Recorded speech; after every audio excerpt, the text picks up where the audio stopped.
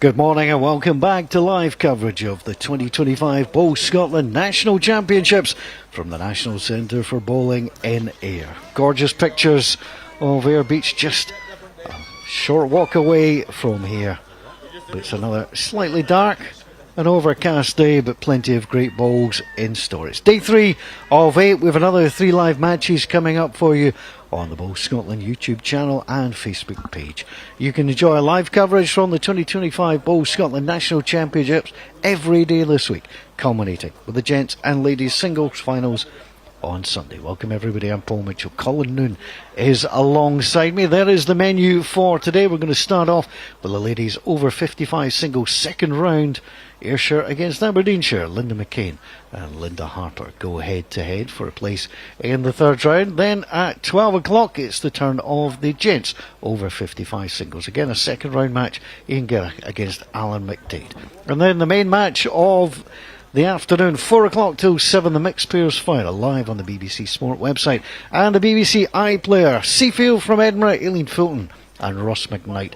And despite what it says on the graphic, Pat Heed tends to be the way it's pronounced. Moray Walker and Colin Walker will play. That will be a fascinating final. Hope you're going to stay with us as much as you can for what should be another great day of bowls. Dale Clancy has been around, and also Stuart McFarlane, but today I get to slot in beside Colin Noon, and Colin, the first couple of days has been very interesting indeed. Yeah, good morning everyone. Welcome back, Paul. Nice to have you back in the hot seat with us. Yeah, it's been a great couple of days. We've seen some tremendous bowls, and I think we've done really well to see and watch the youths that have played in the last 2 days. It's great to give them their place on the big stage, and I think we've seen some tremendous performances from them. And these are big moments for a lot of these players. Some are playing at this level for the very first time. And, you know, when I first joined the bowling club, which wasn't yesterday, I have to say, people talked about going to Ayr. It has a mythical status in Scottish bowls. And if you can say you played in the national championships, you tend to get a wee nod of the head along the way. Yeah, I think it's been prestigious for a number of years, and you know, it's one of the hardest things to do is to actually just get out your district. In fact, sometimes it's hard enough to get out your club in some cases. So to get here and to qualify and then get a run in the national championships is what you really want. Nobody wants to come here and lose in the first round, but unfortunately we lose half our competitors at that stage. So to get a run and to get through to the medal matches and to walk away here with a medal is an amazing achievement. Tri-lane being played at the moment on green A. There are 4 greens here in use. Hurlford against Harlaw. Linda McCain against Linda Harper. On the tri-lanes, I know players have got different approaches to tri-lanes. Some will ignore the jack altogether and play the weight they think they're going to play. What's your approach to the tri-lane? Singles, you know, I think most players will play 2 balls on one side of the rink, 2 balls on the other, and you're really just trying to find line and length, and you're also trying to work out, you know, what is the best side of the rink to lead off. We got some advice many years ago from a legend of the game, Willie Wood, when he said that if you're playing singles and you find a nice side of the rink to play, he says stick to it. He says if your opponent puts one in the way, he says go inside it or outside it. He says and you'll achieve consistency. And I've used that rule throughout my bowling career. Hasn't paid much dividends to be fair, but I have used it, and it'll be interesting to see where the players settle. I think in the early ends. What I often find fascinating is if somebody gets off to a bad start, and you know, do they then, you know, if they're playing opposite hands to their opponent, do you go on to that hand to try and spoil? There's so much to this game that just leads to the interest, and it's part of it is the delivery, but part of it you've got to think about it as well. Yeah, we were just chatting off air there before we came on, and I think once you start to think about this game is the moment that it starts to destroy you. I think you need to just rely on, you know, consistency of delivery, your pre-delivery routine, and make sure you're lined up properly, and then from that point on it's all about weight. And you know, I've always said you can't really teach anybody weight, and weight control is something that you yourself have to feel. So the 2025 Bowl Scotland National Championships ladies over at 55 singles second round will be getting underway. Two Lindas, Linda McCain and Linda Harper. There's the handshake and we get ready to get underway.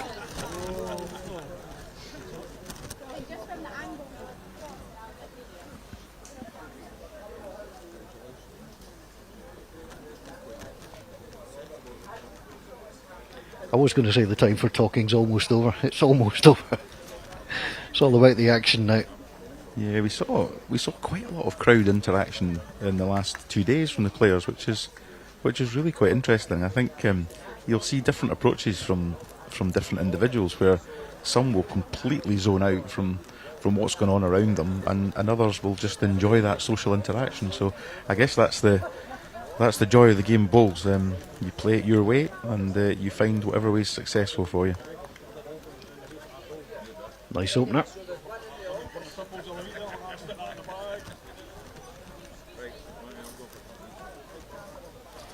We saw a bit of this rink a couple of days ago, and interesting that I think in one of the mixed pairs games we saw that both leagues opted to play the inside hand, and for almost half the game struggled on it until they went to the ditch side, which tended to be the more consistent route to the jack. So let's see what these players land on this morning.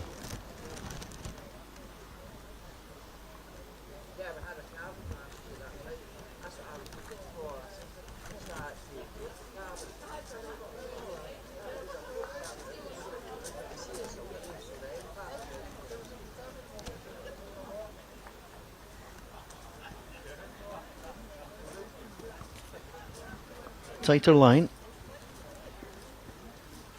And swings away. Yeah, and that is typical of what we saw 2 days ago. You go over the line, it holds out straight where Linda's McCain's bowl landed, and if you go under, then you have that same problem. Very difficult to find centre rink.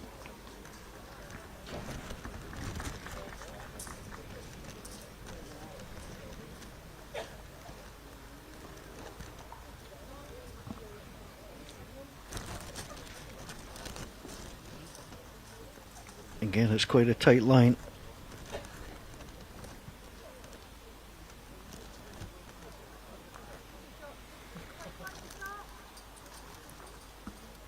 There then, there's an open hand, or the hand you've been playing all the time.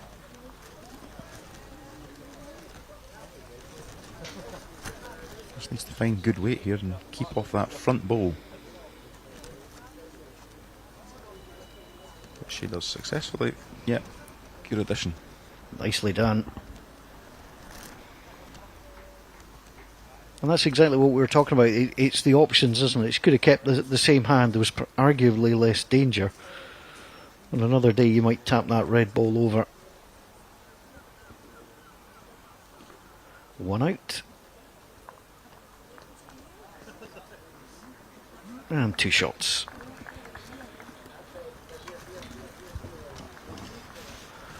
Colin, you can't beat getting on the card first. It's always a good feeling. It definitely settles the nerves, doesn't it? You always want to get on the card. The last thing you want to be doing is scratching about for shots when your opponent's streaking away from you.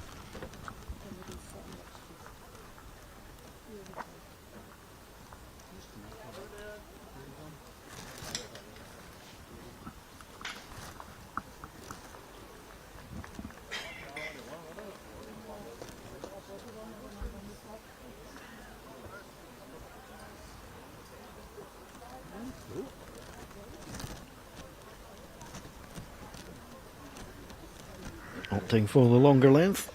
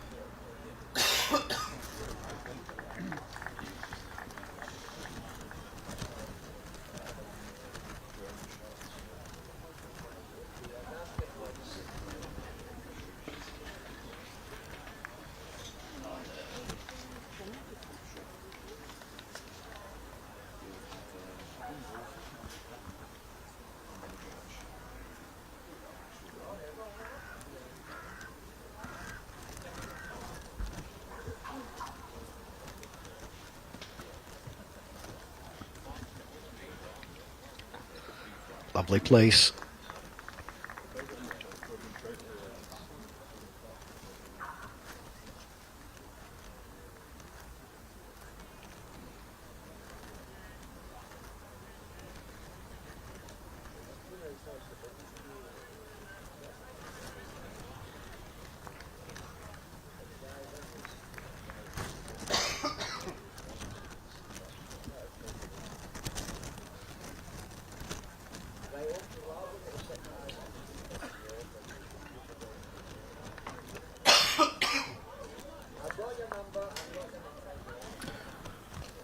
Well, that looked good, but it might not have worked quite the way she was hoping for.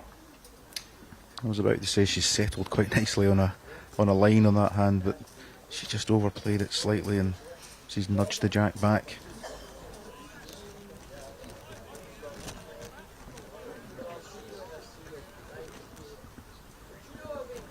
Not taking the chance to punish that though. Line narrow. And equally overplayed.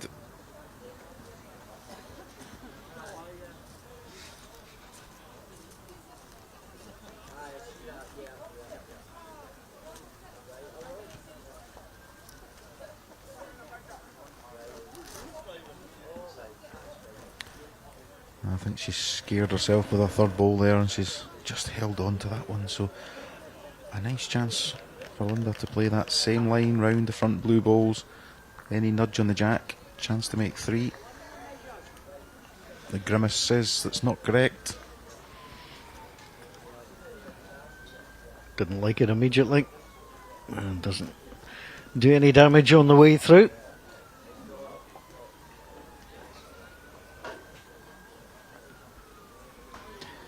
Difficult to say from the camera angles, but the best indication is the marker who's holding one red lollipop.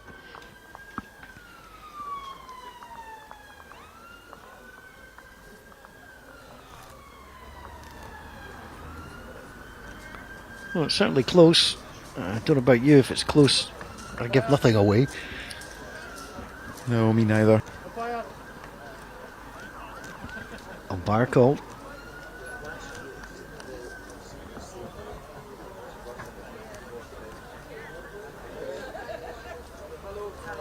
Well, you said it that the marker had red in his hand, so he fancies that, but it's not definitive, and if in doubt, just get it measured.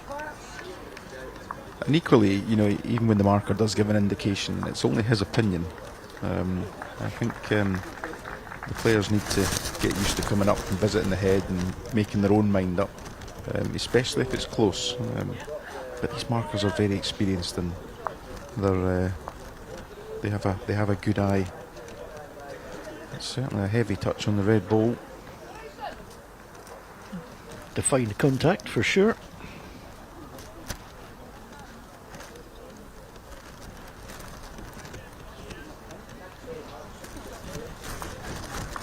Well, 1 to blue. Somewhat unusually, you would expect the umpire to go back and ensure that the tape hasn't slipped against the red one, but it must have been obvious. So Linda Harper moves into a 3-shot lead. So the damage that we thought she had done, she clearly didn't. So she moves on.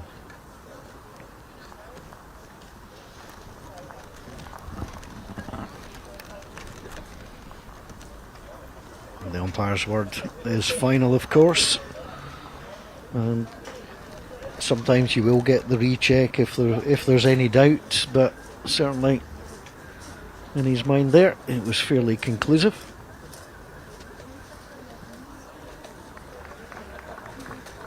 Had a good opening for Linda Harper. Beat Lynn Houston of Prestwick yesterday.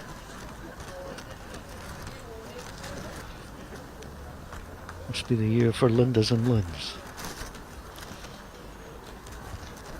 Yeah, Lynn just pipped at the last few ends there. Member of my club, but she has another chance this week because she's playing in the ladies' pairs with her daughter Rebecca, and her other daughter Emily is currently playing in the under 25s up on Green D. Good balls finally. I don't know about you, I always find it more stressful playing with my dad and my brother. It's just, I know there's a lot of family dynamics in bowls, but it can be a stressful thing as well. Yeah, I find it completely stressless these days because I play with my son, and where in previous years I would have skipped that combination. He's now at a point where he's better than me, so leading is my game, and I find that completely stressless.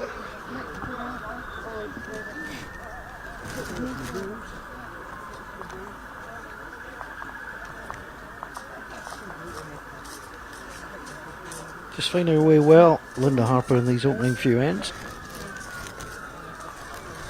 Yeah, you can see she's starting to enjoy that hand. It's quite steady, and it's a wide hand, but equally it's quite forgiving at the same time. This is not a bad reply though. Been that kind of morning so far for Linda McCain. Looking on.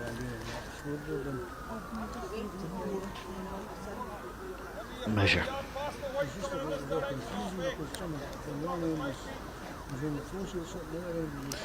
I'm sure the temptation for Linda here will be to move to the other side and try and sit the red ball out, but that's not an easy shot to play on this hand. She's found good line with two balls. She may be well served just to play the draw on the other side. She'll either drop tight into the red one or touch the jack for two.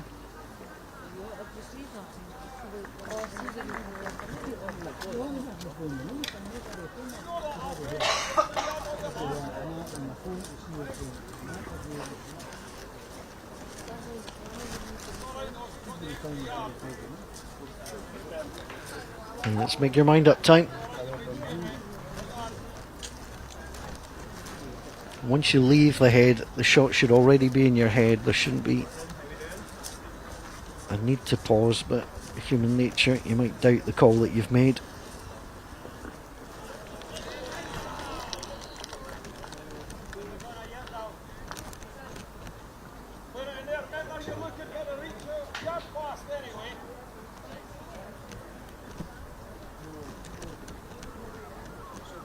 Chance. Played it well. Very good. Oh, it's terrific. Couldn't have played that any better.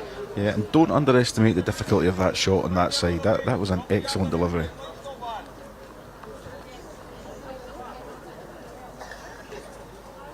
Yeah, the kind of shot that is worth a smile. The other thing, Collins, it doesn't actually leave a great deal for Linda McCain here. There's not a great shot on. Yeah, she really just has to repeat her previous delivery on that ditch side, and the hand will drop. The danger, of course, is the blue one in the front.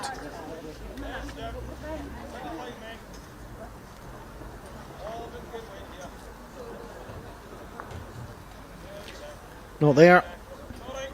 So a good start to this ladies over 55 singles round 2 match for Harlow's Linda Harper takes a 5-0 lead.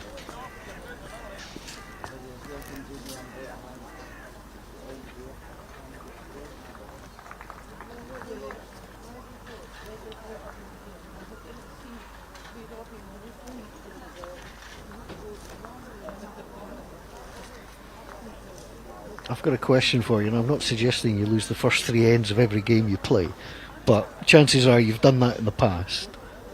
I've lost more than 3 ends to start a game.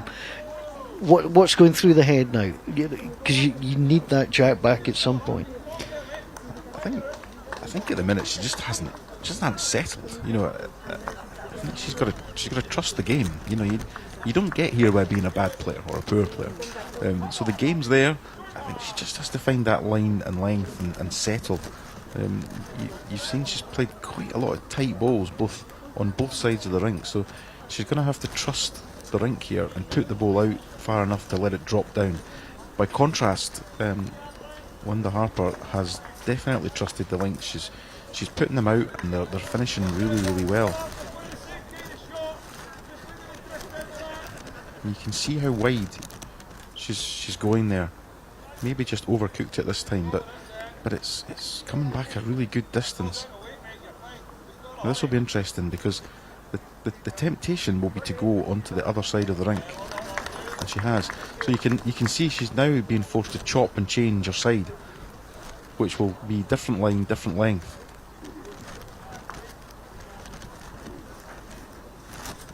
It's a little break there.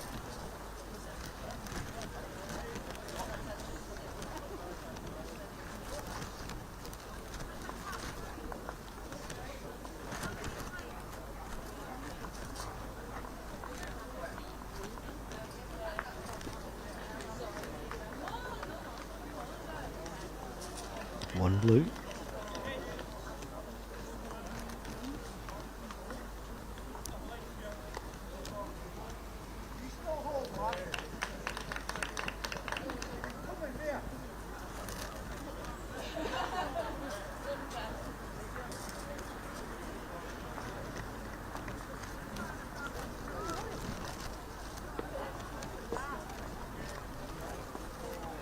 This looks good.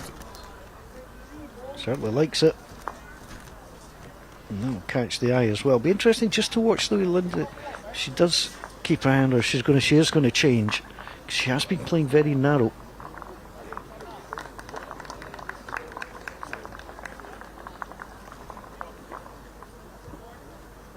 I was just wondering, Colin, if she wasn't stepping out wide enough. She's just keeping a little bit narrow off the mat. I know everybody's got a slightly different style.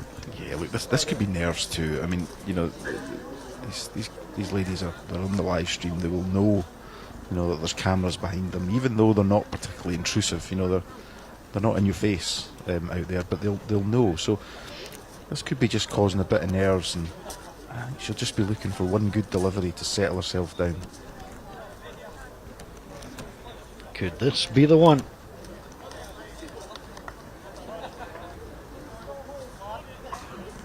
Again, under the line. And line's the problem. If you look at the four balls there, the weight on the four balls is actually very good, but constantly playing under. So she'll be conscious of that. She just has to, as I said at the start of this end, she has to trust the rink here.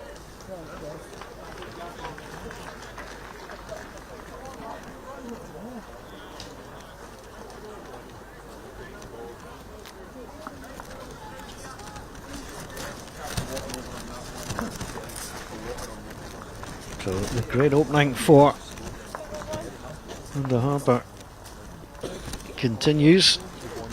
They can have another multiple.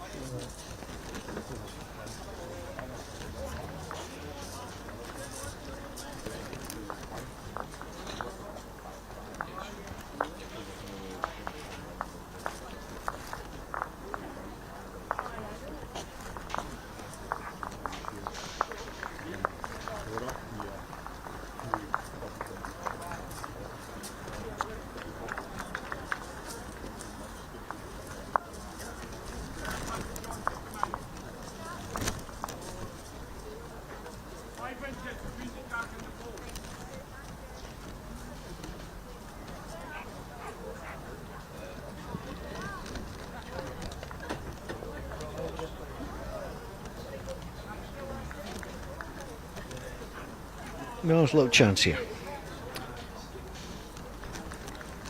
She's just cast the jack perhaps a little bit further than they've been playing, and you know, really not followed that up with a good opener. This is a much better line.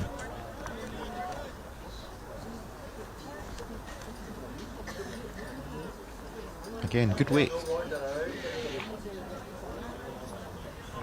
I'll take that as the opener. Hope your opponent gives you another chance.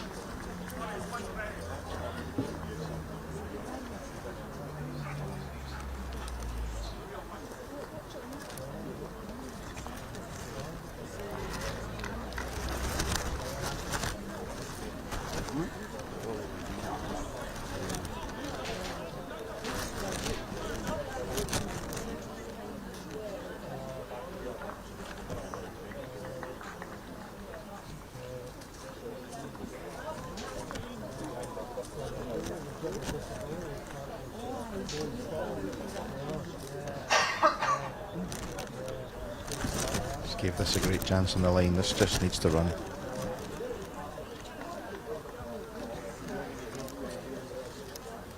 Well, I think she showed the way there.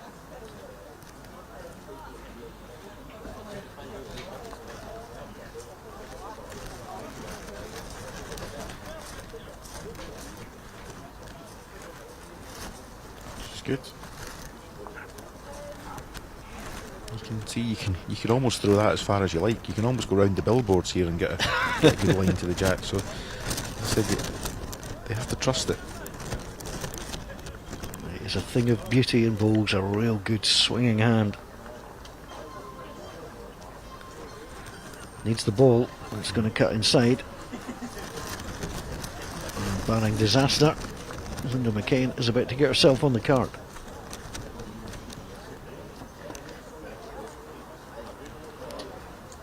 That's testing the rink to the limit this time, I think. So you can't go around the billboards. Not on this occasion.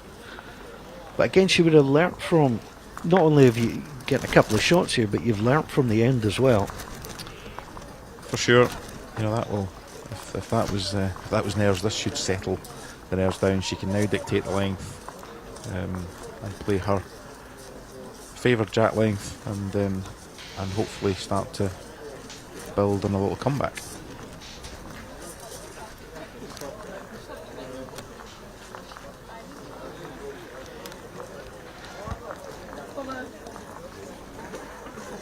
Always a sigh of relief when that zero gets lifted off the board for you.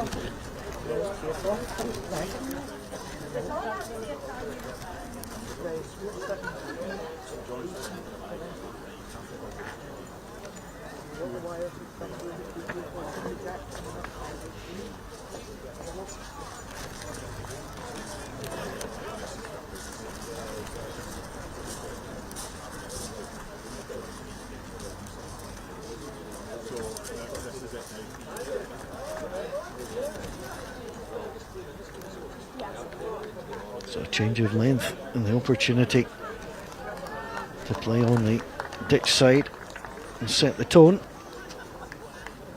Oh, it's not a bad start at all.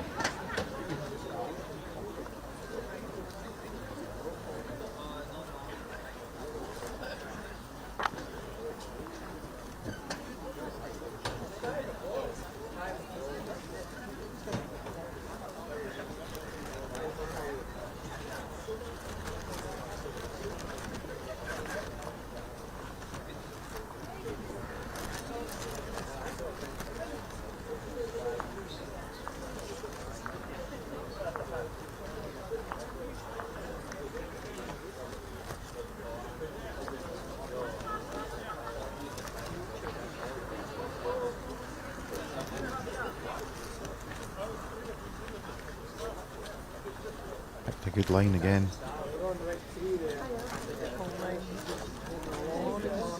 Just again overcooked, but you talked about, you know, trusting the hand despite the ball might look in the way. You talked about trusting it. It's good to see Linda Harper doing just that. Yeah, there's lots of room around that front bowl. It may not look particularly good from the mat end, but there is plenty of room. That ball didn't go as far as I thought it might, but she's holding at least a couple of shots here.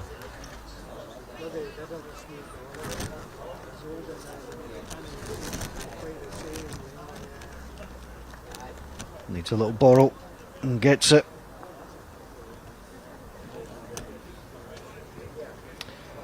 She's made the shot with that. I think this is worth coming up to have a little look to see what your options are. If you keep your hand, you know, you can nick that blue ball to the side, you can come through, drag the jack back to your own. She has a couple of options here, I think. I think she has the backhand draw to follow Linda Harper down to try and get the shot. She also has a shot on the other side where she could afford to play it with maybe 5 or 6 feet of pace. She's got the red one in the front to turn in. If she's wide of that, then she gets the blue one. And again, if she's wide of that again, then she puts a bit of a cover in here, because The danger, of course, is that Linda Harper goes up and gets a move on that jack to the back of the rink. So it looks like she's opting for the draw. She's not giving it enough air. Now then.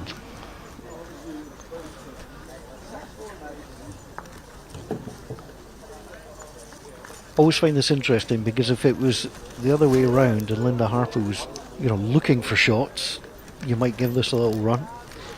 Yeah, I think she can play a positive draw here. If she's on the wide side, then she stops on either bowl, and if she does just drift under to the jack, then of course it goes in her favour.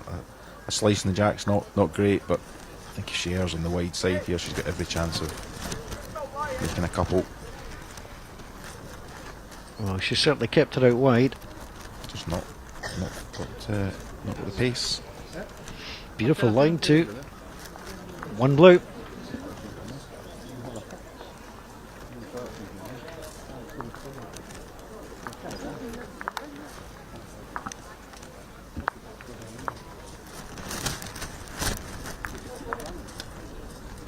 Linda McCain will be a little bit disappointed there. She actually played some really good balls.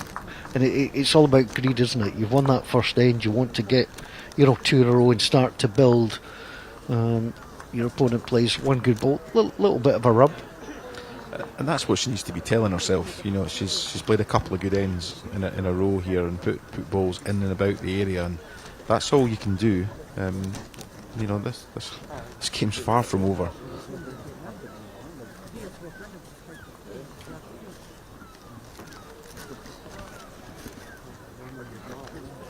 There are many great sayings in the sport of bowls. One is, it's never over till you get that 21st shot.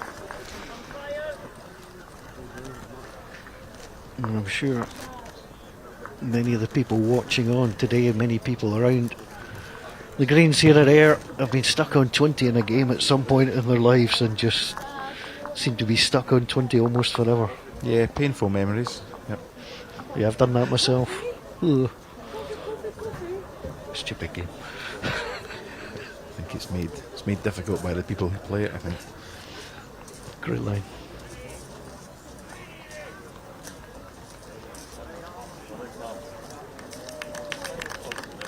So again, changing the jack length. Both players trying to find that slightly wide line. Yeah, the really wide line's working well at the longer length. They'll have to just nip it in a little.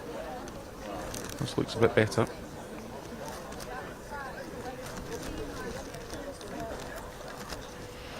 Perfect.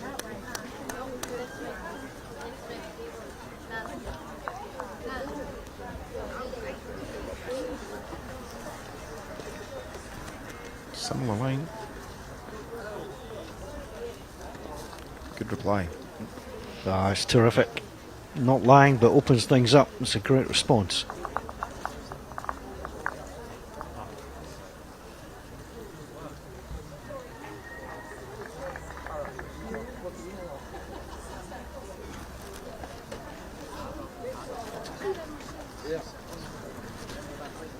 It's quite obvious to me at the minute that the blue balls are actually taking a slightly wider line than the red ones.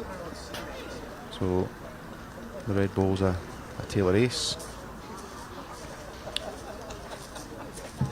The blue one is a tiger. Oh, very unlucky.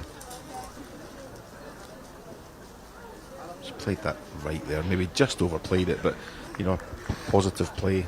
Sit the blue one, turn the jack round the corner. Nothing for short.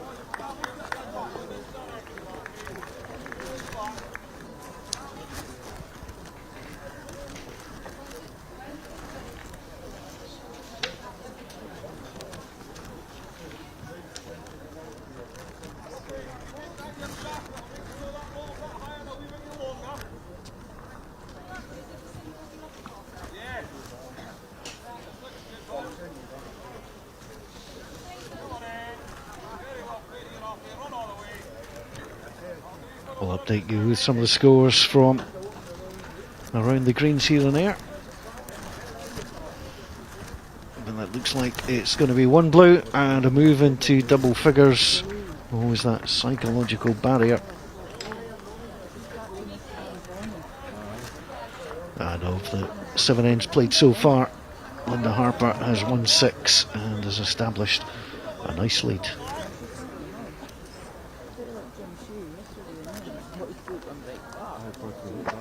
So ladies junior singles currently going on.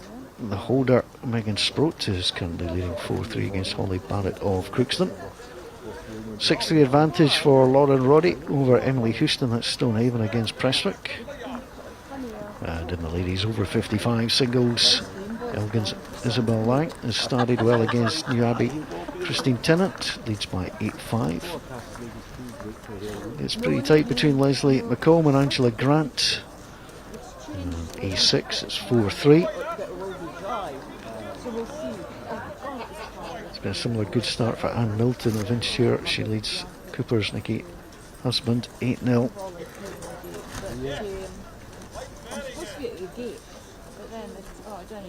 So I'm keeping this place clean. Keep it clean. Other action going on, Gents junior singles and Gents over 55s 4, so bring you some of the scores from there. I'm just popping. So at least it lets me come out and look at both. There's two, like how many ladies are already here? So I've just been in Lauren Roy. Here you're watching the National Championships 2025 ladies over 55 singles. It's two Lindas, Linda McCain of Hurlford and Linda Harper from Harlow, Aberdeenshire. And it's the lady from the north. It's just settled into a nice rhythm, Colin. Yeah, she has. She's, as I said, she's picked quite good lines on this side of the rink from the get-go. She's just struggling for a bit of pace. Much the same as she did this direction in the last end. And they're just disturbed there, people moving across the back of the rink. I'll see you later on. See you later.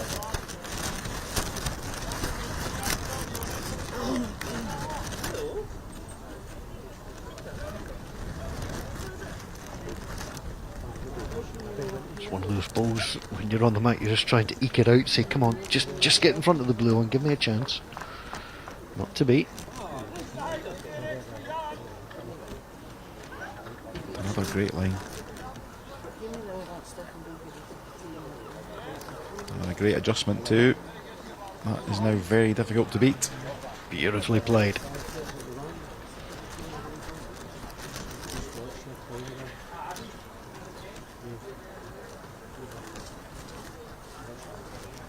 Little spray of the chalk, marking it as a toucher. Well, not the best ball, but she'll be very grateful that she's turned that in past the blue one. Otherwise, she could potentially have faced a count against her playing her last ball.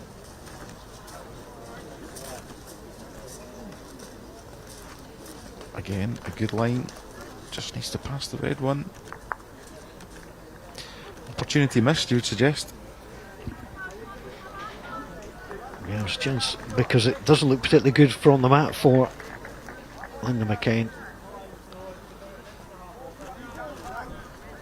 Just seeking some clarification, but it's hard to see how she can manufacture something here. Just wants to try and clip onto the blue ball, swing the jack perhaps. Got to be careful you don't send it too far back. Yeah, difficult to understand what she was trying to achieve playing down there. You think with the bigger swinging side that she had an opportunity to get to the jack, but maybe just got out of jail there actually, because that, plus the balls weren't particularly close. It was building up quite badly. So a 1 is probably not the worst result in the world.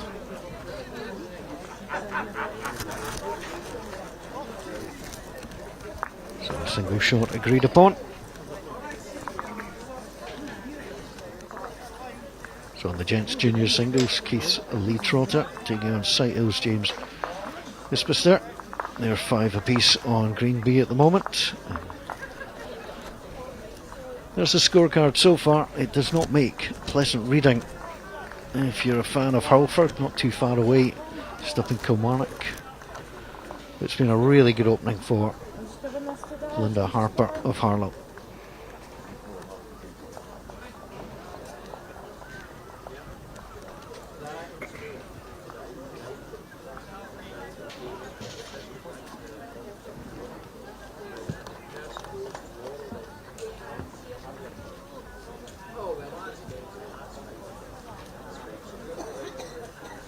Just casting my eye, calling over the gents over 55 fours, and you know the matches that are taking place, and it's great. It's just clubs that never really face each other. You're going into the unknown when you come. You know, you've got through your club, you've got through your district, and all of a sudden it's players you might have seen in other places, but by and large it's guys you've not played against, and it's always a challenge. It's always a challenge, but I think it's also it also plays out to the some of the benefits of the sport, doesn't it? Because it's a social game, and I'm sure there are people who have met here, many years ago who remain friends to this day. Probably bitter rivals at the time, but I'm sure friends, and friendships are made here every year. Whether it's in the stands, or standing watching the game, or on the green, or in the bar, or in the restaurant places. So I think it's a great social game. There's a lot of people flowing through here over the week, and a lot of new friendships and acquaintances made.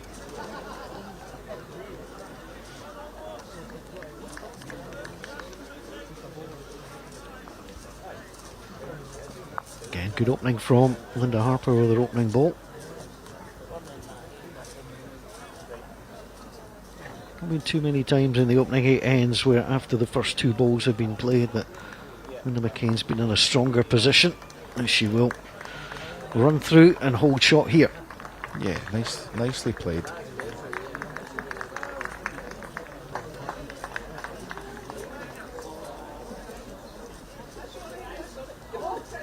How's your weight? Because this is a great effort coming in.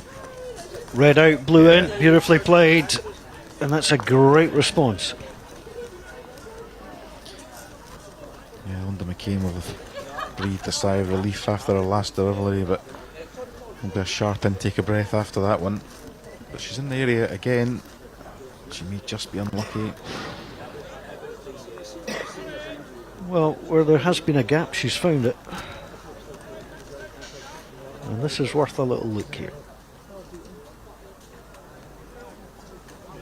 The danger, of course, is at the back, and depending on the position in the game, might dictate whether you try and cover that or not. Linda Harper's 11-2 in front. She has a choice here, I think. She has a choice whether to simply draw another one and hope that she doesn't widen the head any, or she switches to the other side to try and cover the 2 balls. Again, the scoreline's got a bit of bearing on this. I have to say, if it was me, I'd go for the 3rd shot, just to be greedy. But I get why you could cover as well. But it's almost like you're saying, look, I'm confident with what I'm doing. You beat me. Yeah, I think I would have elected to do the same, in the hope that I didn't widen the head and give another opportunity. But she's not laid that in the worst place. She'd have liked to have been another 2 or 3 feet probably past.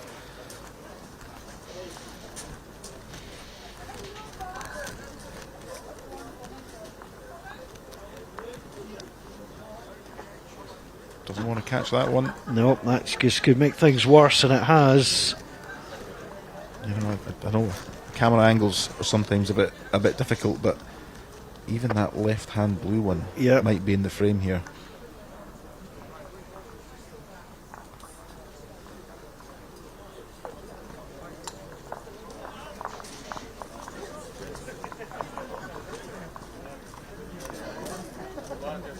It's always a horrible moment walking up the green when you think there could be. No, she's not. That's a big score, but that's not in it. So that will be a 3, and this is now a very commanding lead.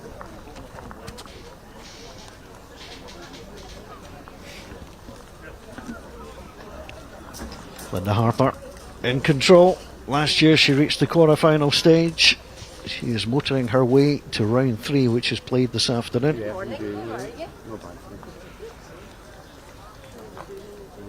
Last year this tournament was won by Jan Oliver from Dumfries.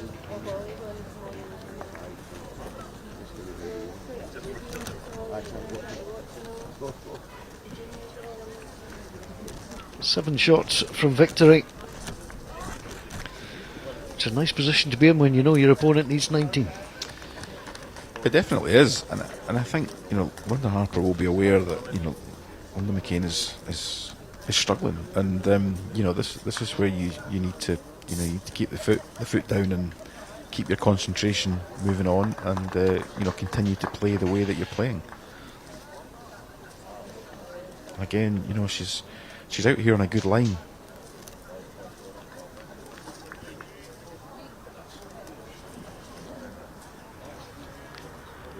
Good opening ball again, just keeps the pressure on. It's an interesting point you make, Colin, given that it's a very social game. It's there's all that side, but and you put it well. You've got to keep your foot on. Yeah, you can't afford to ease up. I've seen games turn, on a fluke, to be honest. And all of a sudden someone's head goes down and you're on the comeback trail. It doesn't take much to change your fortunes, but what I'm not seeing at the minute is I'm not seeing enough consistency of either line or length from Linda McCain to turn this around. And Linda Harper is keeping her under pressure. It's just going to swing away. It's a lonely place out there when things aren't going right for you. Oh, at any level of the sport, isn't it? Whether you're playing just at your club or out and about, singles ties, you've got no assistance.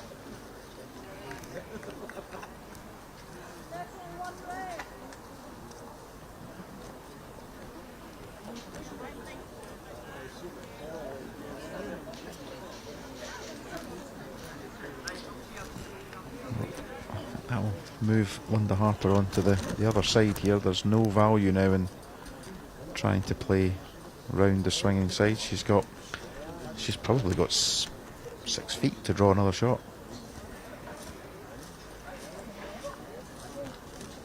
She'll be disappointed with that, I think. Yep.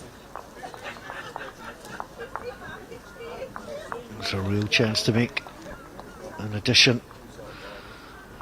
Well, it's a slightly better line. Will it hold? It's gone.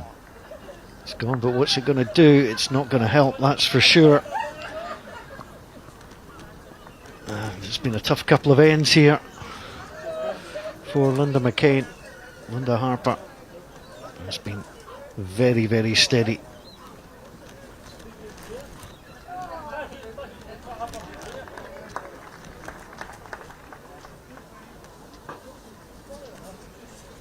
All those blue lollipops have seen a lot of sunshine today, and they're going to be held aloft once more. I suspect Linda Harper is looking for 4 here, otherwise she may well have kicked the 4th one away. Yep, 4 conceded. That's 7 shots in the last 2 ends, and now knocking on the door.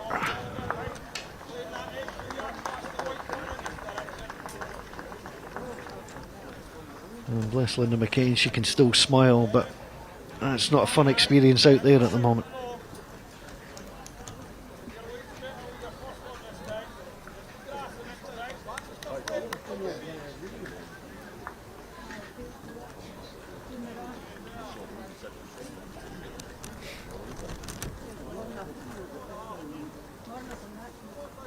When you're ahead, as Linda Harper is, I think sometimes you've got to resist that temptation to hurry things along. Yeah, I think you're right, Paul. I think she just needs to keep the rhythm, keep doing what she's doing. She doesn't need to take any cognizance of the score.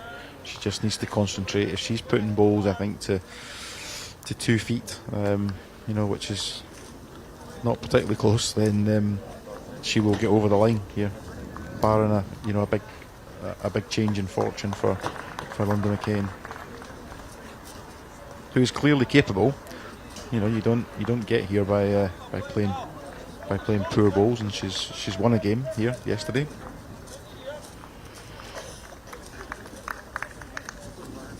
Well, the longer length with the mat slightly up.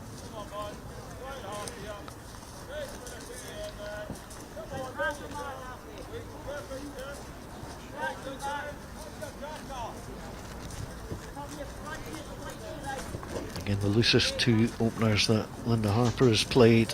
And Linda McCain knows she has to get in here. She needs to be past that blue one. Sometimes it's just not your day. Goodness me.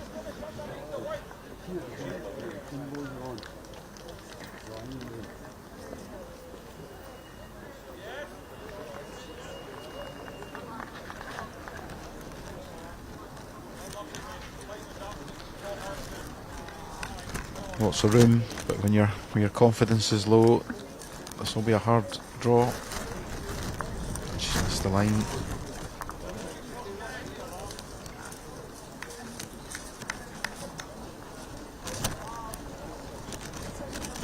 Well, it held a lot longer than I thought. I'm surprised as well. I thought that was going to go. It's one. That could be the shot. Yep. It's certainly looking on.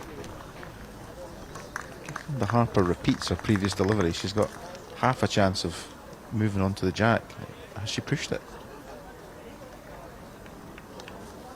She's found a wide line and hasn't followed through.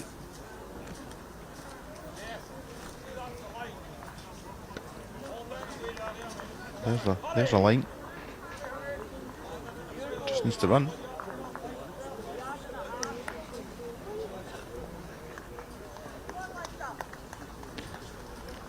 Encouragement from the side, but it's never over till it's over.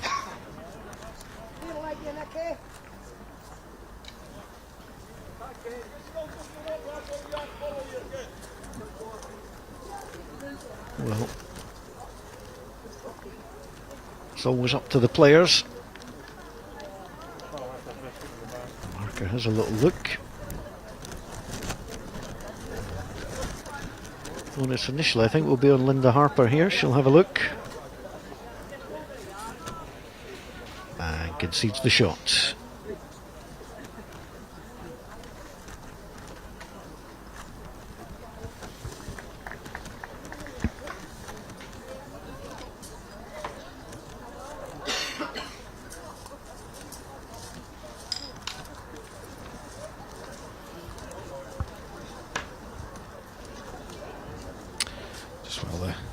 Jack's been delivered here. Just give you a quick update from the youth triples semi-finals that are taking place this morning, and some combinations on this one. So the triple from Priorscroft, Ralston and Charleston lead Newton, Stewart and Stranraer by 7 shots to 3 after 5 ends, and the triple combination from Sochi and Alloa East End are beating Ormiston by 7 shots to 3 after 6 ends.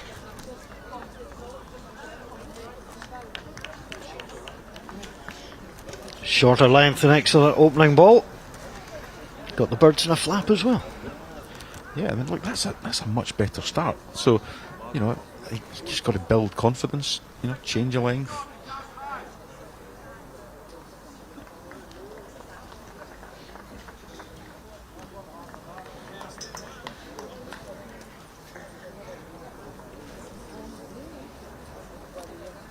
Visit the Bowl Scotland website for all the latest scores from all 4 greens here in air. Linda McCain just not following that up. For her own confidence, that second bowl had to be in and around the area. Linda Harper just going to go under, is she? No, yeah, played it well. Absolute cracker. We would never have predicted a line under the red one, but yeah, she got away with it. And a chance to build. And as you mentioned, it was that second ball, that failure to get that second ball in to apply the pressure. And all of a sudden you're fighting. Let's see what she does here. This could be a good response. She's going to just drop short.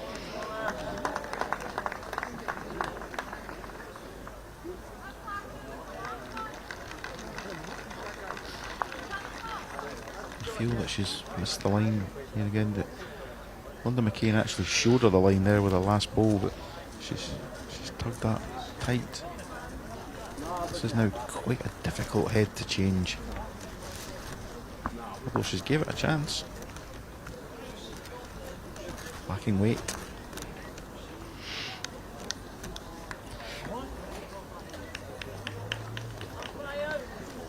No, there's no need to be short here. Give it the chance. Down to weight from there. And she pushed it.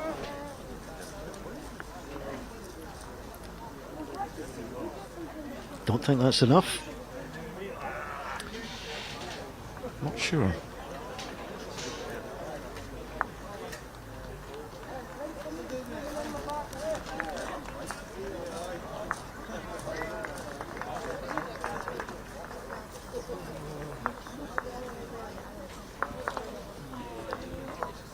Twelve ends played, 10 of them won by Linda Harper, who's been on good form today.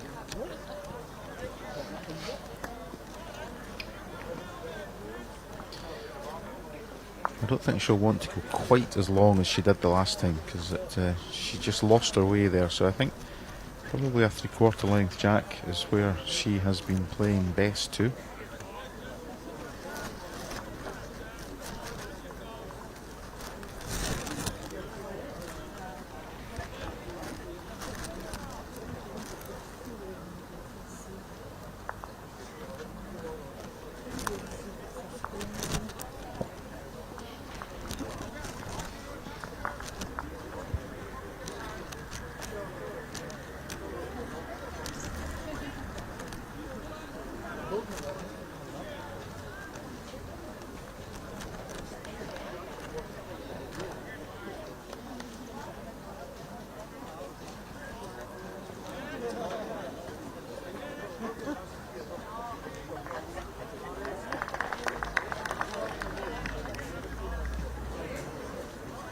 Needs to take it with her.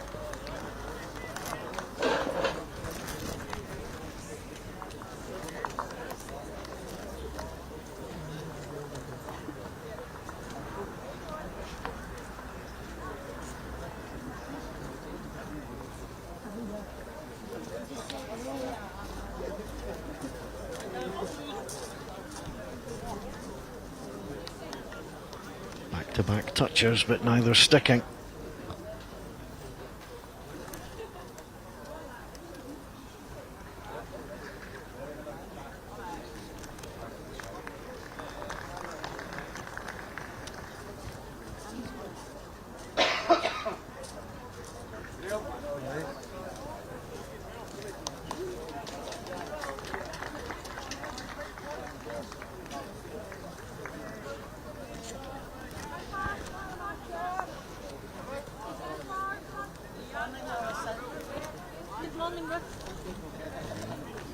Third ball for Linda McCain. Her second ball so often in this game has let her down slightly.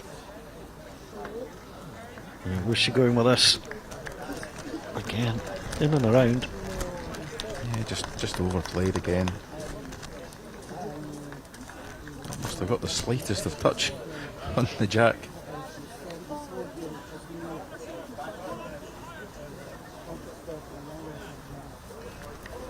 I can see why Linda played that.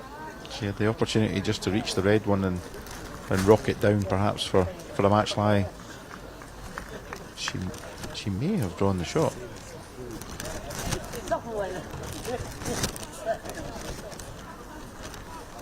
Not got any indication from the marker really. If in doubt, presume it's against you. Good line. Should drop inside that blue one. That's enough for the shot. It's well played.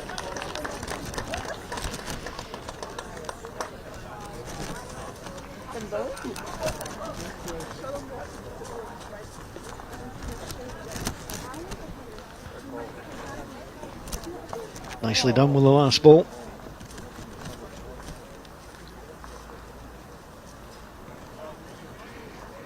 One out. Linda Harper thinks that she's lying. Second shot.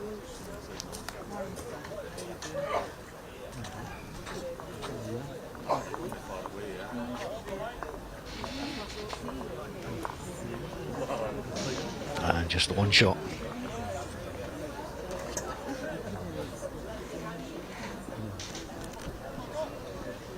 All been there looking at that other ball thinking, is it worth the measure? And you know in your heart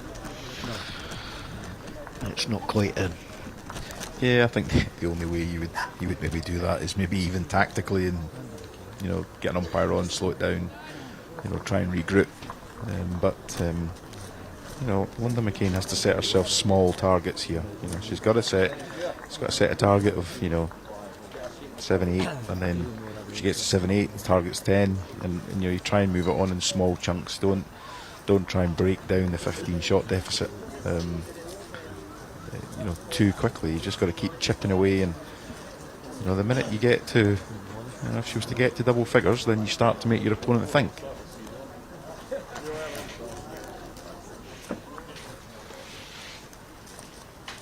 Change of tactic, playing the backhand side coming down this way, but the same problem in terms of pace.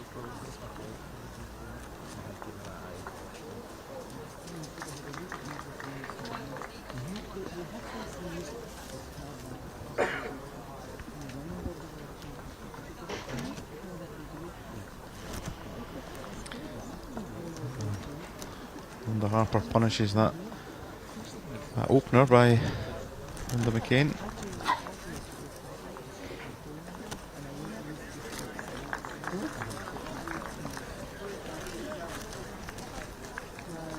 And so often when you're short, you will overcompensate. So the first opportunity to hold the match winning lie. I'll be surprised if this one doesn't roll in for another. So well played. It's a wide target, but you still presented your opponent with the problem.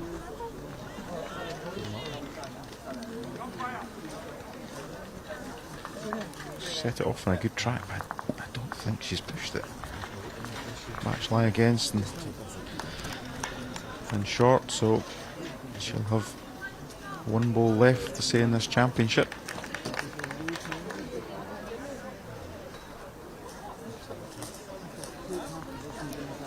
Doesn't want to promote the red ball, but could make a mess in front. That's actually unintentionally a terrific ball. Yeah, I think Linda McCain has to attack this now. When the draw on the forehand is on, I think it's tricky, and the fact that she's been probably struggling with line and length would maybe tempt her to play with some weight down the backhand side between the two red balls. She has a red ball at the back of the rink in play, so she has this to stay in this year's over 55 ladies singles.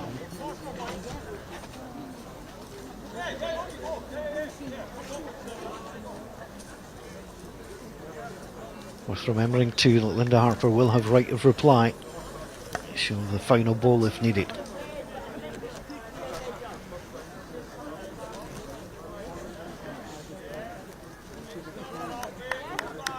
Clear line, she's close. She's coming round. Played it, Ah, it's beautiful. Well played. Best ball of the day for Linda McCain, and it keeps her in the championship.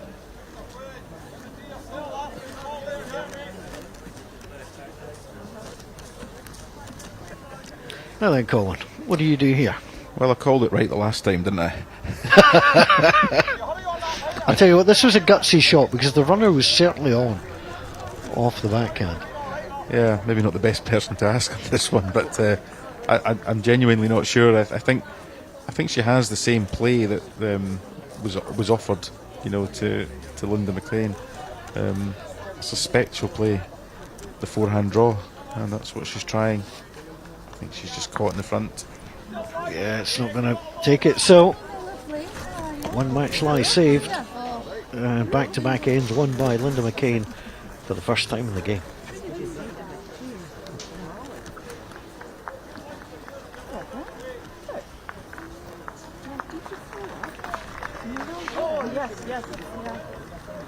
So from Linda Harper's point of view, she's lost 3 of the last 4 ends, but all singles, not really giving her opponent too much. Yeah, I think she just has to console herself with the fact that she's actually not playing any worse. You know, she's still playing quite well. She's still the most consistent player on the rink, and you know, you've got to trust that the shots will come. But you know, it's clear that she hasn't switched off. That's for sure. So a change of tactic, Matt, coming up. That's funny because somebody else said to me yesterday, and I was just then. Needs a good first ball here. Sitting yesterday watching the kids, and she said that my tea's freezing. She didn't get drunk in no time at all. Well, once I eat this chocolate thing, when does it really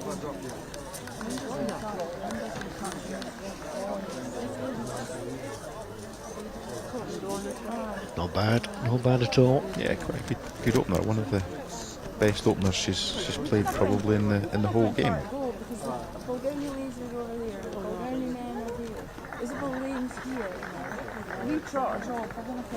I saw him walking down there. Well, and I mentioned last time, the second ball coming this way has been problematic.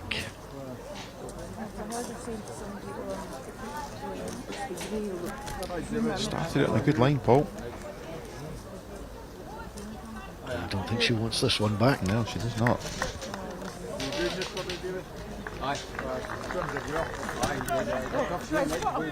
long game that was. Plenty of other action taking place across the greens here in air. Ladies over 55 fours taking place as Linda Harper just going to slide through the scoreline that catches the eye. Bailison leading Monique Feith after 5 ends 11-0. All the scores available on the Bowl Scotland website.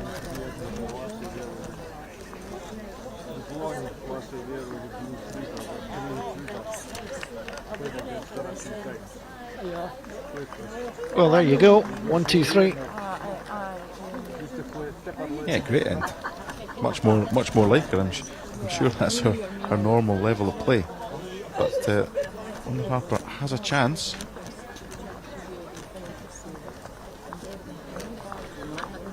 I think she's played an absolute beaut here. Oh, it's beautifully done. Well played.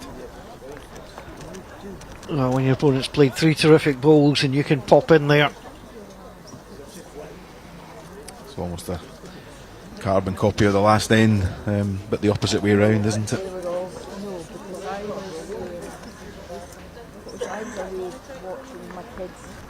My Kenwood girls, they said that she I was watching. They said that she was very. McCain has a choice of shots available on both sides of the rink. An opportunity to play down the forehand between our own 2 red balls to rock the blue one out for 4, or equally she could stick to the draw on the backhand side. The backhand side offers a little bit of danger. She could, if she's overplayed, slice the jack and give the game away. Let's see what she chooses.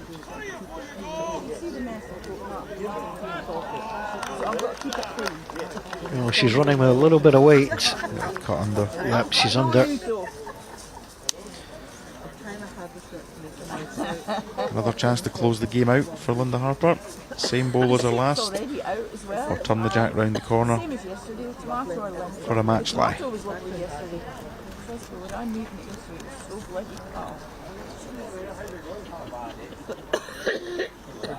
Friday night. Friday, I'll hear about 2 time. We stopped at Stirling. Oh, as it stands, she's sitting on 20. They said we'll go to Greg's for coffee because that cost us Let's to win the match. She's picked a great line. So I got a Greg's Just over the pace. caramel wafer. Well, the last few ends have been tight, singles all the way. Playing against Anne Milton. She was at the top table. After ends 9 and 10, in which 7 shots for Linda Harper. But she is 1 shot away from round 3. Maureen Wallace is up 13-11. She's on rank 3. And then Anne Milton is up. But the lady she's playing against is at the top table at oh, she's got, yeah, you know what I mean? I can't mind her name.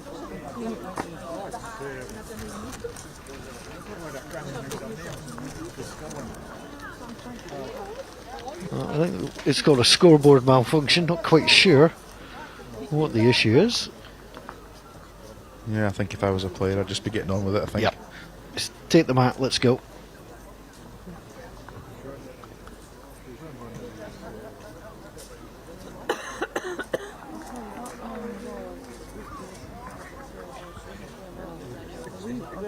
They're walking in for a meal last night and talking to them.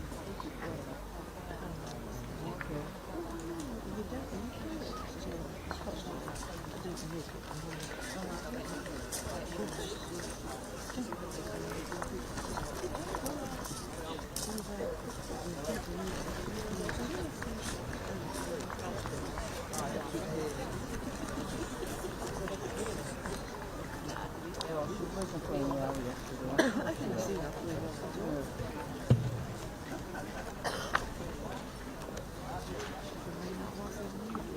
Which one was speaking about? The one here. Oh, the tall one. No, I'm not sure what her name is. No. Come on, Linda. Up you come. Up you come.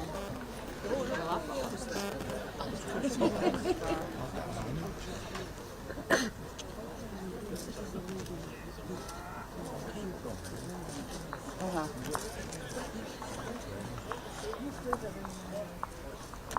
Yeah, because somebody said, oh, if Linda if Karen had won again, she'd be live on the TV.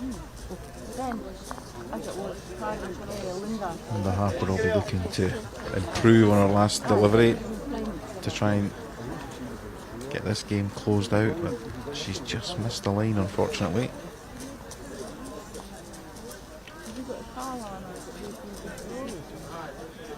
It's probably the first time we've seen her really react. We are searching for that 21st shot, but this is a huge cushion. Doesn't need to be anxious. It's a great line, but there's that second ball dropping up the rink. My phone just wouldn't work unless I've got Wi-Fi. I can't get 4G for some reason. Fault in the line here. It's a good one. Just needs to run a bit further, I think. Round it comes. Well, that's an improvement. And it won't look too good from the mat either. You also? You just come down today?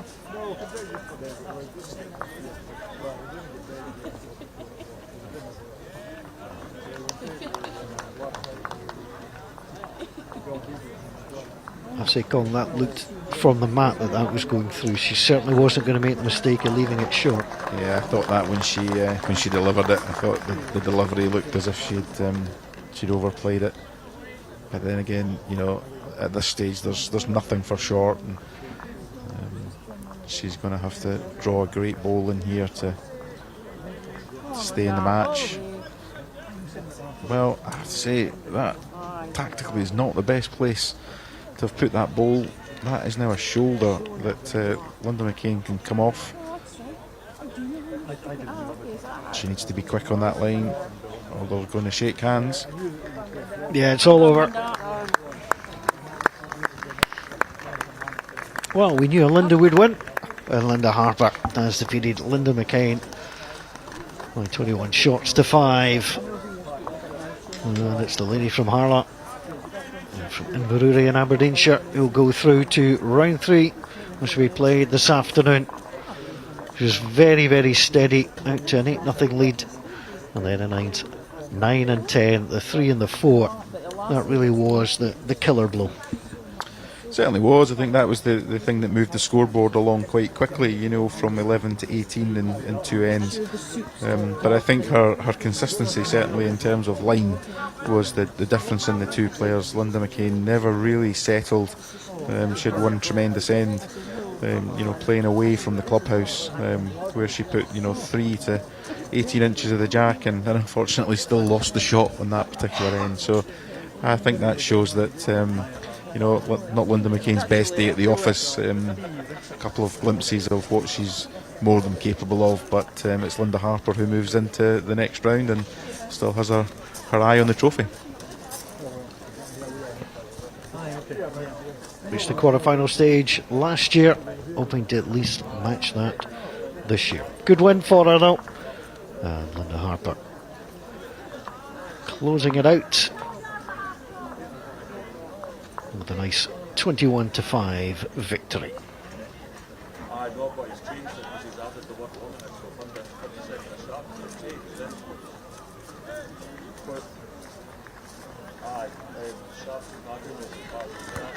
Plenty of interest around the greens, and we will be back in a little while for the 2025 Bowl Scotland National Championships. Continue the Gents over 55, the second round.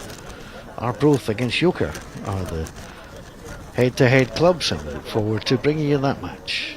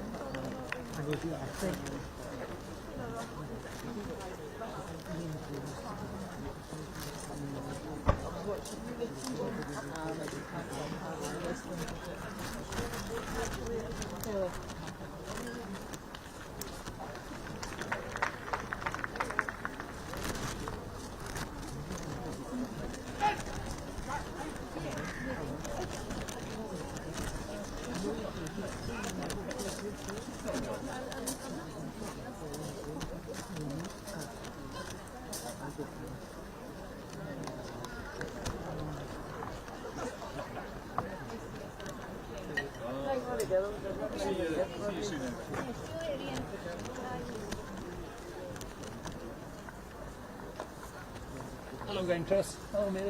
Hello, good morning. Good to see you.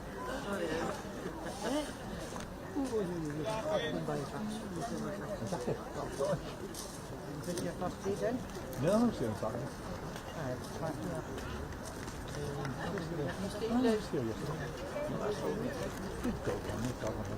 No.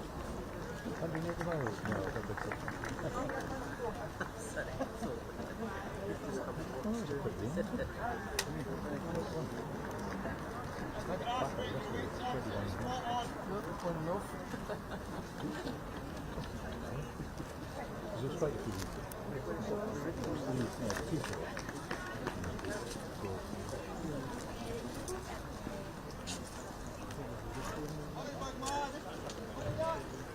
going tomorrow? Are you? I'm not going to be one short. Which is the way it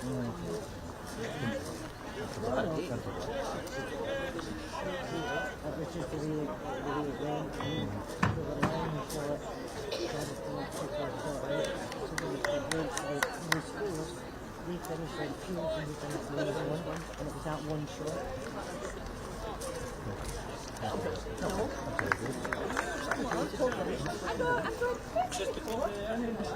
Standing here. It's over 25 years since I stopped.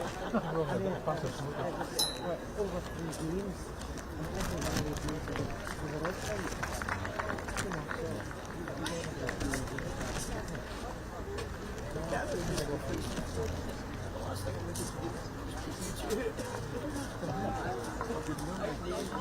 know, so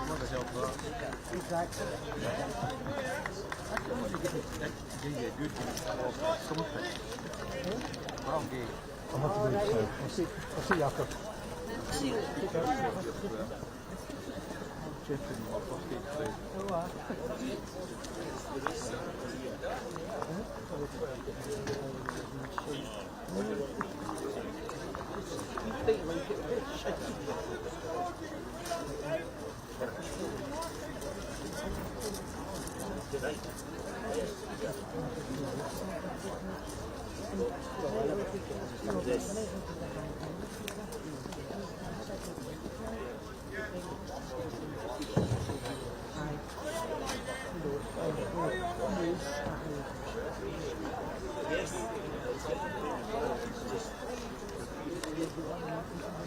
Morning, Charlotte.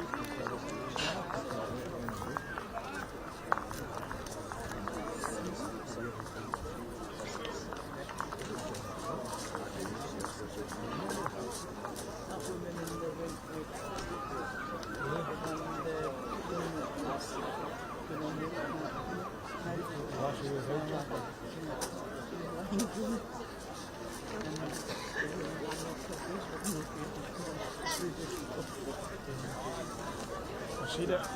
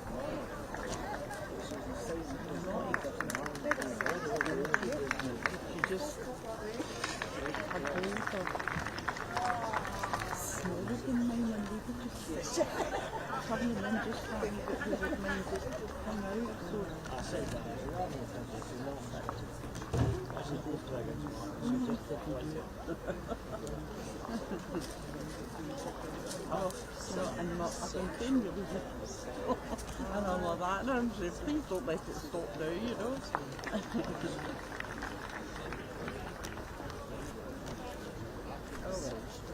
So that's that. Will you still stay or what? Oh, right. Oh, well. Good. Oh, I know. See you later.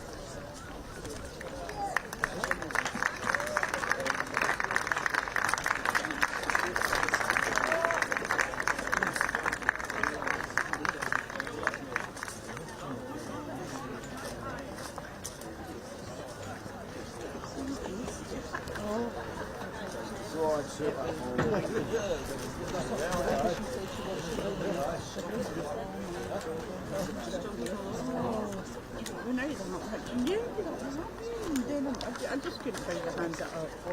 Her balls were a wee bit smaller than mine. I was just took a wee turn in mine. And then it was one, the wind and the rain. I just at one point. But anyway, no. So that was that. Oh, no, to the PSA. Yes, I have, but I'm on. The rink that's on across the way, rink one over there, and we won it twice last year. The most disgusting rink. Plug away. The boys are, well, they were tails, and then they were they're red. Oh, I know. Well, there isn't any. There's no toilets. Because they all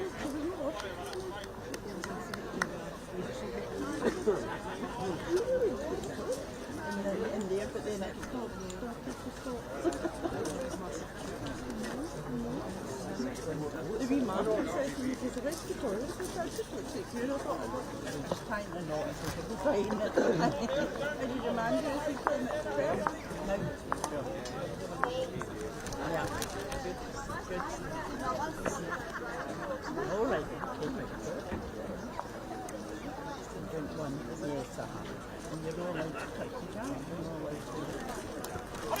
Bowl or in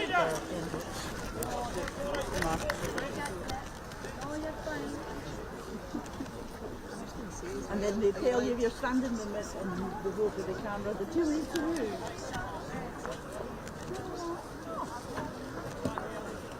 And the singles is the same, but you ask permission.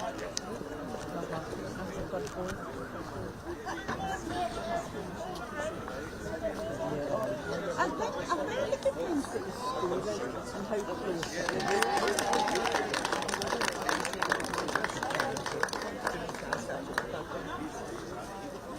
Because I remember when she was no, they wouldn't. No, that's when she was there.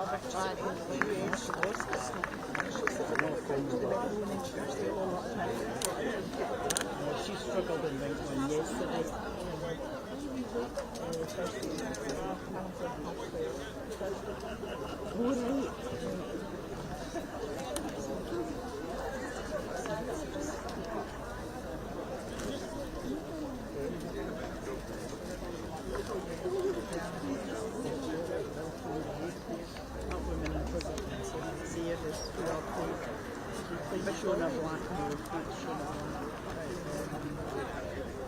The women's Gents. I'm saying just that's what we did it. She's wonderful. I remember running up there. Here I got to the semi-finals. The women's team that beat me played her in the final and she pulled out.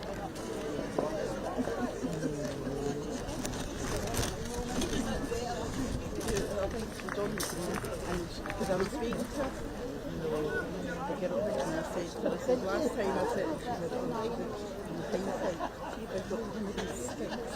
She said I wouldn't be able to go. She was so upset and hard. Yes, yeah. Yes.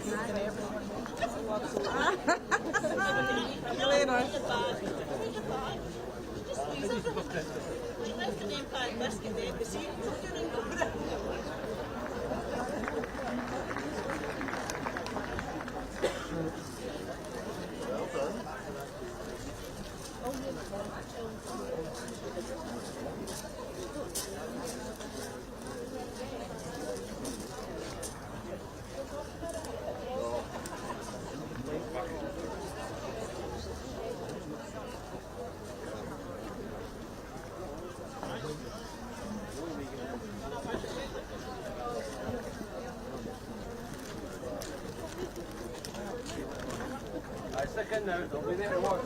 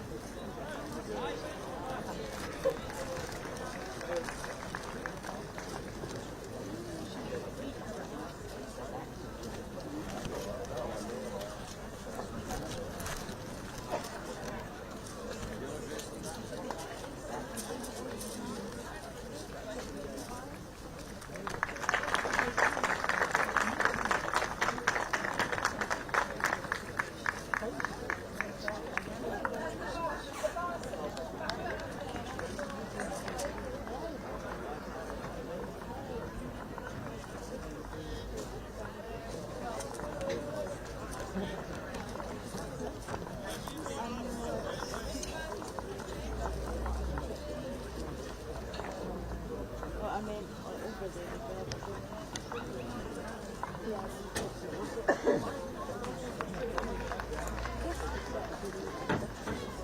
well.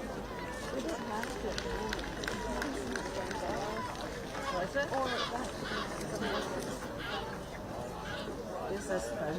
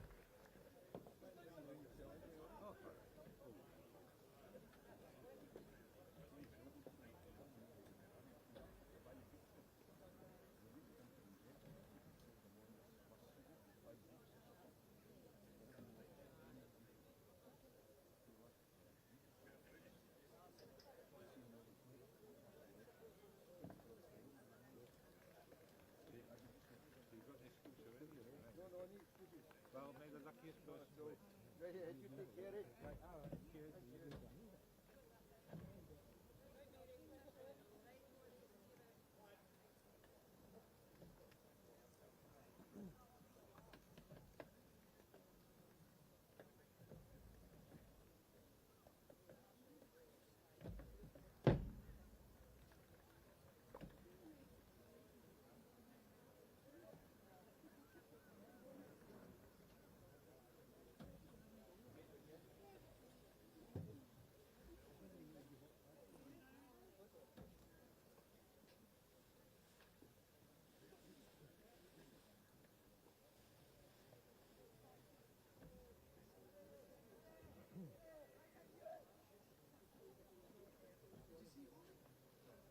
Swell the day?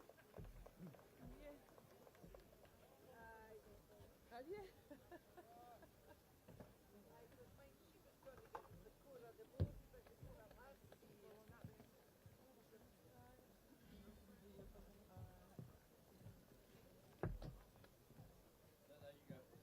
Morning, Jim.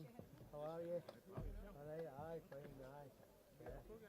Aye, I'm on a, well, I've got it to DJ outside ordered a few of them. So. Did they? Okay, they were trying to buy one. Aye, I was as well. I didn't know you had to order them, you know. Aye, staff. Used to get them. Aye. When you qualified. Aye, aye. Yeah. Yeah, yeah. Are you doing that? Aye, no back, aye. Yeah. No, I'm here. How's Colin doing? He's still bowling, aye? No. No. I've seen him at the indoor athletics at the Emirates. You know how he's a development officer. I've seen him there, you know, when I go through for the That keeps them athletics. busy all the time, right? Aye, it will do. Aye. Busy guy. Yeah, yeah. He's the occasional open thing. Is he? Aye. Maybe once a season. Yeah, yeah. Yeah. Right. I basically went from bowls development officer to athletics development Would officer. the following players please report to the tournament office in the main building? Ewan McArdle from Postal Craigentinney. Harrison Fisher from Craigentinney or Postal. Caitlin Roger from Dalkeith or Deanstown. Alfred and Lott from Deanstown or Dalkeith. Kyle Malcolmson from Cambus Barron. Ryan Turnbull from Melrose.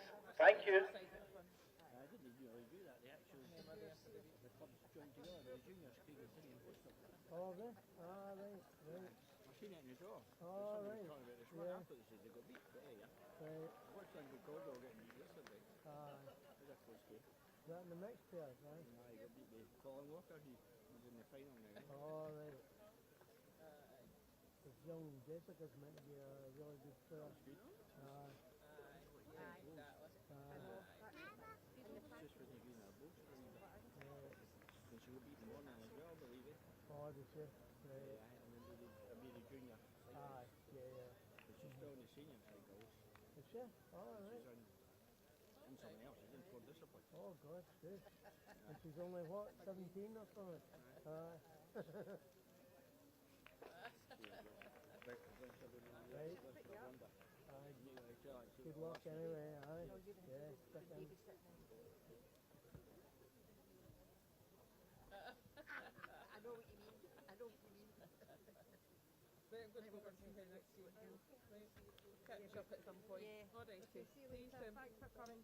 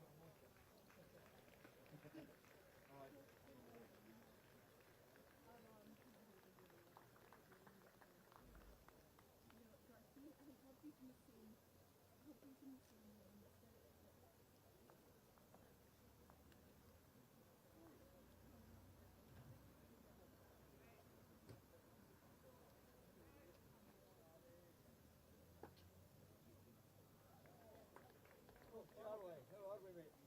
Great, how's yourself? Good, good. I'm down when I come up. Aye, well, lucky chance are doing to watch your family. Are you keeping alright? Aye, good, good. I haven't seen you. Got your team were sitting behind the heat yesterday. Alan. Oh, it's Hughes and Scott and Jordy. Aye, they're coming round. Jordy's coming round. The Hughesons are working, but aye, they're coming down, aye. Bobby's in the kitchen, I think, Bobby Brown. You've got aye, she just won. Aye, she just won, aye. 21-12. The first game this morning. The juniors were the first game this morning. Aye, on 5s, aye.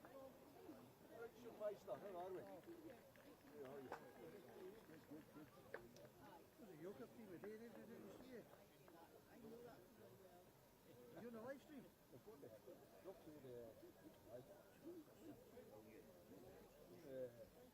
Alright, Wally boy, how you doing? What's your message, mate?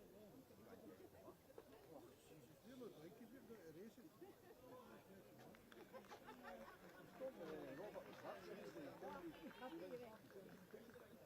Was that who you Robert who?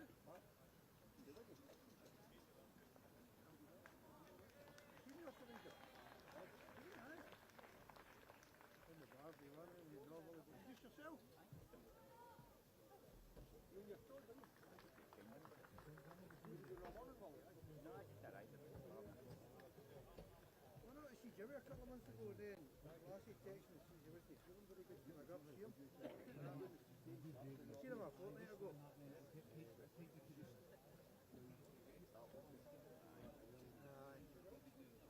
I went to see him at the hospital. I know, yeah.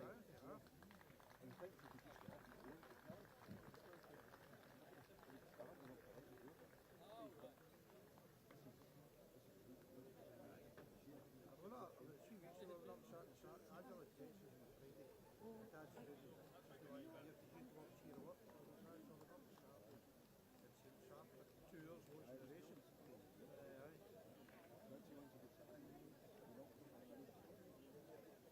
Aye. Aye. I said you'll take them, aye. She's Alan comes, she's seen Alan's good. Did you go down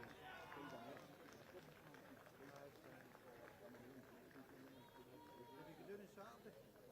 We didn't know it was on. He told me, see, when I was doing a couple of weeks ago, he goes, you're coming up for the Coral Cup. I goes, what is it? He goes, 2 weeks. Oh, I can't remember making it. I said, you're a bit in Chelsea. You're not playing, no?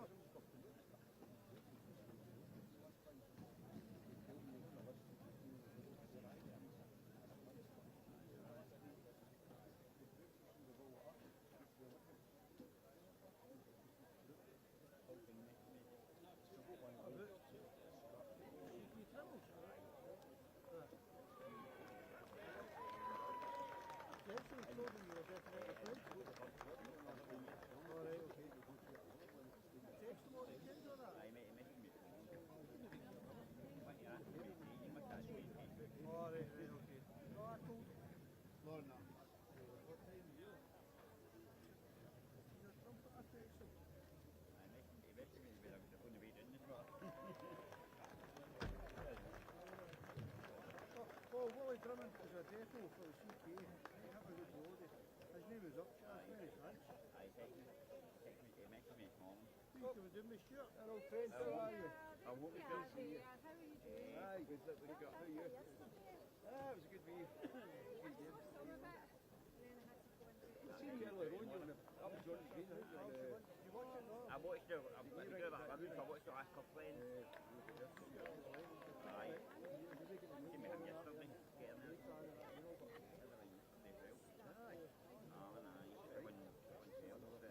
You doing all right? Good. Tell you to come off, eh? Yes, we'll be there, as always.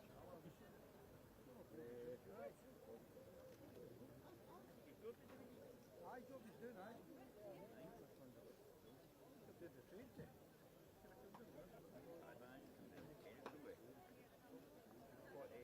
That journey could take me going to get in the air and then just aye, just walk up, aye, I'll follow over. I'll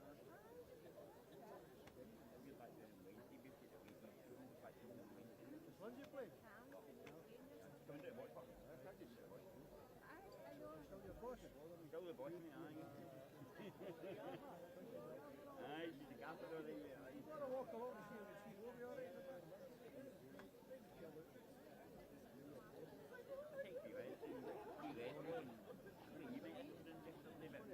Match was developed yesterday, so didn't bother putting in. No, I was doing yesterday, I was doing more travelling yesterday. Right, young dude, how are you?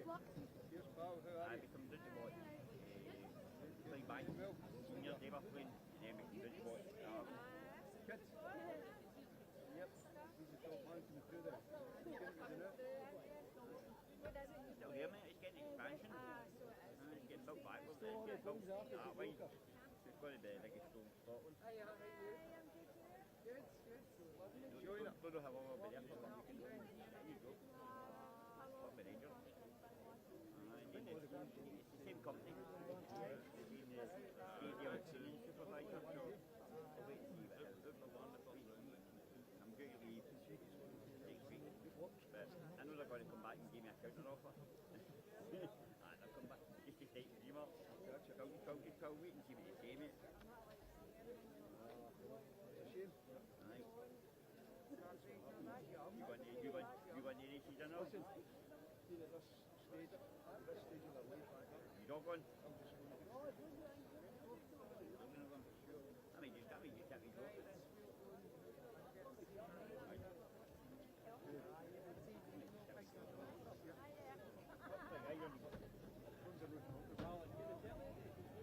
doing, John? Aye, come in tonight. Come in. This game, he's back on the league final. Back on the final.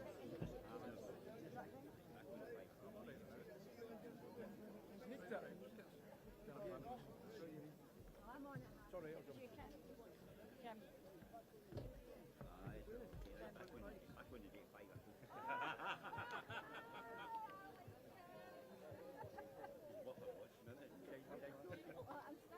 worth a watch, isn't it? I'm still. I'm not.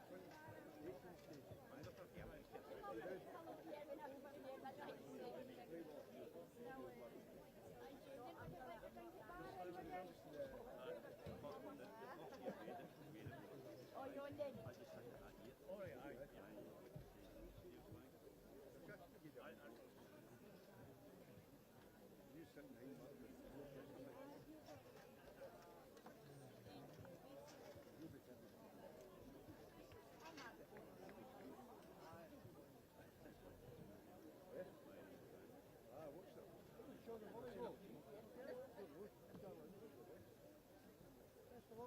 Judge, good man, cheers.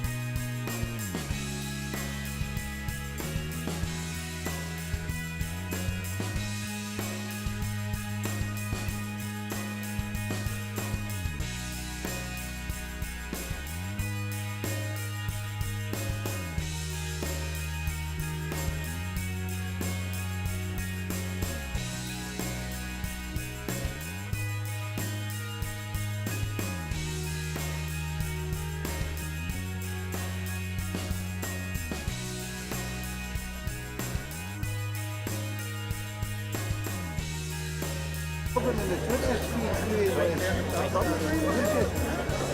since August, arranging over 55 levels.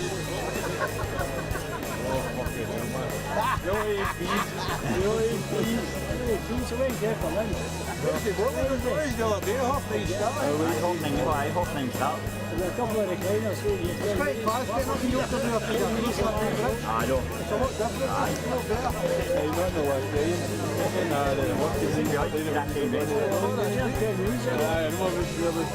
a big springy chairs, wasn't it? You there, lad. She's inside your eyes. Exactly, the way for a new hospital. I probably come to come down to the home down bit. I can't read it. I'll just put my tail in.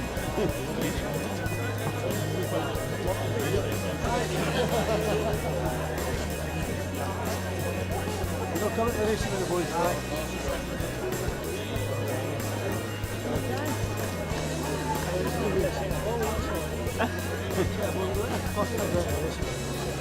I'm not liking it. I'm not one of the old people the way you know what I mean? You're just wanting a fucking lift out of that.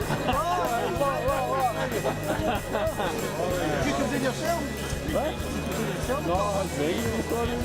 That's a real rough party. I reckon that's nice. I know, but we were the motorbike before the showcase. We were back up in the showcase, right? We didn't know anything about it. They made it look good at these things. Wow, it was a grass. Aye, but we didn't anything on the road, see we didn't buy. We get floor the water, wasn't it? Oh yeah, well, yeah, we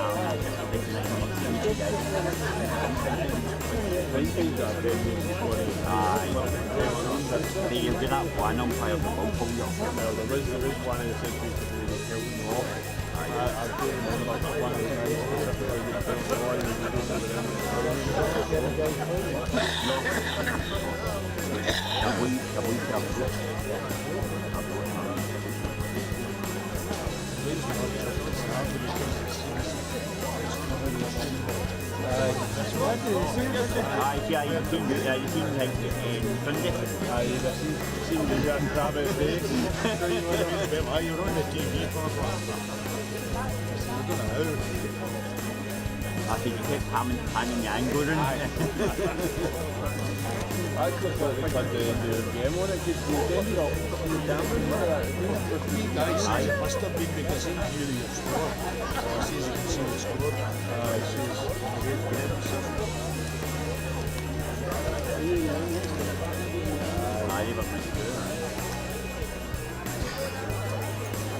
Cameo on the Expo. The same yesterday. Raining yesterday, alright?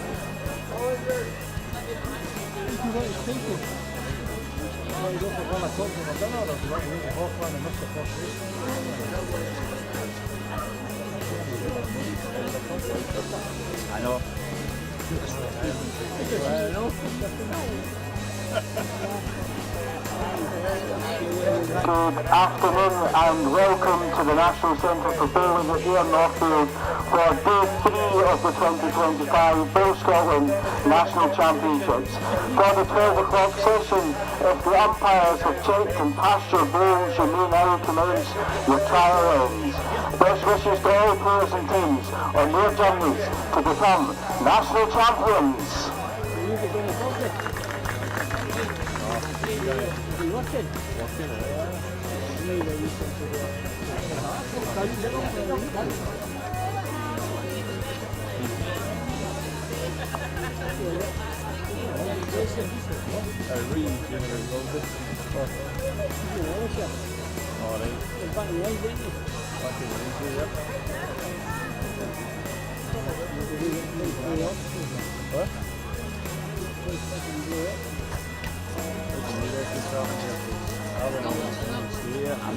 Is it some state, huh?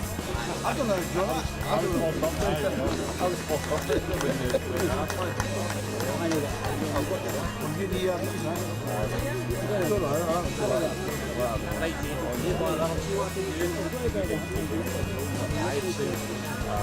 that's what I was wondering. I'm not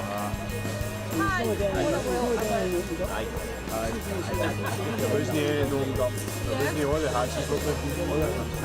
So Oh no! I think he's done anything to be honest. Oh no, you scared your me then. Oh, no he will, but he's not right.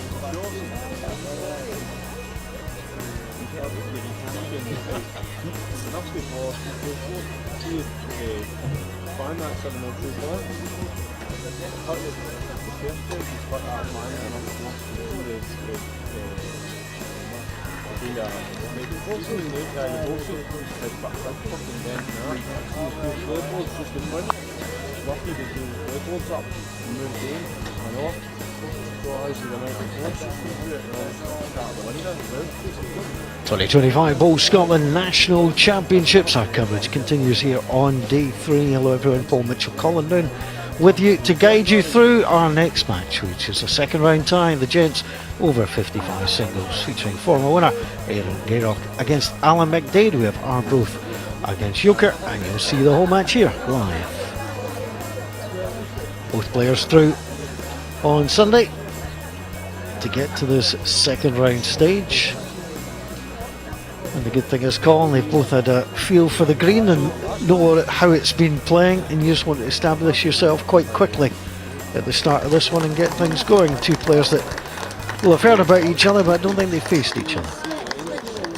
No, not to our knowledge, but both players seasoned visitors to Northfield and will know the greens well. So we're looking forward to a really, really good tussle. In this one, players just playing through their trial ends, working out which side of the rink to play, and we'll be getting underway just shortly. Yeah, both players well versed here. It's a 5th time in air for Ian Gerlach. For Alan McDade from Yoker, it's the 6th time at the National Championships, so the novelty's not quite there, that's worn off, but it gives you that little bit of experience of what it's like. There's a lot happening, you know, the crowd bustles around and there's matches going on all over the place, but you've got to shut all that out and just get yourself ready to get things underway. There is lots going on at the minute. It's a bit of a changeover period, you know, between sessions just finishing and this singles ties is getting underway just in advance of some of the other greens. So there's a lot of people moving around. There's a lot of hustle, there's a lot of bustle, but I think that kind of adds to the atmosphere here. I think that's what people like. They like playing in front of a crowd, and there's no better feeling than going out there and performing really well, which is what both these players will hope to do from the off. So I'm expecting a tight game between the two, both getting through 21-12 in their round 1 matches. Looking to emulate the winner of 2024, Graham McDougall from Mount Vernon. Took the title last year.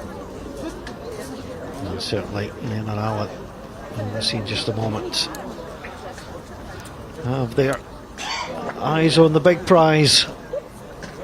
And hopefully they'll get a fair few folk supporting them as well.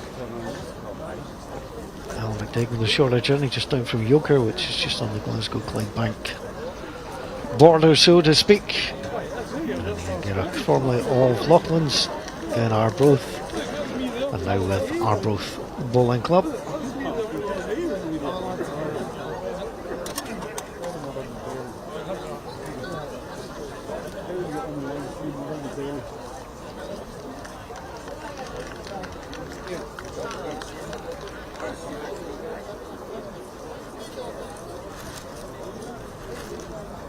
Certainly going for the full length, and it managed to hang on just no more.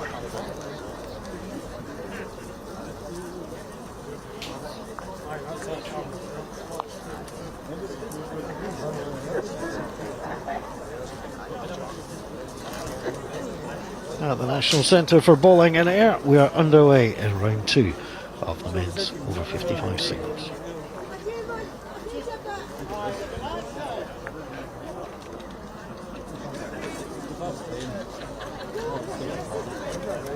A little bit behind us, just the second trial in.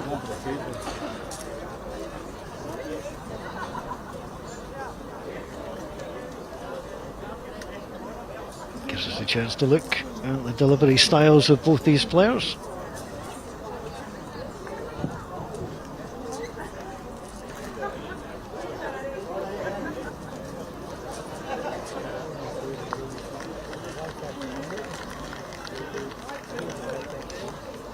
So marker there just indicating how short.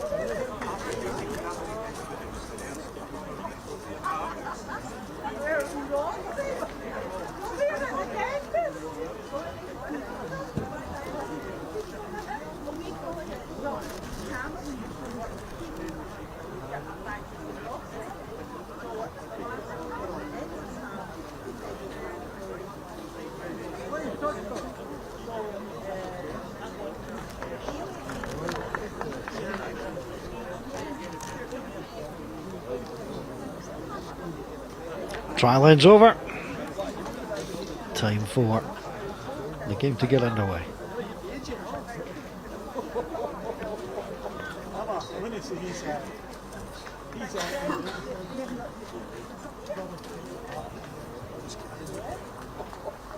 See you later.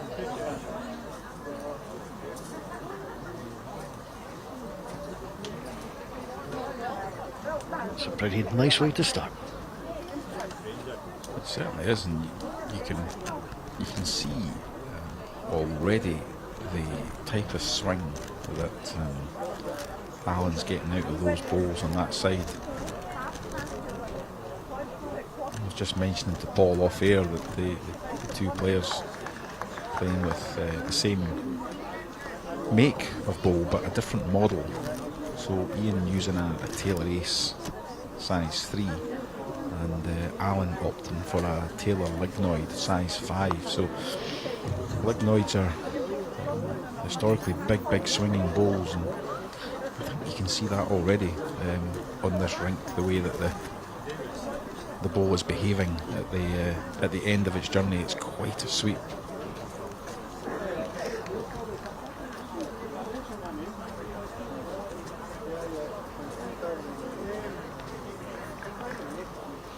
Look narrow out the hand.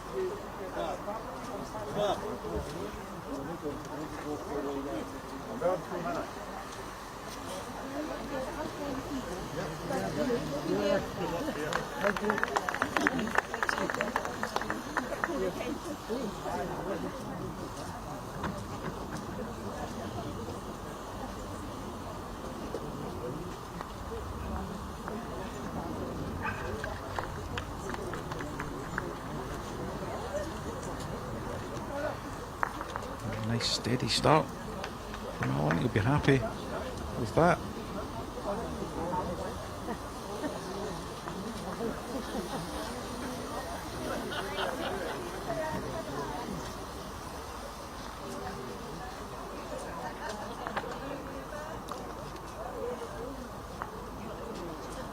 Nearly got the result. And a quick look from Alan. Clap of the hands might indicate that it's marker still says 1 blue.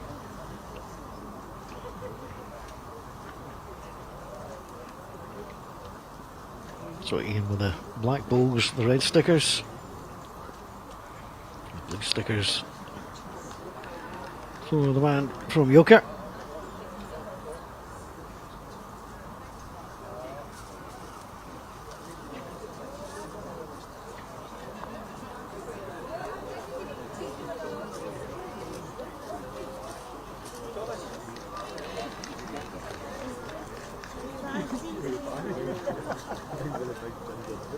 Interesting line, and he comes. Yeah, nicely done, nicely played. Don't there's much doubt about it now.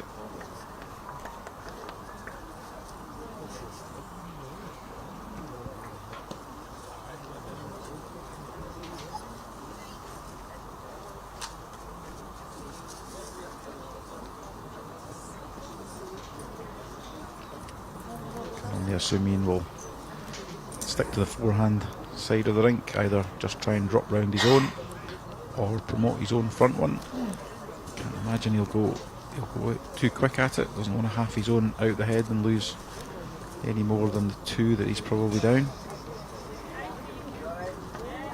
There's a little nick potentially, just not enough. Just a little bit under what he was looking for. 2 shots at the opening end go the way of Alan McDade.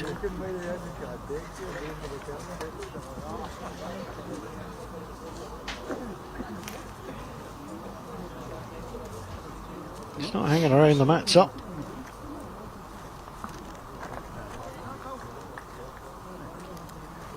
Just asking for assistance in ensuring that it's straight.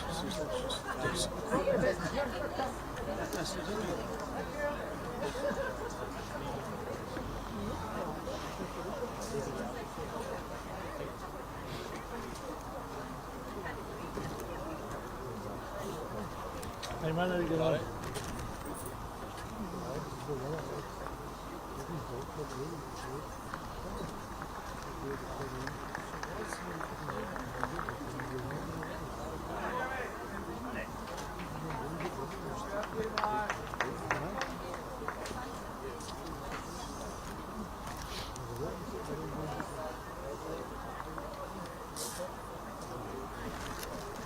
It's got a very interesting style. He has, it's very deliberate. Again, when we talk about pre-delivery routines, it's the same every time. Yeah, we'll see that again. It's almost 1, 2, 3, go.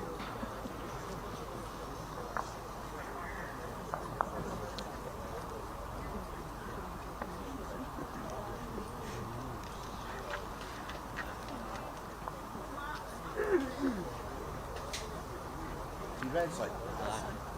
Blue. Red.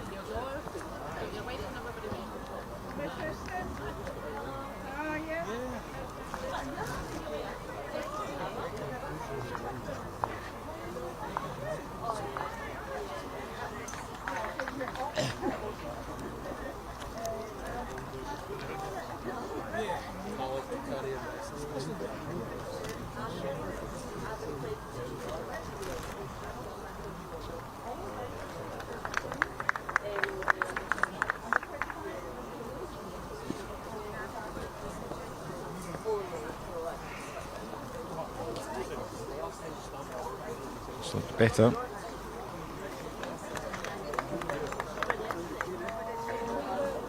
Lies the shot.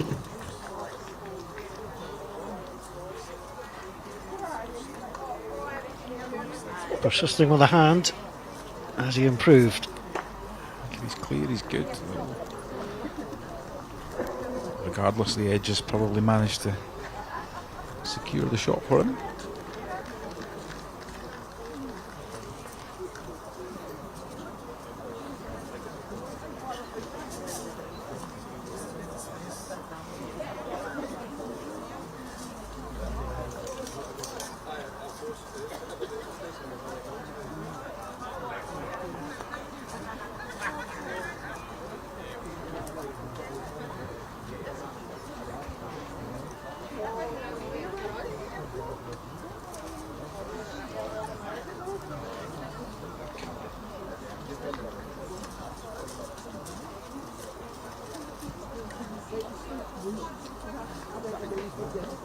Close. Well, where's he coming? Marker has a look and he's Played it played well. it. Played it very well.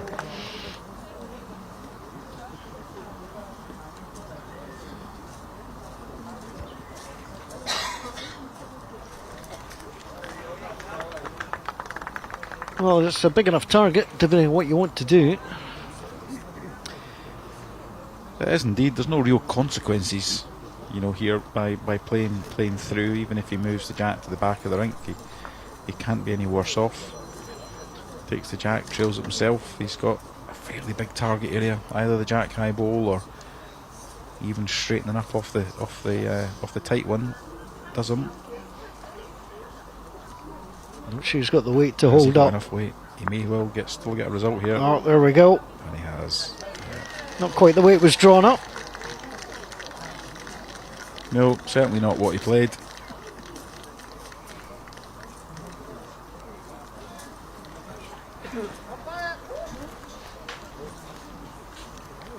Umpire called, we'll get a measure.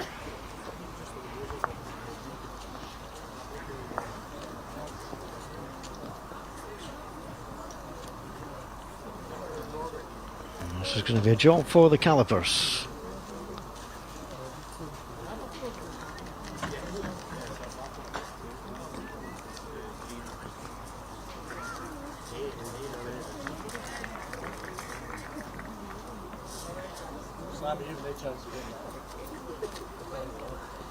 Just needs a steady hand, plenty of balance.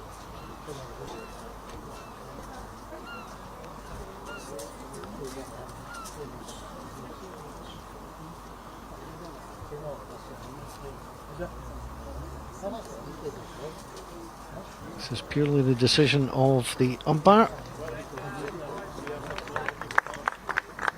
And the blue ball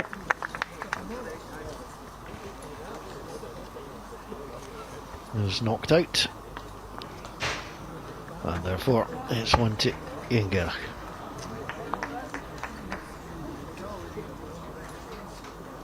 Don't be confused by the colour of the balls, it's the colour of the stickers that matters.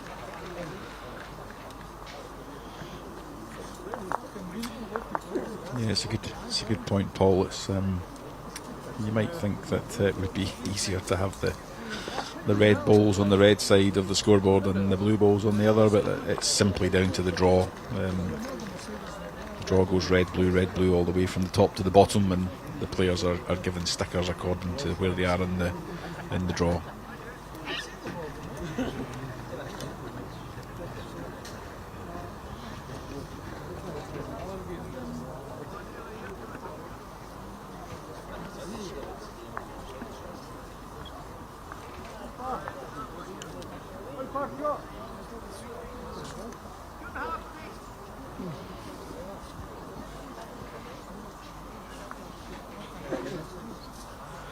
It's just a little confusing having the blue ball with the red stickers and the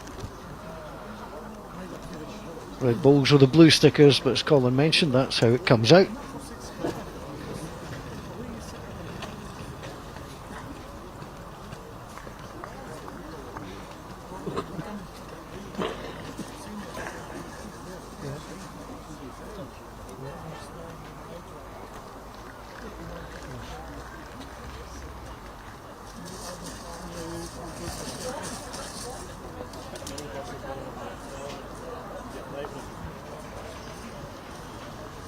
So both players just fishing around for line and length on this end and indeed the previous end to some degree.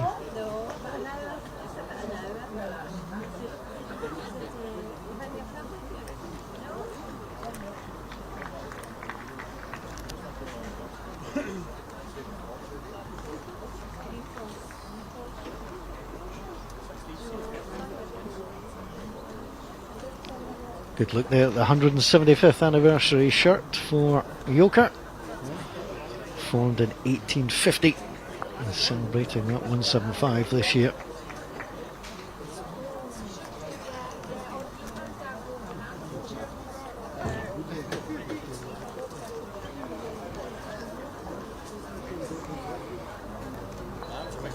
Looking on, but still fancy Alan McDade lies.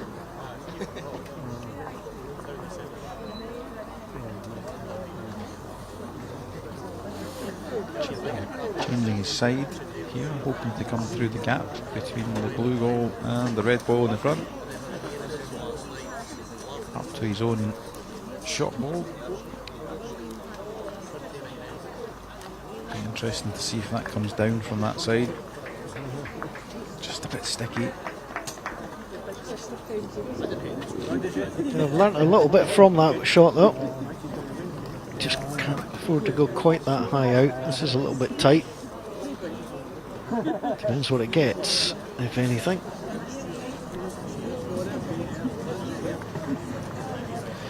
Yeah, we have the benefit, of course, of having watched this rink before, and you know, we know that the ditch side is probably the more predictable and steady side in both directions. But both players still just trying to work that out for now. I don't think it'll take them terribly long.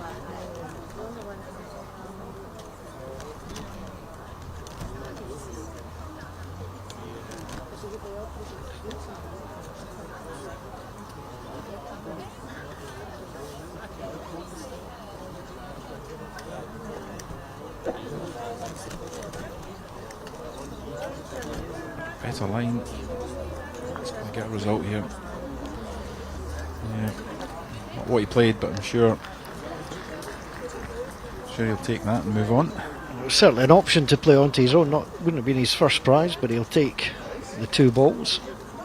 I think you're right, Colin. The players just trying to find out about this rink. They'll work. They've got to work it out for themselves, and you know, different bowls will perhaps react in a different way on either side of the rink. But everything that we've seen over the last few days tells us that the ditch side is certainly the steadier side. But you know, each to their own. You've got to find your own way.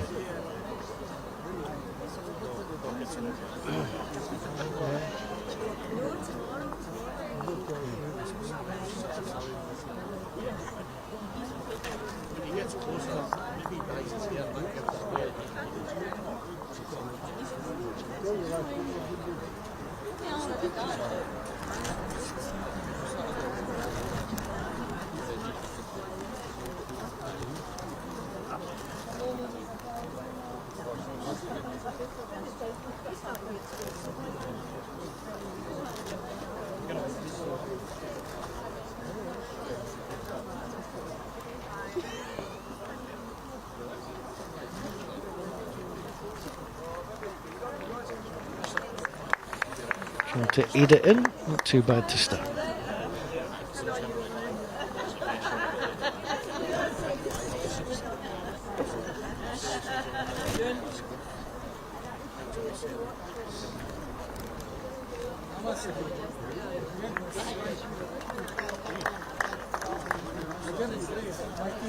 It's always the prize if you're a little bit heavy. Come through, move the jack. Yeah, positive intent. He had the jack or the bowl to stop on. That's outdoor bowls for you.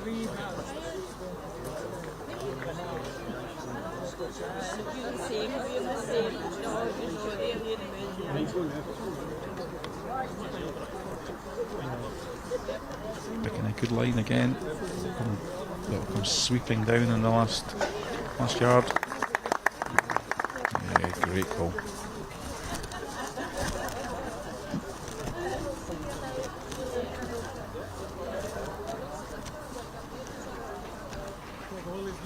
Questionable as to whether he'll hold the line.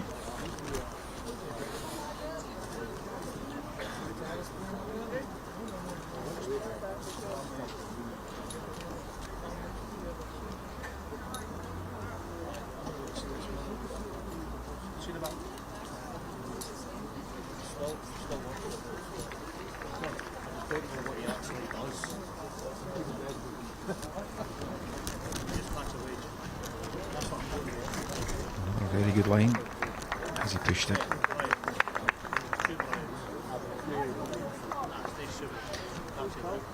He will be very happy with where that's finished.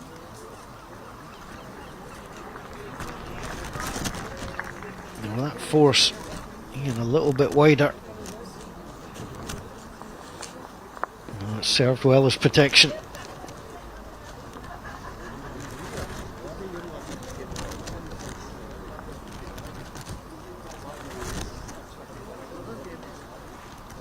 It's not what he was looking for. Alan McDade's got a chance just to draw in again.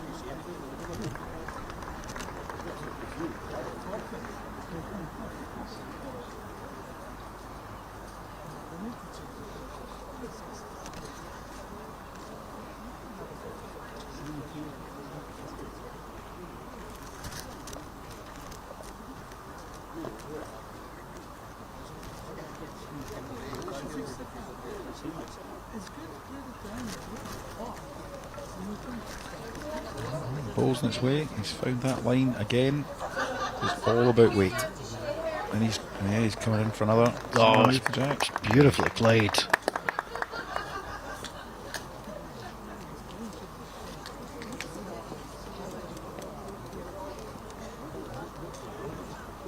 Not a great deal on here for Ian. He can still play the backhand side and hope to just clear his own, make contact with the ball in the front, and hopefully get a move on the jack that he can run through with his own ball. Choosing to go firmer, looking for his own onto the jack, onto the top ball. Yeah, it wasn't an easy shot to play, and he swept his way through, and it's been a very good opening 4 ends for Alan McDade of Yoker. Yeah, and I'm going to mention it again, but I think, you know, that ditch side, I think Ian is letting Alan dominate on that side, and that's going to cause him problems. He's probably going to have to match him up on that side of the rink, certainly coming in this direction.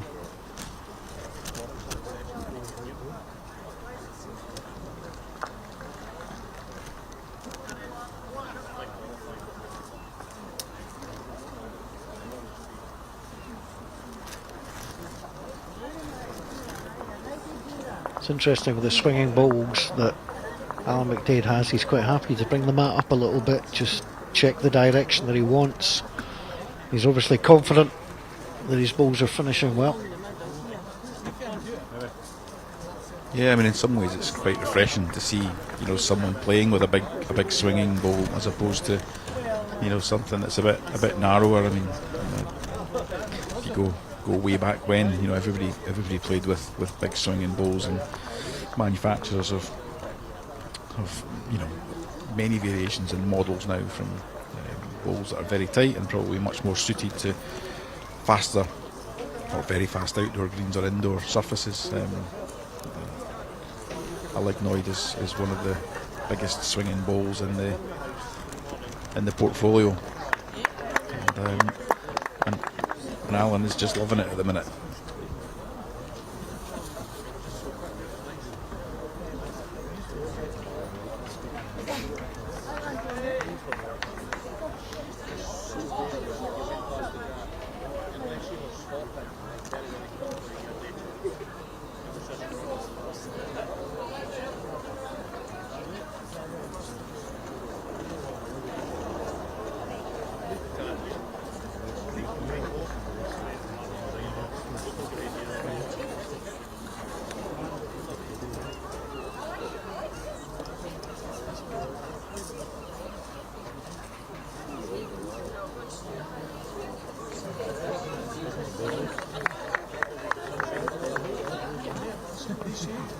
It's a really sensible ball, that second one from Alan, because Ian really has to be up and attack it, and any movement on the jack is going to come that 2 feet to a yard beyond.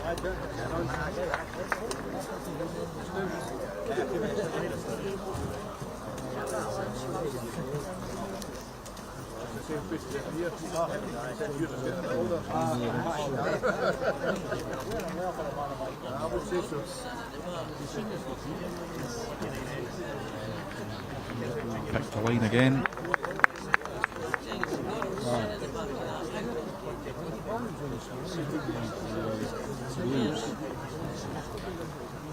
And we'll surely see a change of side this time.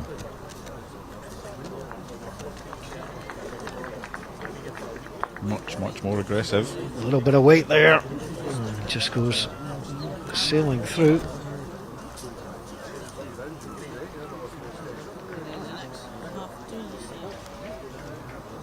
And it's not been an easy end for Ian Gidder.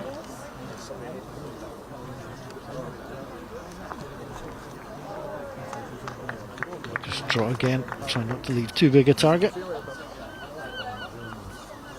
if he can set his own jack high ball and maybe just move the jack over a fraction, he maybe takes it out of Ian's direct line of sight.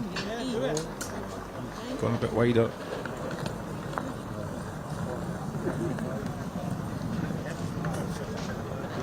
Finishes behind, that's not the worst place in the world, but he did overcross it slightly. No, I think if he'd had a yard off that, Paul, he might well have. You think that would have swung He him? might well have come down. Now that's the wrong ball to take out. Well, that might have just added another to the tally. He missed that by quite a margin. Well, that was the only danger to him from that, and he didn't hang around, made the decision quickly. It's a tough old afternoon so far for the man from Arbroath.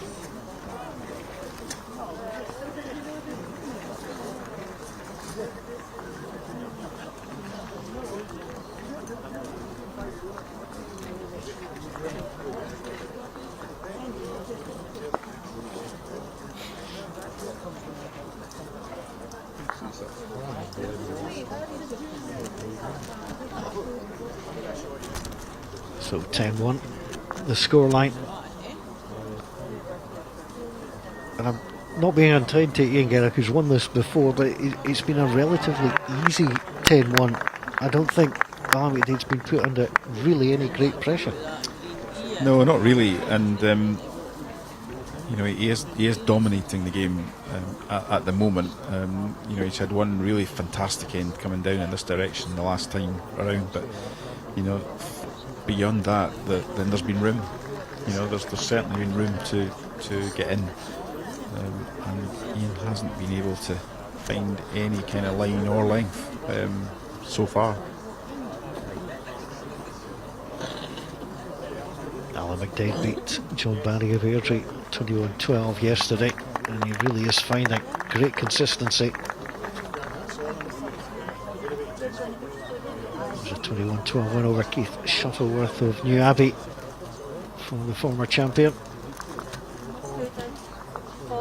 And that was a good win for Ian against Keith. Keith knows these greens very well, a regular player here at the Ayr tournament, and of course has previously won the mixed pairs at this venue.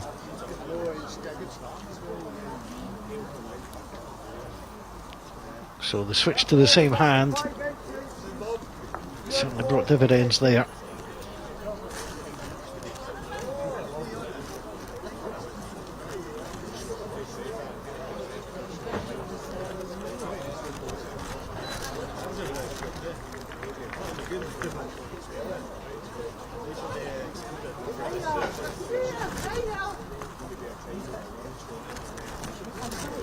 Quite a nice line again. I just don't think he's pushed through it.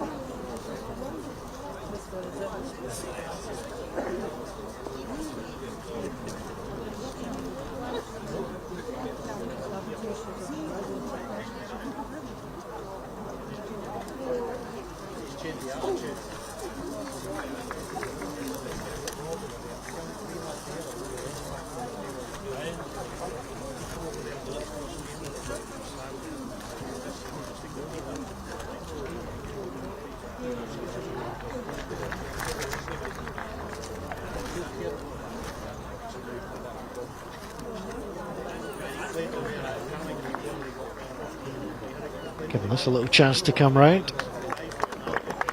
Could do with that, just staying there. He's dropping in for two, I think.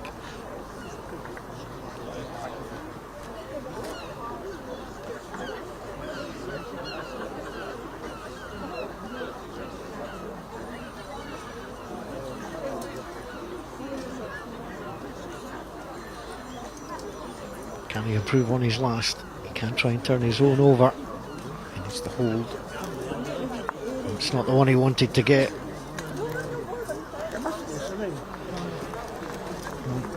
No real danger for Ian here. I think he can drop round that short one with some confidence, and with good weight will draw another shot. A bit like that. Ah, perfectly done. That's his best end so far. He's maybe just rocked the front one out actually, so it may still only be 2. Yeah. Yeah, Ian saying to the crowd there, where have I been? Well, he's been on the other hand. Alan rightly not conceding the third. Umpire called. Well, that'll give him a boost, there's no doubt about that.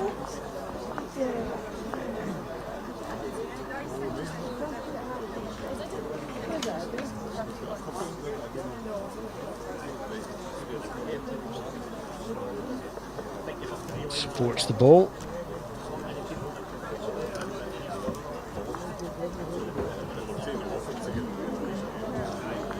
The second caliper measure.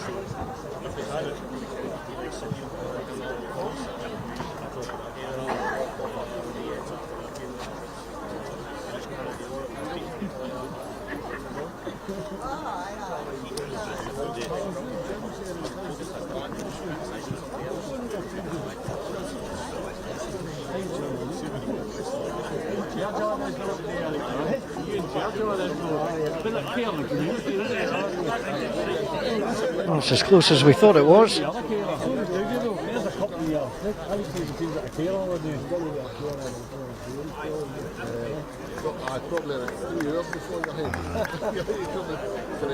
will be 3.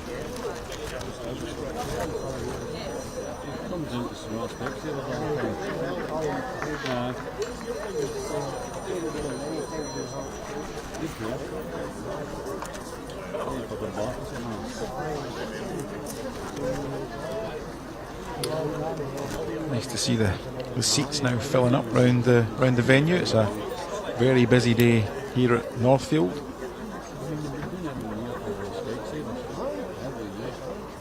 It's a big old place, this, isn't it? And it's nice to see. From the information we have, it's certainly been busy at the parking ride, just a few minutes away. Yeah, it has indeed. It actually felt quite busy the last couple of days, and we mentioned it on commentary, but very few of the seats were filled. I think people were standing around the venue, and whilst you were outside, there was a good buzz about the place, and there was lots of people going around, but it didn't seem to be reflected in people sitting in the stands. But you can see this afternoon there's much more, or many more people sitting watching these games, which is good to see.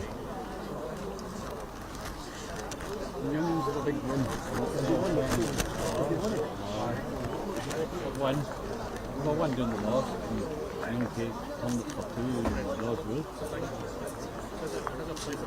22nd last year they turned it. Last year they turned it for 2. Oh, Now these balls have been taking a real big sweep. Let's see. At the more normal mat, not too dissimilar a length, but the mat is certainly a lot further back. Yeah, it's definitely a bit longer.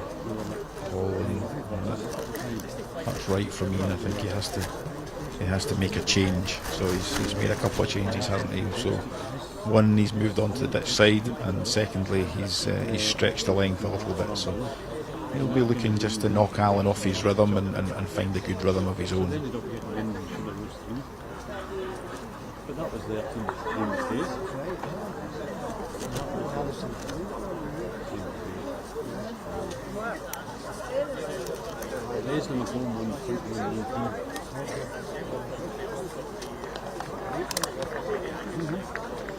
Just down to 8. Beautifully done. He does like that hand.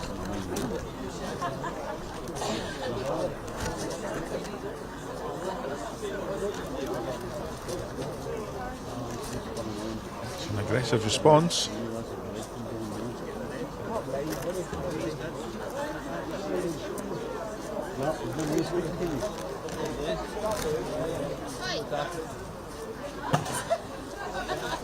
That's what you need to do. Like,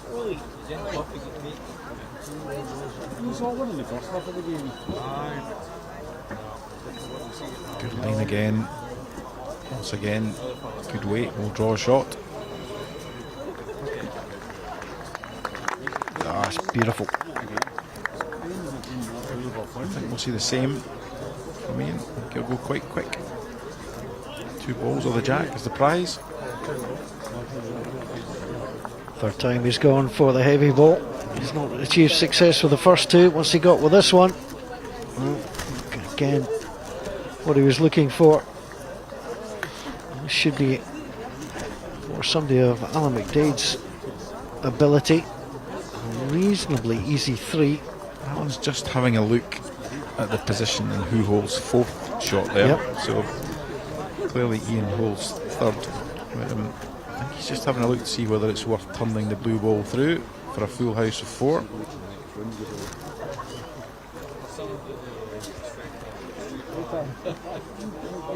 So does he draw for 3? Does he try and pick it out for 4? No, he's playing the draw for 3, which I think is the right shot at this point in the game.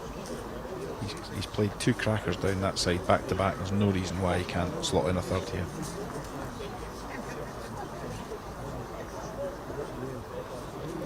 It's the widest line he's taken thus far.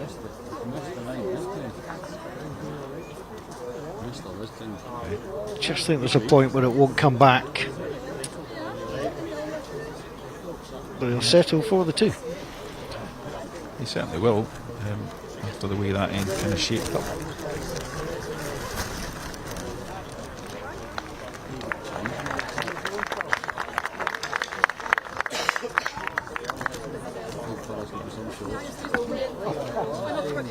Some other action from the gents over 55 singles. Rankin Park's Jim McElwee leads Golden Acres Jim Hutchison by 10-3. It was at Golden Acre Bowling Club just a month ago. Mauchlin's James Ryan's taking on Jimmy Anderson of Campbelltown. Jimmy Anderson 5-4 ahead. Socky's Alistair C. Cowie leads Kirkcaldy's Brian Thompson 8-5. Inverness Keith Mackay, Dalry's Jim McComb 7-2. And Blantyre's Bobby Brown is taking Northern Aberdeen's Jim Shea 7-4 at the moment.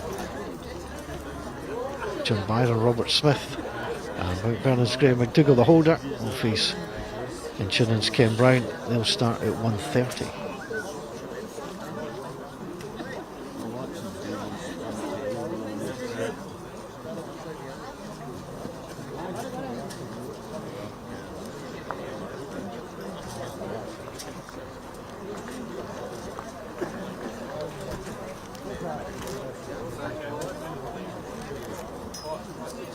And his best end of the match coming this way last time round.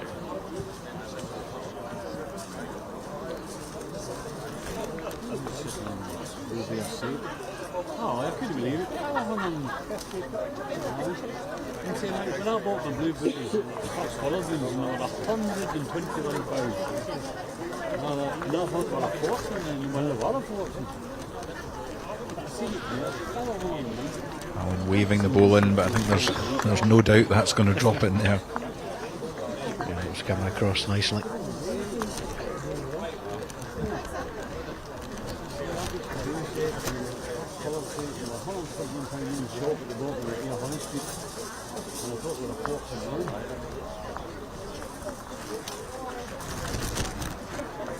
One blue the signal.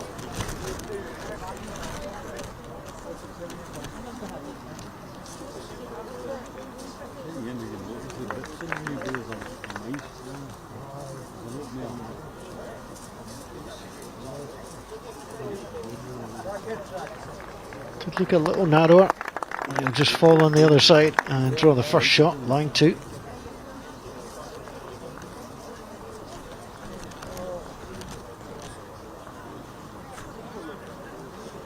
Looks like a better effort. Needs contact though. No, does he? Oh. No, his weight was perfect.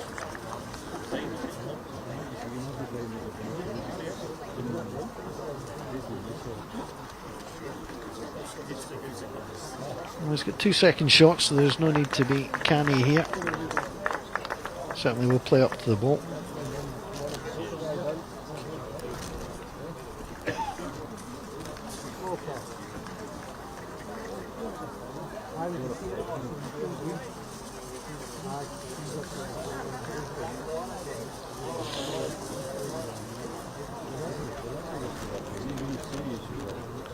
He's giving this a chance. Must be close. Needs a contact again. Oh, finding the gap.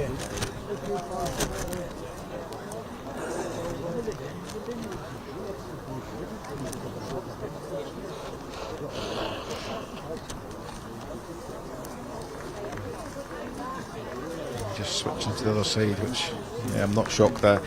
I was about to say this will be a cautious draw. That was very cautious, but I think he'll be happy just to get another one on the board and again go back to dictating the length without the risk of playing the other side and giving the shot away. The ladies' junior singles is taking place up on Green B at the moment. Blackford's Millie Collins leads Oban's Kirsty Gargan by 8 shots to 5. Ralston's Abby Harris, who's just off, unfortunately having been defeated in the semi-final of the youth triples, leads Sandy Hill's Caitlin Allen by 10 shots to 2. Craigentinny's Jessica Young, who has qualified in 4 events this year, leads Wigtown's Ciara Ferguson 13-2. Kingswood's Michaela Stirling leads Forest's Alana Coots by 7 shots to 3. Sightill's Hannah McDermott leads Harlow's Lucy Willocks by 5 shots to 2. And finally, East Lothian Co-op's Beth Reaver leads Linlithgow's Chloe Hutchison by 5 shots to 3.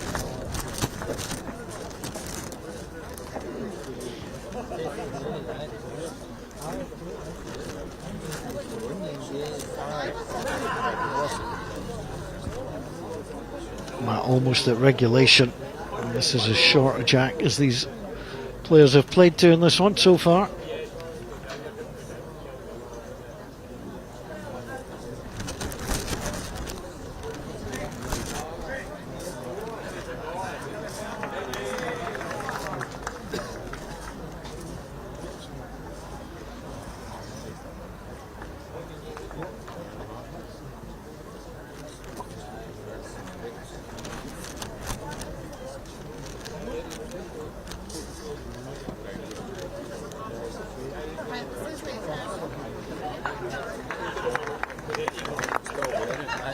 Well played.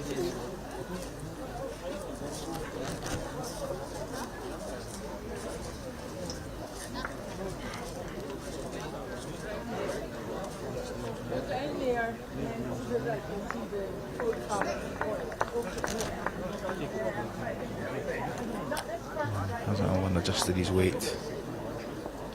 He very much has. Just pulling up a little shy, I think.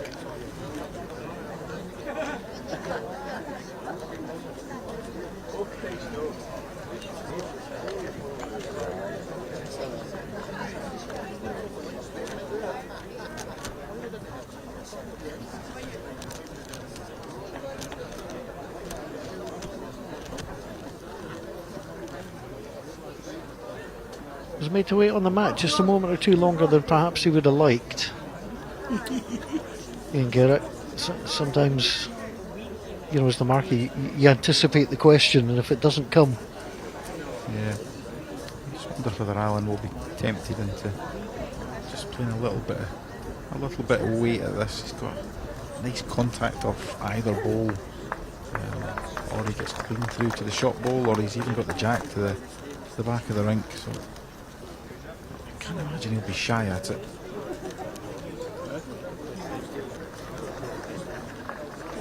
He's not got the contact he wants. both players will be very interested to see this.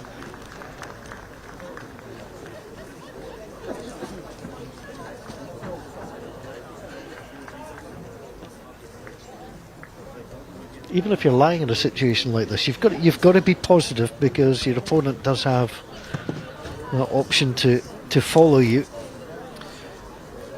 He doesn't have a great deal of play here, and it depends whether he thinks he's holding or not. Did the umpire just hold up 2 red lollipops? I think he did. Having previously indicated a measure.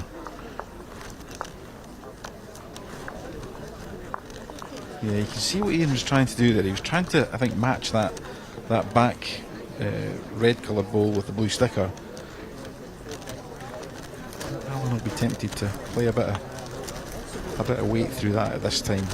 But what he'll be mulling over here is whether does he play it on the ditch side that he's been playing, or will he play it on this forehand. It looks like the forehand is a shot, the percentage play, but it's a side he's not been playing, so big decision for him. I think it's a slightly wider target on that hand. Yeah, what he won't know is how this ball's going to react, I think, with weight.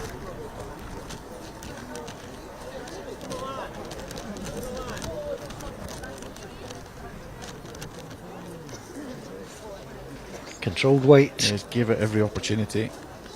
Well, there's all sorts of options there. That was one of them. Yep. Yeah, he had lots and lots of chances. That's a big moment in the game. Yeah, it certainly is. 12-7, 13-5, yeah, it is a big moment. But Ian has to take some confidence that he's playing much, much better. He's much steadier. He's found a line, and he seems to have found a length. So, yeah, I don't think this game's anywhere near over.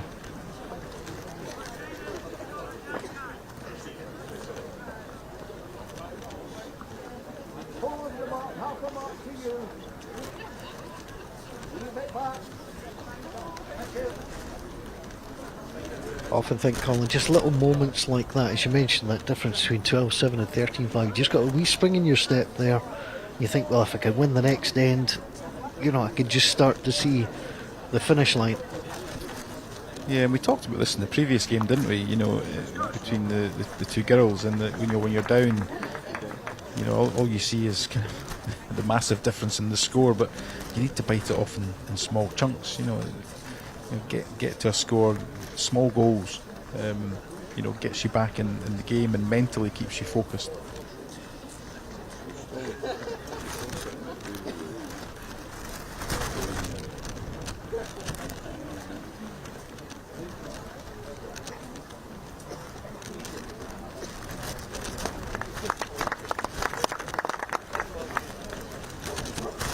Some good opening balls he has played.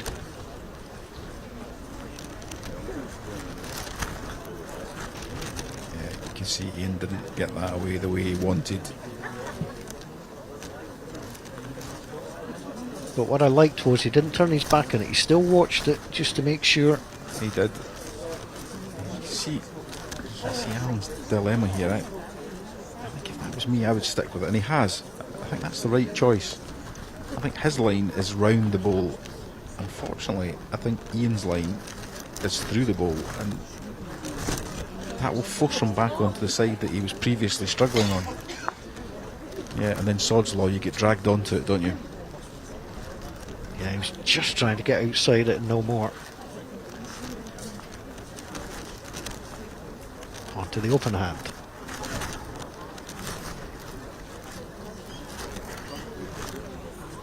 Again, you could see that was always fighting to try and stay. Alan not taking that chance again. He'll be confident to play the other side and draw, within a yard.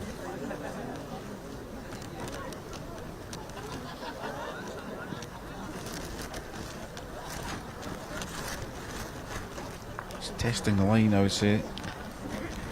Here it comes now, though. Yeah, I think you called that right. It was just on the wrong side. Ian's been playing slightly under the line, and it has fallen away quite quickly.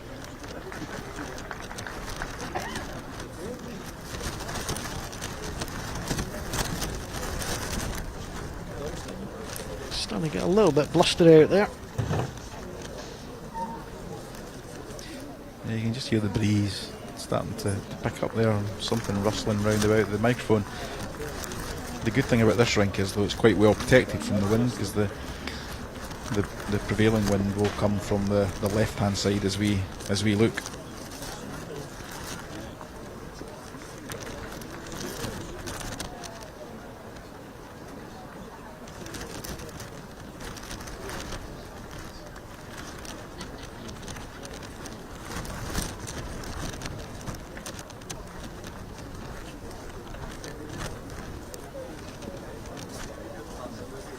That's just inside his last one, so this has to be a good line.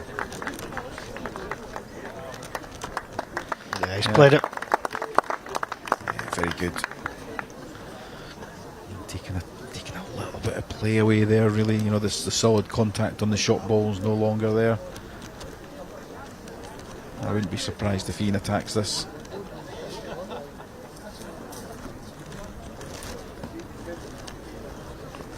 I'm always reluctant to say it, but you can't see how it would get worse for him. Yeah, unless he's wildly off target. But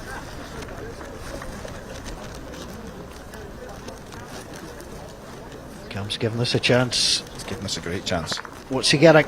He's getting a result. Yeah, he's killed the end. Yep. I I think that's out of play.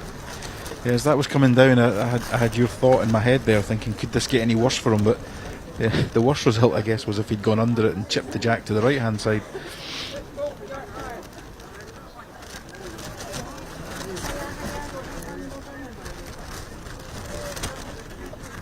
Players just deciding which way to play. Of course, the rule here is that if one player wants to go back, then they have to replay the end in the same direction. If both players agree, then they can play in the direction that they've chosen to play in this instance.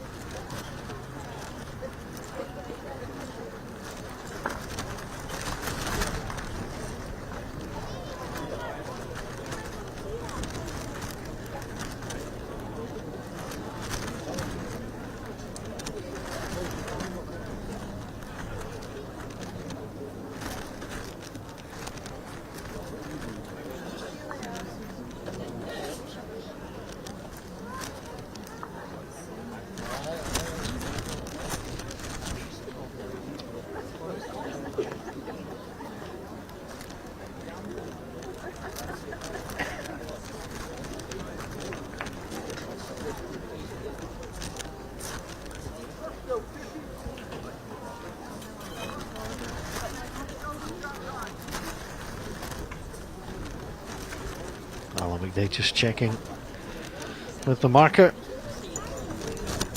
The final position of his opening ball.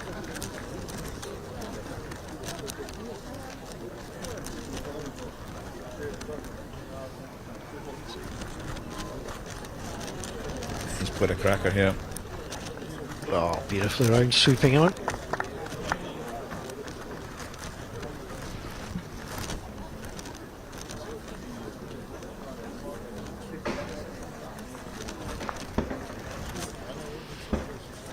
Pretty good reply. Wants to go with it and has done so. Yeah, well done. I was going to say, you don't get the 1 o'clock gun down in Ayrshire, do you? Someone with incessant slamming of the door just outside the commentary booth.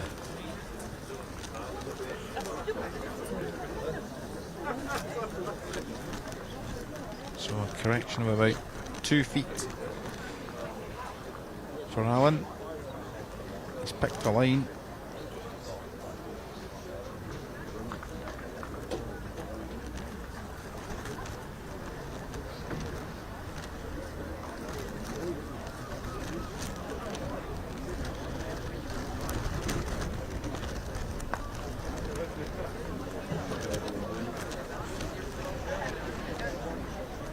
Doesn't want to turn that one over. He's not got enough weight.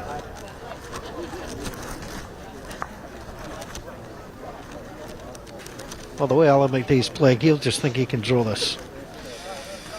Yeah, he's been drawing shots on that side for fun, hasn't he? But you can see he's walking backwards there, thinking, is there a shot on the forehand side to sit the ball away?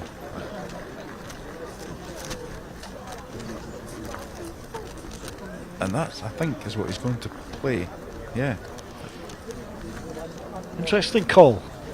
He's been drawing beautifully.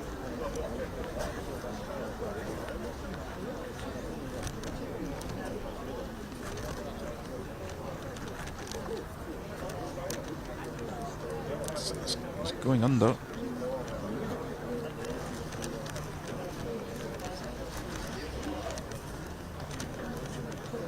Well, we had the chance of the Jacker, a little nick off his own to redirect. The shot was definitely on for him. It was a choice. I think the danger for him, which almost happened really, was that he got he got snarled up on the short ball, which is Ian's. His drawing's been almost immaculate on the other side. Ian's pulled this under too. It's a little missed opportunity there.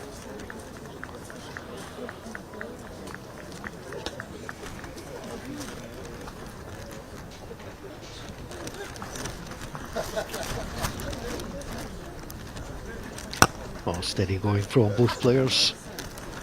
So we start this 12th end. 13-6 the advantage for Alan McDade. 6th time at Ayr. As best as a quarter-final of the singles. Up against Ian Gerrock, who won the men's over 55s back in 2018. Beat Brian Higgins of Maitland. There might be more than one Maitland, but the Maitland I know is in Edinburgh. Yes, the Maitland I know is in Edinburgh as well. Oh.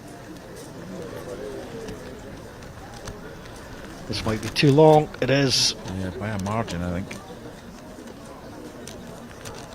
Well, it was heading for the town centre, so that will have to come back. I think the idea was right. I think he had to, try and mix it up just a little. Sure, we'll see Alan go back to his favoured length. Matt slightly up the green and 3/4 length.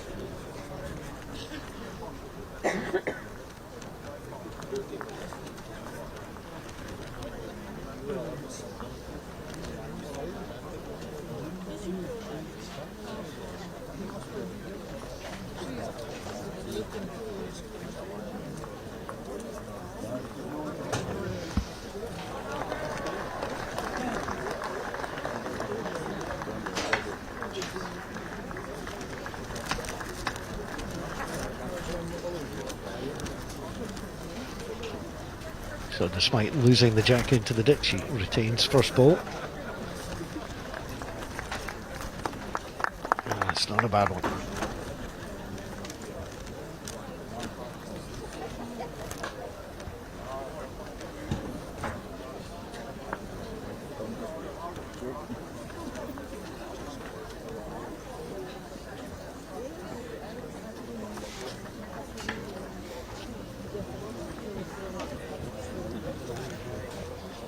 Certainly picked the line.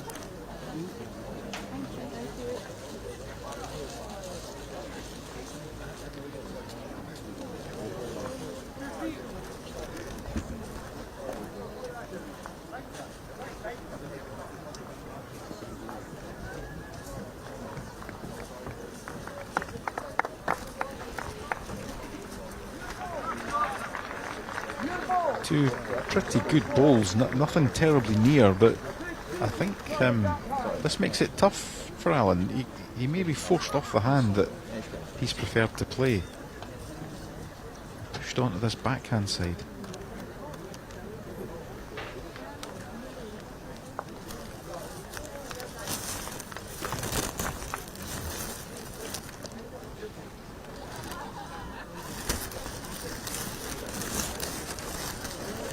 I think that's about the best line anybody's picked down there.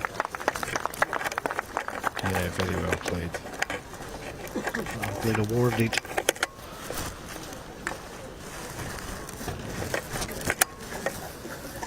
No change for Ian. In terms of finding himself up against it, he's too had to change his hand.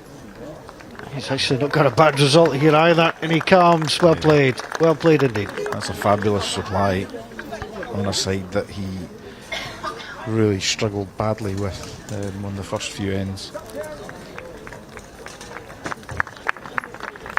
Alan needs a contact. I'm sure he won't be shocked, and if he misses it on the wide side, then he goes to a really good home.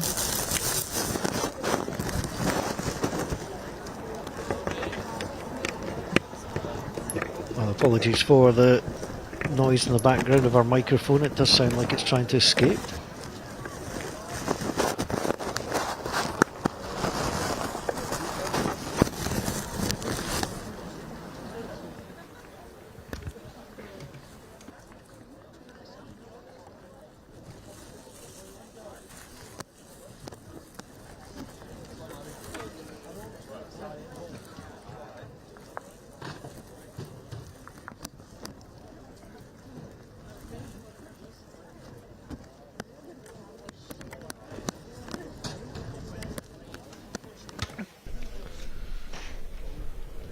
I think he'll just try and come through right here.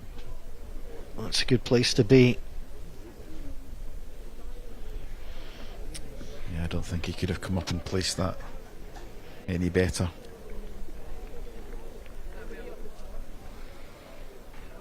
Yeah, be definitely happy with that one. I think this is tough for Alan. I think he has to get a fairly big movement on the jack here and hope. Ball's just fell into. He's got to hope that the direction of the jack moves past the blue ball behind. Gives him the best opportunity of scoring. He's coming back down because the blue ball fell. Just having a look at the angles again.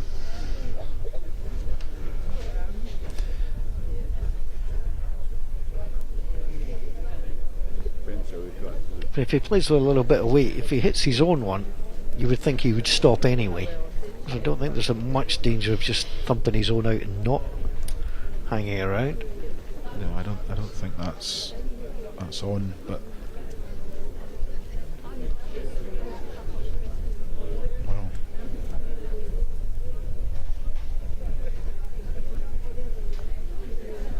Well, trying for the absolute perfect draw. Yeah, he may only be one. If he's one down, then maybe the thought process there was, I can only make it worse by playing it. He's got a lead, albeit not a substantial one. But if he can maintain that gap, and you can see from the last few ends that the game is much more even, and an even game gets him over the line first. Yeah, it's been a series of singles. And the last 5 ends, one end of course was burnt. That was in number 10.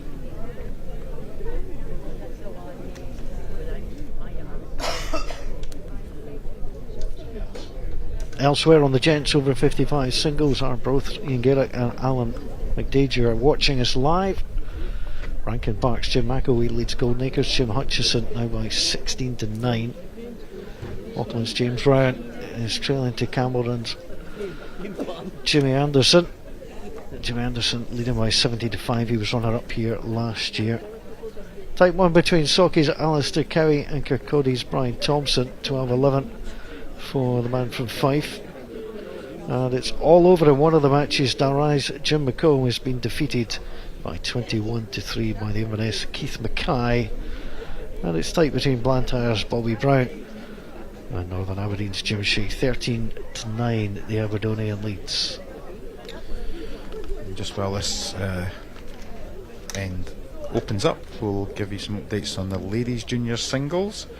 So it's very tight between Blackford's Millie Collins and Oban's Kirsty Gargan, but Millie leads by 13 shots to 12. Abby Harris has continued to pull away from Caitlin Allen and leads by 20 shots to 7. It's all over between Jessica Young from Craigentinny and Ciara Ferguson from Wigtown, with Jessica winning there 21 shots to 4. It's all tied up between Michaela Stirling and Alana Coots at 13 each. Sightill's Hannah McDermott is pulling away from Harlow's Lucy Willocks and leads by 13 shots to 7. And in the final game on this session, Chloe Hutchison has come back and crossed East Lothian Co-op's Beth Riva and leads by 10 shots to 7. Follow all the action here on the live stream and across at Bowls Scotland. Check out the social media channels as well. Just running after this. A little touch. This is a public announcement. There has been a public announcement in the last of a car key found in the lost and found. A car key has been found in the lost and found. Any person that has lost a car key, please come to the main office. Thank you. With several hundred people now checking in their pockets to see if the car key announcement was to be about them. Thankfully not affecting the players. It's still quite open here. Oh, we just wanted a little borrow off the front one. Yeah, any contact there would have been good. Don't have an indication from the marker as to who's holding shot. He had a little look and wasn't sure.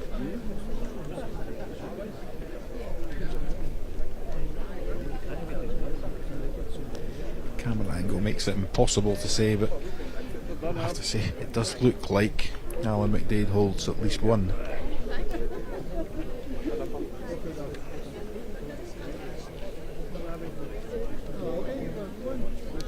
It's a nice line coming in on this one. Just needs to make a contact on the jack and he gets the shot. Gets it the right way. That was well played.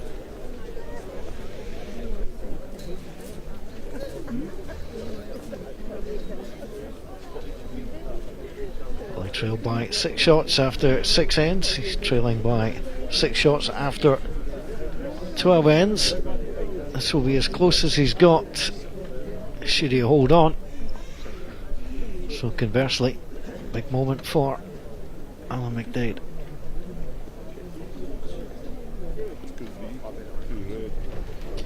Trying to come down the forehand side of the rink.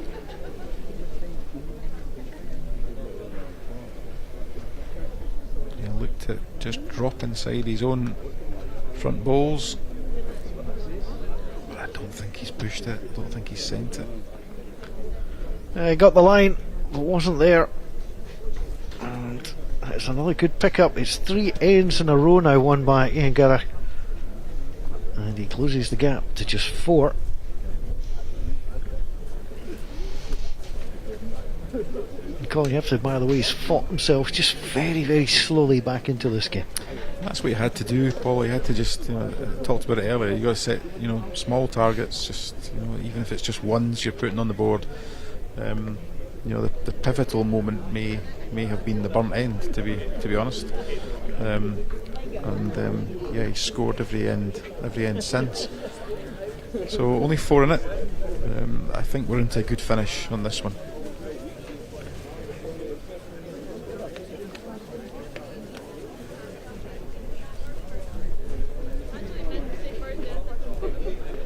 So 1 burnt end, of the previous 13, and both players won 6 ends each. Alan McDade has just scored a little bit heavier, picking up a couple of threes in ends 4 and 5. Yeah, it's just that run in from ends 3 to 5, the 2-3-3, that really just separates the players at the moment.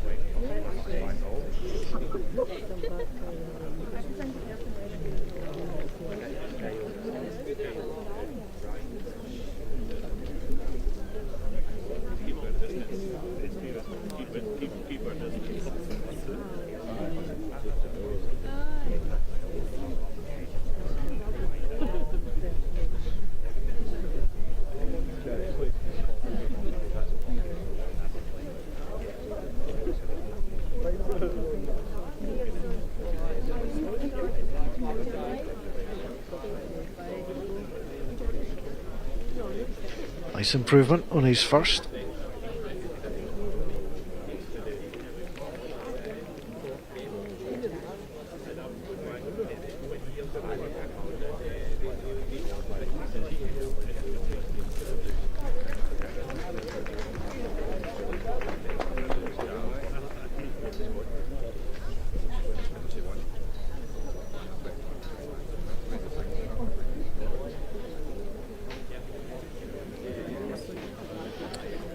Sneaks in for the shot.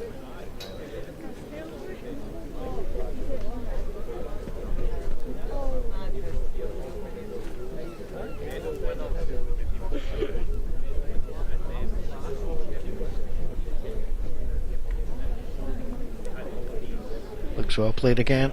He just turned that over. Ah, goodness. That looked for all the world that he was going to lift that once, didn't it? It's not a particularly great look for Alan McDade. Yeah, this is the difference in the game, Paul. With Ian now playing that side, Alan had free shooting on this side before. Almost every end in both directions. You know, it's now very much mixed up, and this is a difficult decision for him to make.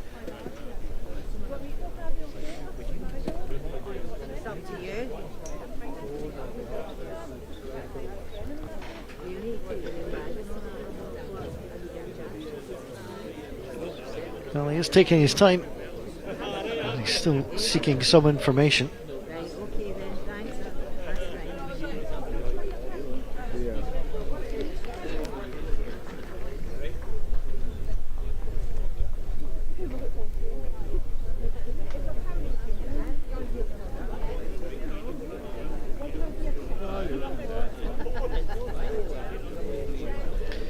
This is maybe not the worst decision.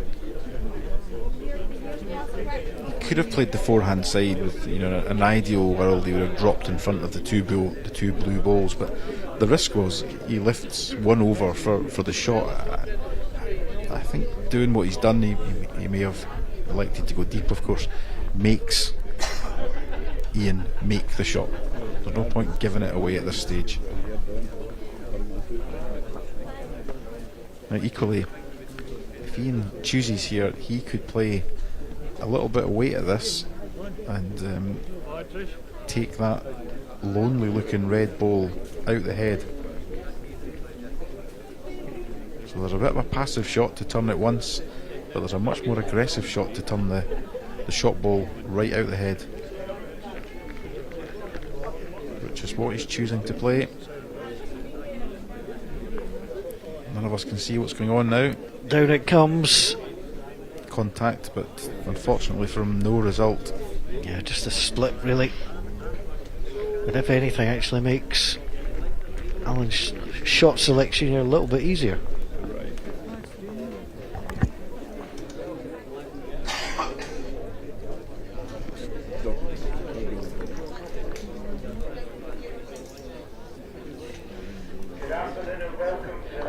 Good afternoon and welcome to the National Centre for Bowling at Ayr Northfield for Day 3 of the 2025 Bowl Scotland National Championship.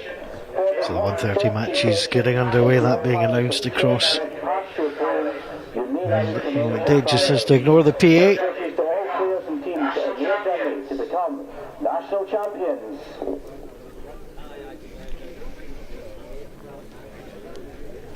Now, has he played this?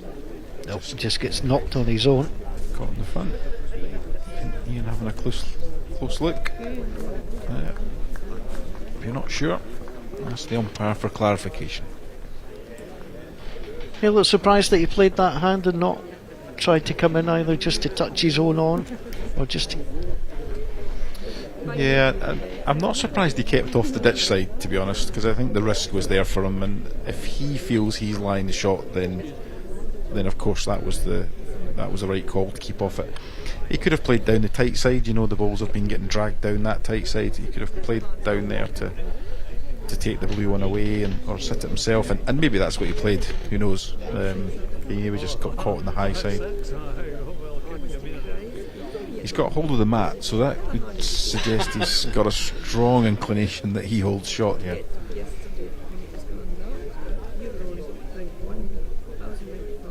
doesn't look like he's going to give that mat up easily either. No, it doesn't. It's kind of like it's mine. Now he's decided now that it might be. Down it goes.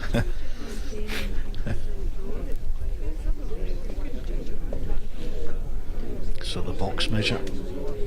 Just trying to get the right angle.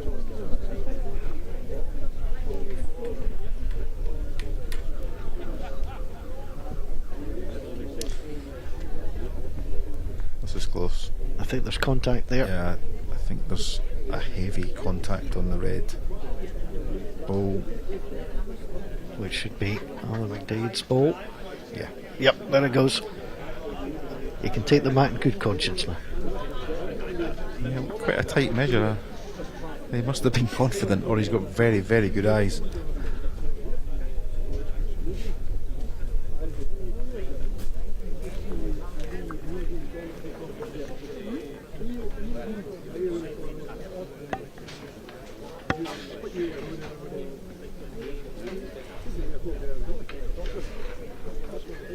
Turning into a pretty good contest, this. Yeah, we said that just from probably from around the seventh end, maybe, when both players moved to this side of the rink. I think it's been much more even. The quality of the ends has been much higher, and it's a good contest. As I said, this is not over by any manner of means.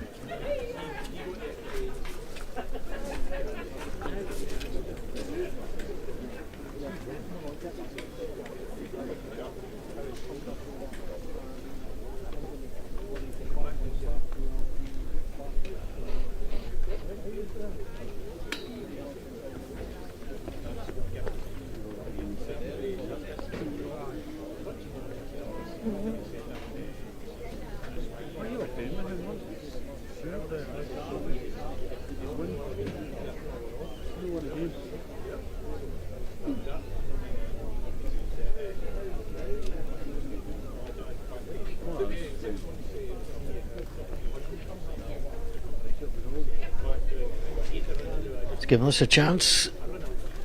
And just curling away when he lines the shot.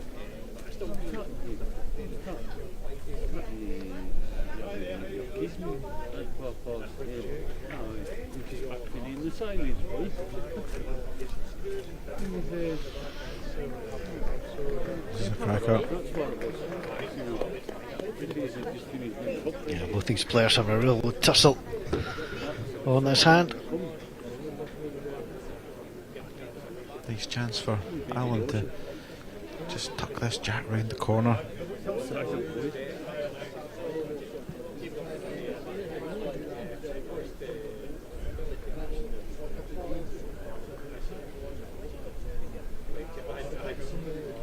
Is he wide enough? It looks tight, but will he nick the ball? No, he's left himself the same chance. This will be an interesting choice of shot now from from Ian. I think he'll go on the forehand side, which he has. Try and reach the red balls.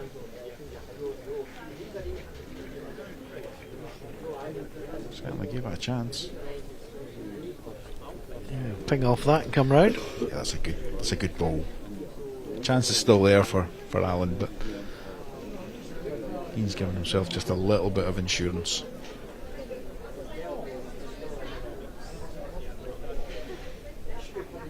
Equally, Alan needs to just be a bit conscious that if he does get dragged tight here again and goes across the head, he's leaving that lonely red ball again for Ian to pick out.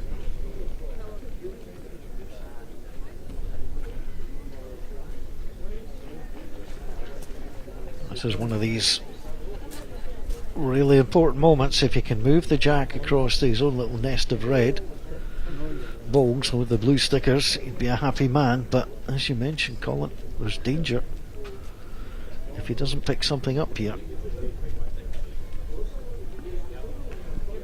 He's got more chances if he's on the wide side. Yeah, the way his ball kind of swings down, even the wide blue ball may bring him down to it. He's better, it's all about weight. What's he getting? Oh, he's come through.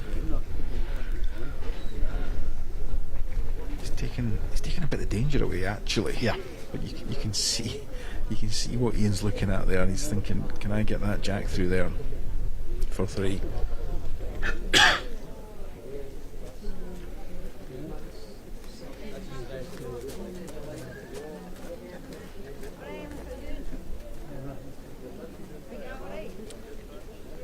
I think he'll probably stick to this forehand side and arrive on the red ball. If he finishes just under, then he does have a chance at the jack.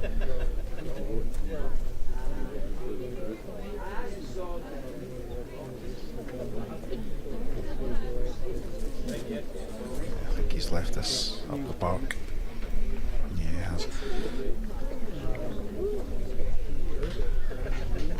Yeah, there were options, but he'll take the safe one of moving into double figures.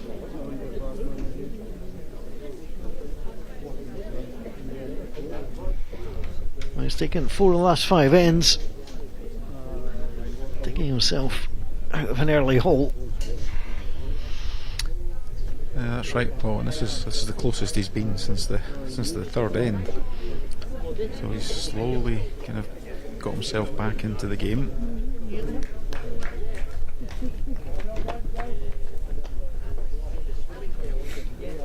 Both these players vastly experienced. Ian Gillick's 5th time at Ayr, 3 senior singles and 1 senior fours appearance. Alan McDade, 6th time at Ayr.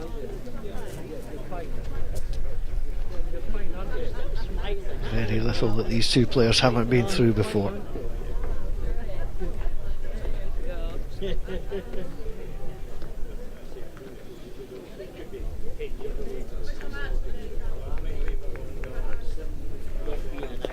Quite a nice opener.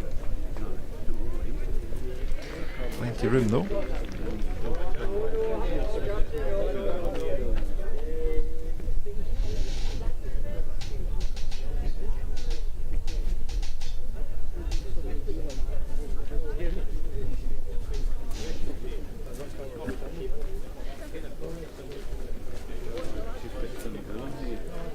Nice line. It's just going to sneak. Oh, that's close. Again, two much better opening balls from both players. You can also see the difference in the lines that these balls are taking.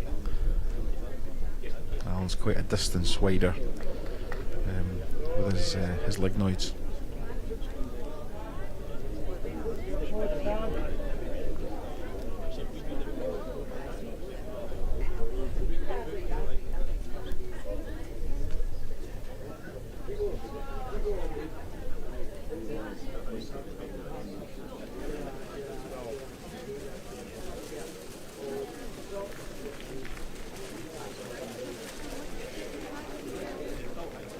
Going to dip underneath here.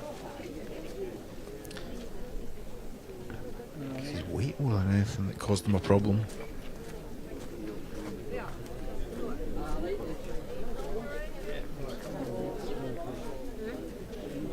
This is a good line again.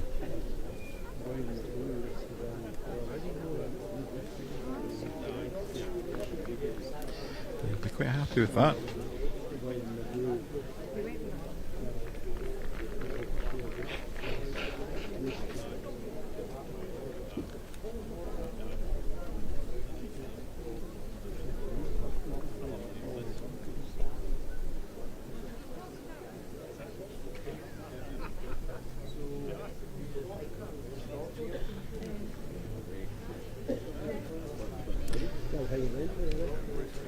That was interesting. Normally, when he bowls, he's falling through and the right hand's touching the green, but he didn't go down in that same way this time.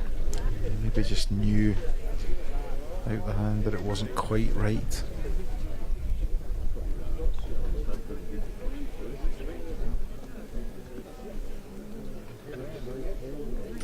He can close this head right down here by drawing another close one. Give it a chance.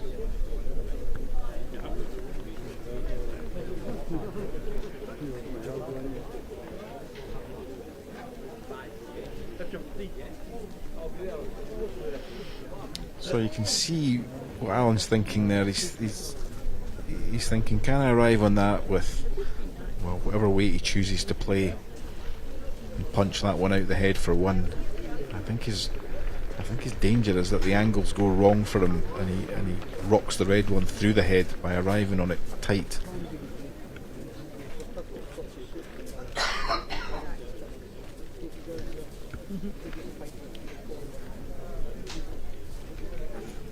Will he trust the draw?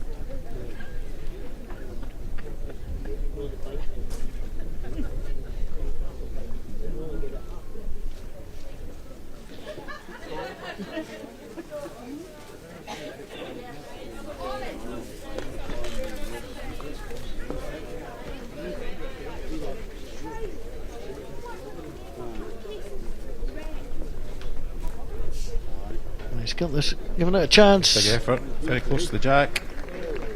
Drew the shot, well played. Ah, well nicely played. done.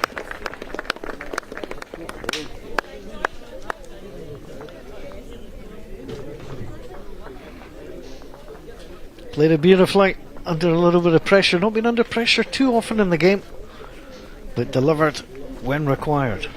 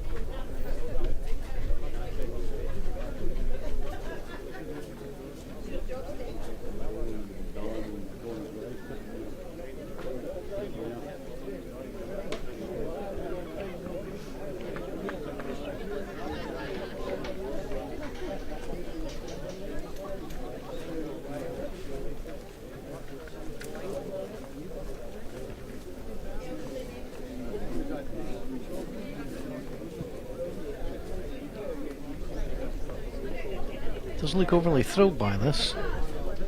And there's the reason why. Just a little bit heavy. Not the worst opening bowl you'll ever see, mind. No, not at all. He's only a couple of feet through, isn't he?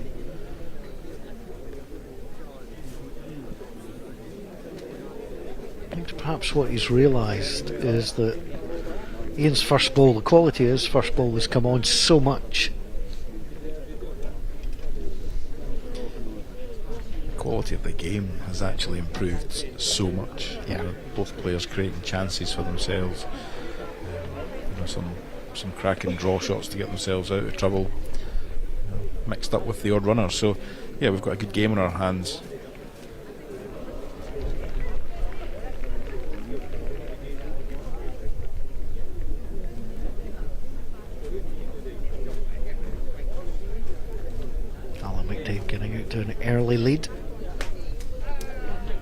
let's not forget he did lead 10-1 after 5, so it's been a really good comeback.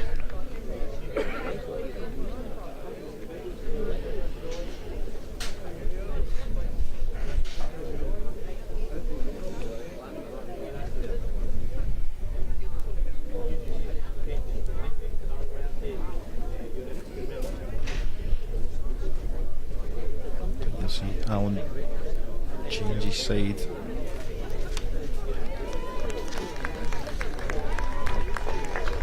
He's just trying to establish the position of the bowls so he can understand what's the best option for him.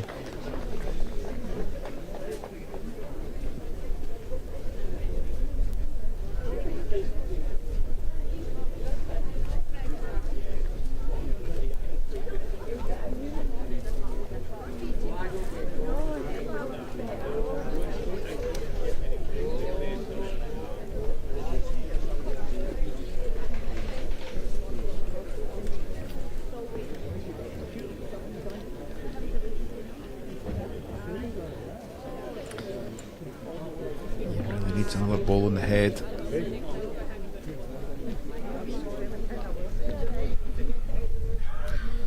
You saw that ball almost try and run straight the last couple of feet. Yeah, I wasn't expecting quite that finish. No, we've seen balls, really cut across the head coming up this way, so that was a bit unusual.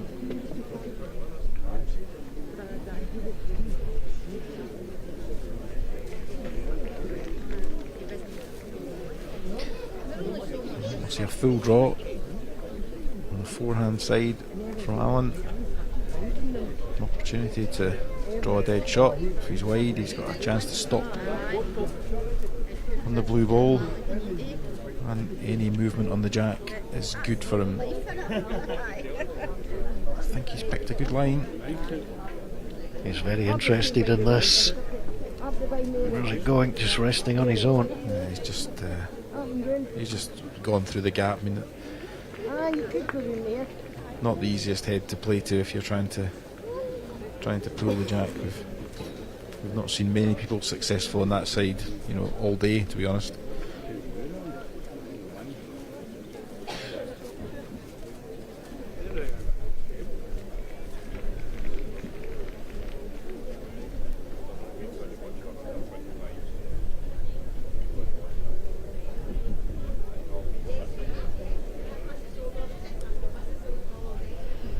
Just not going to drop, I think. He's going to just end up on the wrong side. His weight was really good too. It is 1 to red.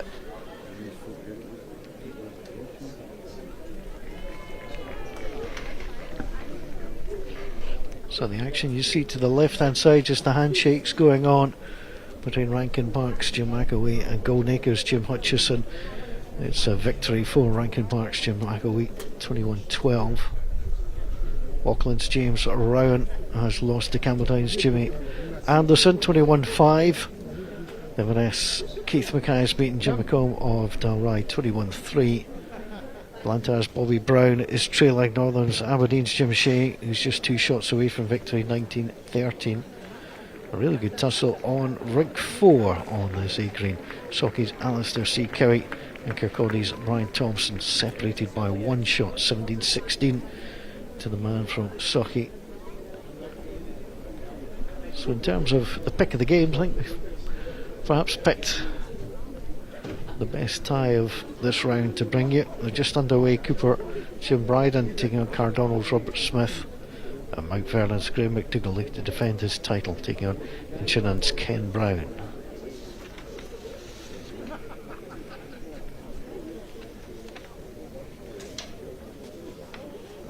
Moving on to the junior singles as this end starts to take a bit of shape. We're nearing the conclusion in the Kirsty Gargan and Melly Collins game. Kirsty leads by 19 shots to 17. Ralston's Abby Harris has crossed the line against Caitlin Allen from Sandy Hills, 21-8. Jessica Young, as we said the last time previously, has won her game against Ciara Ferguson, 21-4.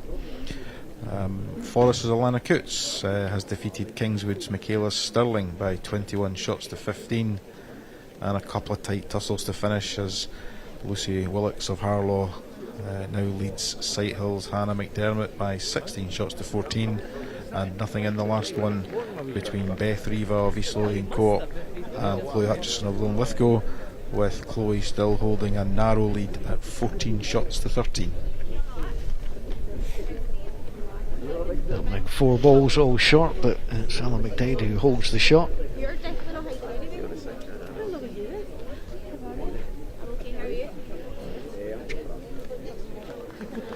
Clear road.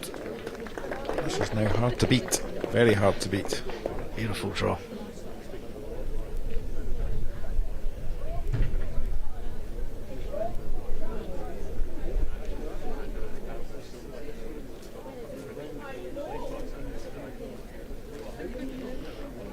There's no doubt that Alan's swinging bowl will get round those front ones. It can't look good, but it's definitely on for him.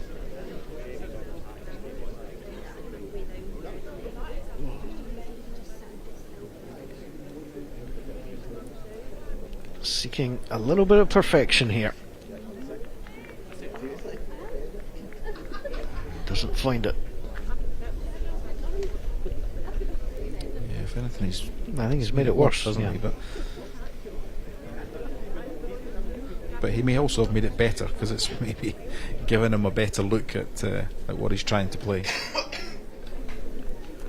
Certainly, he's got potential depending on what Ian does here. Again, I don't think Ian can afford to be passive. Well, as long as he picks out a reasonable line, I was about to say picks out a reasonable line and doesn't get dragged tight, he's fine. You can see what's happened there already. It's a bad line, but didn't do any danger. And again, you're just putting it on your opponent. So what I think he's looking at is that red ball to see if he can come through with a little bit of weight and plant it. If he doesn't try to dead draw it, the plant is there.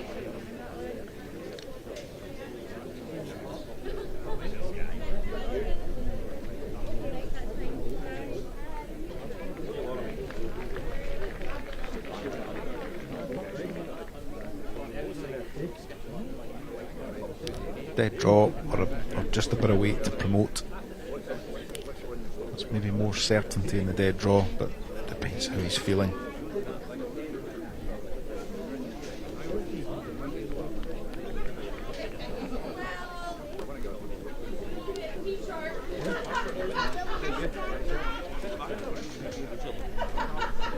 Give it plenty air. Is he clear? If he's clear, he's... Oh, it was a great effort. Yeah, but he's cut it to 1, so that's important too.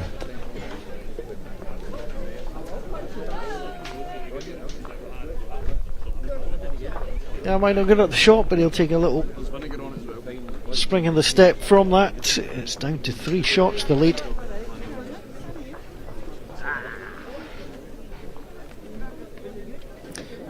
Alan just needs to keep reminding himself that he's still got his nose in front here, and he's still winning.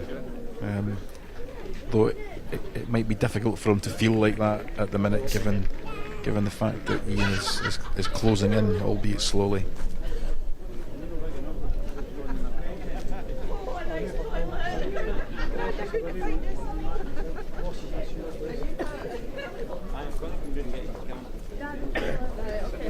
Over the last little while, I mean, Ian is actually leading 11-5. That's the way the game's gone, that 10-1 lead. It's just slowly being eaten away.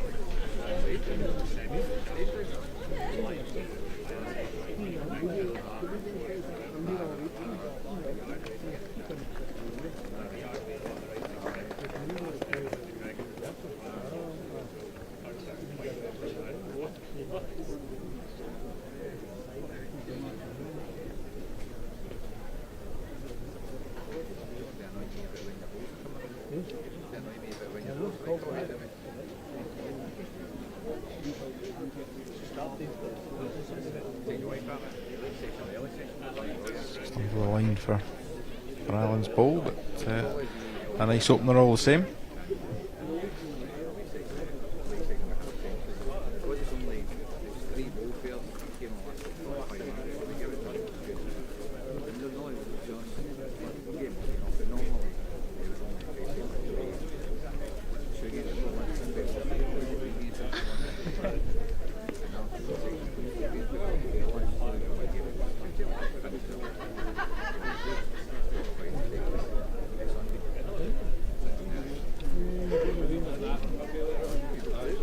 Just asking if it is 1 or 2.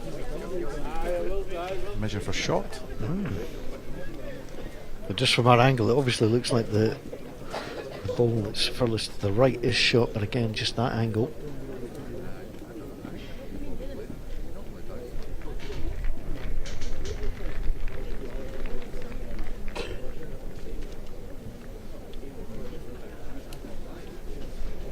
Empty green this time.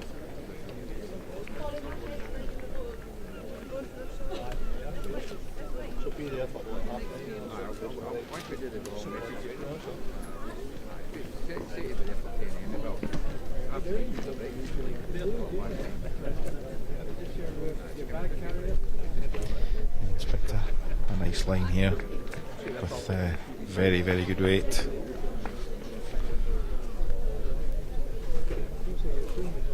Well, the marker previously showed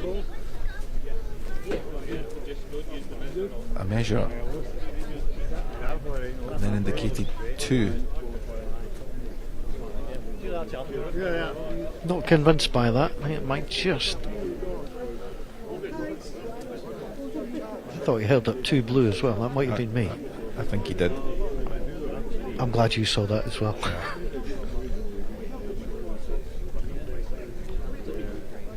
Might be 2 blue balls, but it is the red.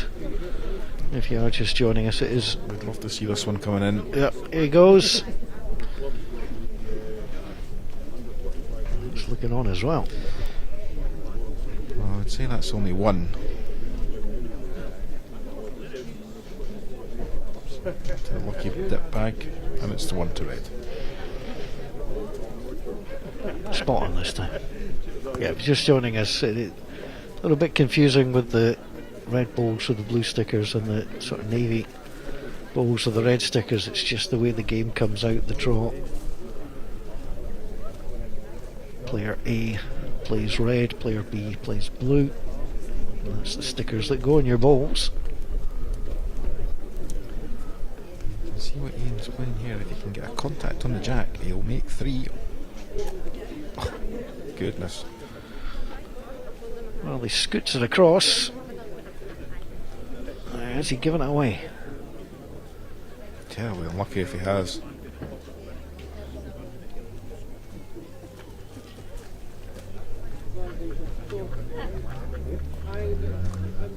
One's asking for a second opinion. She's not getting. He's indicated a measure. It's good marking that. If in doubt, there's nothing to do with me, mate. All yours. It's probably a wise choice. You can't get it wrong that way. I'm all for that.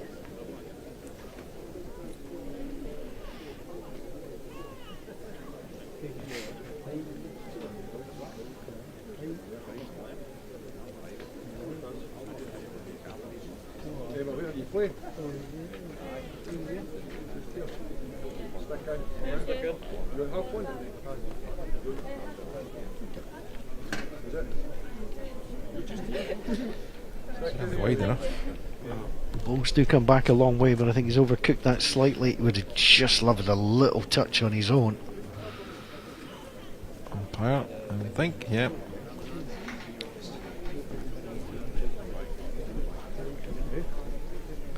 The game's been going on so long, we've had a change of umpire.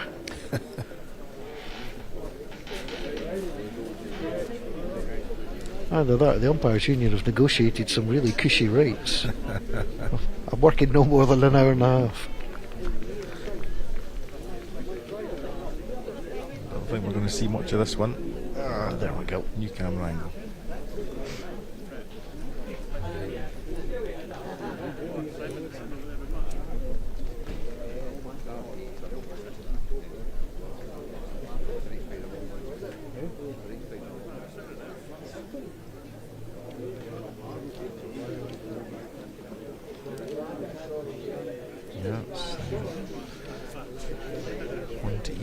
looks of it. Yeah, I think that's the way it's going. It is.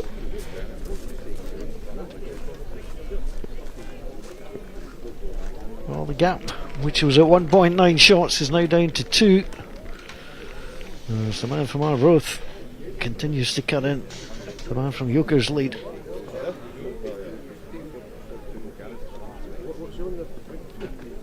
Does like the odd stretch as well, does he?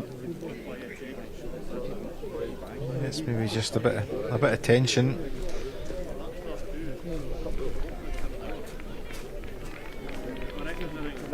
Arbroath Bowling Club sharing their club colours with the football team of the same name in the town.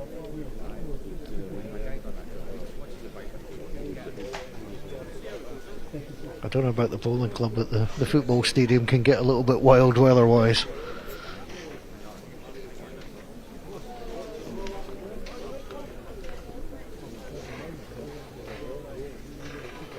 Tails of fish flying into the stadium from the sea and all sorts of things.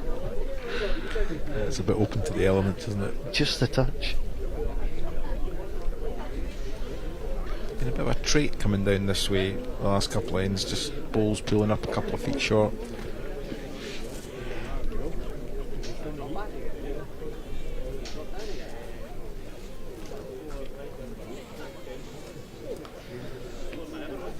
That's another trait, really, is that Alan, who was getting in early and often, is now finding himself in a little bit of trouble after his first.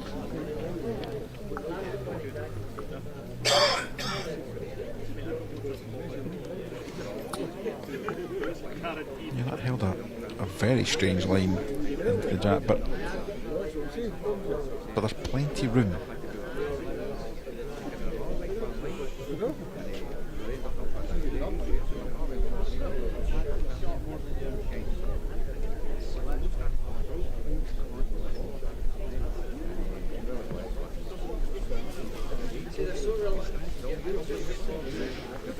Is he clear? No, it's a clump into his own. It's a nice opportunity for Ian to put a really close one on the jack. Oh, you can see the grimace on his face when he delivered that. He just pushed it out in a wide line.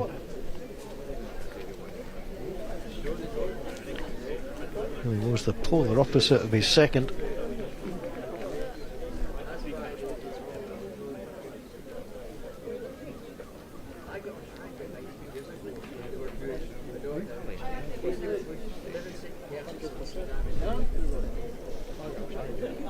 That's had enough of the other side. It's a great recovery ball.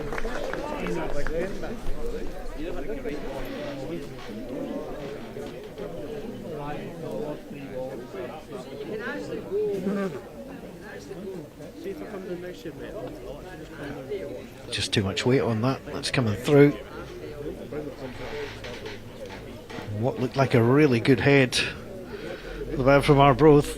All of a sudden he could lose 2 here. Yeah, Alan will be very keen to open up that gap.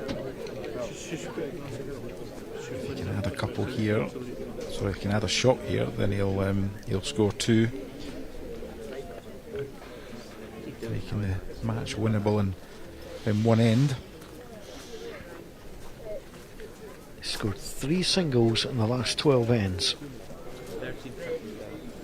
There's a chance for a double. Can he take it? He's picked another good line.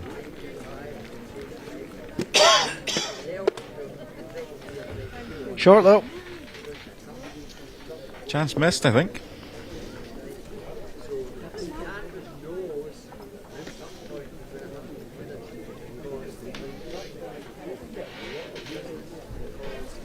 I think we're settled in for the long haul on this one. Yeah, it's turned into a really good game, hasn't it? I think in the early stages there we thought we might have been, sitting having lunch half an hour ago, but Had to cancel on a reservation. well, but it's turned into a really good tussle. Both players playing some good bowls, this could still go either way.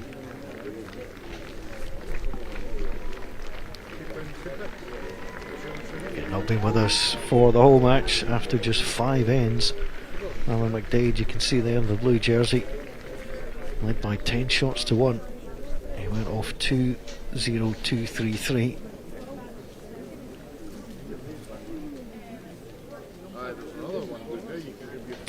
He's got the mat up a fraction here, not too far, and he's gone. The jack must be quite close to the 2 metre mark, so this is a little bit longer than perhaps they've been.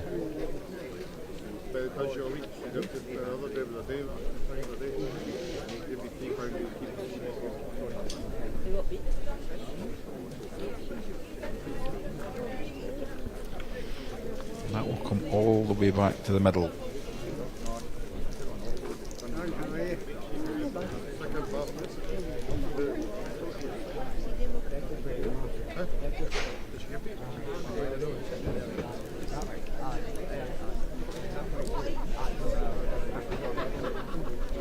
A good reply incoming. It's looking up, good shot.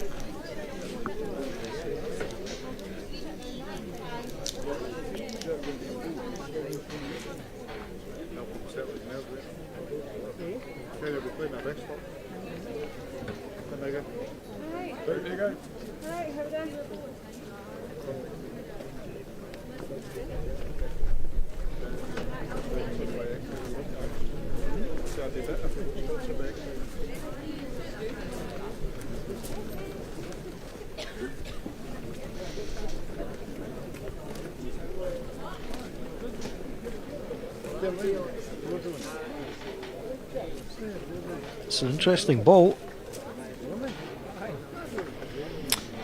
Yeah, I was maybe just a little bit surprised to see him change, but you know, I guess having played it now and you look at the result, then it's closed the Allen's preferred backhand right down and forced them onto the other side. These are the type of ends that you can typically lose a count.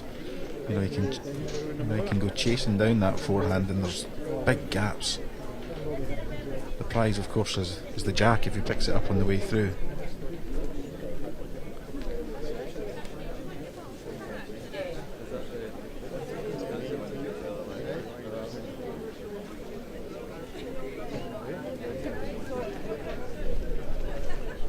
Sticking with a big swing. Just overplayed it again.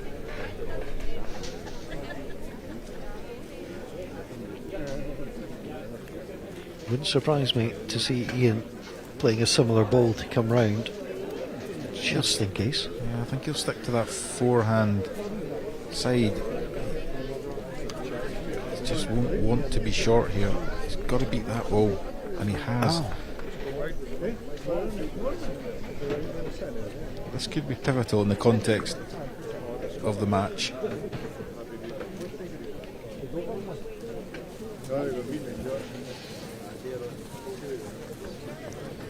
Well, I guess Ian has the advantage of last ball, so that's why he may have decided to try and do what he did there.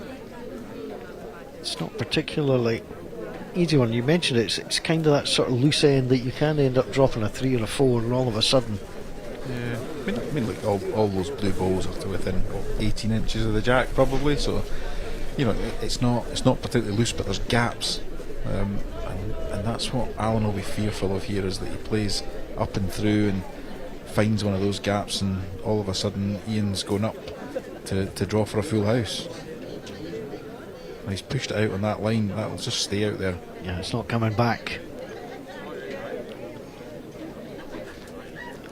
As it stands, the score is going level, but Canning Girl, the champion back in 2018, actually pick up a full house to take the lead.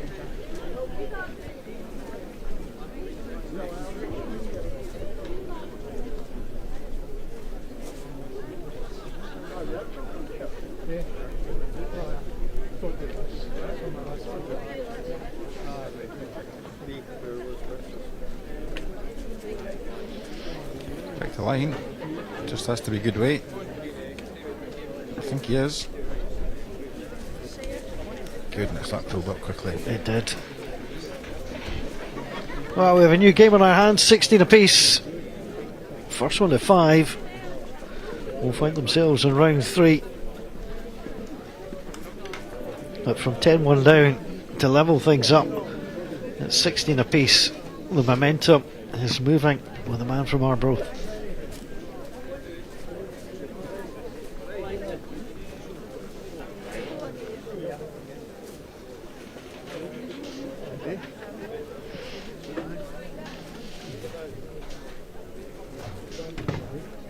Back to a much shorter jack this end.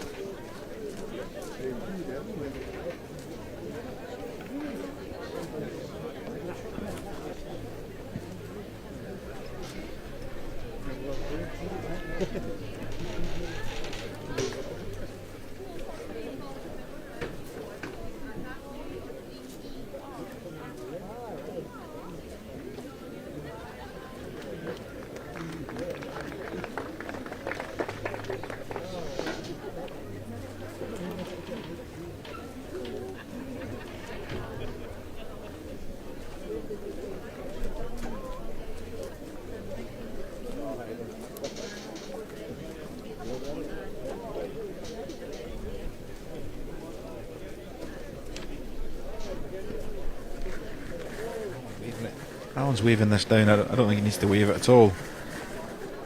We've seen that hand's just got it. Yeah, it just comes all the way in. For his bowls, it's just about swinging round the moon.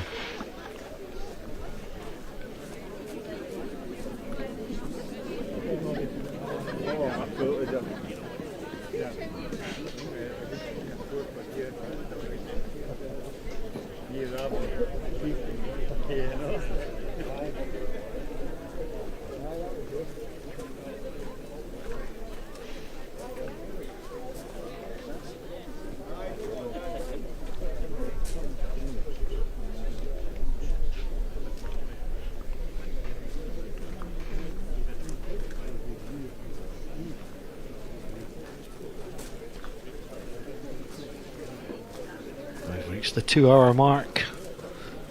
Still lots of balls to come. It's the narrowest line Alan's picked.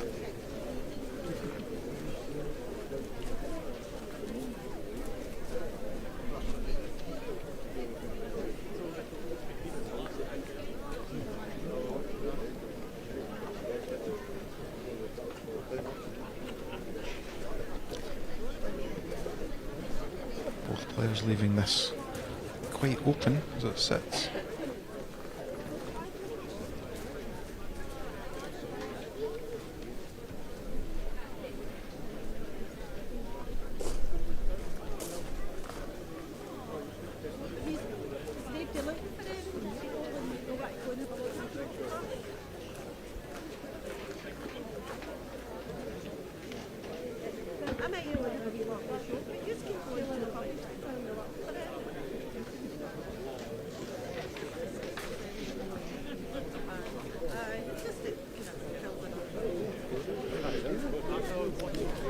This is a nice line.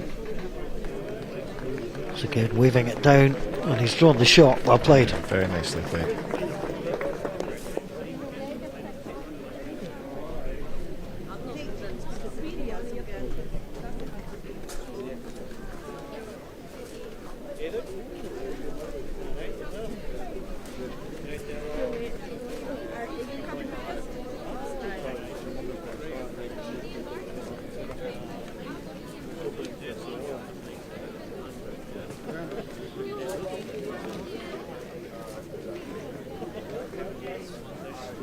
Looks narrow.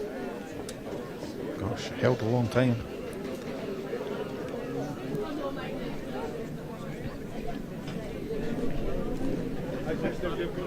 The other 5 matches in the Gents over 55 singles that started at noon have been completed. We'll run you through the scores and name the winners at the end of this end.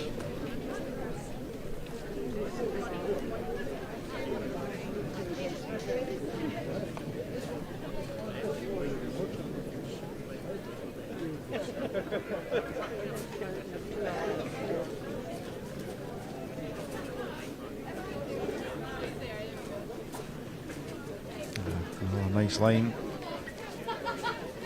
Just wants to be up to get a shot. I think he's far enough. Yeah, he's done it. Well, that's a very, very welcome 2 for Alan McDade. Having been pegged back, retakes the lead. 18-16. Well, elsewhere, the other 5 matches with Rankin Park's Jim McElwee taking care of Edinburgh Goldenacres. Jim Hutchison, 21 shots to 12. Campbelltown's Jimmy Anderson continues his good run, 21-5 against Smugglin's James Rowett. As you see the score in this game, this is the final game on the green to finish. 16-18. Sockie's Alistair C. Cowie is taking Kirkcaldy's Brian Thompson out, 21-19. M&S Keith Mackay, fairly comfortable 21-3 win against Dalry's Jim McComb. And Blantyre's Bobby Brown, just always up against it against Northern Aberdeen's Jim Shea, who won by 21 shots to 16. And the final update in the ladies' juniors singles. Oban's Kirsty Gargan managed to get over the line against Blackford's Millie Collins, 21 shots to 17. And of the other 2 games which hadn't completed last time out, Lucy Willocks has made it. Lucy Willocks from Harlow has made it against Hannah McDermott from Sighthill, 21 shots to 16. And Chloe Hutchison from Linlithgow has had a good win against East Lothian Co-op's Beth Riva by 21 shots to 18. So they join the players that we previously communicated in the next round, who were Alana Coots from Forest, Jessica Young from Craigentinney, and Abby Harris from the Ralston Club. Good opening ball for Ian Garrick.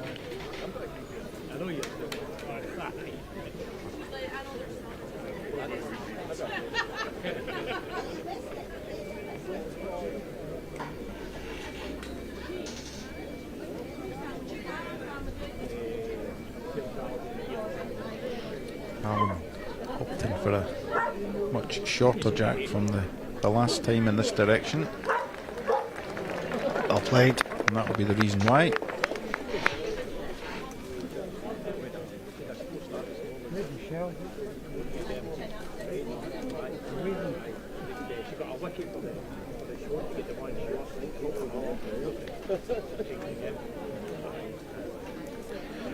Will they hold long enough? A whisker away.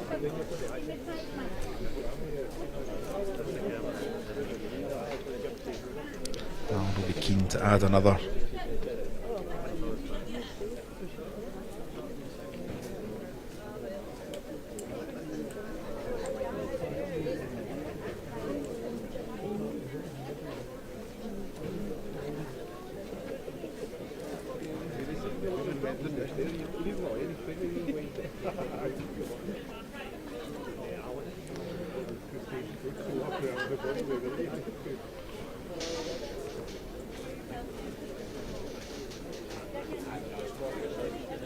Let's give this a chance this time.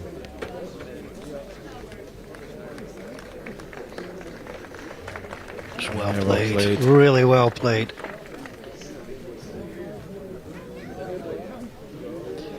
He's taken a lot of the danger away there as well. You know, had he failed, you know, there was maybe an opportunity for Alan to set the ball away for the game, but that's killed that altogether.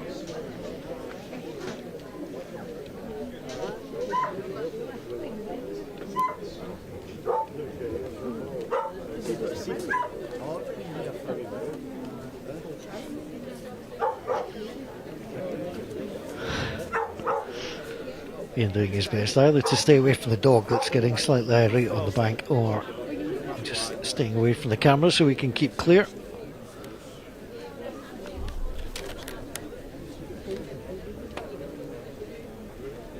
Narrower line, bit of weight. Hold. That's not a good result.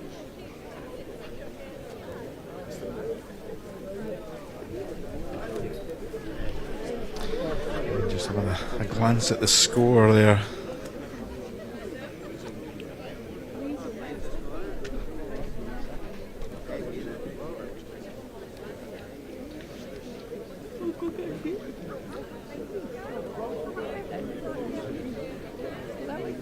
I suppose he's got a chance, Paul. It's a brave one, but down the backhand side, just clear the red ball and turn the jack round for 3.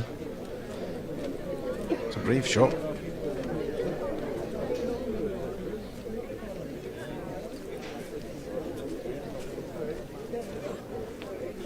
He's going for it. Not on that line. No, I'm not sure. I'm not really sure he played that with a lot of confidence. No. He'll pick up the single.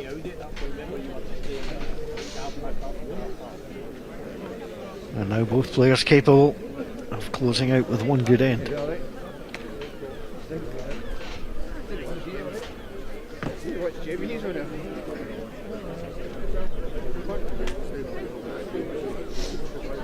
It's turned into a bit of a marathon, this one, isn't it? It certainly is. I mean, we cancelled lunch reservations, might have to cancel dinner reservations at this rate.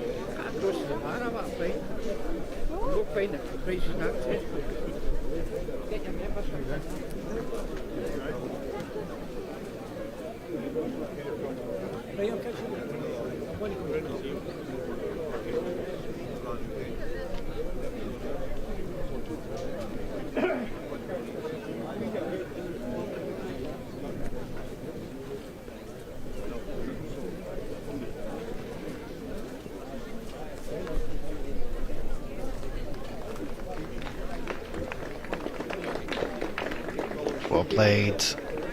And some chop for his trouble as well.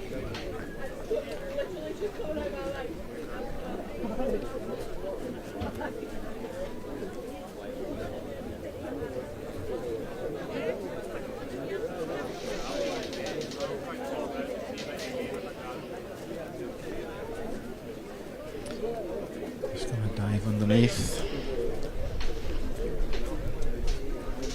Good receiving position though.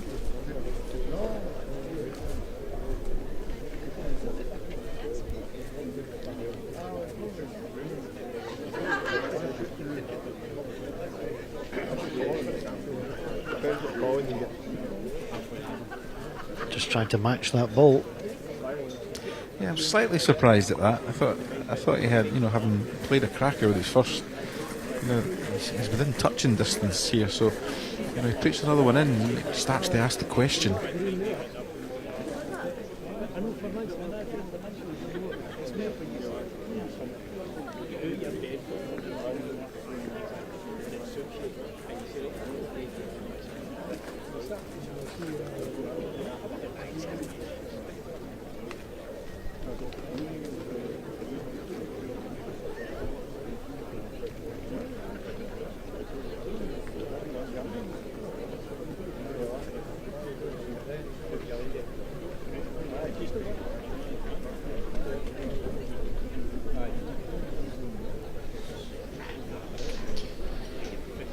Punished badly with that one, didn't he?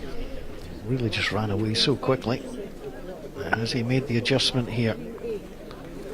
Ideally wants the red ball to fall in. That's perfectly played. Very nicely done.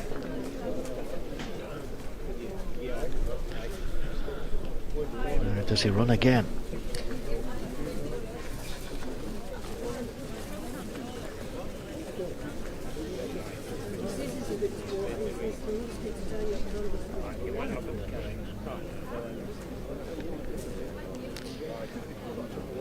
Certainly on the wider side this time, but not too far away.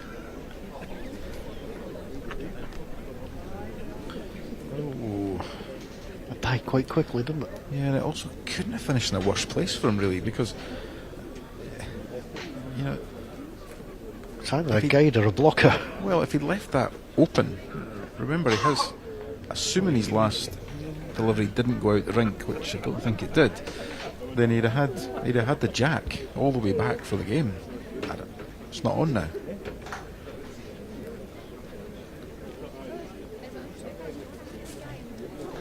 This is up to Ian. He may elect to put insurance cover in at the back, or just draw another. That's not an insurance cover line.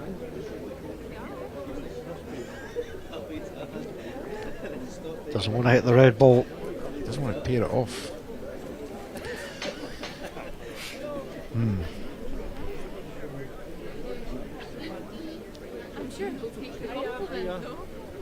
Oh, he's looking to see if he can get through. I mean, it's a bit of a wild shot, but it's there if he really wants it. He's got the red one onto the jack, you know, all the way through for the game. But he would need almost the perfect result, though, wouldn't he? yeah, it's too. I guess the caution is, if he does it like to play it, as long as he doesn't half his own out. He's back to his forehand, I think.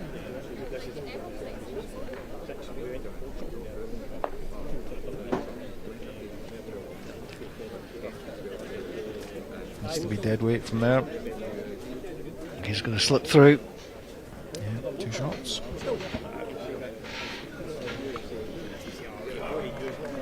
And for the first time in the match, it is the man from Arbroath who leads.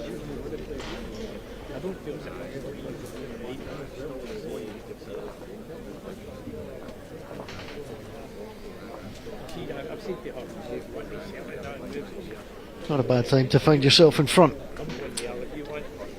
No, and that's, you know, both of these guys are they're experienced players, and they will both have known, you know, Ian very capable of coming back, and Alan would be aware that, you know, it's never over till it's over. I think we're in for an interesting couple of ends now. Both players within touching distance. Who's going to be brave enough to play the big match-winning shot?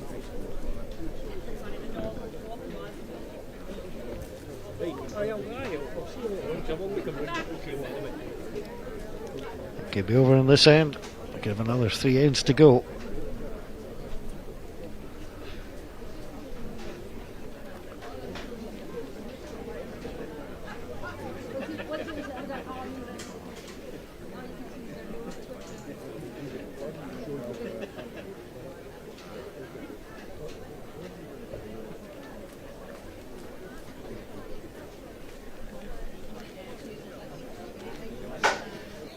Nice line.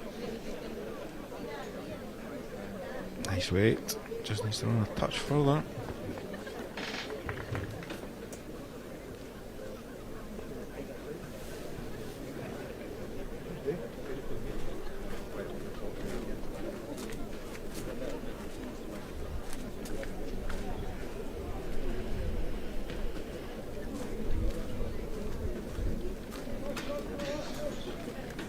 No chance here for Alan McDade to put the pressure on.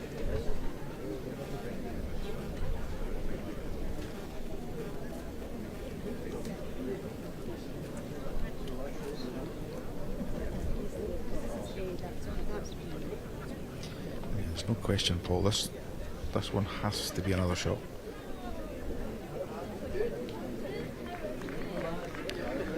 Yeah, and now the pressure mounts.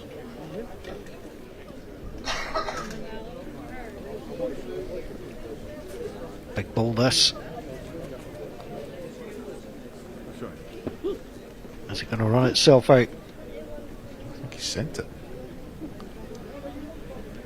So the first opportunity for a look at the finishing line will fall to Alan McDade.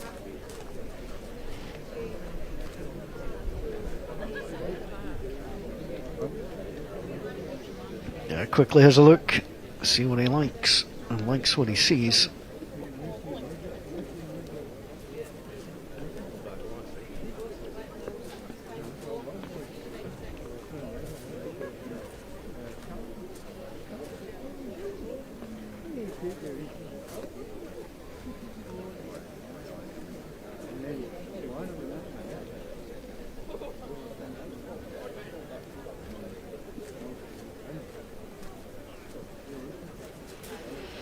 I'll be standing on that mat saying, "Don't be tight, don't be tight."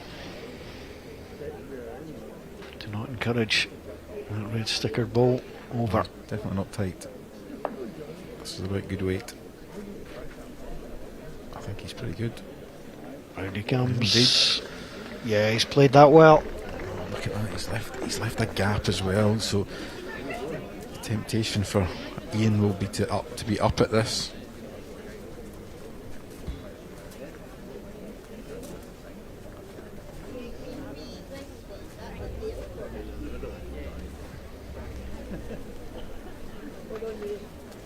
Well, whatever he does, he knows that Alan does have a ball to try and undo it. But first things first, he needs to change the situation.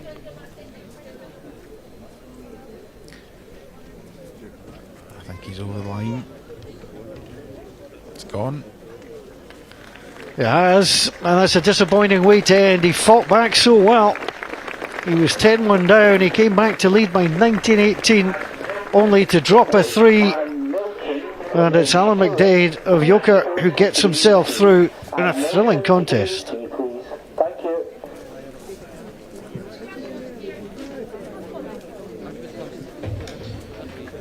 Yeah, great game from both players. They should both be proud of the way that they performed there. The second half of the game was clearly a tremendous contest with a lot of great balls played. So, yeah, a good spectacle for the sport there, certainly in the second half. And we look forward to a final this afternoon now, Paul. Well, it really was a terrific match. The National Championships of 2025 continues. We will have the mixed pairs final for you, and that will go at 4 o'clock today. Do join us for that.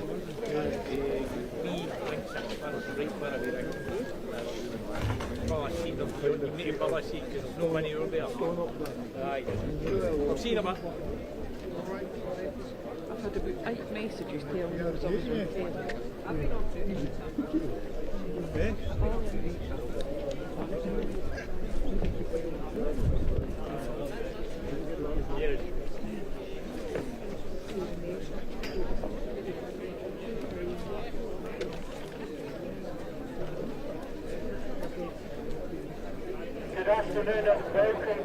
Good afternoon and welcome to the National Centre for Bowling at Ayr Northfield for Day 3 of the 2025 Bowl Scotland National Championships.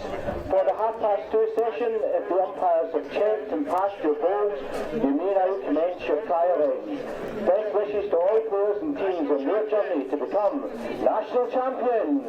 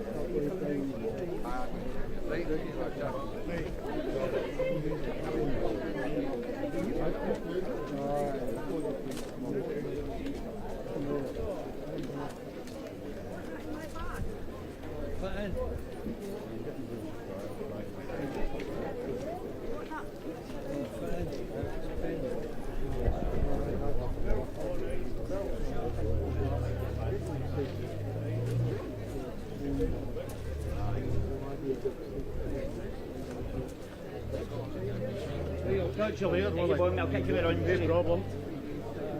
What is it, I make a walk? Nice to see you again.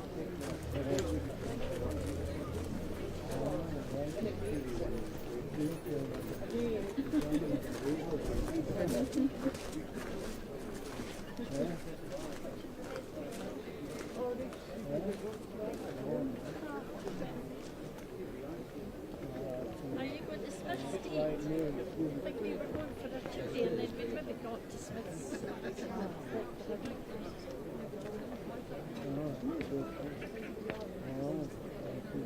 I kept looking up and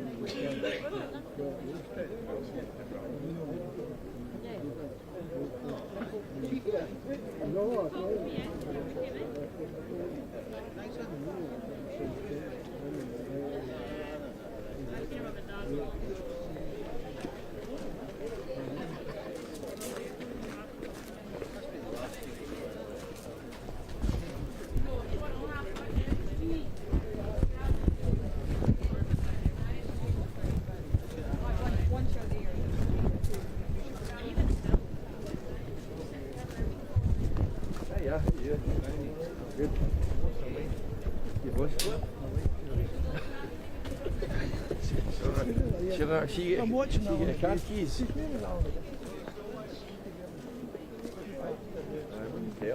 Belly.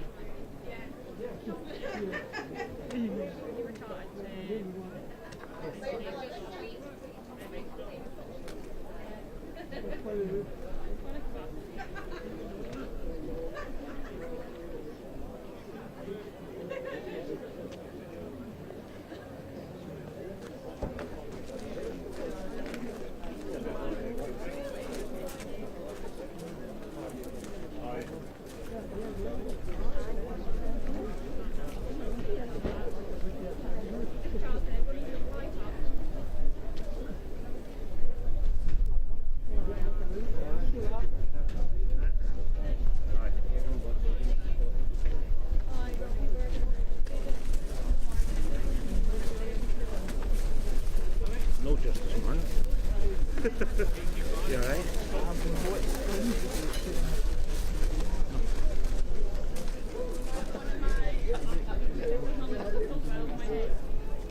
If you're driving other reason, I'm like, nah. Alright.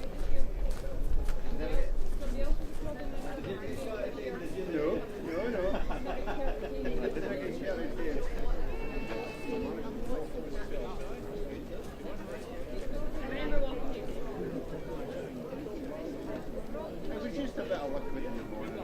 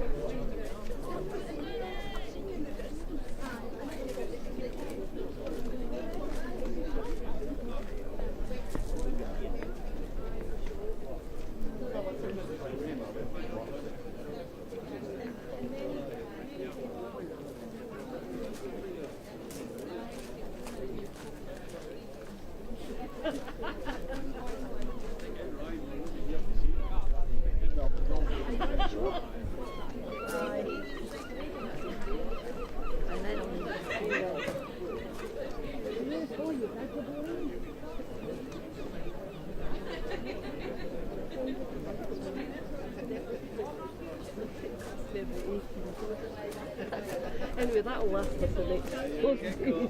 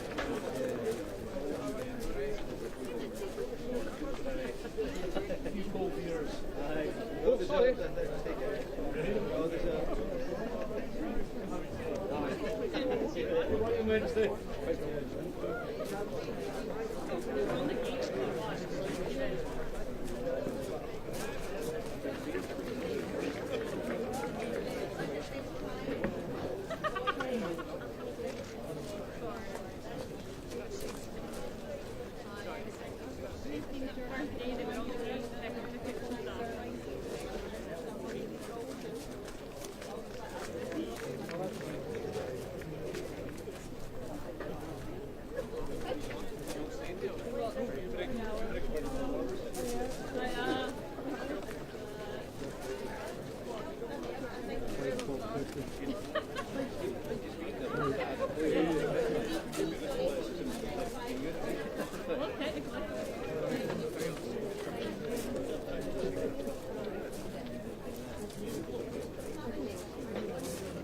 the red jacket.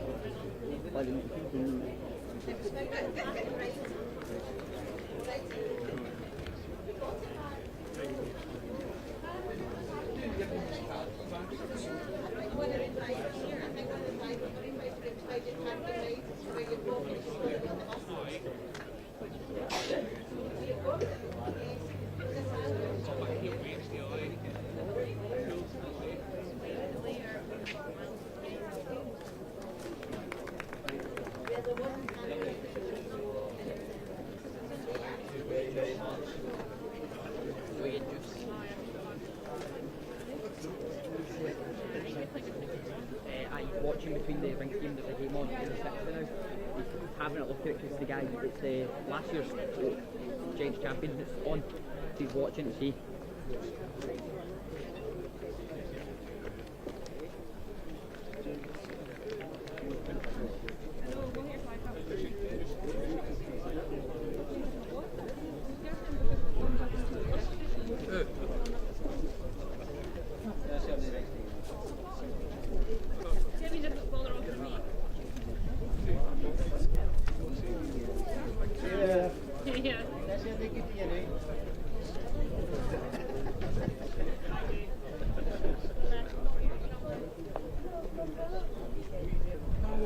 You had your umbrella in the back. What do you need an umbrella for?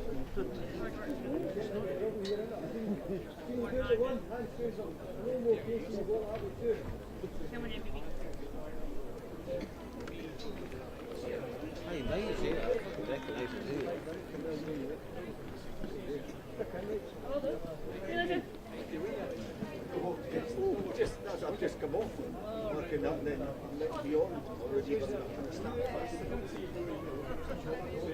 All the best to you. Take care.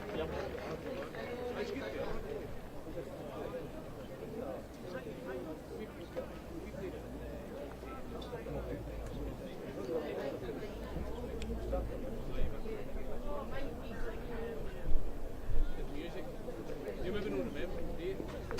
Aye.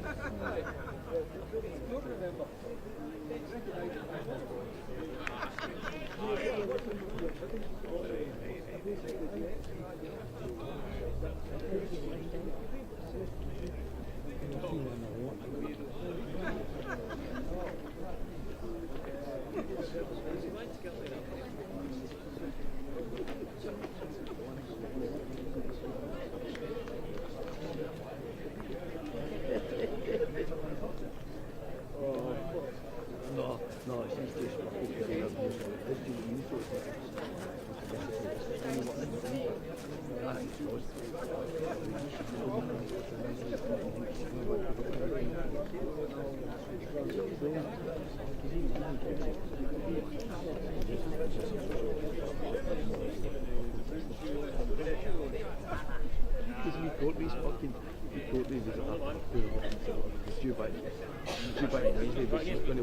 Thursday and Friday, do you know what I mean? You're like,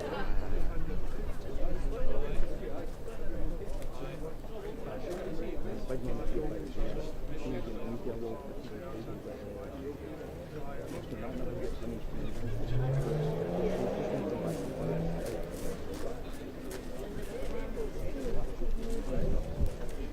What the numbers are? I'm good. You need spread, is it? Right, there we go. Yeah. Aye.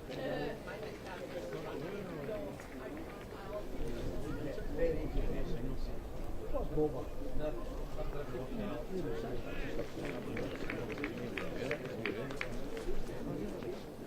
I know, and the problem is the guy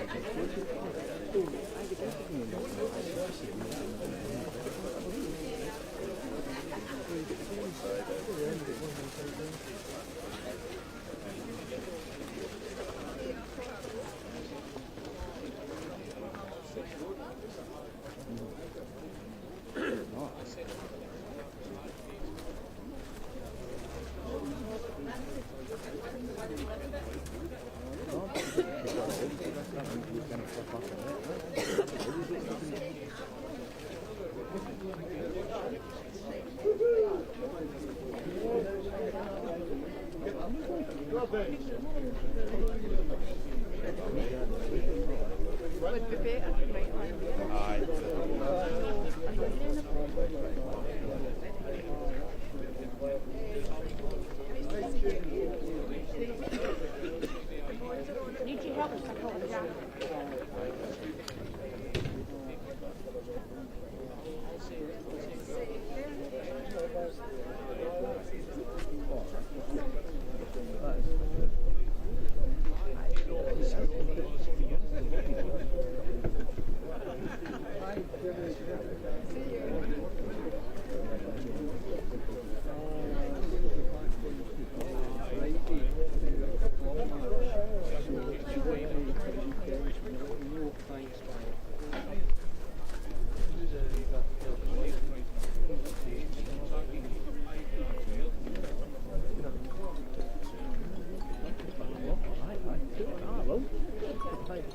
You're not telling the men who's going to help.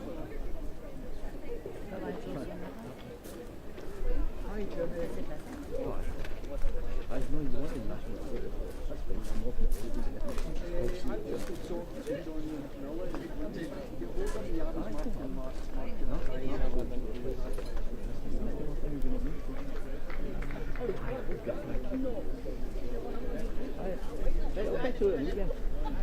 no, I'm going to go watch a couple of games here. Right, I'm not going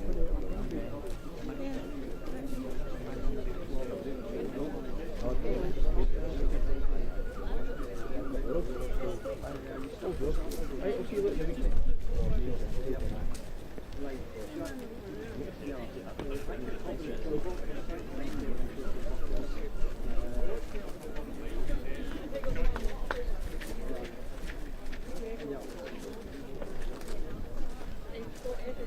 Just past the old, I was going to say prairie, but it's not really. That's something.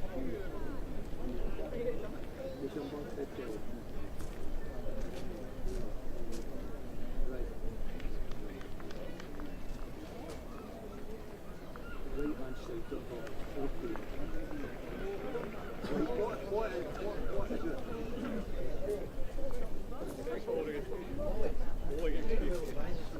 6 weeks, it's a county thing. Right. Right, I'll cover for you. I'll try and get there.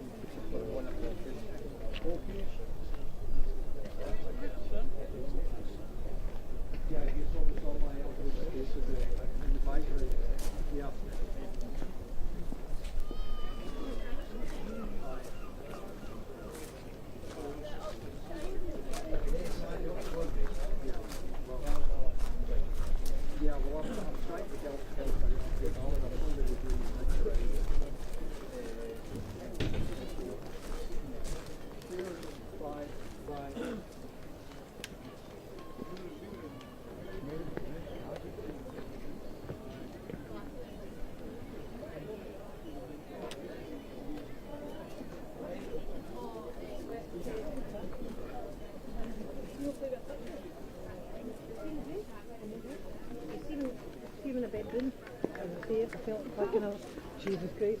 Have you only got to get one of the hangs up? See one of the hangs up?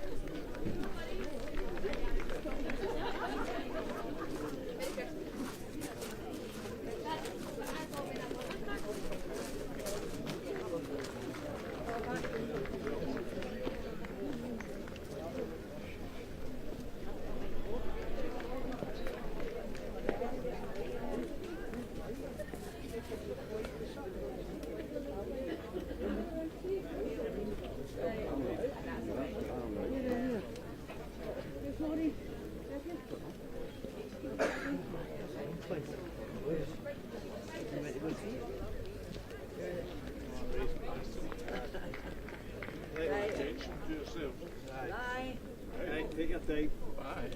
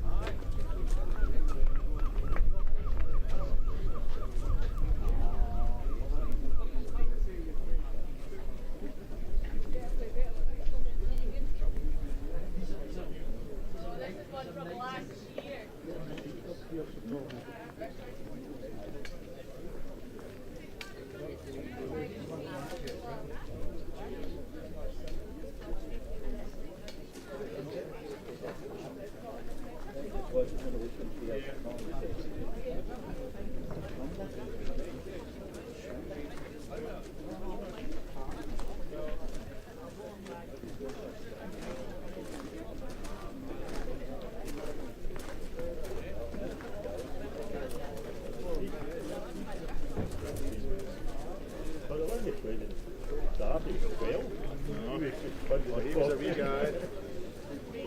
Not too much.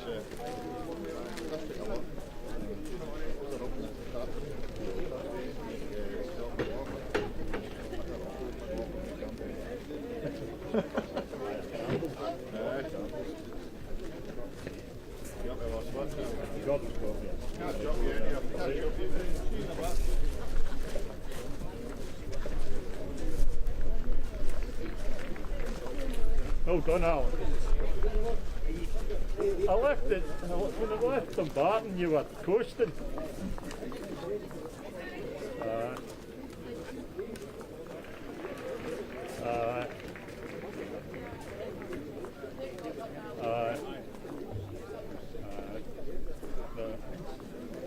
Aye, but you made it, that's the main thing.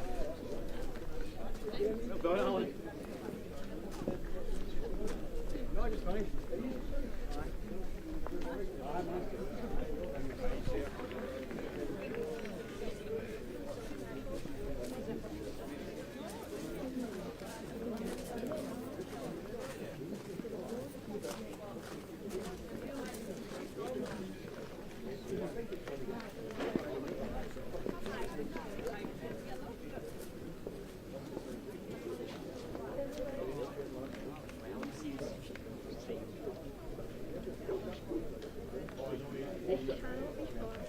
You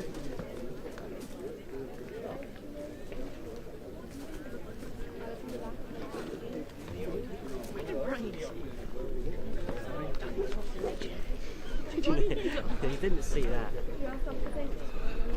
Yeah, I saw it. To get in? For that child or something.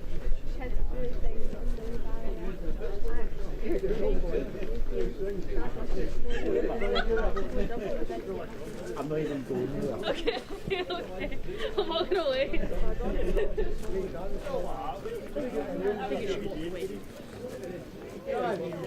Is that a big game?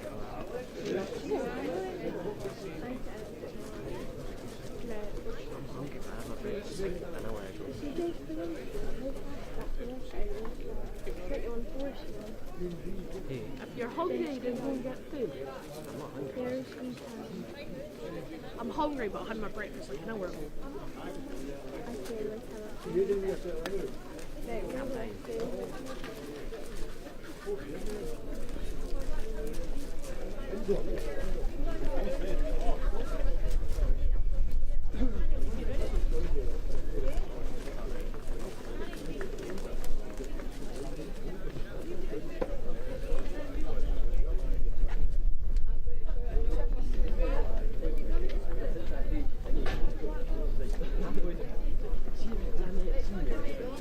You could do it. I believe in you.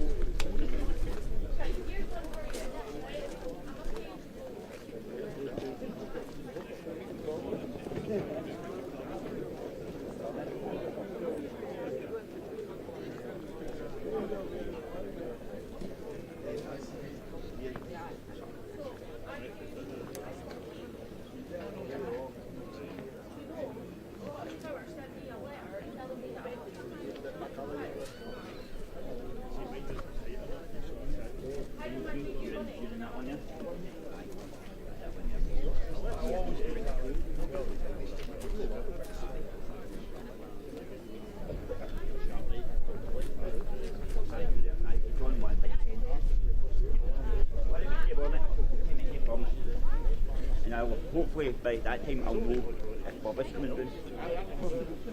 I think he's going to message Gary Rain and say, pick your teams yourself, he's going to come down and watch. Definitely. I know. Hey Alan, I'll catch you in a minute, mate.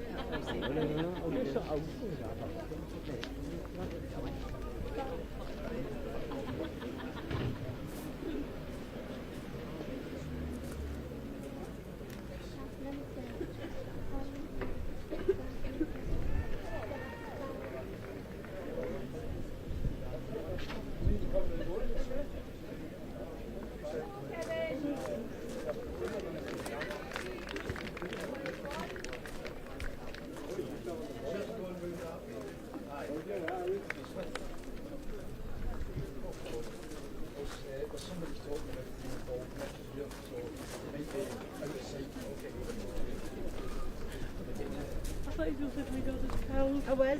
You see, he came out and the rest, didn't I?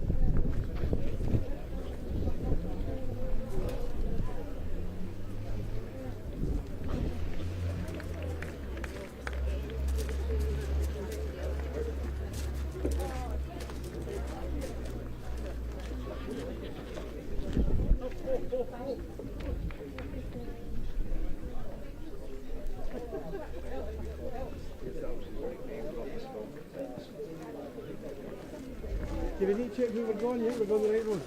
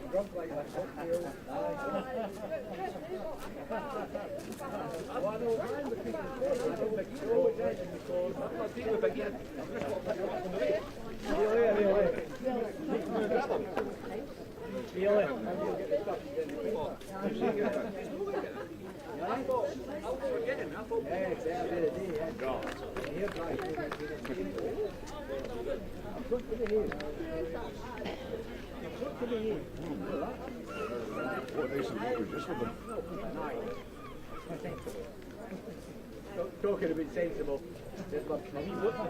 My wee bodyguard.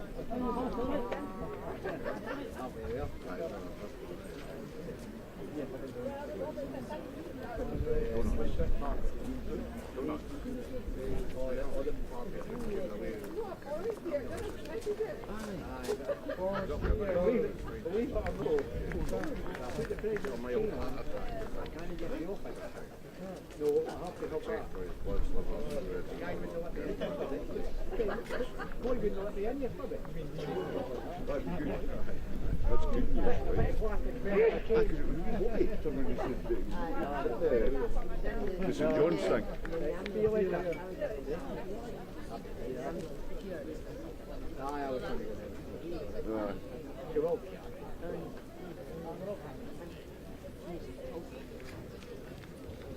There was a guy that was a member of Park City who was a doctor up in the A&E up there.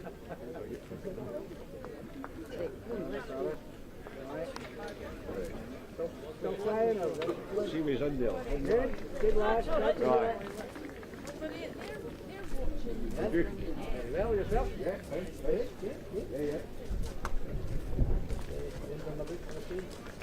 Can I give you very often?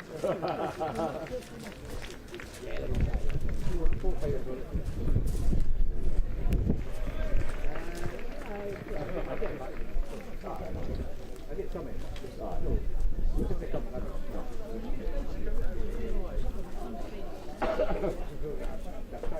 I don't know, I think about team I Corey.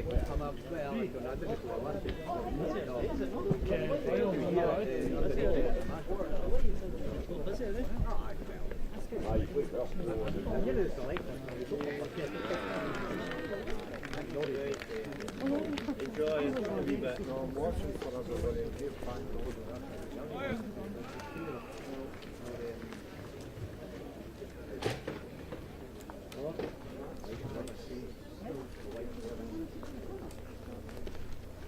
Hello, how's the week going? Oh, I know who the other. I have just met people that tell me when you were. Lying gutters in the corner. Nice, Sandra.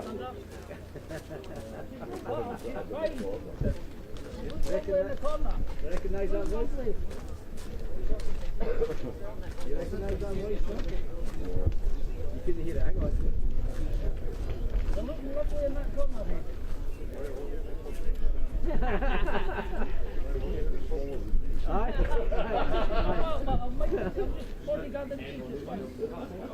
My bodyguard's with me, I'm alright. My bodyguard's with me, I'm alright. So what? You alright? Yeah, been in the VIP the day. I just did. That was lovely. I just did. Oh,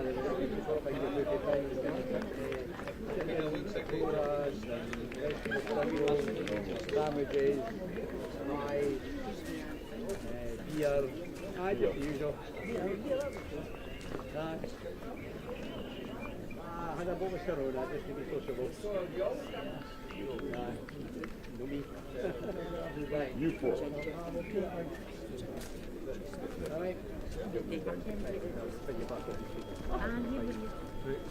I just want to take you on the alright. On the feedback, see if I can Will you go away?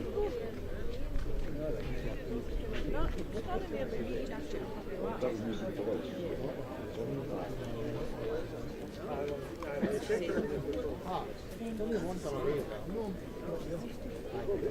We'll move on that way.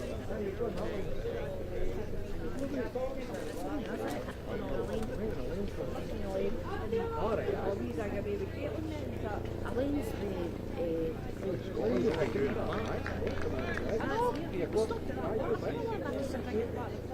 we still have four if you want. Here's that one. Oh, see that with a spell. Oh, you can go. So Elaine's stopped there with me. He's coming out if you want. So Mark's just thinking anyway. Well, she kens where we're going. Lisa. She kens where we're going to be.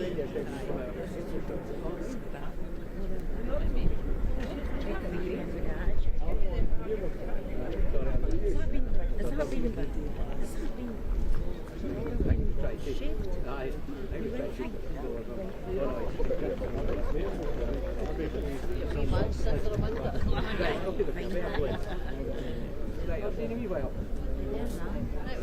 Yes, right, fine.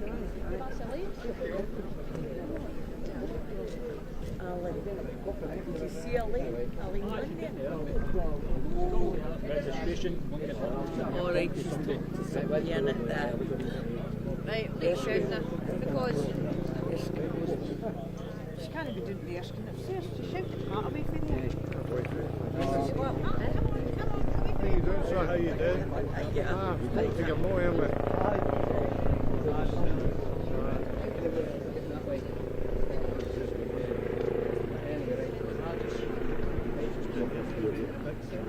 Aye. Just to know there. He's been away. For hour and hour. We just come in there, we just got off the train and then walked up to the train station and just going down the street there. Just getting on the God's sake. With my case.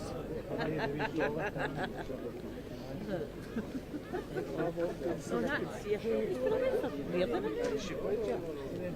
Caitlin, 5 o'clock. 5 o'clock, 4 season. I think Jordan said that Thursday when his bus passed around.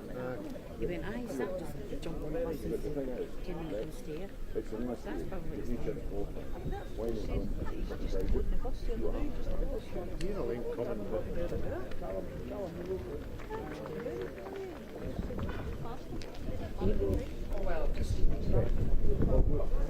Either two, you stubborn cunts.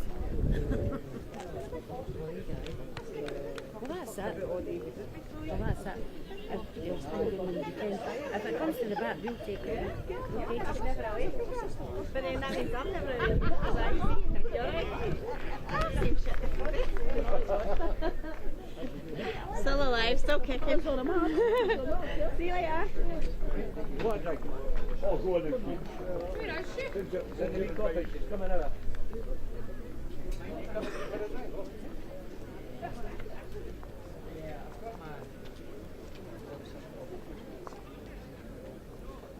This way. Come. Come. This way.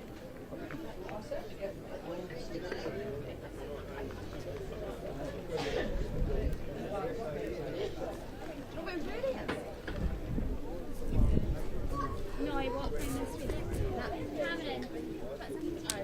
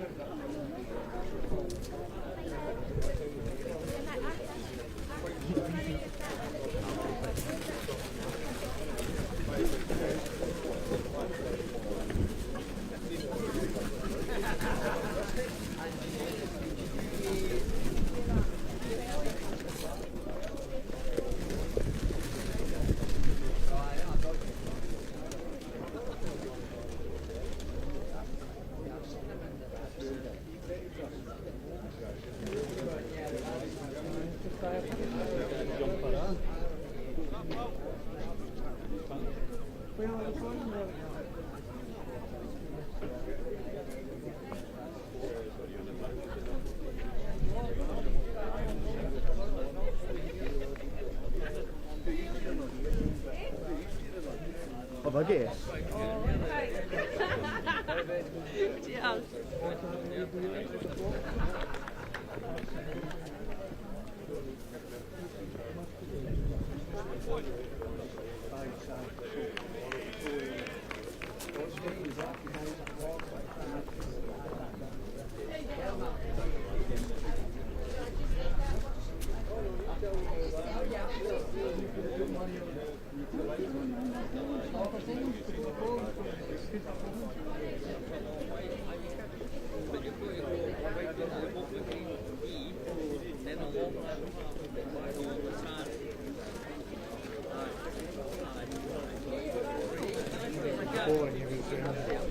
Playing away from home as well.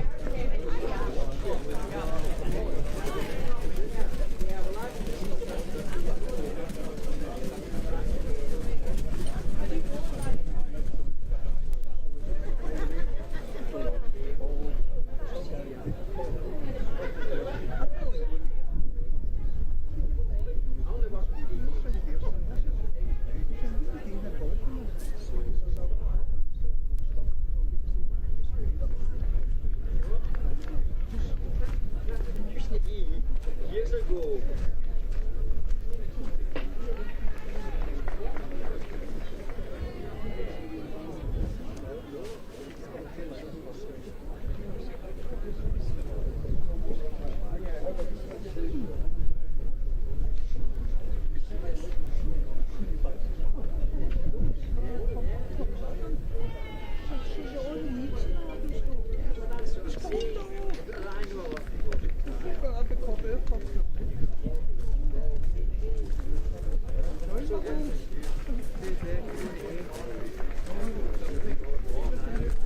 Oh, exactly. Just imagine if you went up down with a wee trolley with your shops in it. Oh, no, no.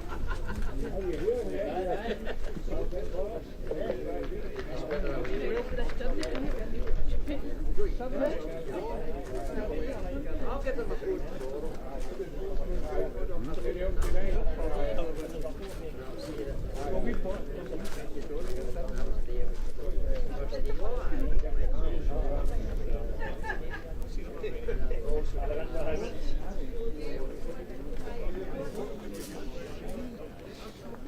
So where did you get it? Was that near the museum down there? Vi kører meget øver på banken.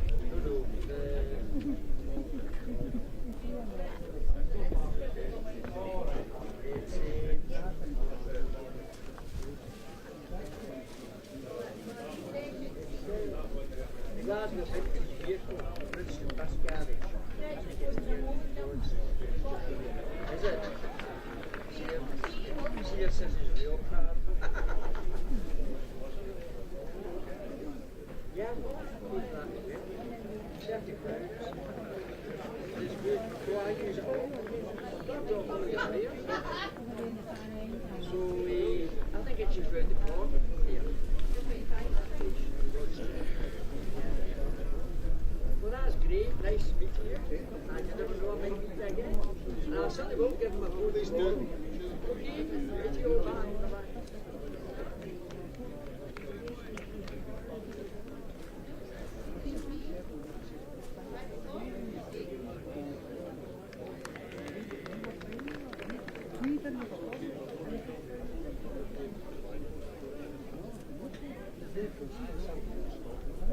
Just know the poor.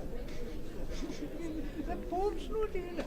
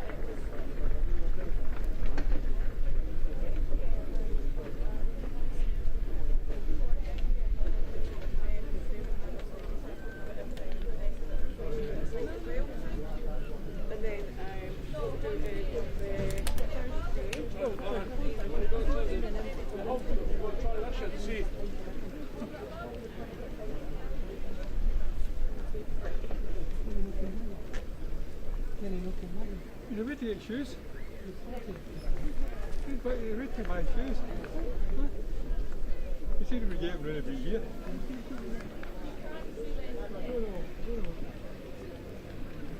with us last year, John. Everything.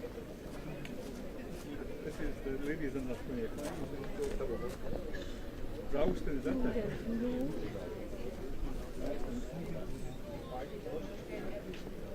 It was only 12 before.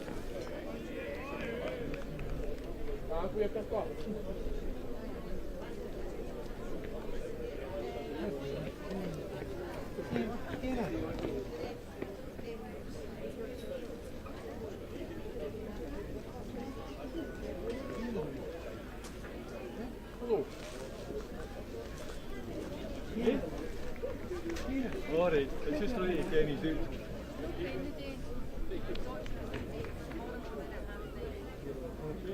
How's you going?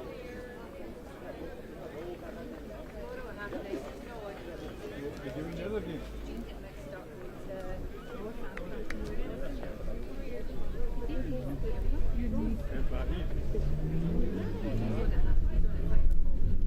Are you away from him? Oh, I thought you were playing. Alright.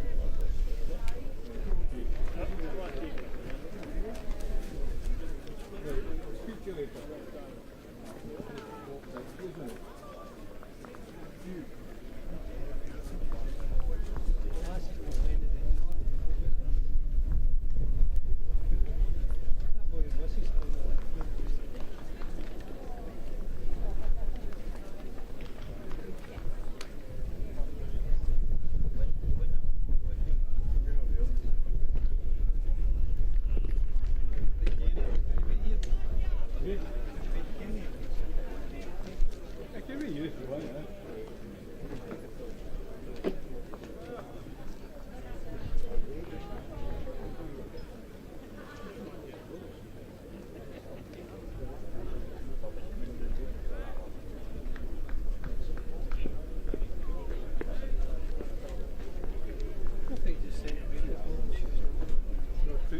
Please just tell them to buy it when you choose to do it.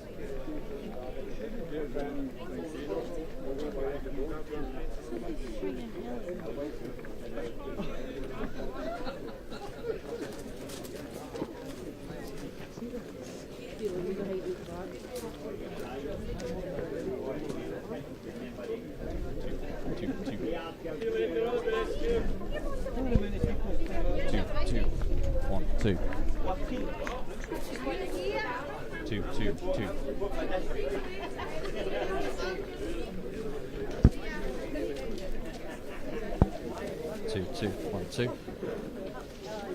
2, 2, 2, 1, 2. 2, 2. Alright. Good comeback there. 2, 2. 1, 2. 2. 2.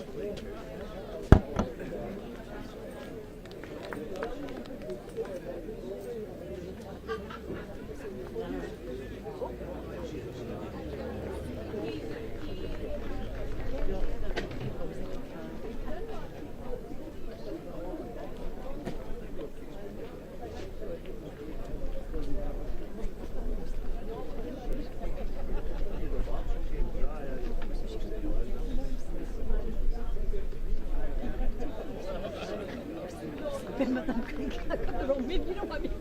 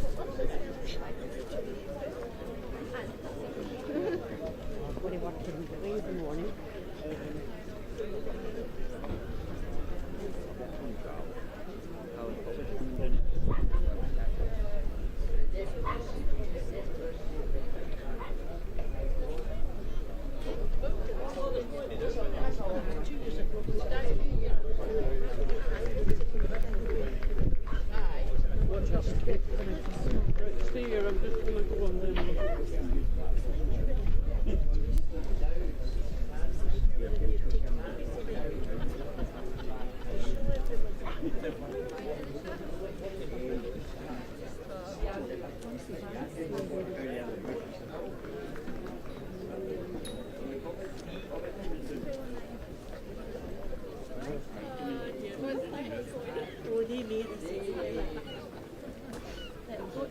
Couldn't to get you straight.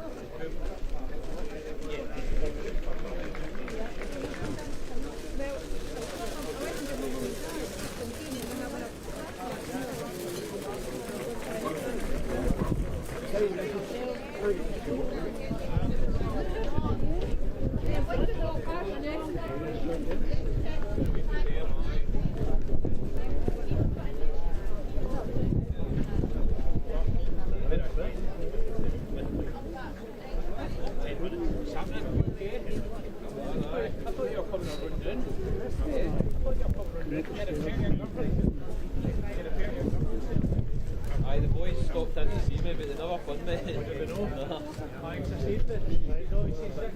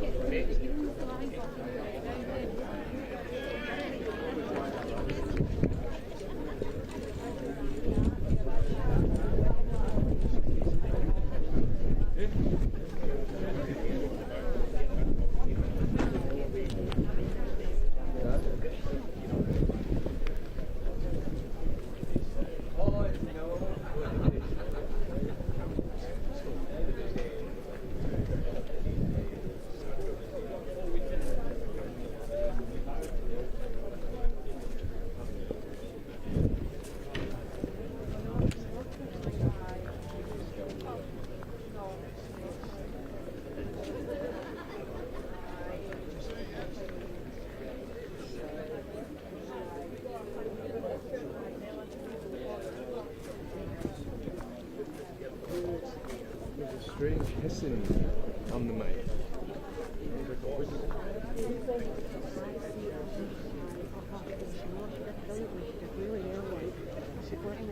I'm at the corner watching.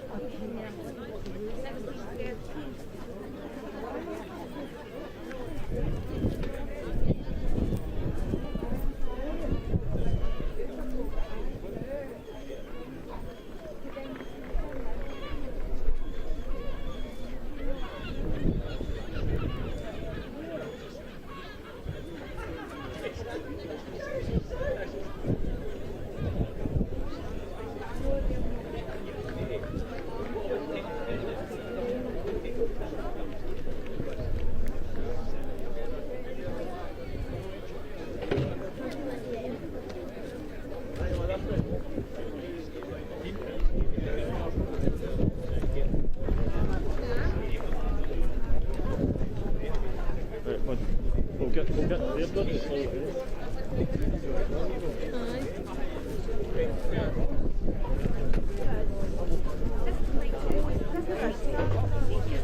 I knew I was going to do that.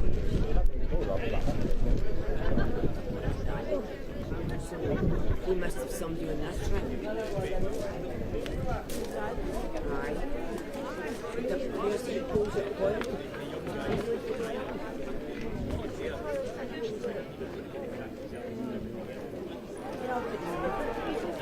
All of our women wear hands too.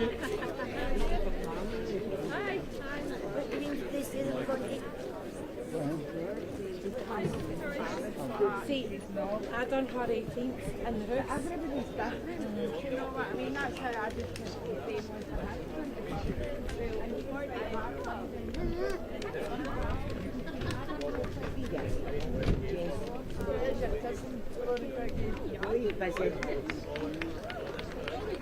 Busy. I was hanging up and I was there on Saturday night. No, she'd 9 year olds. My grandpa had it on exactly like you. Right. Judy was just white and brown. Was it a kid Charles? She's a ruby. That's why she's brown. I've not seen a dog like it.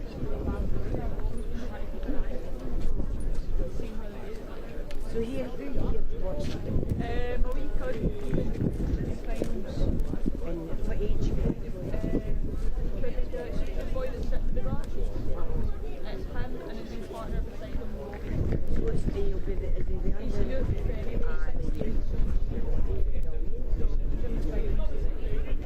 And where does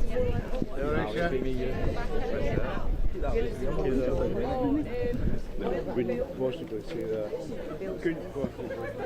Because I'm even on Do you know? Well, you should be watching and then going out. Oh, they're away over there.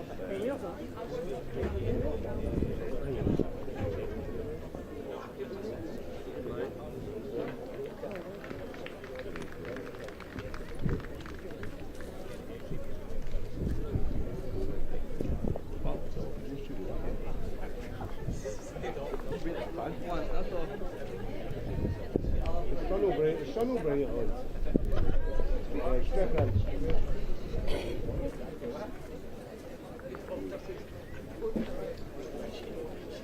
What was it doing there? Good morning.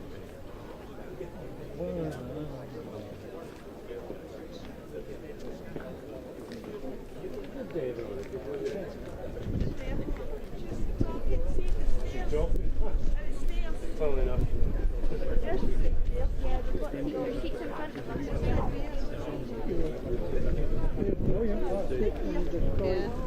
You choose. Otherwise you're stuck here. Go choose. No? Go choose. You must get out. Well, that's what I'm thinking. To see any of your people. Nope. Otherwise you'd be sitting with your chin.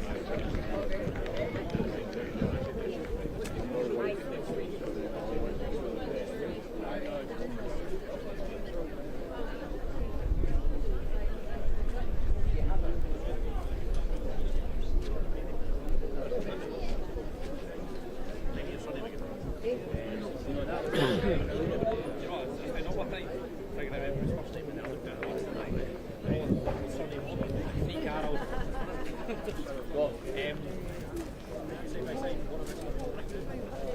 One light.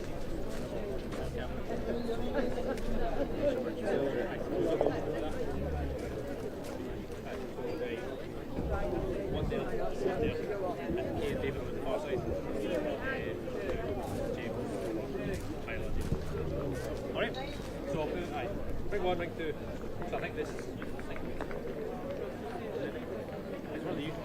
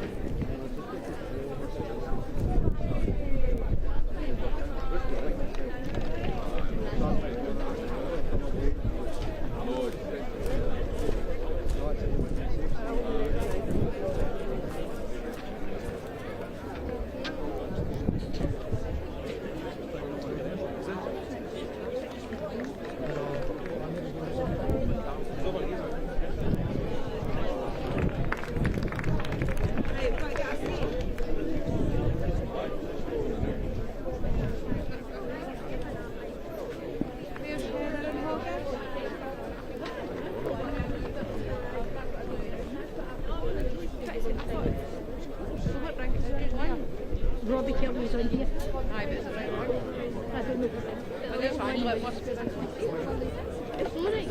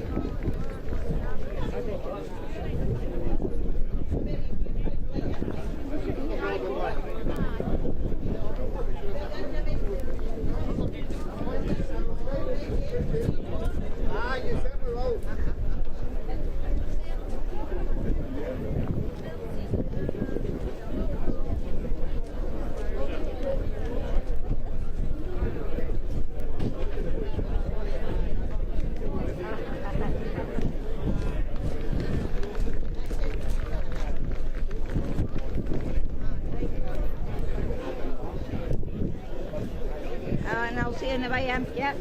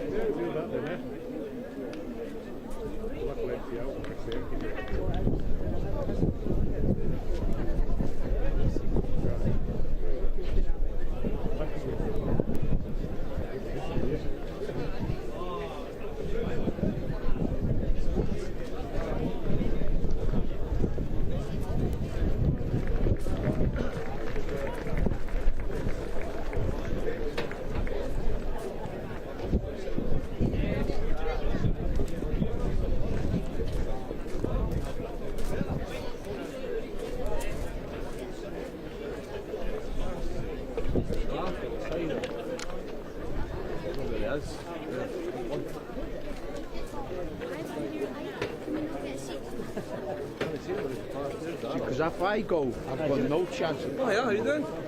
Aye, good mate, good. You know day? I'm just here. See this day, but it's gonna stay. Usual. See you later.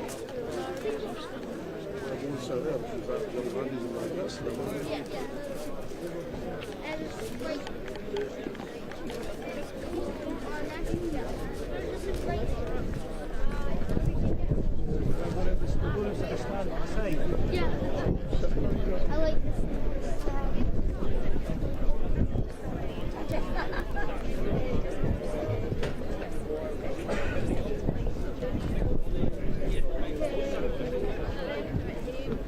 Done. I'll look after this over here.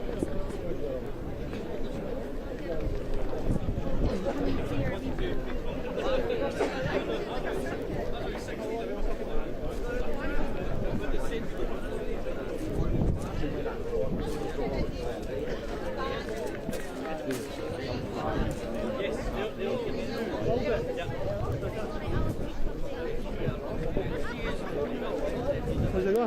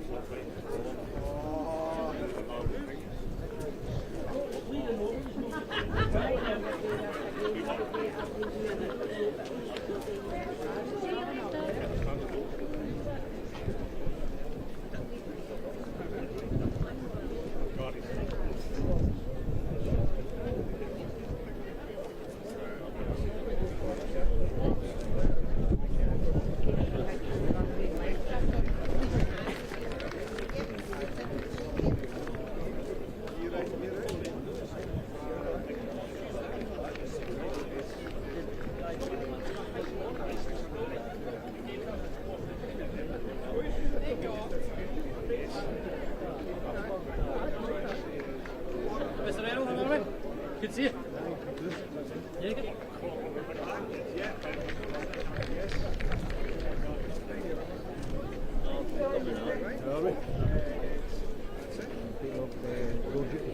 Yeah? Who? You? Looking dodgy. I said you've been taking off door duty. Yeah, I've been taking off door duty. I wasn't on door duty this morning. I live scored from 1 MP2 and now I'm live scoring from 154. How many days? One.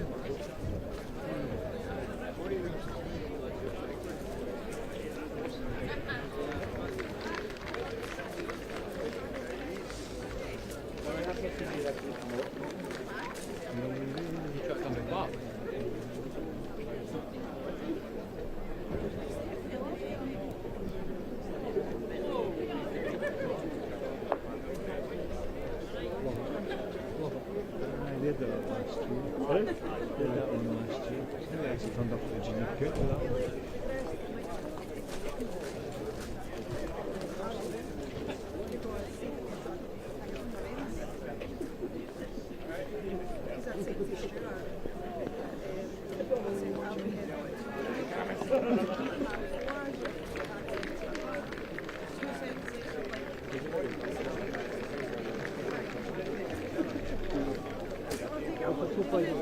Because I need to read all the books and things here. I just need to move people out the way. I can't go down there to walk back performance. A good team. Taking your phone in a way. Yeah. Where does it go? Can you do that from your phone? Yeah. Oh, right, okay. So just go straight in and then up.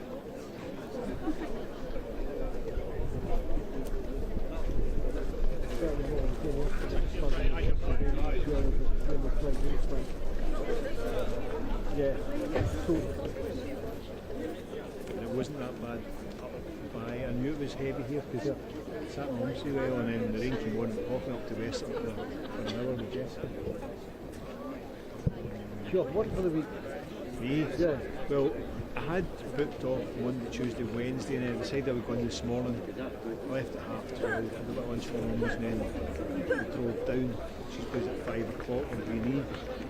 If she wins, then I'm off tomorrow. If she wins, I'm off on Wednesday, but if she doesn't, then I'm back to work tomorrow. She'll be bouncing about the place for next week. Win all these. We did it with Gerard, so it's 9 each in the triples. Lost the last time. No, in Saturday. I watched, well, I live scored the games this morning, right? So, I watched Alan's game. I was Sarah, the sorted girl, was 3 up 4 in the last end. One down in the head was second shot. For some.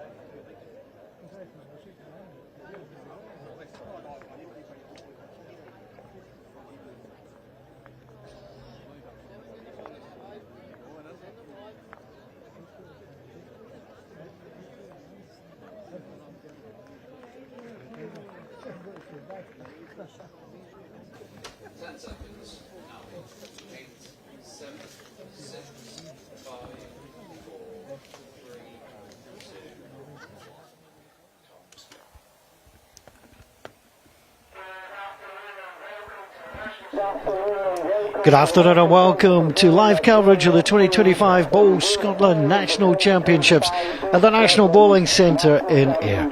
We're live on the BBC iPlayer and the BBC Sport website, and also on the Bowls Scotland platforms. This is the largest week-long bowls event in the world, with over 1,316 players from 340 clubs competing, and around 8,000 spectators are expected this week at Ayr. By the end of the week, 25 national championships will be crowned and decided across the men's, women's, youth and para disciplines. You can watch the action live every day this week on the Bowls Scotland platforms, and there'll be 4 finals live on the BBC iPlayer and the BBC Sport website, including the mixed pairs final, which is up next. Hello everyone, glad you could join us for what is always a highlight of the week, the mixed pairs final. The chance to get the first big title decided here. And it's certainly been a very entertaining day so far. Hello everybody, I'm Paul Mitchell. Colin Noon is alongside me for this one. It's been a great tournament already. I mean, I mentioned over 1,300 players will come through this place this week. It's quite hectic, but it's a great opportunity to step out onto that green and get yourself onto the board of national champions. Absolutely. I think everybody who walks into this complex as a player dreams of being crowned a national champion, taking away a gold medal. In fact, most people would be happy taking away a medal at all, but these two pairs have the chance for the ultimate victory here in the mixed pairs, and I'm sure we've got a cracking match lined up for us this afternoon. And they're champions in their own right already. You've got to get through your club. Once you win your club, you've got to get through your district. Club's usually hard. District, well, I mean, that can be tough as well, depending on which part of the country you're in as well. But to get here and to find yourself through 4 games already and in the final, you could understand if there was a little bit of nerves out there. Yeah, I'm sure there will be. I mean, you've got four players who, I'm sure they've played the game for an awful long time. Different levels of experience on the green this afternoon.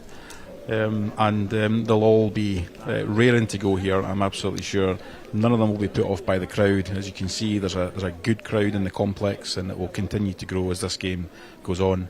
A big day for spectators today. We've had a lot in the doors, and there's a great buzz about the place. So Seafield are local, they're just 3 miles away where the crow flies. So Seafield of Ayr against Pathhead, or Pathhead as you may call them, from Midlothian down Edinburgh way. Delighted to have you with us. The trial ends are taking place at the moment. Aileen Fulton and Ross McKnight of Seafield Ayr against Morag Walker and Colin Walker, husband and wife, team from Pathhead. There's not many sports where you get husbands and wives competing. You've got to have that right temperament as well, and I think we've seen already this week Morag Walker and Colin Walker very relaxed when it comes to being on the green. Yeah, for sure. I was speaking to Colin just before he went on there, and I'd asked if they'd actually fallen out yet this week, and he says no. So I said now would not be a good time on the live stream. So yeah, look, they will know, they know each other very well, clearly, and they will also know each other's games and where their strengths and weaknesses are. So yeah, they'll combine very well, and the pair from Seafield too. Two very, very good players. They've had a really good run in the competition thus far, and they'll be looking forward to testing themselves against an equally good pair with Colin Walker having international pedigree. Yeah, he's a Scottish international player, indoor and out, really experienced. The 49-year-old, he has proverbially been there, seen it and done it, and he is looking for a first national outdoor title, though he has an indoor title to his name. And interestingly for Aileen Fulton and Ross McKnight, both their first time at the national championships in Ayr. And that in itself is quite hard to believe. People come here, and you've got people who come here years and years and years and rarely get past the first round. This pair first time here, and they've come all the way through to the final. So that will give them some tremendous confidence as they go into this game. And look, this will be a surface they know well. Also, most of this district's qualifiers are held on these surfaces, not necessarily this rink. So they'll know the complex well. They'll know their way around. So these are the moments of the trial ends. Both sets of players just getting the opportunity to check to see how the rink is playing. And all although you can see the jack there, it's not necessarily about bowling to the jack. Each player has a different way of getting themselves ready. You know, Colin will be chesting ditch length there. Yeah, both players will just be testing line and length, and trying to make some adjustments as the trial ends go on. But it's about working out how the hands play. Do they suit your bowls? Do they suit your partner's bowls? What is the best side to lead on? And if they have to play conversion shots later in the game, then of course they'll need to understand how the rink behaves and how the bowls behave down certain hands. So a lot to think about during trial ends, not just a case of rolling them up and down and using it as a way to get yourself warm.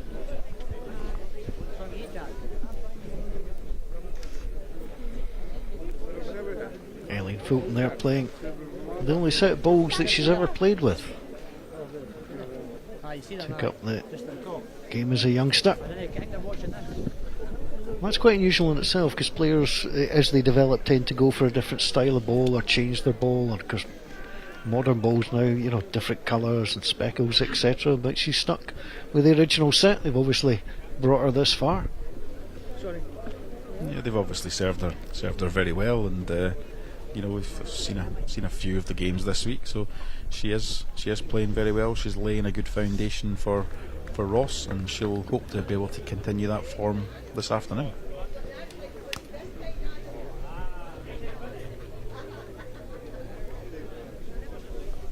And in terms of mixed pairs, it can be either way round. It's not the blokes that always skip. I mean, we're seeing that here in the final, but that's not always the case. It's not mandated, in case anybody's wondering. No, it's certainly not, and we've seen occasions here at Northfield where the lady has skipped. No reason why not.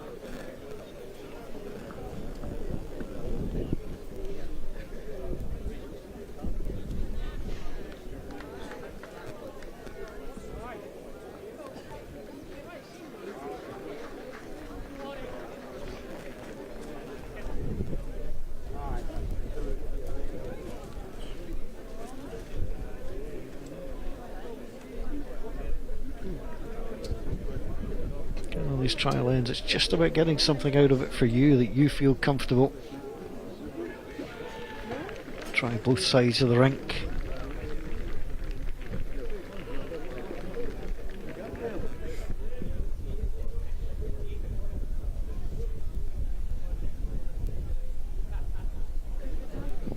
And if you're wondering about the colours that are showing on your screen, Seafield are first name. They will be red regarding their stickers on their bowls and on the scoreboard, despite the fact that they are in blue shirts.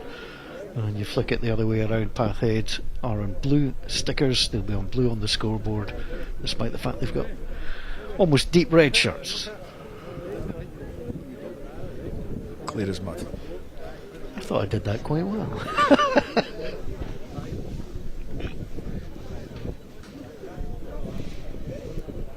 So local support will be for Seafield and Ayr. I say local support, there's other clubs in Ayr that perhaps, do you get behind the local district, or do you think, well, it's one of these wonderful things, isn't it? You're not quite sure where to cheer. I think let's call it friendly rivalry, shall we? I think they're a local pair, and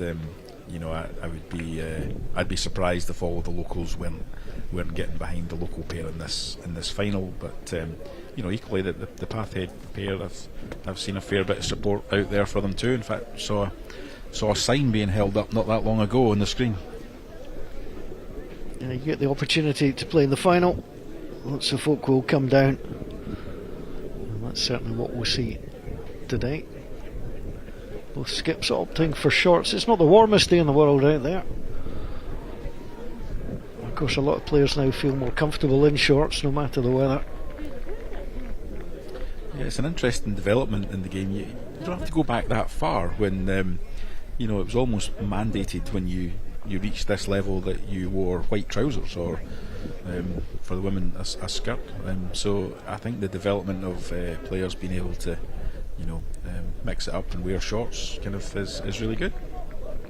Well, we talked about the advent of the different colours of bowls and different makes of bowls, but of course both clothing, you get much more comfortable clothing as well, as a lot more available than was, but yeah, people of a certain vintage will remember the people say, if you get to here, son, gonna get some white trousers. Yeah, you've got to get some white trousers, you've got to play in a white shirt, and you must wear a tie. Thankfully those days are gone, and the sport is much more relaxed and a bit more dynamic these days. So yeah, coloured bowls, coloured clothing, yeah, it all helps kind of jazz it up and improve the image a little. I actually found my first club tie the other day. It was narrow, so it must have been in fashion at the time. It was narrow, it's obviously gone wide, narrow again, and things like that. But yeah, actually, the last time I'd have worn it would have been on a bowling green, probably about 30 years ago now. You just don't see people in that garb whatsoever. Yeah, there you go. I mean, you used to come here, and again, not that long ago, there were, you know, lots of people would be wearing blazers and ties, and you will see the odd smattering of it around at the minute. I've seen a few this week, and you know, if that's what people feel comfortable in, then fair play. We're getting ready to get underway. The National Championships 2025, the mixed pairs final. Aileen Fulton and Ross McKnight of Seafield Ayr against Morag Walker and Colin Walker from Pathhead, Midlothian.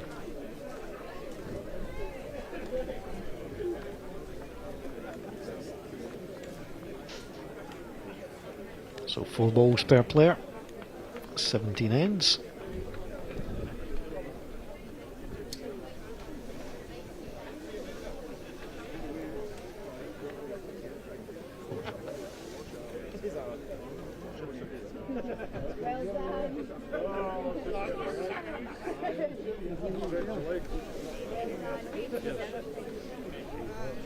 Yeah, just played that on the slightly higher line. It's very different, Colin, from playing at your own club suddenly to be playing at Northfield and Ayr, but obviously with quite a large crowd and you're the centre of attention. It's not for everyone. No, it certainly is not, and you know, I think a lot of players revel in this kind of this atmosphere, and hopefully, you know, these players don't shrink, because you know, they're all very good and talented individuals, so they want to play their best in front of the crowd, in front of the cameras.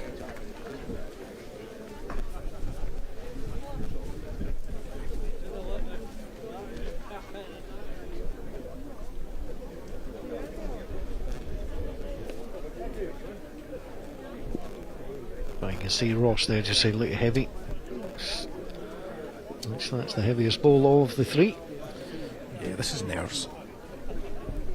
It's pure and simply nerves, and the girls, they will settle down.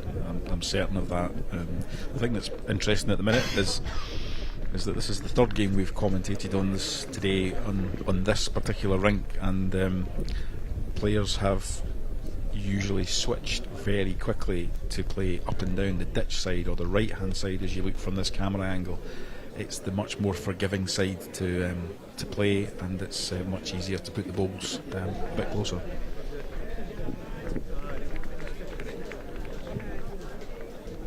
So plenty of space for the skips. Pathhead probably slightly better set in terms of line the shot, but there's back bowls there for Ross McKnight.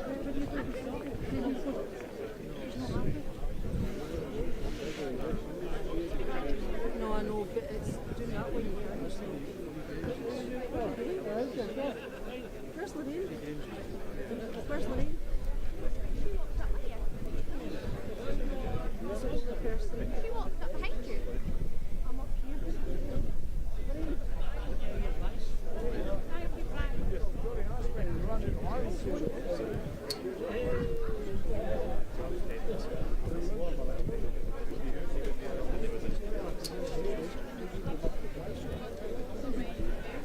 What is rather nice from a televisual point of view, it is the speckled bowls against the dark bowls, which will make it nice and easy on the eye.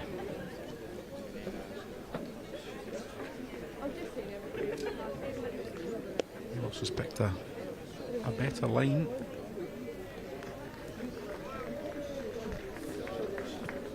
Yeah, drawing the first shot, that will settle him down.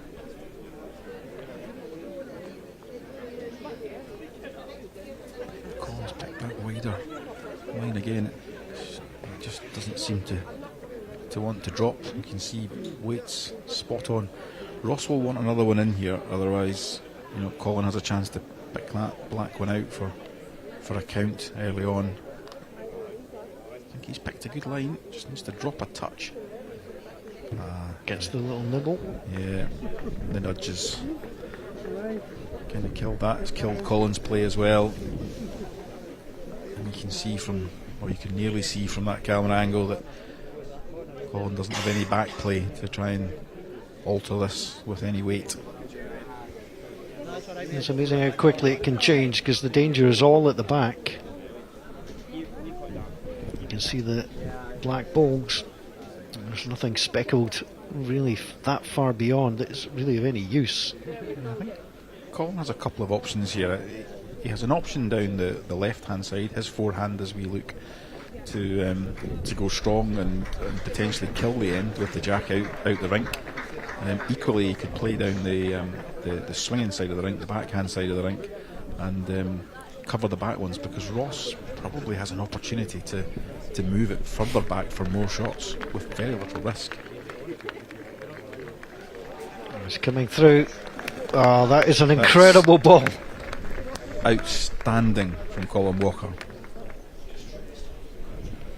Well, Ross McKnight would have been thinking, if he doesn't get this in, I'll come up a little bit heavy, spring it. There's a 3 or a 4 to open. In Ross's shoes, you're sat there thinking, you can't really make this any better. I'm going to have a shot for a 3 or a 4 or a 5, and can't actually see the head at the minute, but it does look like he's got very little on. Look at this, had to be dead weight. Played it in. It was there to borrow off, and that was the perfect result. Yeah, you can see. See, has he made the shot out of that? Well, he opened it up. Reply.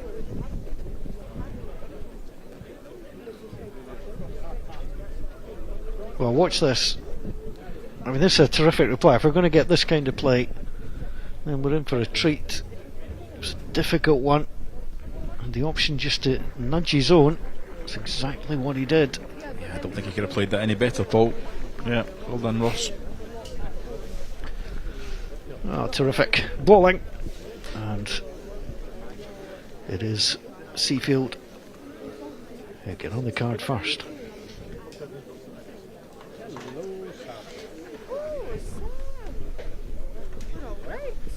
Within that, the last couple of bowls is obviously great bowling, but it's obviously what you want from bowls.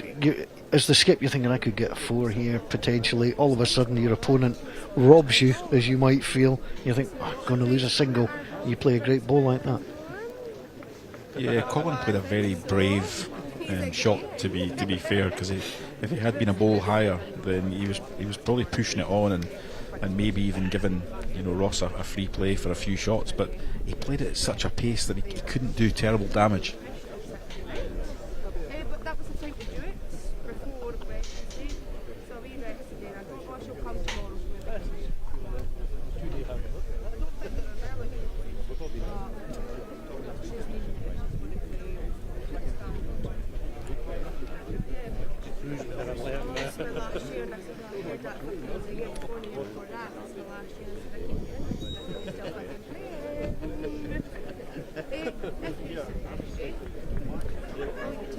Better weight.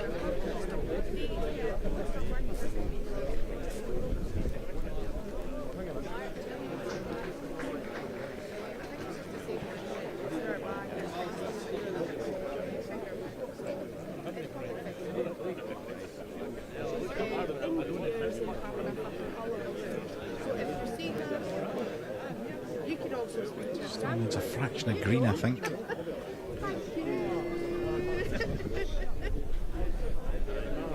And Colin is asking Lorag to change her hand.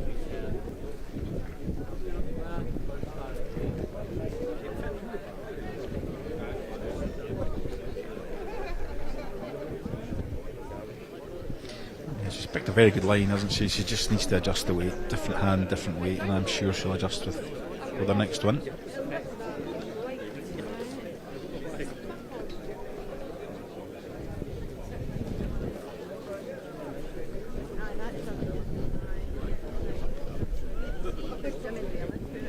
certainly the hand that's taken the swing more, and you can see the 4 balls from Aileen didn't quite have the confidence to push it out. This looks a little narrow as well. It's held a long way to be fair. Decent weight.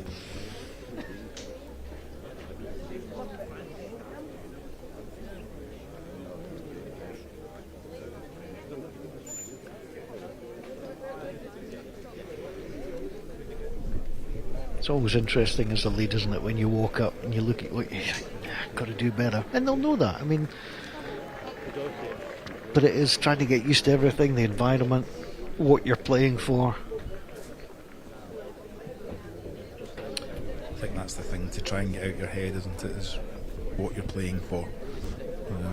I think go out and play your own game, play within your limitations.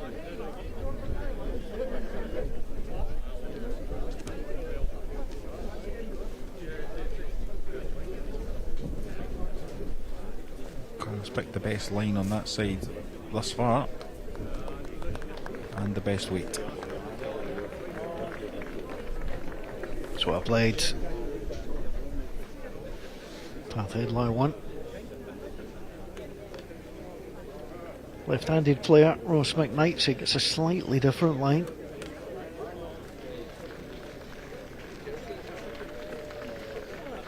And super line, taking just a yard or so of running.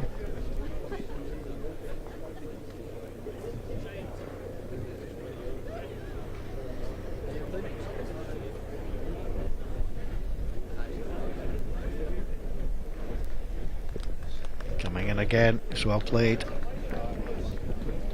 Ross won't mind that too much.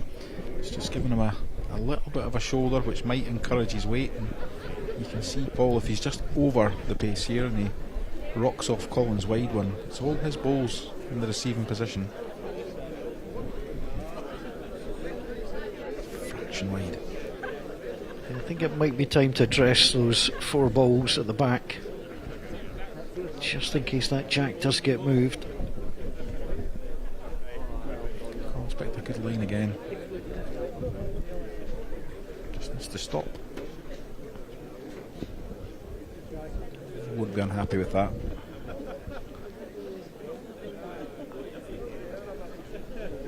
Yeah, you can see Ross pointing out the shot.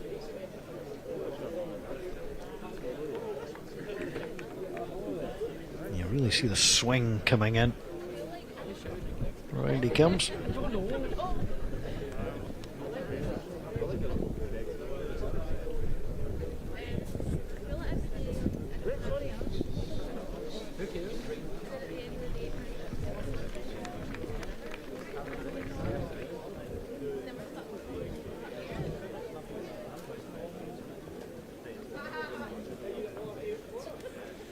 Doesn't waste a lot of time on the mat. He went firm, but too firm. Yeah, it's a characteristic of that swinging side. You would expect that to sweep down with even with that weight that Ross played, but it does tend to hang off quite a bit. So I think the opportunity is very real here to make that minor adjustment. Colin will want to take the angle off here if he can.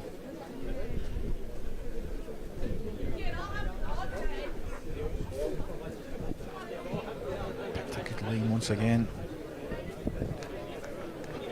He's drawing for another. Yeah, he's going to be very happy with this. That changes the whole dynamic there, doesn't it? Beautifully done. Yeah. 3 shots.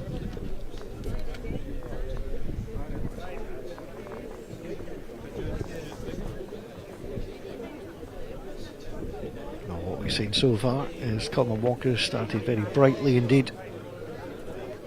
Ross McKnight, a great ball at the last end, but couldn't put pressure on Colin Walker this time round. And that's a good score for Bathurst. Certainly is.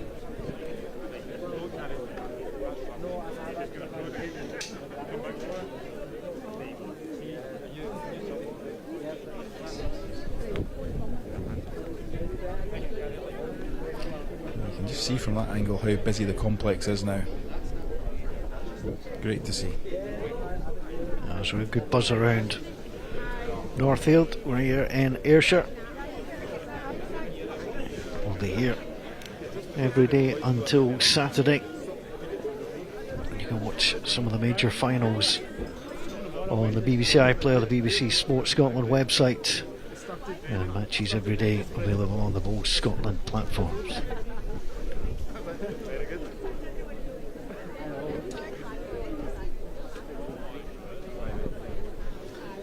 The girls won't want to see those two again, will they? Just not quite settled.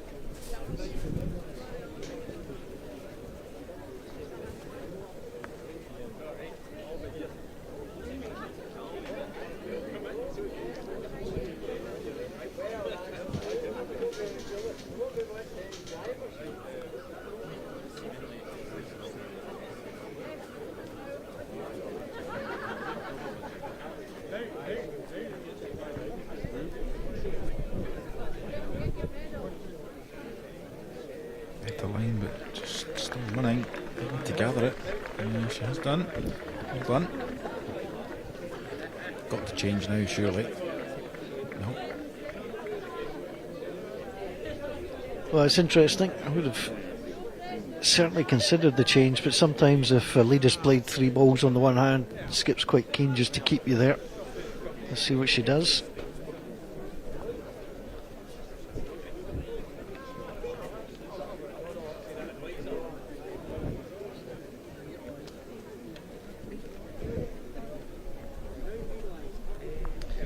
We've seen this in a previous game, Paul, haven't we, where a player let someone else dominate on the, let's call it the better side of the rink, and found themselves in deep trouble early on. Ross and Aileen won't want that to happen here.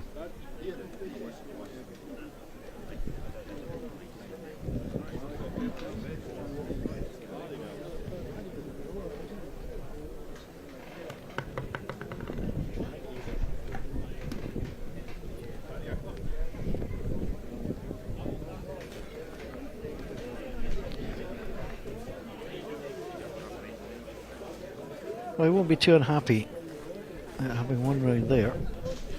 Let's just mix it up a little. Colin will just try and draw another. Pick a good line.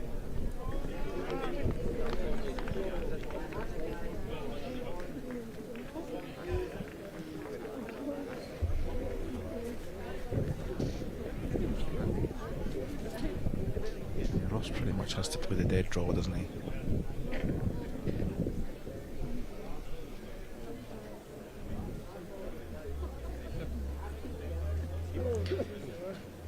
think he's just nipped the lane too much.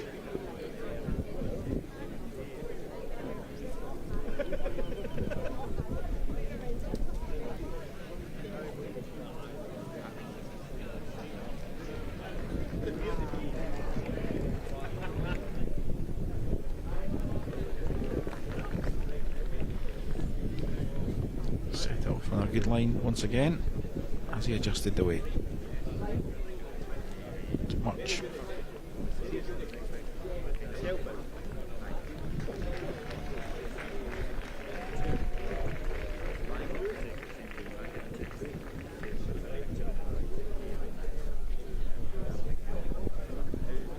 I was trying to see if there's the option to just rest in off the black ball there,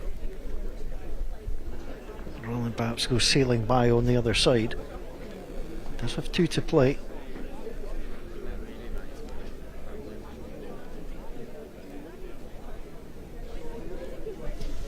That's That's the danger on that side, isn't it?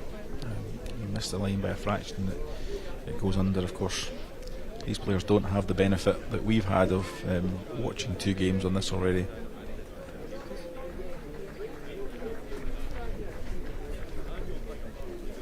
We've watched ladies over 55s round 2 match and the gents over 55s round 2 match. And certainly the gents contest were a great tussle in the end, finishing 21-19.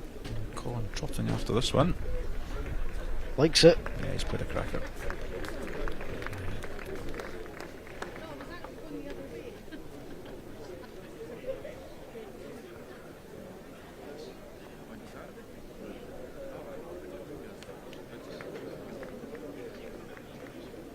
If he played the shot the last time, and he did pull it tight, you can see the black ball down to the bottom right hand side of your screen.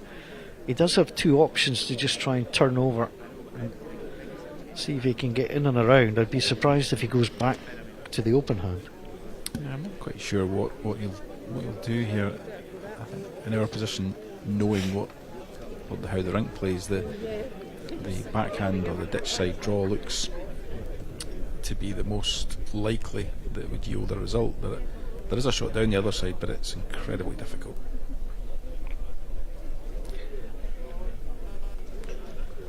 Just keeping a close eye on it. Just overplayed it, I think. Yeah. 2 shots. So it's been a very productive couple of ends for Morag and Colin Walker.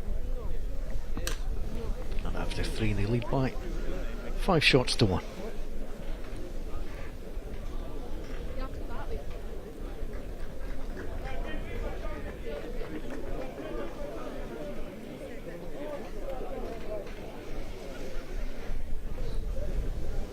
You've played lead, you know what it's like in a pair.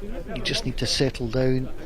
I mean, obviously you'd rather be, Morag Walker. She's not played particularly well, but they have the 4-shot advantage. You just think, just get myself into the game. Just, start by getting the balls behind and just giving Colin something a little bit more to build upon.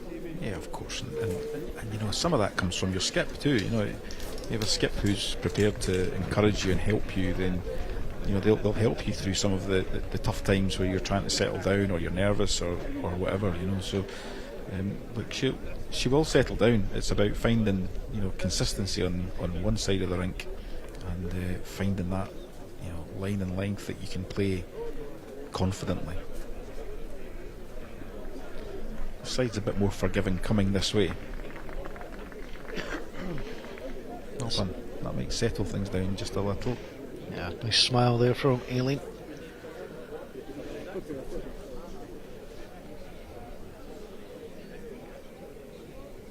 I was giving this every chance. Very well played. And you can see the encouragement from Colin straight away.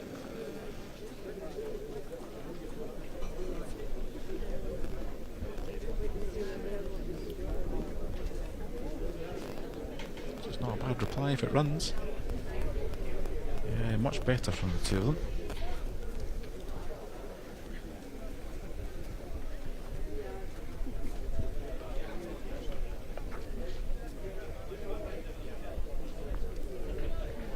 It's a fair contact now.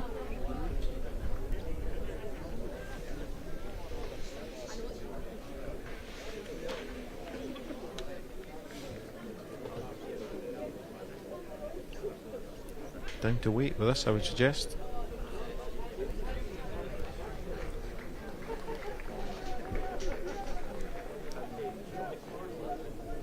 Well, this is the kind of quality we expected from both of these players. And it was only it just needed that before it squeezed through the gap. Almost tried another cracking line. Just needs to settle down a fraction. Yeah, Colin won't be unhappy with that. It's in play.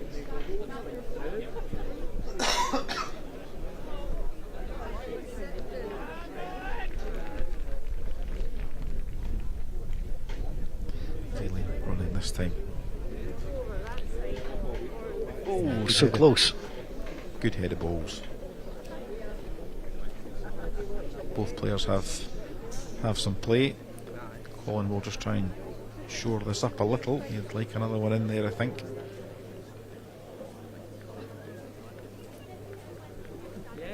Well, as both skips will know, the leads have given them a chance to develop.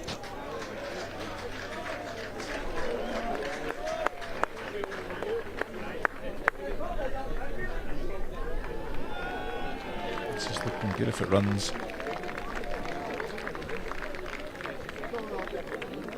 Ross might elect to follow him in here. He's got a little chance to pull the jack for 2 or 3 shots down the ditch side, or he can persist with the other. Turn Aileen over once.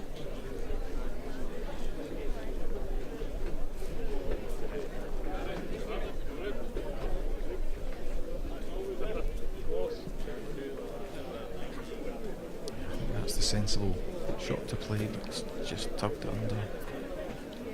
Not finished though. He's not made that any easy for himself, unfortunately.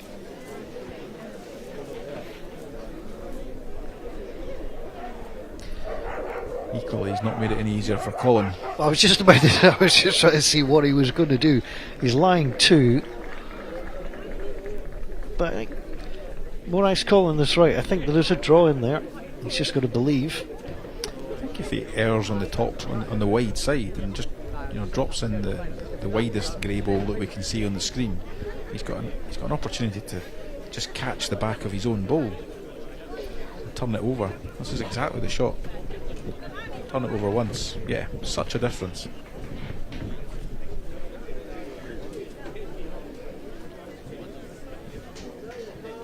Play with a little bit of weight, slightly narrow. Yeah, turning that over just means that the wide black one now doesn't have a direct path to the jack. Doesn't stop that one having one. It certainly doesn't. You can't cover them all.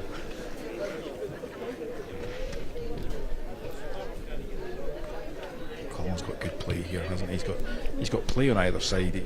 He either comes down the ditch side and falls under to the shot ball, and if he's, he also has jack as either receiving ball, or he has the other side. Whereas if he catches the black ball just on the right hand side as we look, he turns it onto the jack and makes a few shots.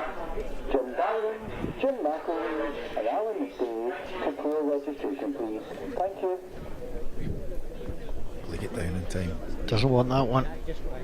It's the one he didn't want. No, but he hasn't taken all the play away. Still give himself a chance.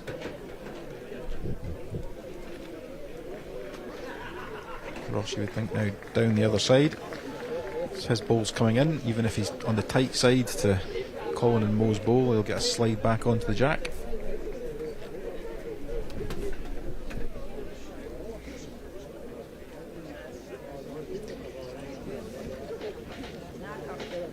Wasn't far away from playing it either. Do you know, it's probably a good second prize. It's probably just killed a little bit of Colin's play.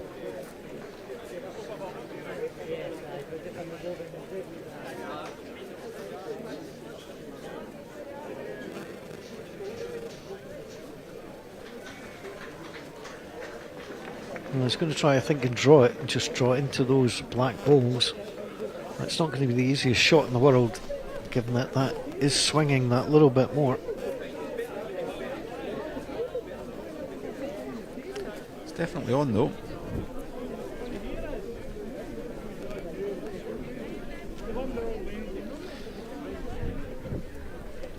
Just the wrong side here, I think.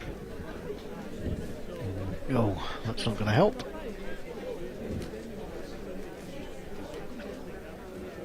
Ross can play this with a little bit of confidence. Holding at least 2.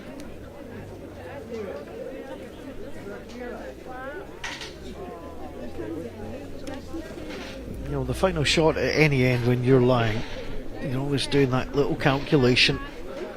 What can I add, but what damage can I do?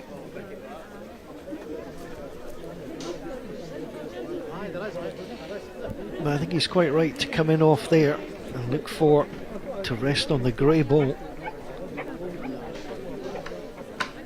If you can rest on that grey ball, you might just knock it out just that little bit. Yeah, he's got a good chance, I think.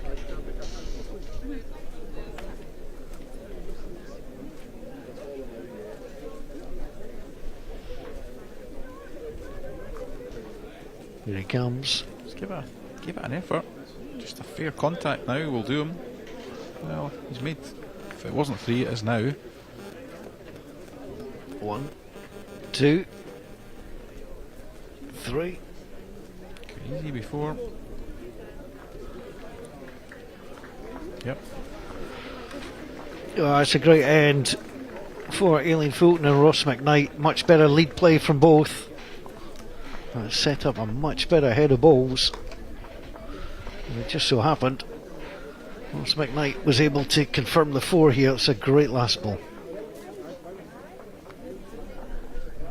Had all the options on that left hand side. There was the little bump and the knock through. 4 ends played, 5 apiece.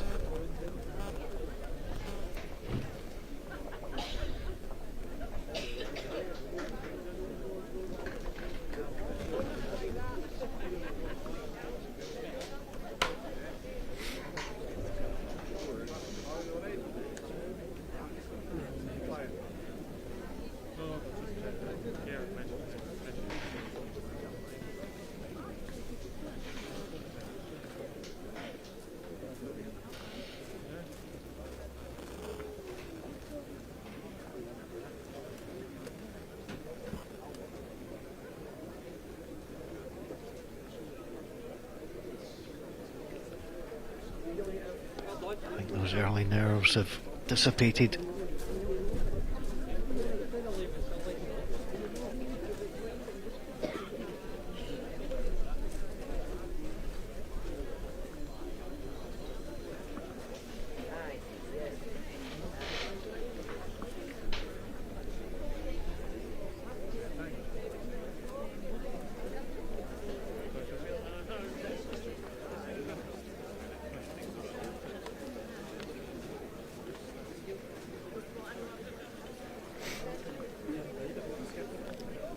I did like Colin's rather relaxed right foot swing to say change your hand. That was a clear understanding between lead and skip.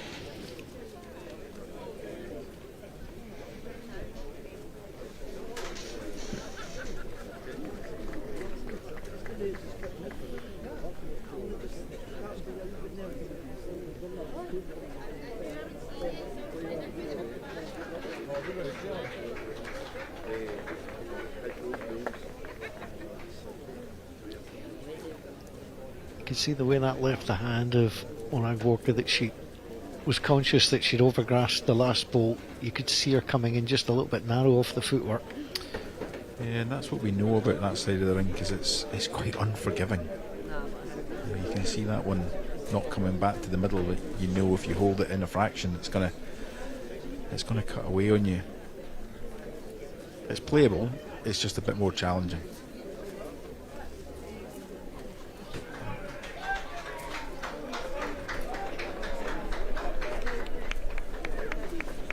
Just tailed away again. Although you've got to say, the weight grouping of those balls pretty impressive, as both leads settled nicely into this game.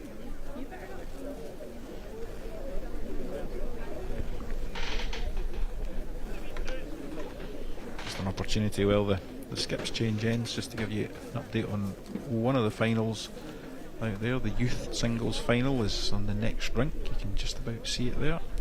And Rory Mann of the Newbridge Club leads Jacek Goldie from Dalkeith 11 shots to 3. Of course, that's first to 21 shots.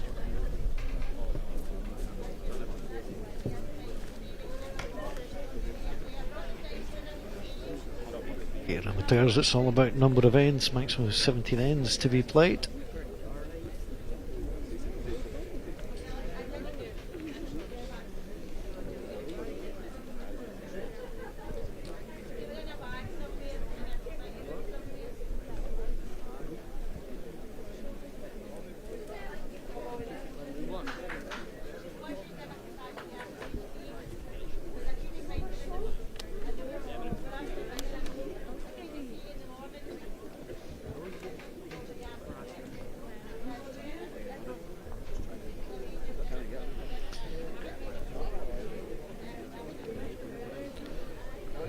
just overgrassed that one. I'd love to just be inside round the blue one and turn the jack round the corner. Makes it much more difficult for Colin.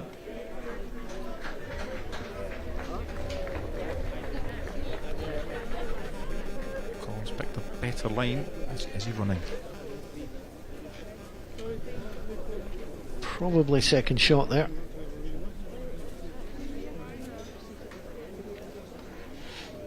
Ross could take a chance on this, you know. I think he's got 2 shots. I think the way he's looking at that, the blue ball planted onto the black one contacts the jack and takes it into the pile of black balls on the left hand side as we see it. Again, if it looks a little bit risky, you got to remember who you're up against. You're up against the top class player, so sometimes it's not enough just to settle for what you have, although it's just fallen down. That plant may just have fallen off. That might have made up his mind not to play it. But he does have a similar opportunity on the other side. Again, should he wish to play it.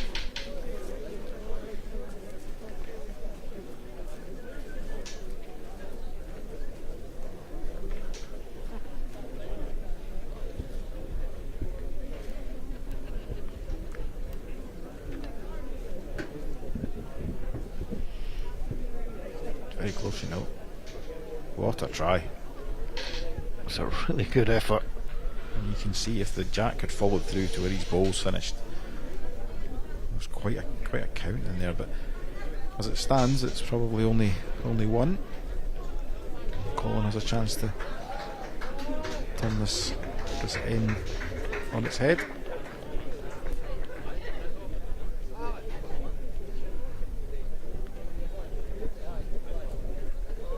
Picked a good line, you would think.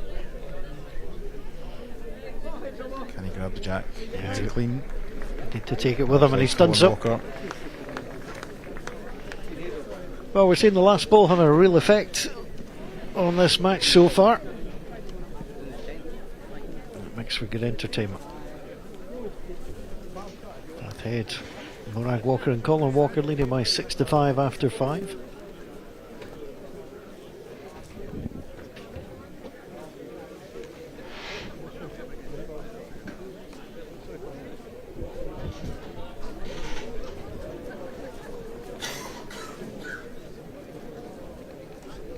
That's how you do it. Now the mat's been brought up a little bit here.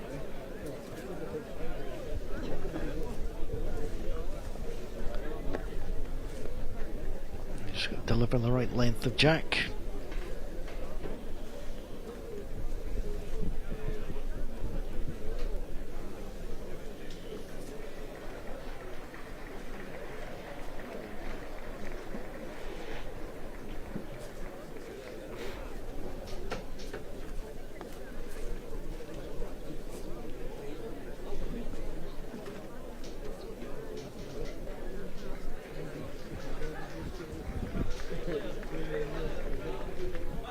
It's a nice opening ball for Mo.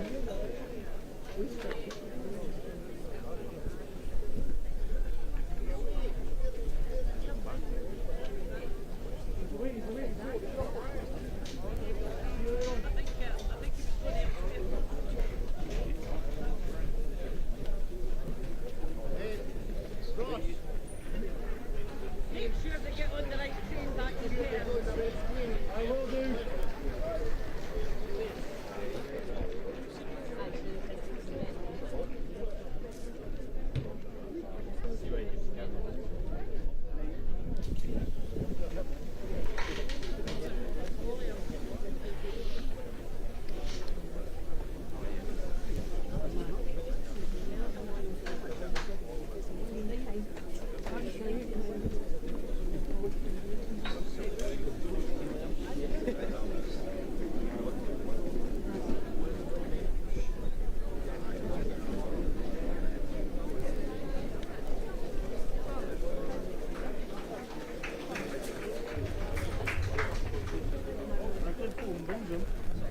Keeping the backhand a little bit narrow again.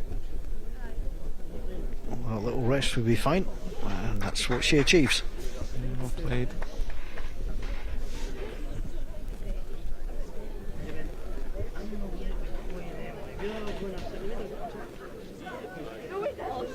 Get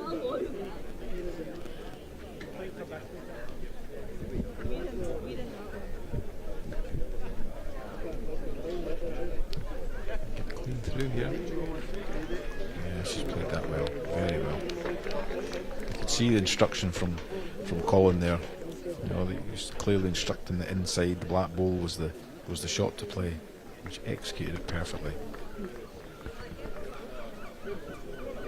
Zoe just that little bit tight. Better off through there.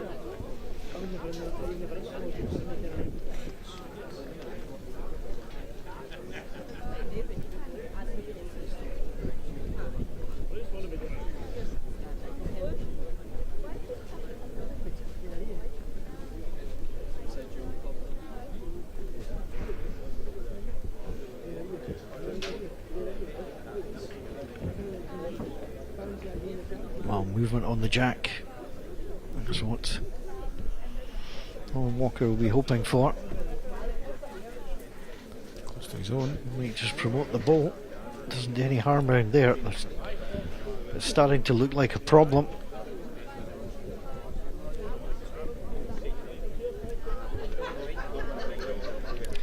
think Ross has to play to change this.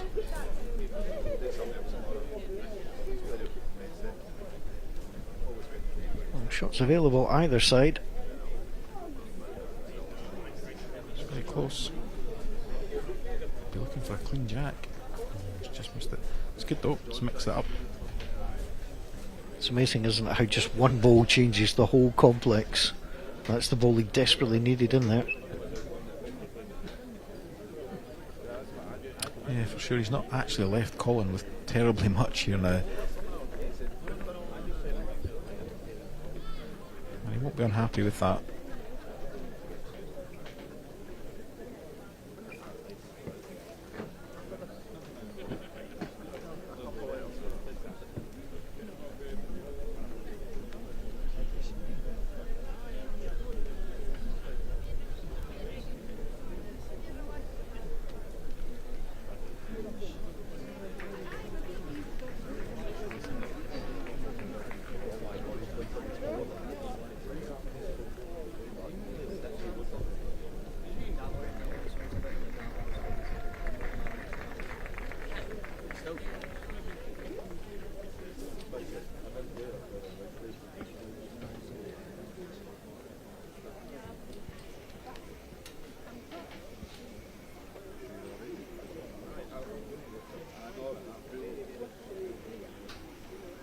It's quite a fascinating end this. You're just wondering who's going to be the first to make something happen with these last few balls and how adventurous they wish to be.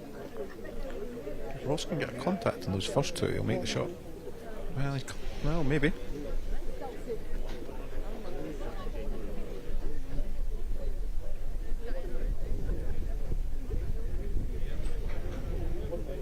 Actually opens up a couple of shots for him. Yeah, it opens up a play for Colin also. Colin can now play down the ditch side and rest the black ball that's just to the left, about maybe a foot or so behind the jack.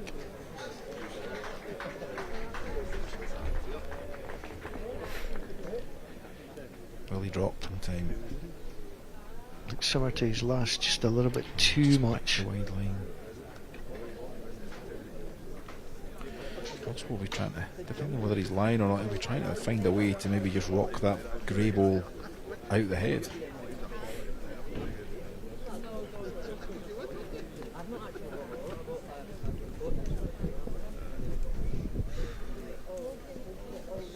Again, you're trying to assess not only the positive play but the potential negatives if you don't quite get it right. Of course, he doesn't want to overplay it and wind up, poking the jack, to the back of the rink where he is potentially 2 or 3 down.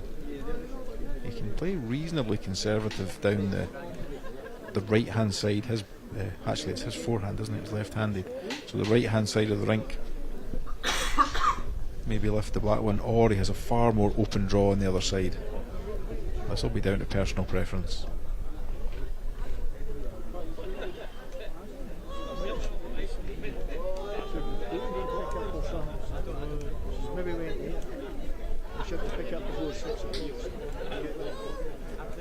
See if you can come through.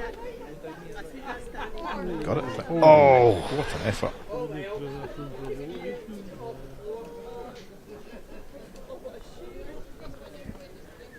There's one out.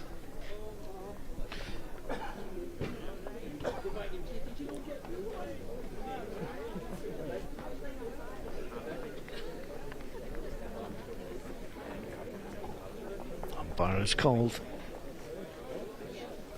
So if you've not seen this before, the umpire will support the ball that's on an angle just in case it's going to fall, because it has come to its final resting position.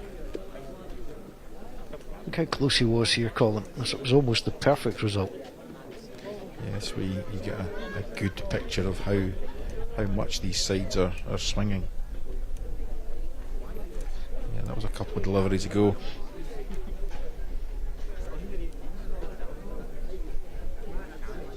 Checking with the box measure. We're trying to get to the widest part of the ball that's closest.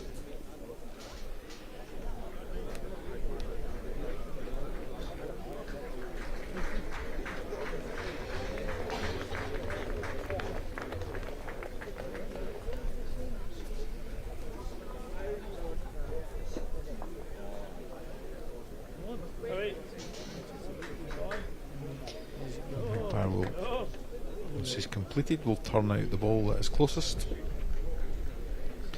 Come on to the Seafield pair.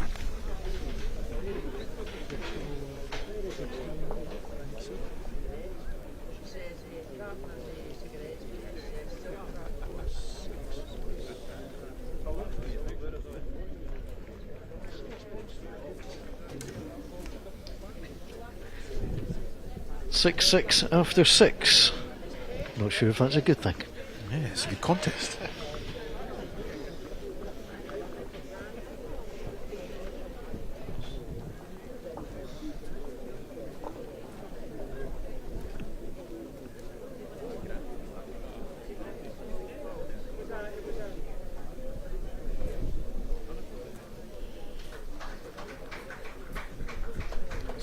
Like a bit of a full house all round the greens.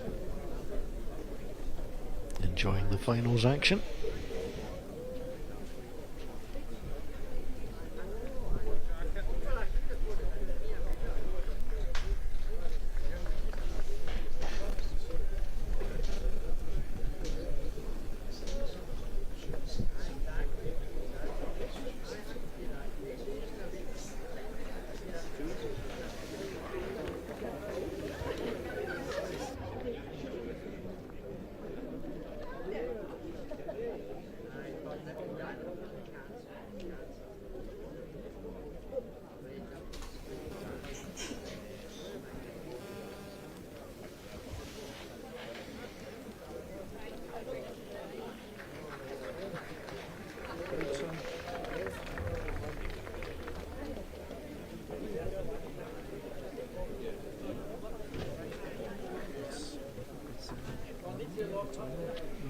Colin Walker there with a little knee bend, the international sign for wish you were here with more weight.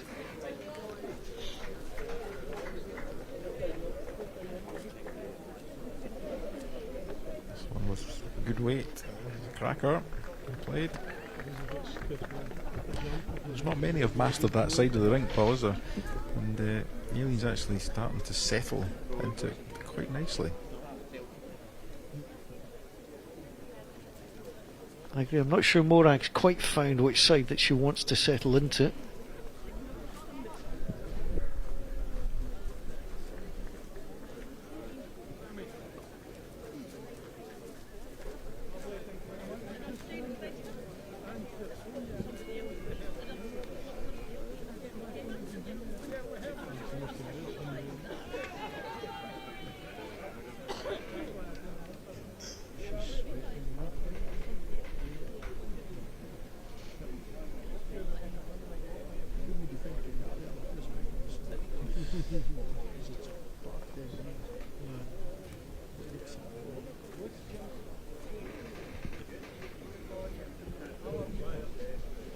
Well, Alien Folk with the better balls there, but no great damage at the moment. Bohag Walker having secured second shot.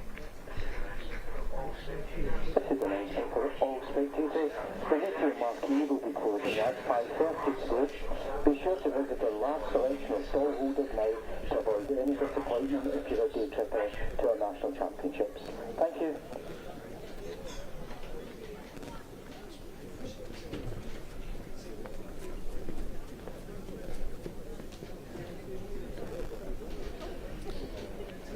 Ross had great weight there, didn't he? Just missed the line by a fraction. He'll really want to tuck that jack away and not leave that for Colin.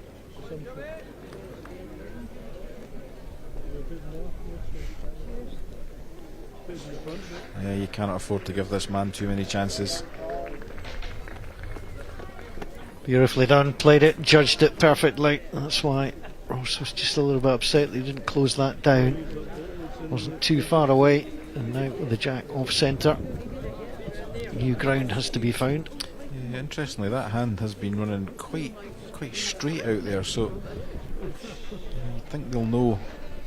It's just his pace. So the line was pretty good.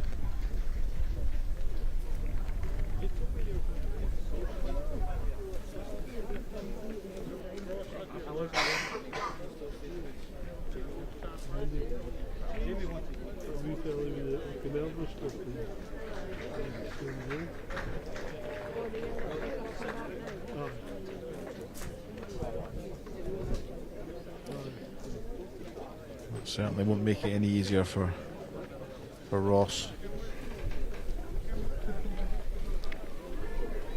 I mean, there is a line in off the other hand, but it's a little bit tricky because you're having to find your way through that gap. I think what he needs a good second shot here, or a better second shot, should I say.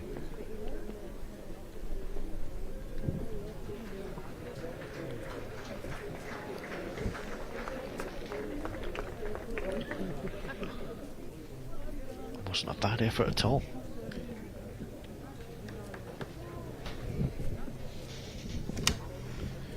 Colin has the same kind of dilemma for different reasons.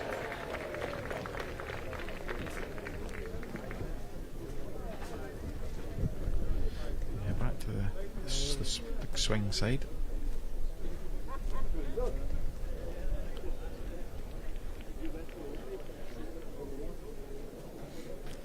If he's clear, he'll make a shot. Oh, if he was clear, I think he'd have come all the way around there.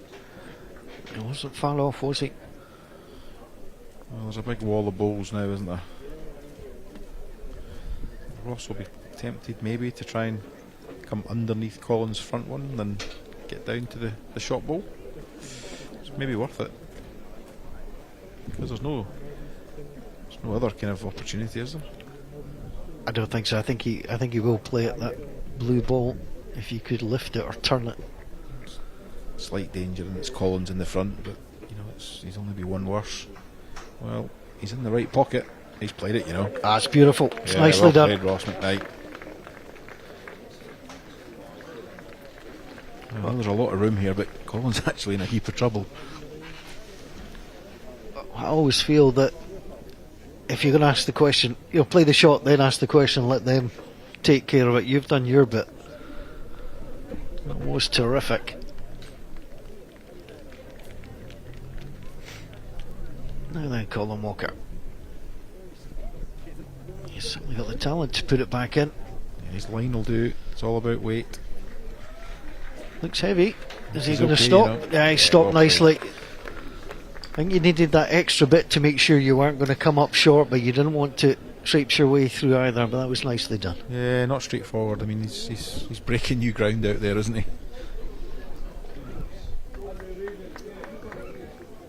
There is something enjoyable about watching when the jack's off centre.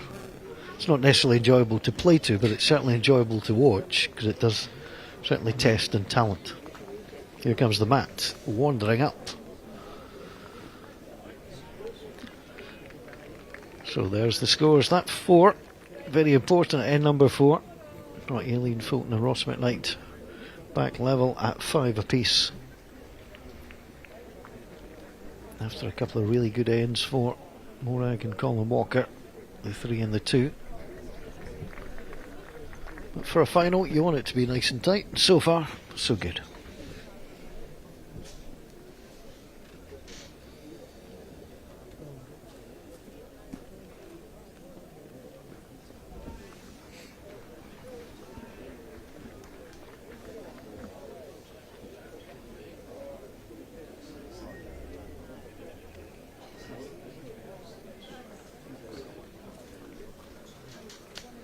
Seven ends down, maximum of 17 to be played.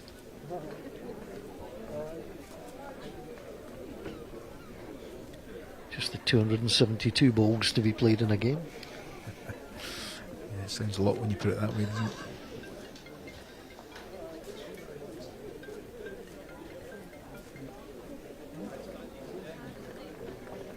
Lovely opener.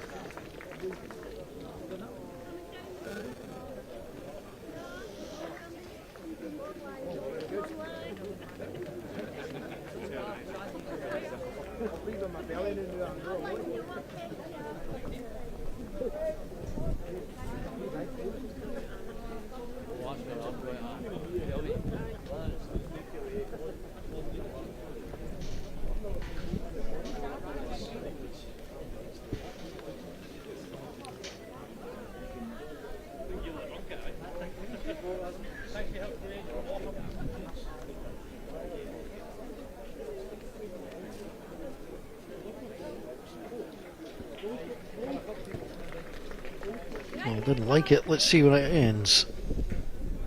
And there's the reason. Players often know the second the ball leaves the hand, and Morag certainly realised that was well short.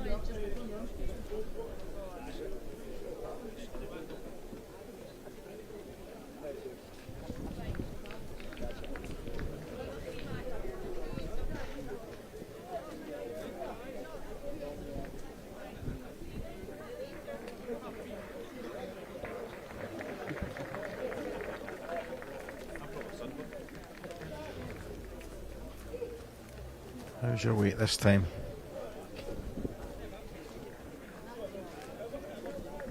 Very good.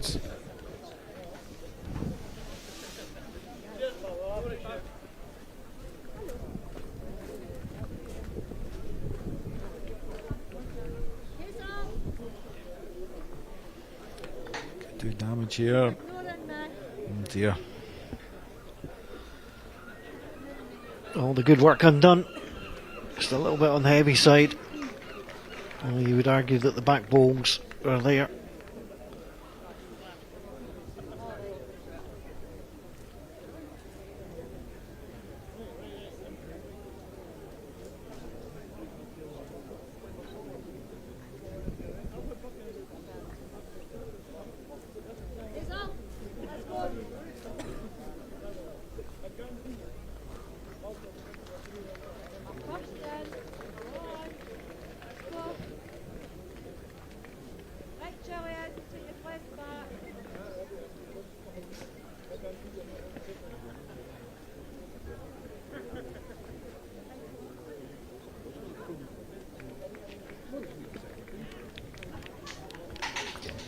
This is a big effort from Ross. Played it well. Yeah, I'll be delighted with that. Number one shot, 2 shots lying.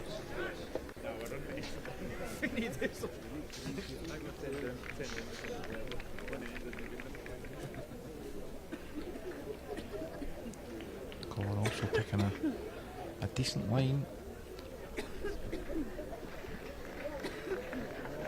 That's the shot, I think. That's well played again. Very similar for Ross. Nothing to be shy of this for. We hold that line.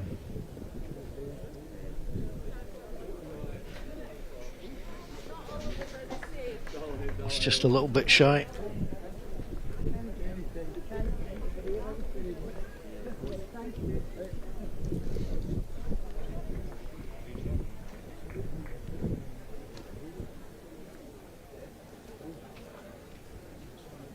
There's your pace, Colin. he's made that better. An awful lot better. Doesn't really change it for us. As long as he doesn't get a move on the jack too far.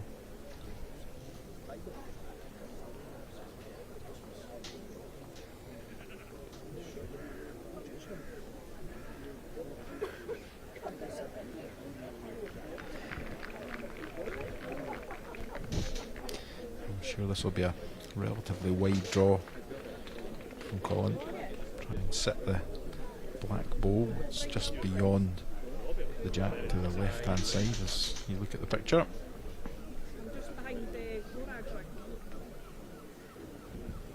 Certainly could do with another ball in the head. Right, I'll just see, I'll wait here, we're just standing like that. Line's good. Use what they're right, Megan's in that position. Playing a cracker. He's kind of killed, even if that's not another shot, he's killed a little bit of Ross's play.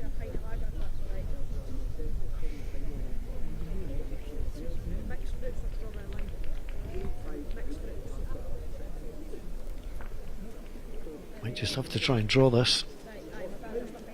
This was Colin Walker. Just watch how this sweeps in.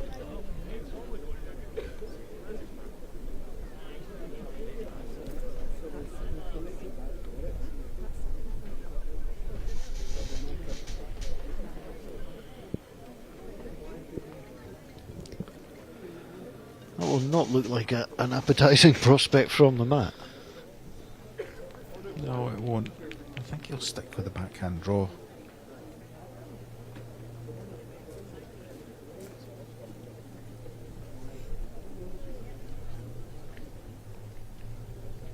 Just gonna hang out there on him, I think.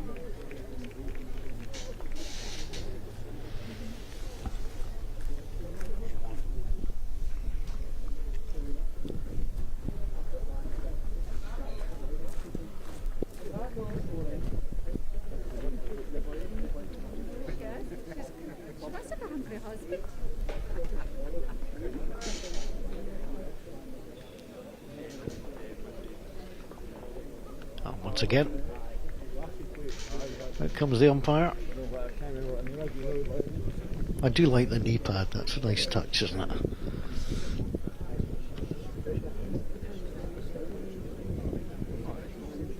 Just make sure the trousers stay ungrass stained.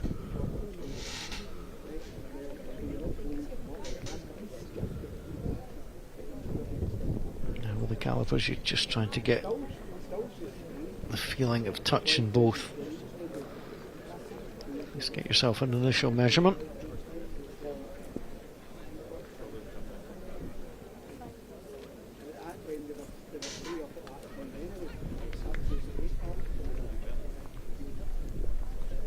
Let's just do a double check. Yeah, 2 shots. So a good 2 picked up. And only the second time in the match of back-to-back ends been won by the same pair. Eileen Fulton and Ross McKnight of Seafield in Ayr, trailing now by 3 shots to the husband and wife duo of Morag Walker and Colin Walker from Pathead.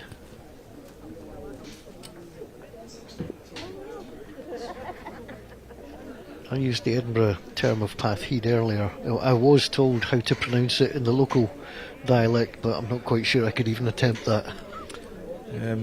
Well, I'm from that part of the world as well, but I don't know I want to attempt it either, to be honest with you.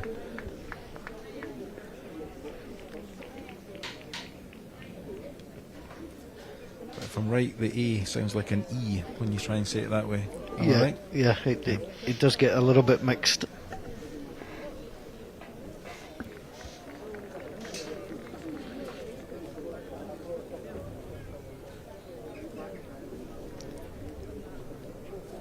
It's a bit of the jack, just running on. So room for Eileen. Yeah, names and pronunciations are always fun. We did some cricket recently, and we would say Nepal, and the other hemisphere say Nepal. I was Oh. working with an Australian lady who couldn't understand why I was saying Nepal when she said Nepal. Tomato, I guess. Yeah, I got a bit of a row earlier this week for saying Abron Hill when it's Abron Hill, so apologies to everybody from that club. Desperately sorry.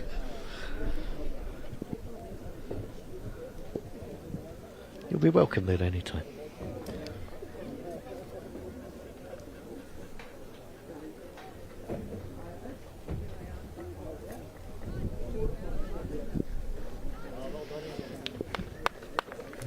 Put 2 crackers in.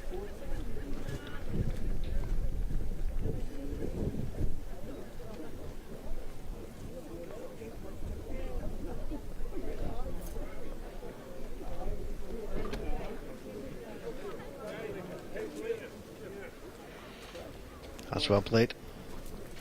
Yeah, starting to build much better heads, the girls now, aren't they?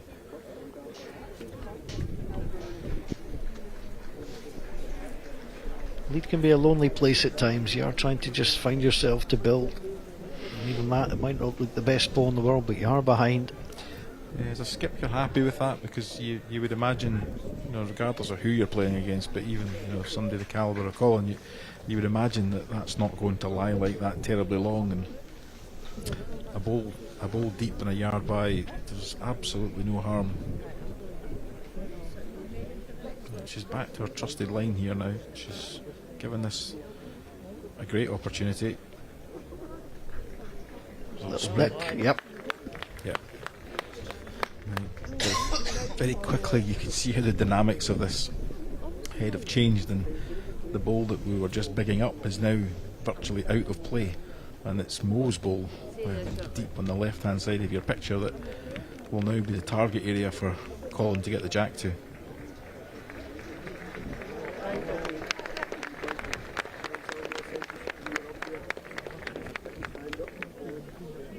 Nice little borrow and split.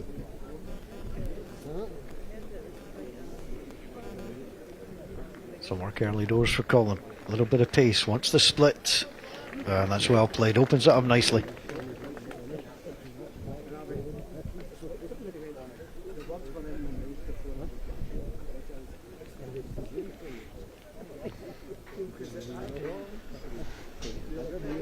It's a bit of a difficult one for Ross because he holds one, won't want to give the shot away, but equally he can't really afford to play in, so I think he's chosen to go behind. He's not there.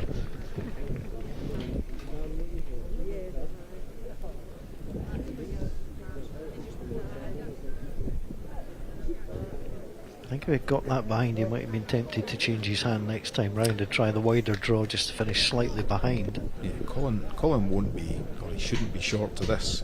He has his own 2 balls.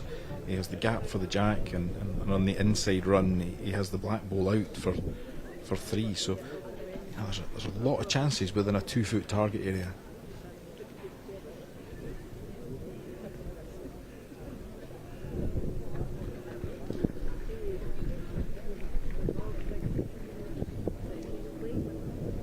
He's close. What's the result? There's the little knock on. That's well played.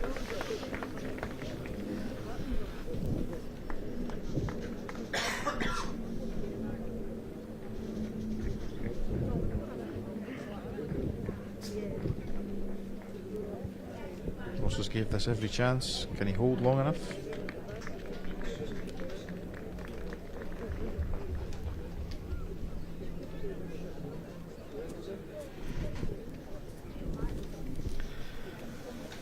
Well, it might not have brought him the shot, but it has opened things a little bit for him.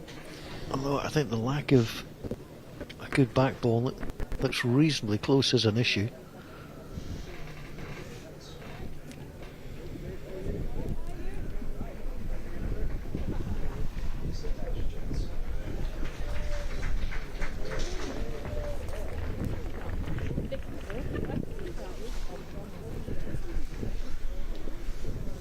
I think if he's going to play, and this is Colin's ball, you can see the black ball at the very back, so if he is going to play, that was what Colin did just before. Colin's going for a bit of cover here.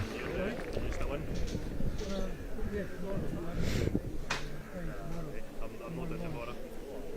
I'll see how you get on. It's difficult, isn't it? If you are going to hit it, if that's the intention, it would have to be done with a fair bit of power. You do not want to just have the jack pushed through into almost that quadrangle. He's got two of them away, you would think. There we go. Killed the end. It's a good result. Yeah, they're under a great deal of pressure there. Yeah, and they are electing to go back and replay the end in the same direction. An awful lot of footwork required here. So we might get more than the 272 balls that we were due. It's looking very like it, isn't it? Yeah, it's a good strike by Rossi's. You know, he's got a big target area there to hit, and he would have been disappointed if he hadn't contacted something there and made it better. But the killed end gives them a chance to reset and go again and build a very similar head that they built last time round.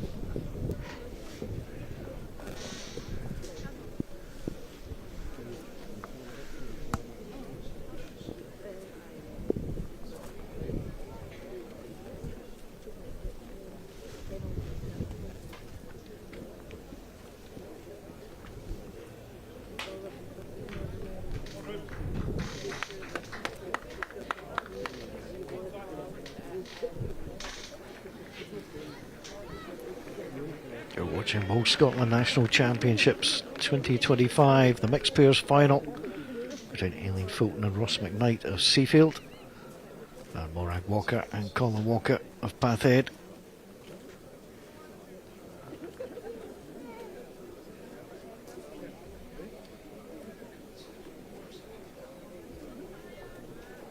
So end number 9 being replayed.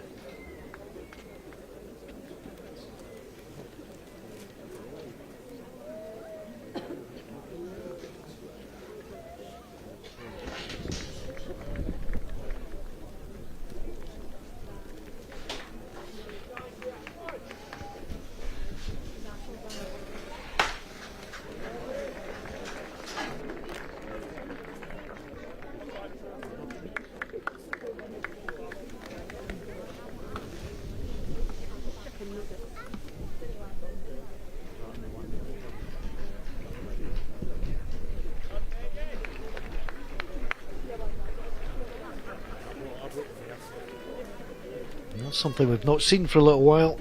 A couple of looser balls from Aileen Fulton. Slightly longer length, I think. Balls maybe just thrown Aileen off a little.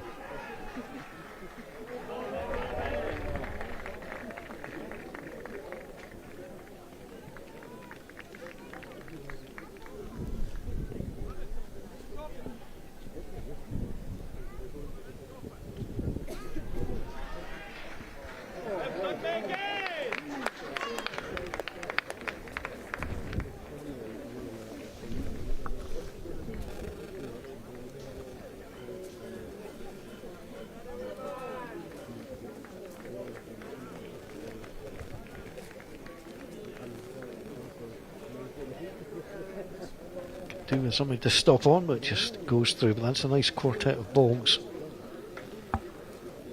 upon which the skip can build.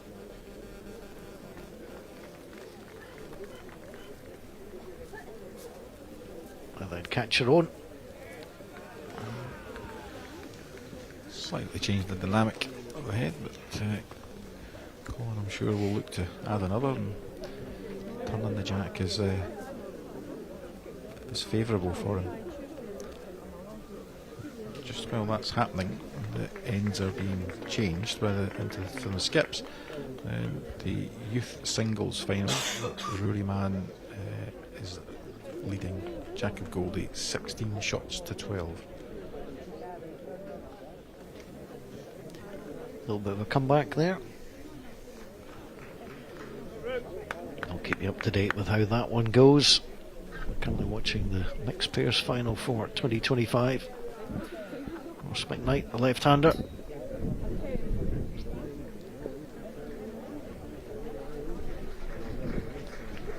Resting on that's not the worst thing in the world.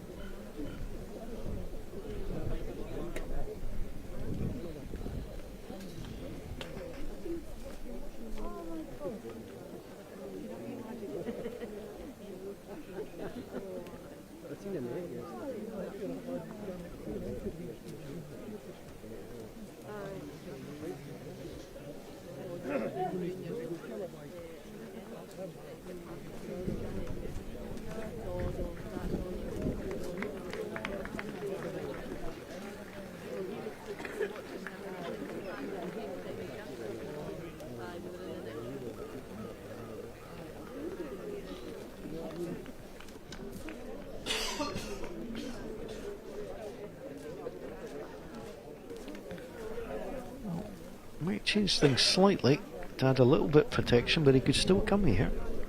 A little bit of weight as the two best back bowls.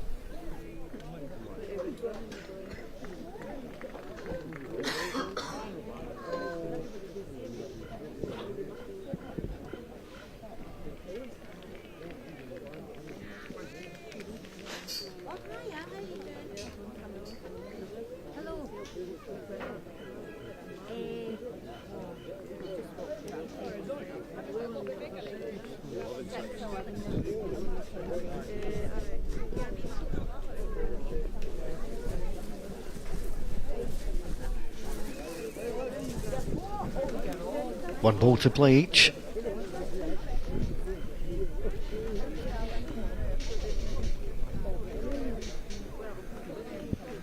Just looking for a draw to try and come round. Urged forward.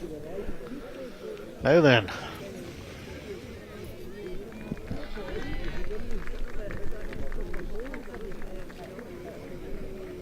Ross has just got the same opportunity. He's just got to correct the line a little.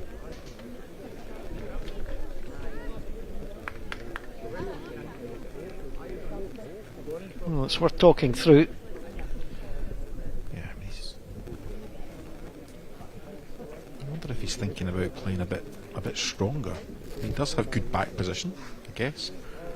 Well, that's what I was thinking. I mean, if he plants the black ball onto the grey ball, and then you've got the opportunity to spin in yourself. If you miss that, you can come through and take the jack all the way back. Dead easy from the commentary box, it should be said, but... Yeah, quite sure who's holding second. That might influence the decision. He's gone strong. I think this is worth a go. Close to the jack. He's got it, he's well played. Oh, played a stunner. Well, I think the shot was on, but you've then got to take it, and then you've got to execute it, and that was really well played. Yeah, that pleased the local crowd no end.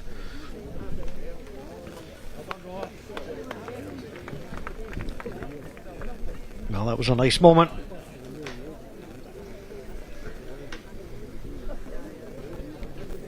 Well, after 6 ends, it was 6-6. After 9 ends, it's 9-9.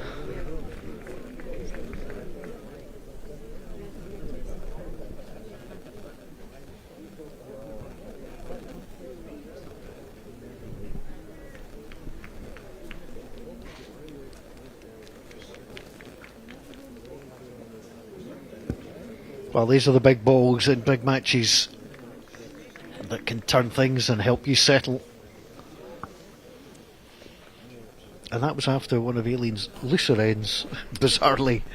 We've seen that a couple of times, that good lead play, but the opposition skip countering well. Yeah, I think it just lets the skips have then got the freedom to attack, and that's what you saw from Ross there. He looked quite carefully at that in terms of what the opportunity was and what the consequences, of course, were too. And having tried a different shot 2 or 3 times on that side, then it was sensible probably to change up to something different. But an immediate change of length here. Aileen's put her first one in the area, just missed the line with this second one, but as you can see, the weight is very good.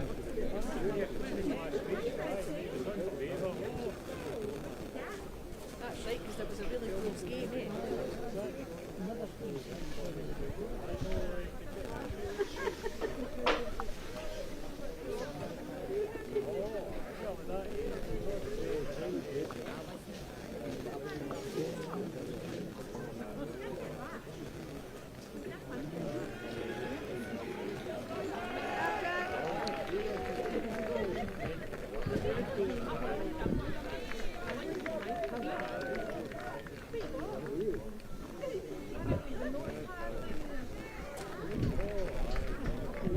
looks a better line. Well, it might have some weight behind it.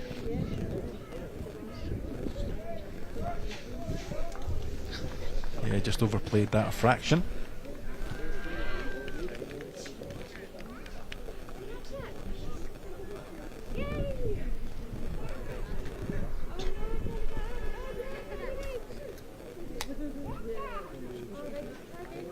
If that comes through to split those two balls, that wouldn't be too bad.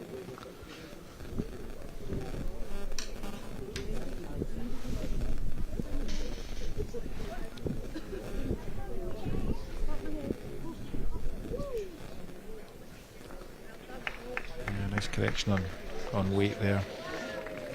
Oh, grabs second shot and gives Colin the opportunity to build.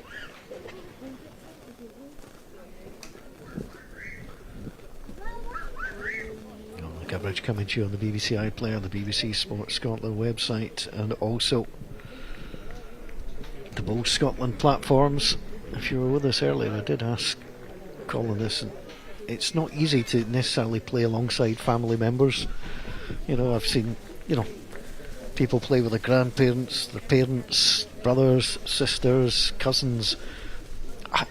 I'm going to allude you, but I would think the most awkward pairing is husband and wife. I think that could just be difficult at times. You're either on the same page or you're in a different library. Yeah, I think you're probably right.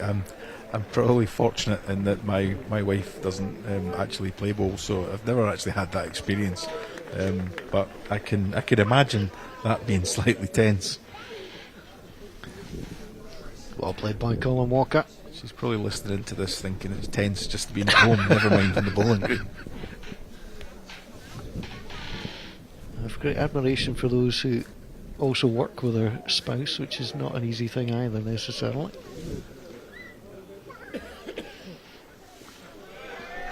Just trying to lift that blue ball out. There's an awful lot of black balls there. It certainly is. You hear a lot of cheering from the next rink, and that's because that youth singles game has gone 17 each.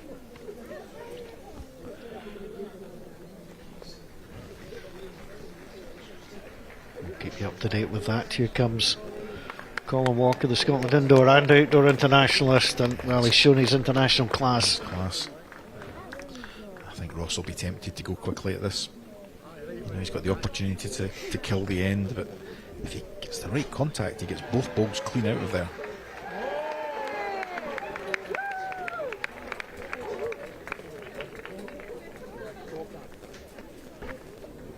You see the punch in the air of young Jacek Goldie next door. Well, he was behind, but he's got himself level.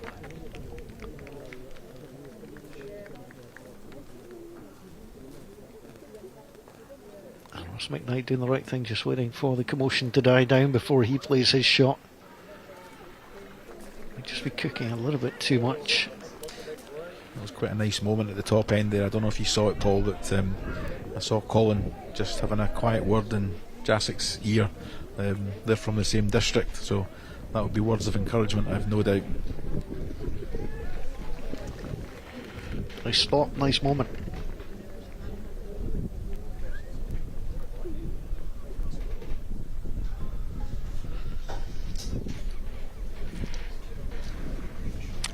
I think Ross will go firm at this. I don't think Morag was overly happy with the last ball for Raz, but I don't think Colin, to be fair, was happy with it either. No.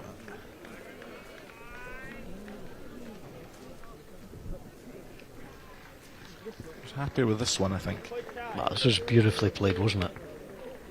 Just drew it perfectly.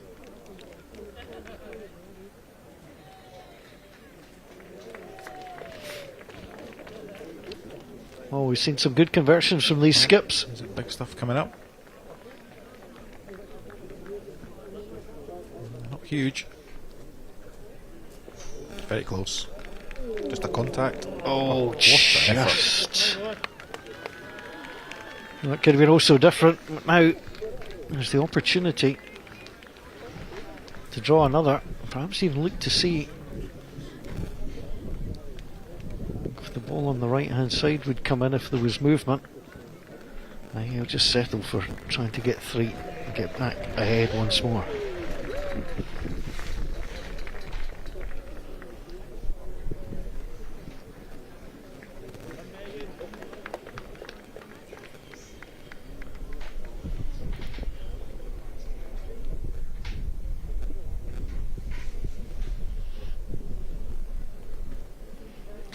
Picked a super line down that side. Just needs good weight. I think he's just on the short side, or is he enough? There's the first, there's the second. Not sure there's much more coming. Yeah, there's like the grey ball and the blue ball. It's very difficult to tell. Yeah, they've decided, so I assume that was 2 to blue.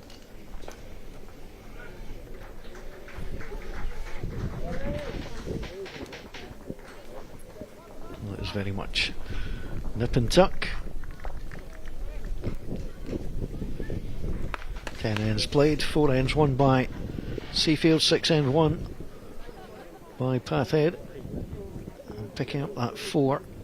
They picked up the scores at the right time, picking up the 4 after the 4th end and the 3 after the 9th end, just to get them back on level terms on both occasions. Yeah, you're right, Paul. And those 2 ends are actually keeping them in the game at the minute, and that's that is a bit the strength of it. I think you can see the consistency of scoring from the Pathhead pair, but equally, you can see how the Seafield pair have kept that scoring down to predominantly 1s and 2s. So they're never going to be far out, but they haven't quite managed to get their nose in front yet, and that is important in the context of the game.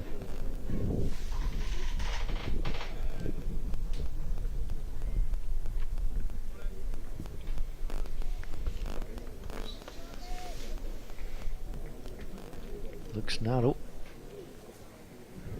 25 national titles to be decided at Ayr this week. You'll see the key action on the BBC Sport website, the BBC iPlayer, and across the platforms of Bowl Scotland.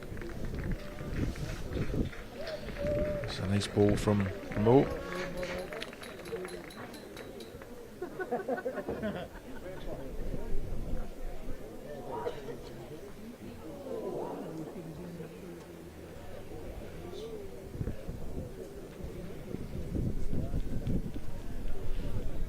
That's interesting, because Aileen did that the last time coming this way.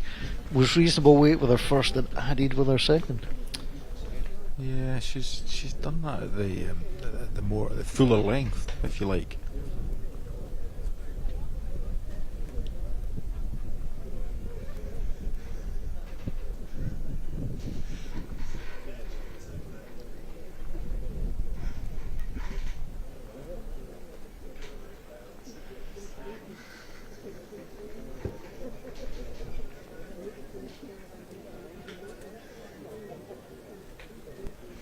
It's building up quite badly for the Seafield pair already, although Morag's just gone a bit wide, but you can see the opportunity there to to be up to that and just turn the jack away to the left hand side of the screen as we look at this.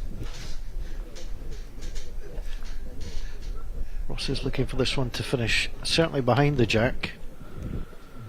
Aileen's picked a much better line. She turns that out. Doesn't want the bottom side. No. Still, it's a good second.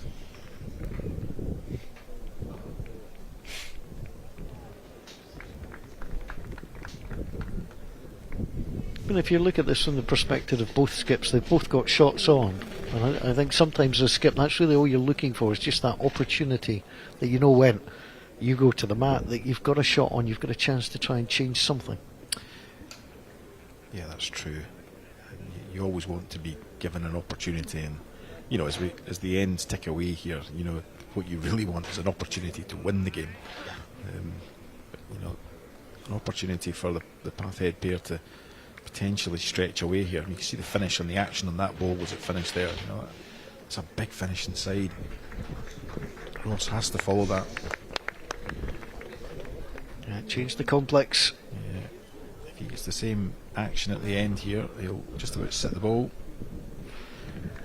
That's a second prize. That's a really good bowl in the context of the end, because it means now that moving that jack is not worth anywhere near as many as it was previously.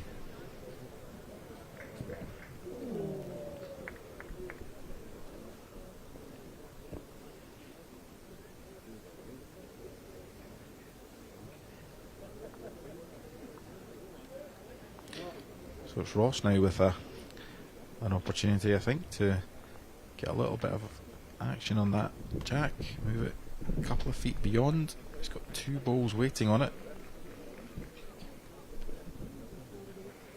He'll just go under.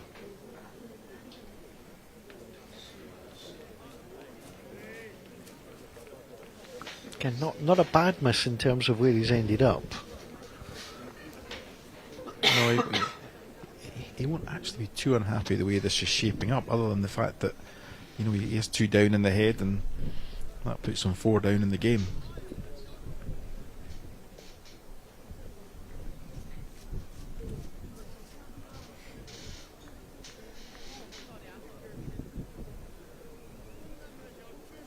Such a smooth delivery, Colin Walker. What does it yield here? Yes, it'll drop all the way down. Doesn't want to frame it.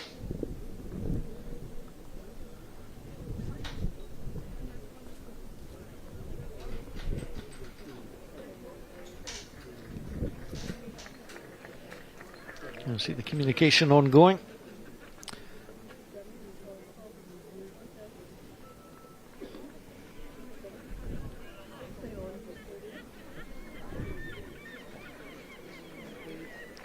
Stop in for a second. Oh, gosh.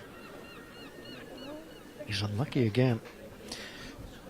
You know, the head's turned on its head here, hasn't it, really? Because we were talking about a movement on the jack for the path head pair being, you know, quite lucrative, but you know, it's a trail on that jack to the middle black bowl, middle in the middle of the screen, and he's looking at a potential 5.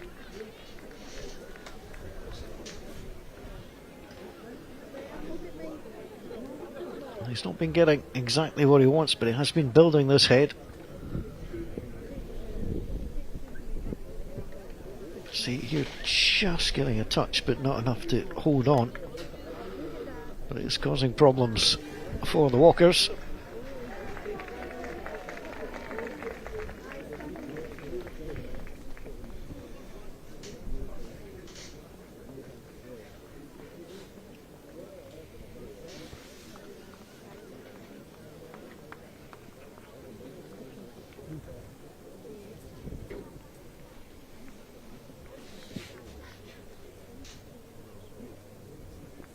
One ball each to play.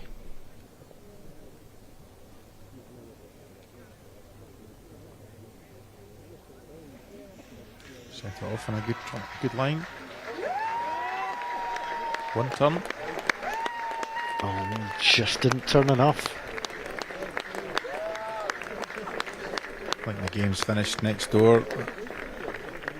I assume the applause from Morag and Colin means that Jacek Goldie may have got over the line, but we'll confirm that just as soon as we know.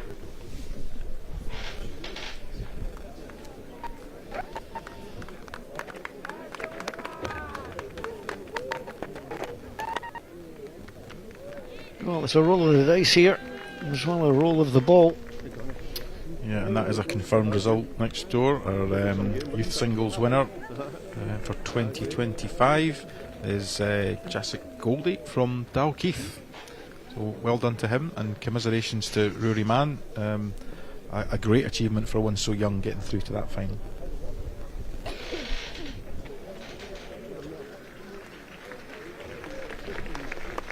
And you hope for both that they will be back. Well, it's a great prize for Jacek, because winning this means he will represent Scotland in the British Isles series next year for the under-18. So yeah, there's a nice prize at the end of that for the young man.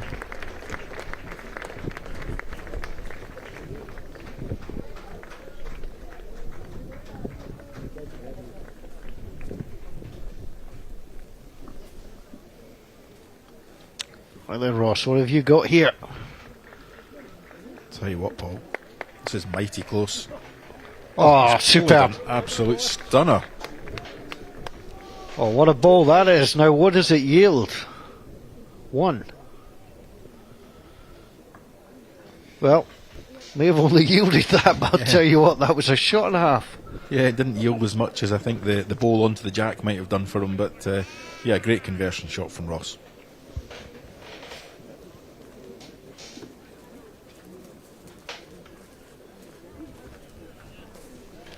Got it away smoothly. It's an unfussy delivery that he has. And you can always tell the interest of a bowler. Kept his eye on it. I'll tell you what, fraction away from perfection as well. Yeah, I think if he'd just got underneath the ball there and sliced the jack, I think that was yielding a count for him.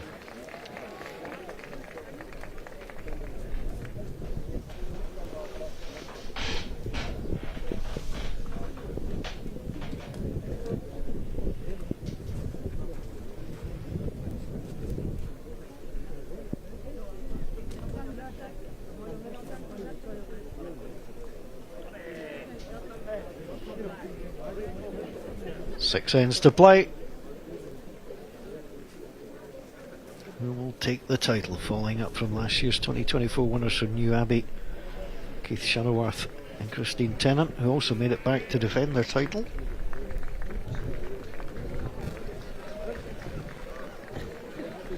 A busy weekend, 4 rounds to get to this stage, 2 on Saturday, 2 on Sunday. And the last pair standing, going for that title. Interesting, they were back here in the mixed pairs, but both Christine and Keith were back in the senior singles also. Keith unfortunately fell quite early, I think, and but Christine was marching on earlier. I saw her up on Green C. Not quite sure how her result went, but she was certainly up there.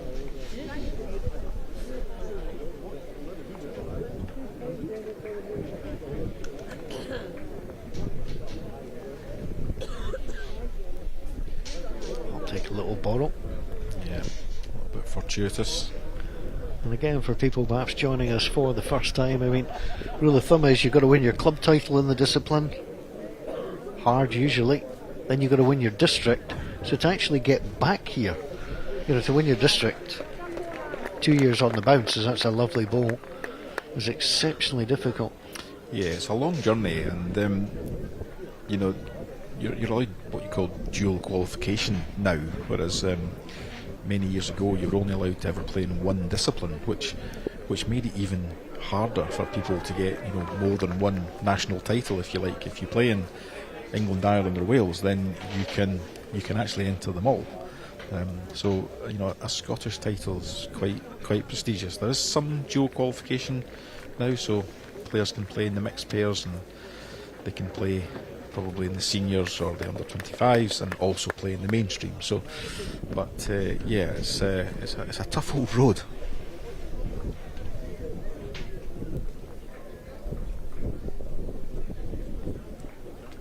All the 32 districts have their different district titles. For example, your men's singles in Edinburgh, the Tate Trophy. Yeah, the Tate's a champion of champions, isn't it? Yeah. Oh, yeah. Which is tremendous in itself. You've got all of these different things that you can try and win, but getting through here is a real pinnacle. Yeah, Ross having to play through this again.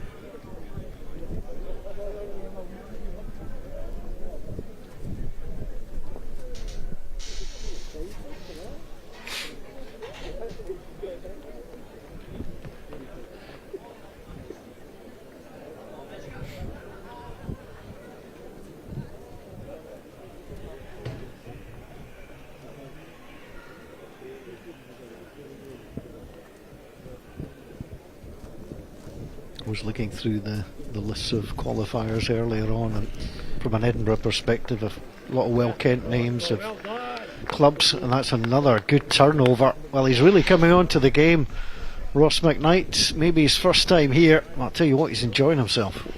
Certainly is. He's playing those shots well. You know, he's picked out the right ball there. He's got a movement on the jack. Probably holds 2. He's moved Colin onto a side that he's not really had to play. You can see he's missed the line. Chance to put some heat on the path-head pair by adding another. Are you wide enough, Ross? Are you heavy enough? Can I reply with a double negative? You certainly can. You'll be really disappointed with that, because that was a chance to close this down. Colin's picked a better line. Still don't know if he's wide enough or heavy enough. Yes, neither. Could of course be a heavier side, Paul. You know, you're surprised at both players dropping that far short. So that's their feeler, if you like. I would expect them to correct.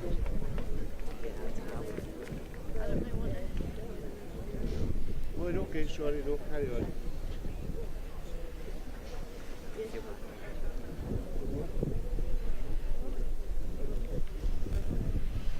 Is he clear of the front goal?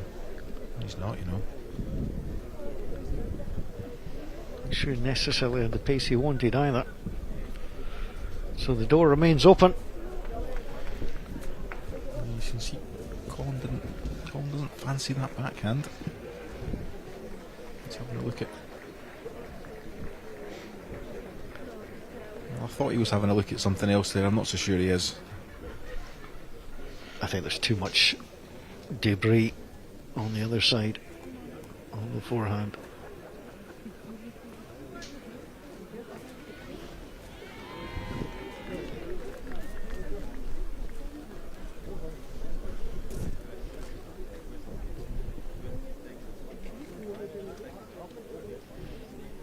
Certainly a wider line. I'm not sure this will drop.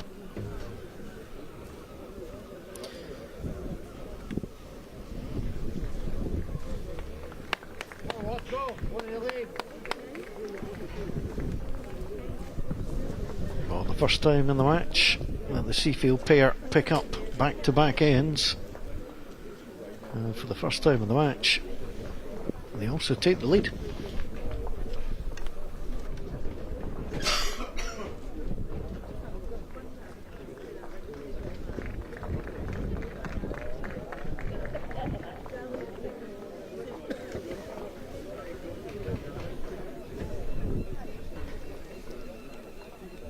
Well, having a chat about whether the match should come up or not. And the overall collective decision is no. You can see Ross just dictating the length, try and give them the best possible advantage. So you can see that's a relatively short jack. Now then, is it far enough?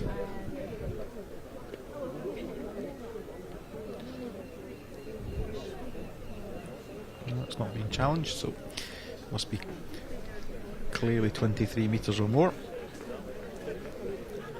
Got to be beyond that point.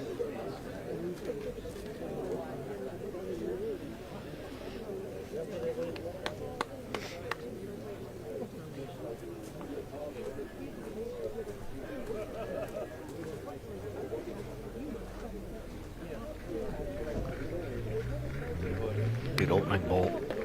Yeah, nicely played.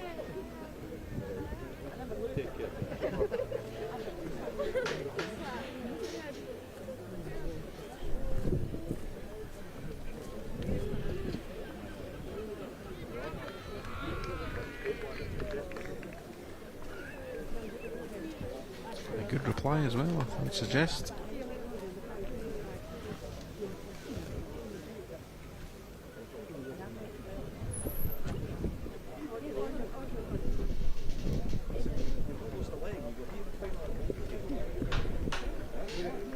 It's coming down again.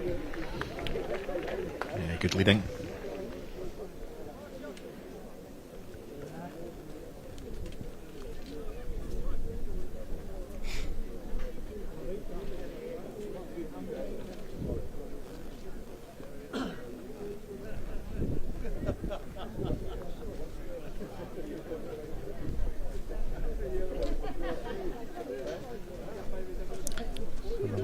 good line on this side of the rink. Just a bit hold up to the front one, I think. Yeah, very well played.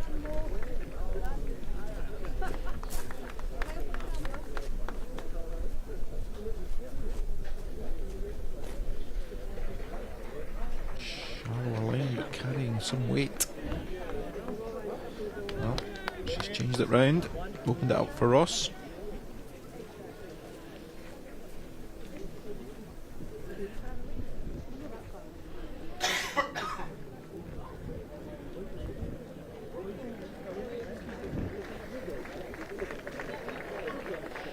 Well, that might be the best 8 balls we've had at any one end.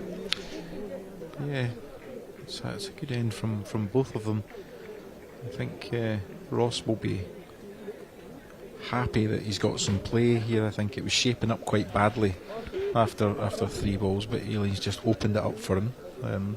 Left a ball which looks like it might be locked in the head, and he'll be keen to avoid Colin moving that jack over to the left hand side. So I think he has to change this, I think, and he'll be hoping to do it now.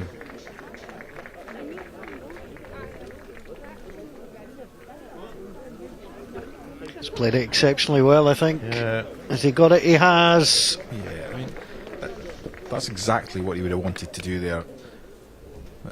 You know, and the head's now difficult for Colin because that hand is swinging, so the natural angle to the jack with good weight is tough. Yeah, you can see that's just got caught in the front.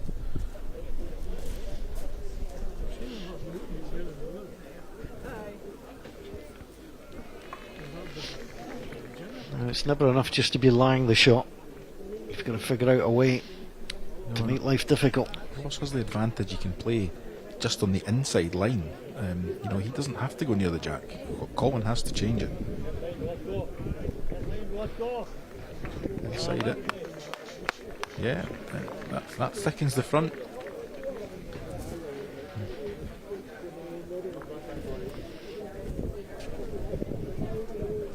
Looks like 2.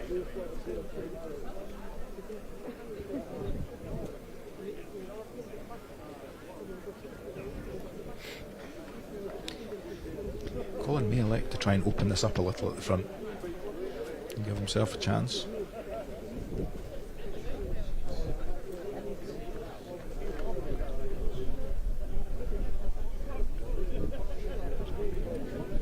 I often think if you're going to do it with your second ball. This is tough. Yeah, it's not coming back.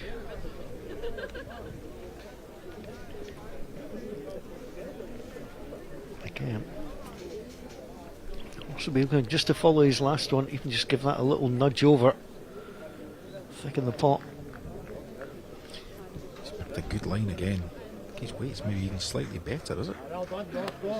Yeah, there's the little knock across. So he's maybe made 3 out of that. The angle's very difficult with this shallow angle on the camera, but it cannot look good for Colin.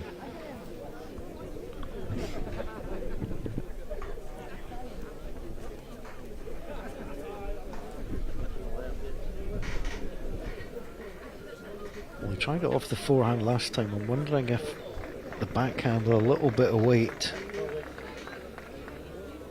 There's an awful lot you can get stopped on.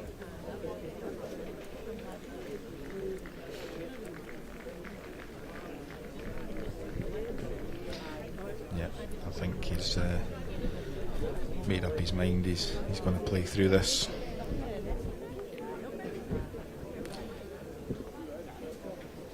He's a perennial champion at Pathhead in his club.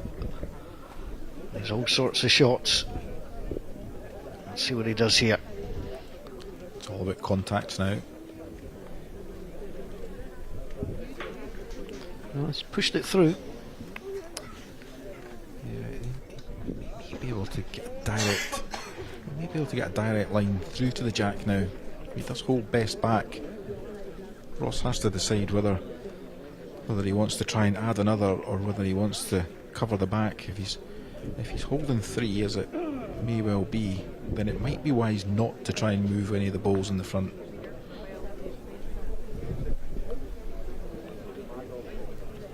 for cover maybe. Let's see.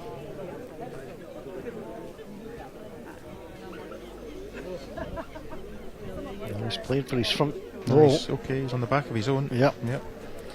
He's not, in fact, he's maybe even thickened it more. The gap through to the jack may no longer be there.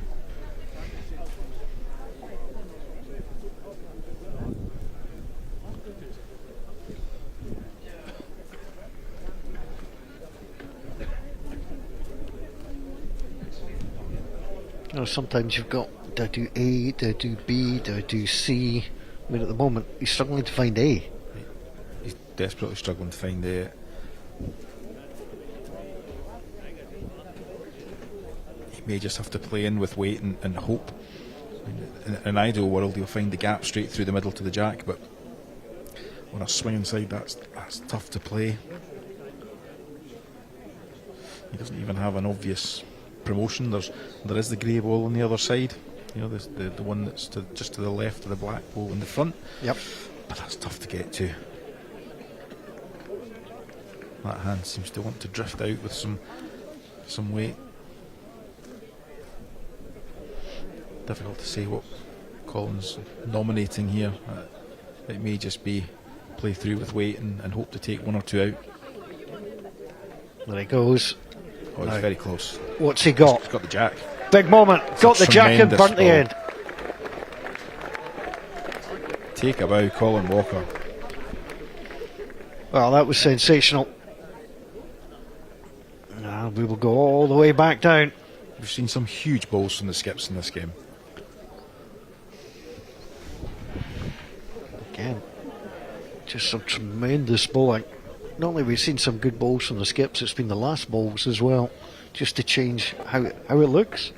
Yeah, that looked an almost impossible position for Colin. I think we called it. There was a gap through the front. We also said it was very difficult, but yeah, he wove away through there and played a tremendous effort. You'll see this again. Look at you can hardly see the jack from the mat. That's a touch of class. Judged to sheer perfection.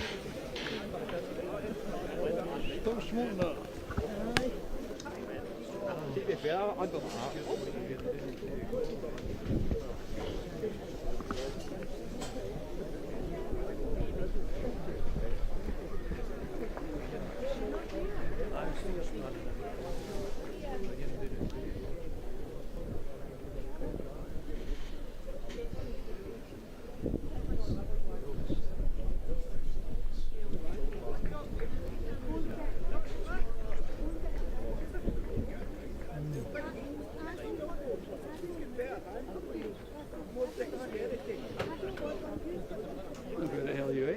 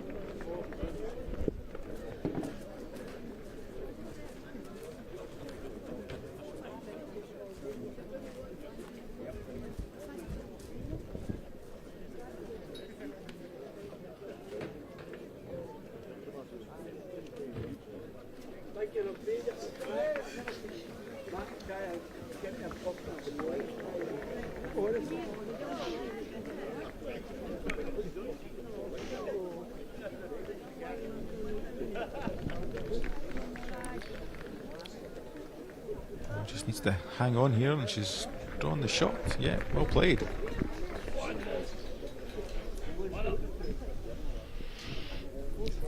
Ross asking broadly the same of Aileen.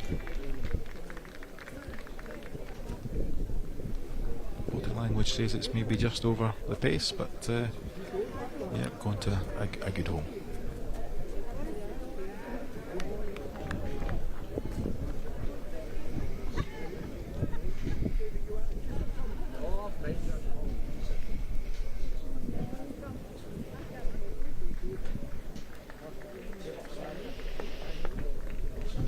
Well, again, just the one loose ball there.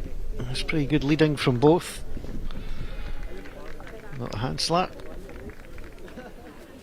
All this replayed in number 12. Beg your pardon, number 13.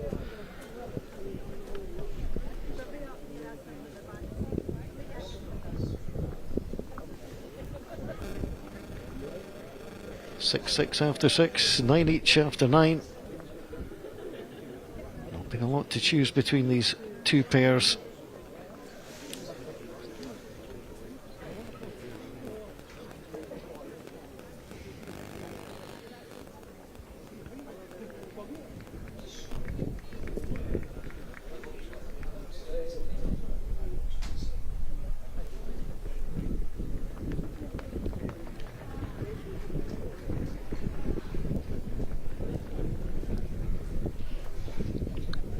Set that off on a maybe slightly narrower line. Struggling with weight, so small adjustment for Ross. Couple of feet on his last. Picked a similar line.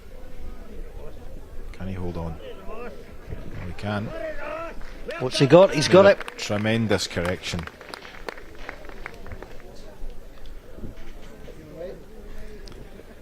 Oh, Colin Walker. A little stroll up the green.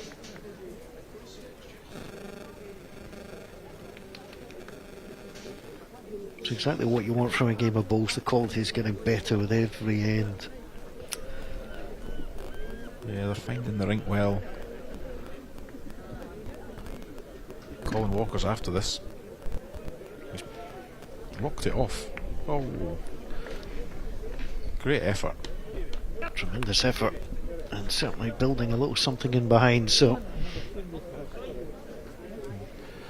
Ross might be keen just to tuck that further round the corner.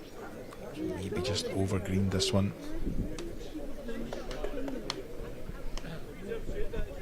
It's coming back a long way, but just not enough. So same bowl for Colin. He'll have a chance to middle that jack, make a couple of shots.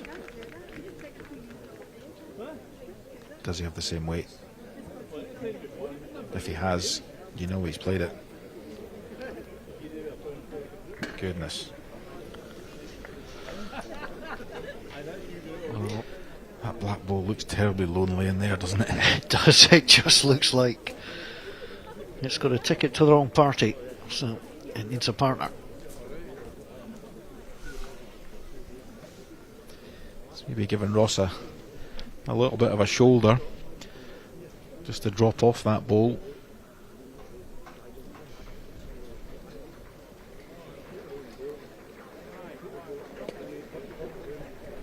Better line. Can he hold? I think he can, you know. Doesn't want to touch the jack, just wants to come into those balls there. It's a good ball actually, because Colin had that for a little bit of a count. He's now got the dead draw.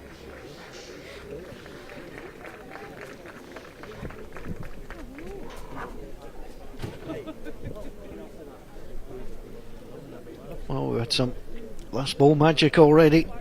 Is there more to come? Colin's body language said that was hot out the hand. Oh no. No lasting damage.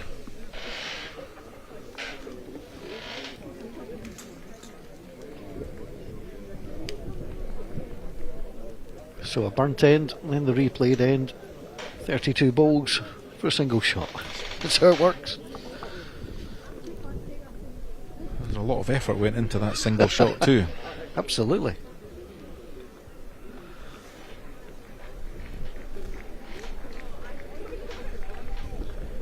Seafield there. 2 up, 4 to play.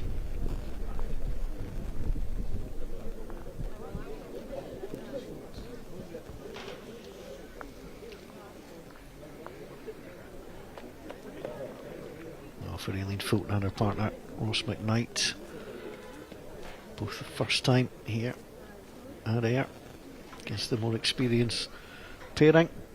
Morag Walker here for the third time. Colin Walker telling us he's here for the 6th or 7th time, he wasn't quite sure.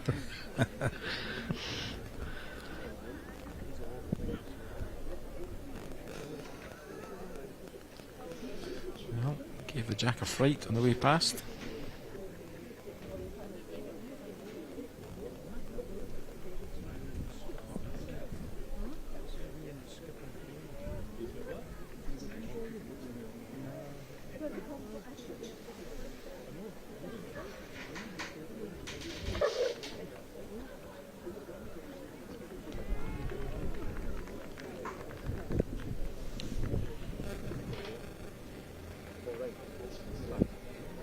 Just wants to hold. It's going to come through.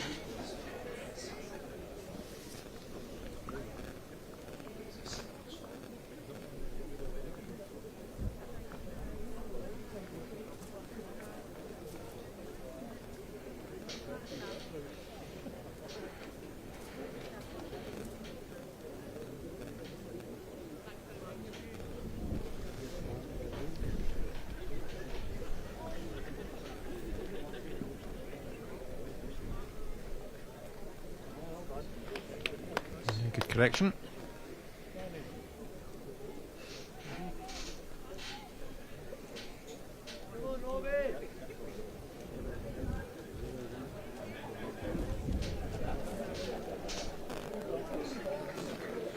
Good correction here too.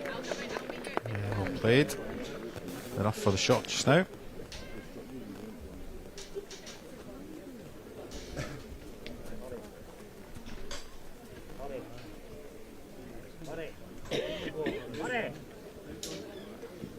Likes it.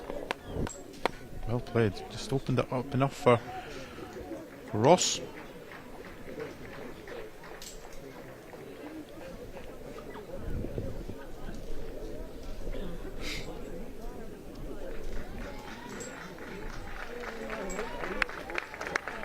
Yeah, Colin will be happy with that. It's just split the 4 balls at the back in case there's a movement on the Jack, which has seen quite a bit of action in the last few ends. Yeah, it's not stayed in the one place for too long. Certainly has not.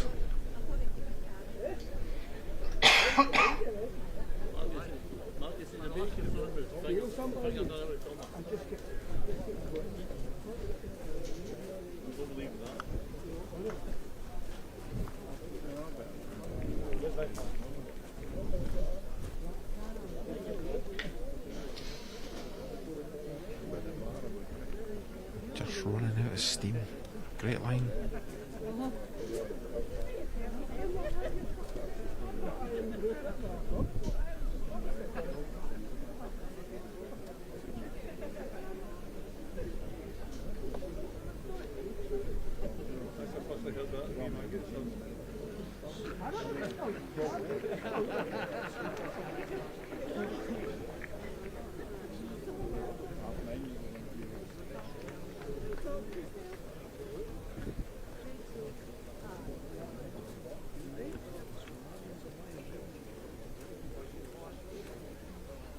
Just dropped a little bit off there.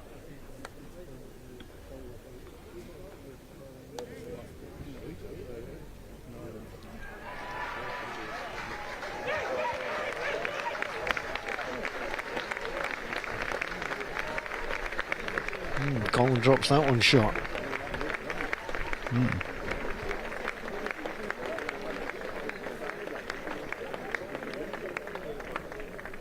Not really sure there's much change. He still, I think, can come in there. Either face off his own black ball or just nudge it across, perhaps turn. I think the debate is, does he play it with a little bit more? You know, he has the majority of the back position. Yep. Okay, it's fairly mixed.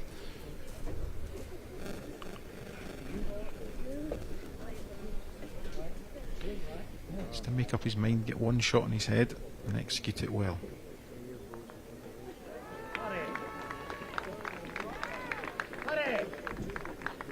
think he did play it with just that little bit extra. He's got a result here. That's what he wanted. Yep.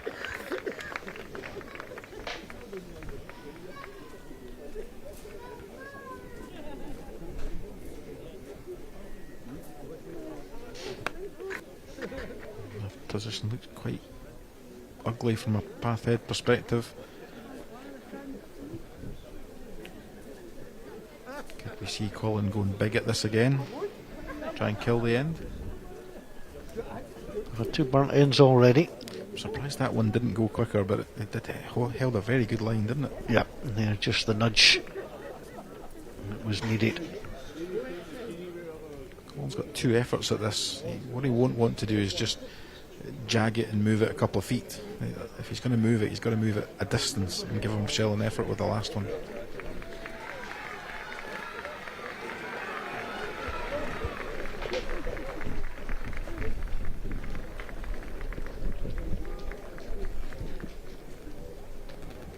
Well, I'm not sure he liked it too much. Just going to take a step back for a moment.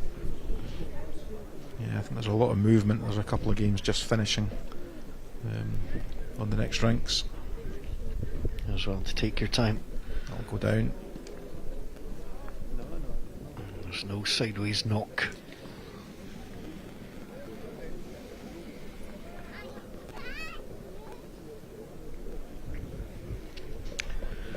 Now then.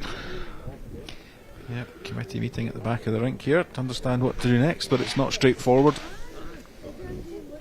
Should be noted, very little good comes out of committees usually at bowling clubs. Yeah, other than the price of a cup of tea or something like that. I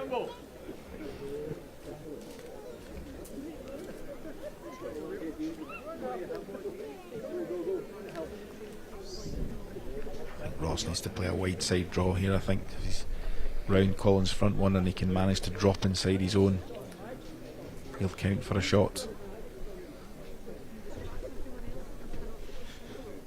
If he's just over the pace, he runs to the 2 back balls.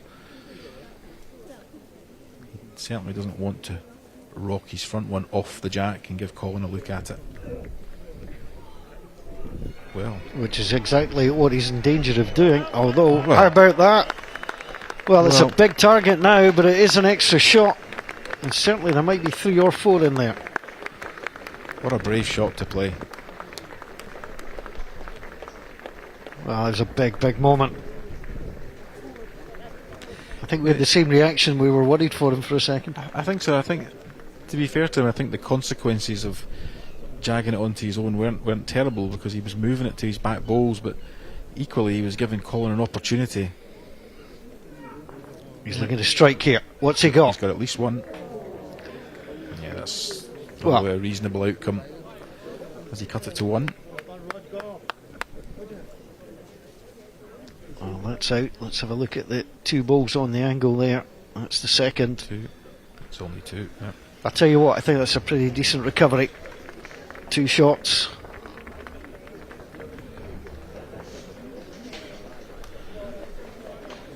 But the Walkers are stuck on 11. They were 11-9 up. They're now 15-11 down. 3 ends to play. And the momentum is in Ayrshire. The Seafield Club.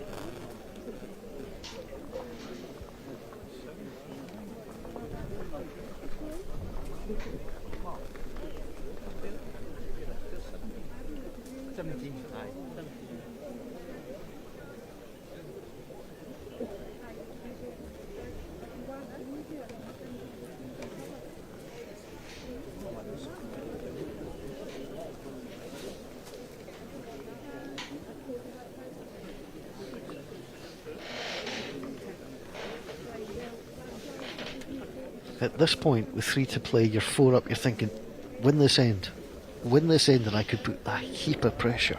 Yeah, absolutely. You're looking to manage it out from here. You know, nothing silly. It's not a big enough lead to really defend. So, you know, you have to kind of go after it. But you know, I think they would be happy. They would be happy, perhaps trading singles over the next 2 ends and giving themselves a 4-shot advantage going to the last.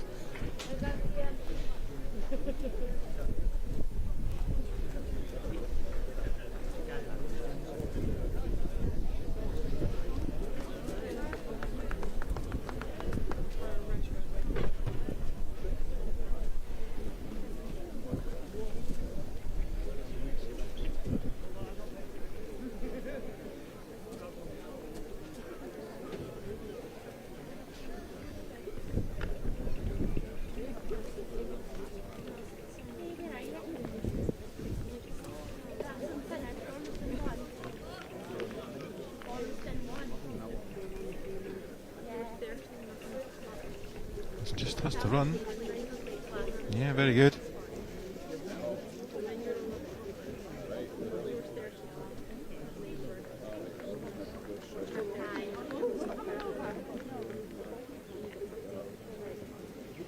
Mo's picked a great line if she can run.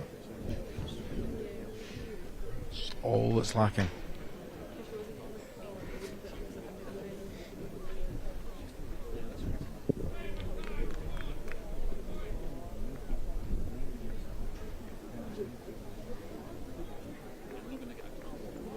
Did you catch that, Jack?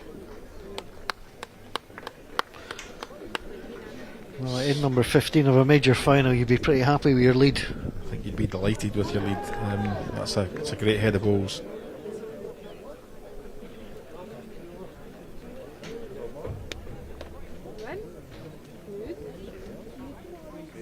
It's a good enough reply from Mo Toots, giving Colin an opportunity.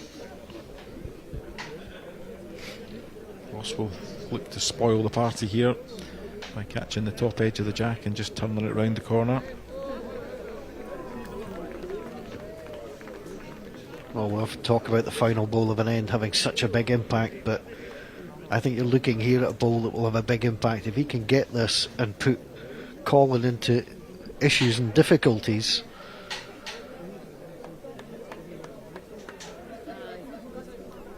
can he nail it with the first one? I don't think he'll drop in time, but his weight is very good for what he's trying to do. Yep. And again, he's gone to a really good home, 2 feet by.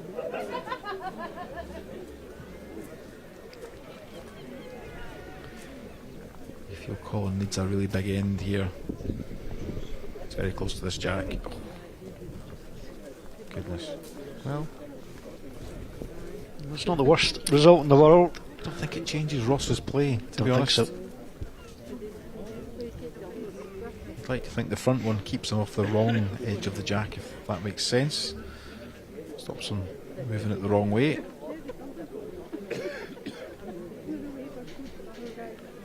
Certainly closer, but it's just going to drift away, I think.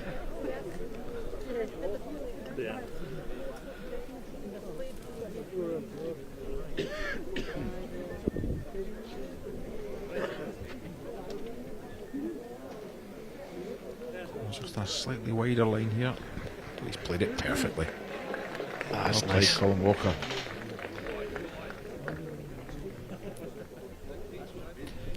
Well, if we go with just a little bit more power here, there's 2 bowls to stop on. Oh, I think he's pulled. Oh, he's narrow.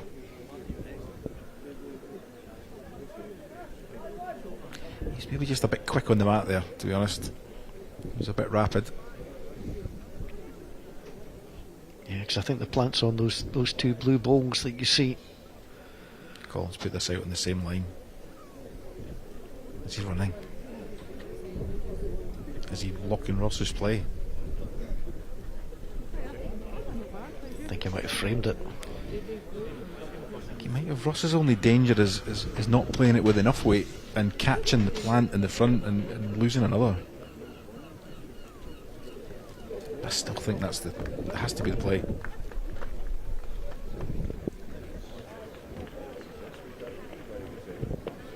I think the reward, if you get this right, is not quite taking the game out of sight, but it's not far off it. If you can just nick that across. Yeah, I can see, you can see him thinking there's a bad result here as well as a good one. Yeah. As I said at the start of this end, he needs to be careful he doesn't go too defensive.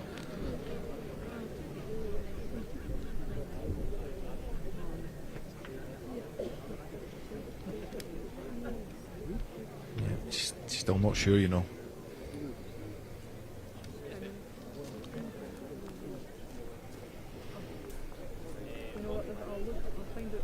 This is a dead draw. Doesn't want the jack. Does not want the jack. Well, what damage has been done here? Well, he was 1 down before he played, and he may still be 1 down. It may be 2. The only positive out of that is that Colin no longer has a shot for a 4, which is what he had before. There's an element of danger as well. Yeah, Colin's calling the right shot there. He's just going to try and fade in through the gap between the blue and the grey ball and the front left of the head there, and try and add another shot. The way the hand plays, he might just drift down to the black one.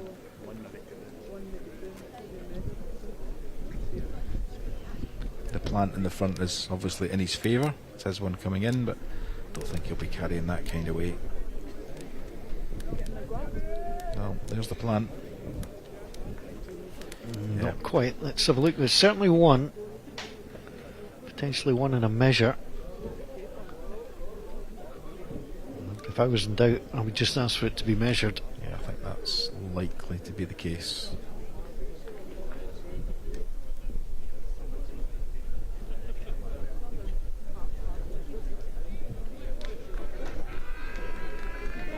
Correct call.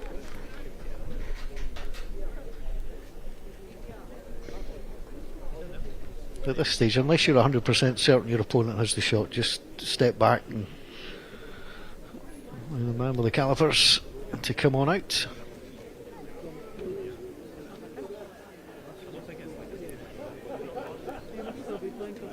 Just again to support the ball so it doesn't move.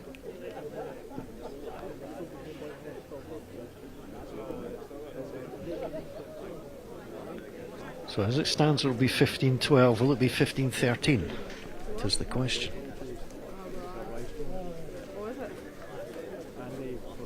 More importantly for the Walkers, it ends a run of 4 straight ends lost.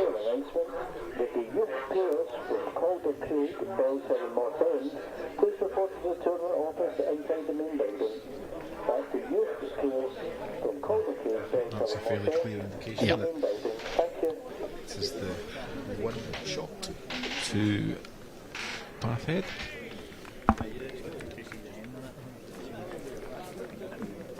Two ends to play. The advantage is with Seafield. 15 now plays 12. If you're going to lose in that end, lose a single. You mentioned that. You know yourself here. If you can win this end, it's with you. Yeah, we talked about trading singles. They would be quite happy to trade singles, I'm sure. But that trade's not done yet.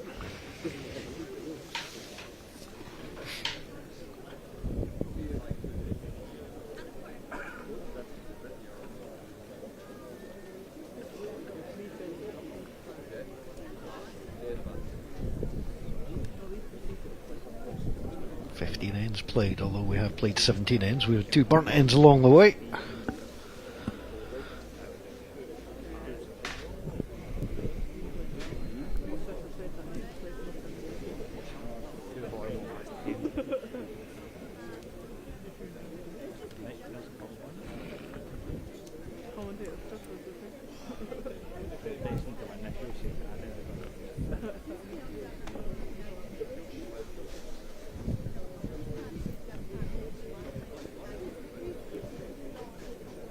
Longest jack we've had in a while, so you can understand the first one not being quite on. Let's see what the adjustment is.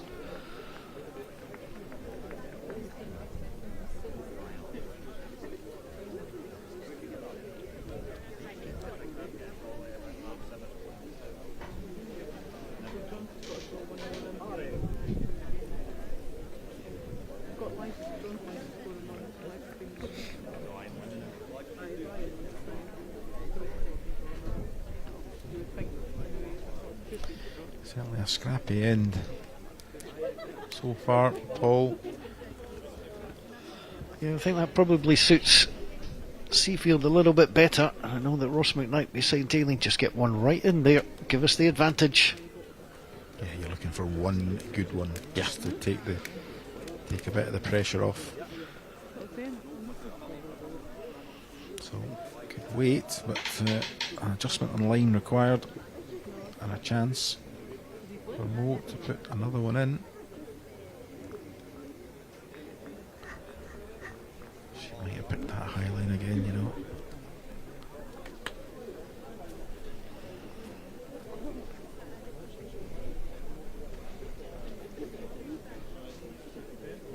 they've played some terrific ends in the last 10 or 12 ends. This is loose. This just needs to run. Just needs to run. I think we've got a game of 4-ball singles between the two skips. I think so.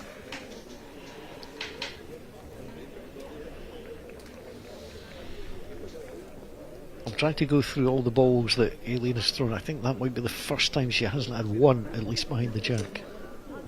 Yeah, that's probably very true.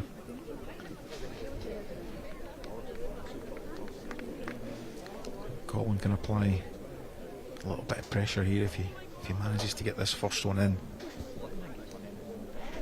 I think he's good, you know. Yeah, he's very good.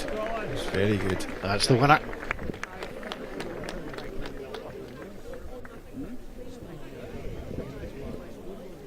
Ross trying to follow. On the other hand, just trying to drop something in and around. He's picked a reasonable line, you know. Oh, he's played a stunner here. That's a great ball. Yeah, you'll take great that. Ball.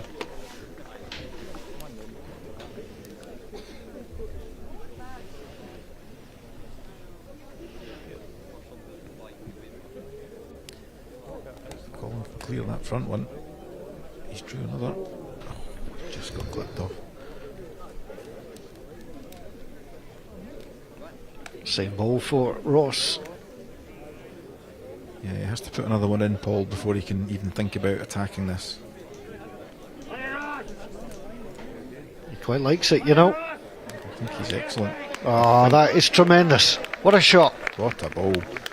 And look at the angles.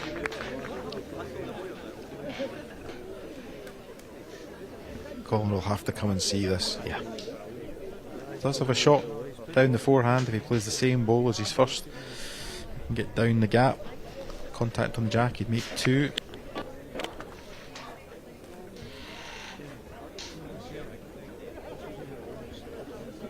Well, he was confident. Watched it all the way, stalked it down.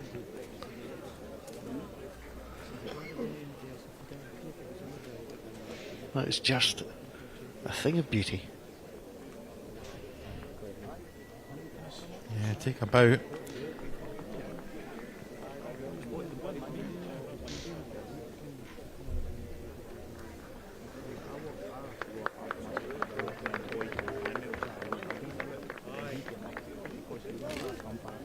Chance.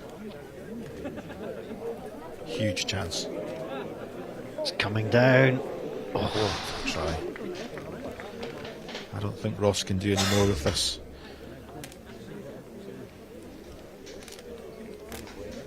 What do you play here? National final. 3 up, line 4 up, going to the last end. I'm just wondering if he wants to try and get best back ball in here just in case, but if you think he's going to try and move it here, but how do you get round to just behind the jack on the right hand side? It's hard. I think the question is, how do you get there? And yeah, it's a fine line down that side, and the last thing you'll want to do is play with a yard away and get dragged onto the shot that he already has on the jack. If he's confident enough, he'll try and put it out and play it between the two black balls you see to the top right hand side of your picture. But either way, it's not an easy conversion for Colin. Does have the advantage of last ball at the end. Yeah. I don't think I'm terribly surprised that that's up there. No, there are times you just let your opponents do the work. Yeah, that makes it worse. I think Colin only has what he played the last time. The angles aren't there to kill the end, I don't believe. So it's probably going to be a forehand just inside his own blue ball in the front, and try and sit the shot ball or turn the jack round the corner. He would most definitely settle for 1 at this point. How are you, Colin? Gosh, he's close. He's very close. It's of great interest. What's he done? He's just going to pull up short. Oh, what a terrific effort. Well, Does Ross take one, or does he go brave and try and just tap his own for two?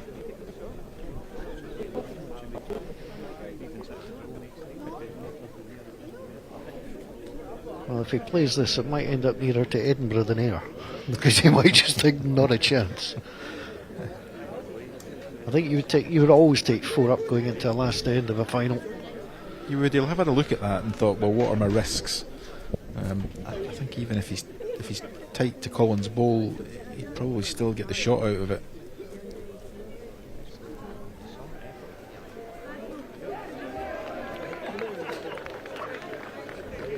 It's a great try, to be honest. It certainly was. One end to play, advantage Seafield. Aileen Fulton and Ross McKnight are on the verge of their first national title.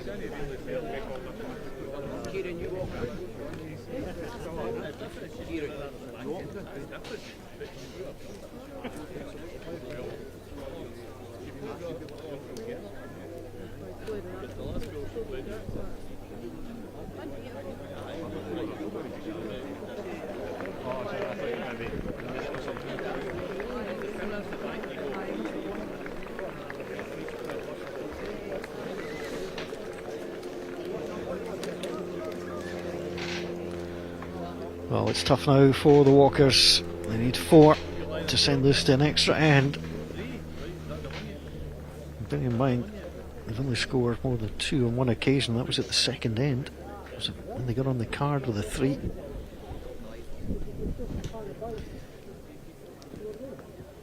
Yeah, there's one thing for certain, the nerves will be jangling here. So close to that finish line. They have won 5 of the last 6 ends. The Seafield pair.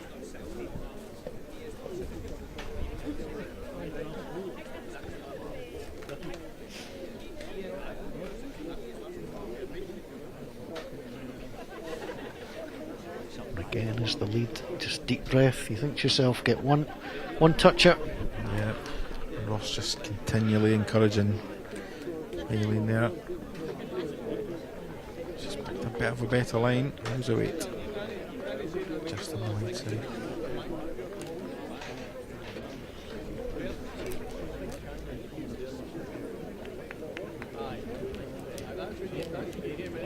Morak herself has been a champion of champions in Midlothian.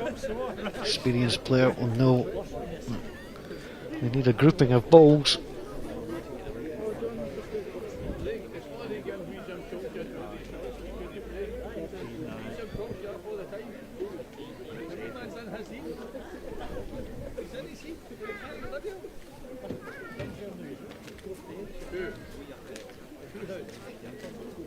Again, when you look at that, Colin, if you're trying to avoid losing a 4, to have one to the left, one to the right, one behind, yeah, you're relatively happy with it. You are. I think there's a jack movement coming on here.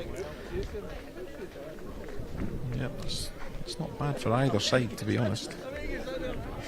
Ross will just look to get another one in the area.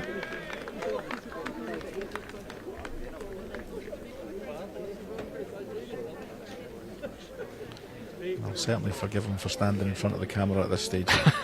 I think that's just the nerves of it all. That was a well played ball.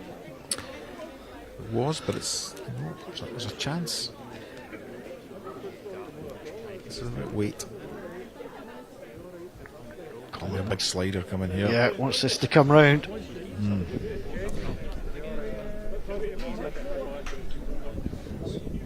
Well, there or thereabouts, but I think the concern for the Pathhead pairing will be the lack of back balls.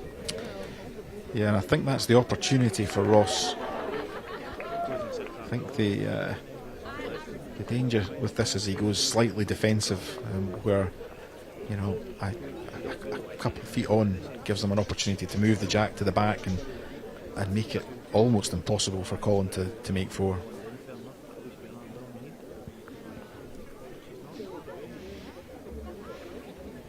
Interesting line. If he's got the jack, he's just What's about he killed got? the game. Oh, he has. That is brilliant bowling. Yeah, he's taken all the danger away now.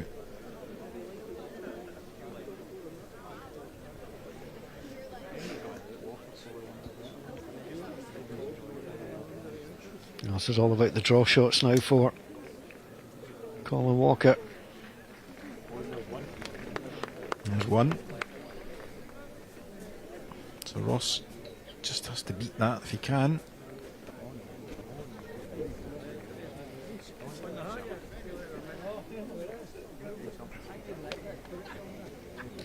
Yeah, I think sensible going on that side. There's a shot on the other side, but the last thing he wants to do is turn one of the grey balls up. Yep, yeah, that's a second prize. You know, he's forcing Colin to draw 4 balls within 18 inches of the jack, which Colin is very capable of. So let's not forget.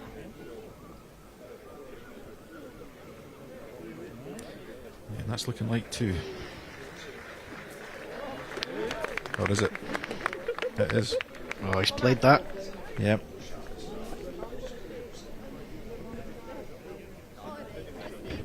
He's given himself a chance. Can the door be slammed shut here? Slightly wide, I think. Yeah, I think it's just going to... Not too bad, but not enough. No.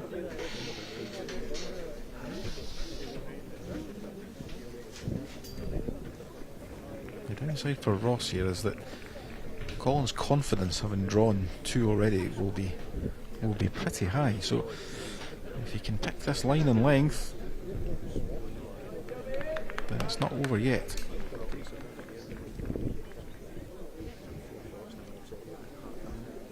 This line's good again. Has he pushed it? He has, you know. He has. There's 3. Well, how about that? That's a touch of class from Mr. Walker. So what have you got, Ross? Same weight as your last one.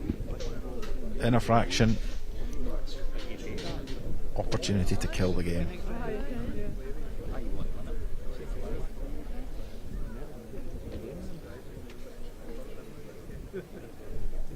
Big moments require big shots. Better line. Is he quick? I think he's a little quick, but can he take the blue ball out at the back? He's not done so. Colin Walker with a chance to tie the match and take us to an extra end.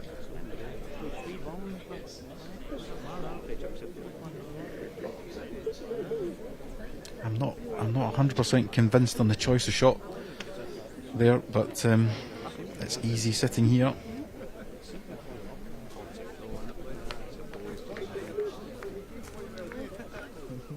Four down, requiring a 4 to take it to an extra end. Colin Walker. He's wide. What's he done? Is he up? He's not made it. He's not there. He's not there. He almost pulled it off, but it pulled up short. And it's victory for Aileen Fulton and Ross McKnight of Seafield. They've squeaked home. Unbelievable for the Seafield pair. I have to say, I'm sitting here thinking they blew it, and but for Colin to pull up a yard short, I'm sure there was a huge sigh of relief from the 2 players from here. Well, Colin Walker gave it everything he could and just fell slightly short. And celebrations for the Ayrshire pair, and we'll hear from them soon.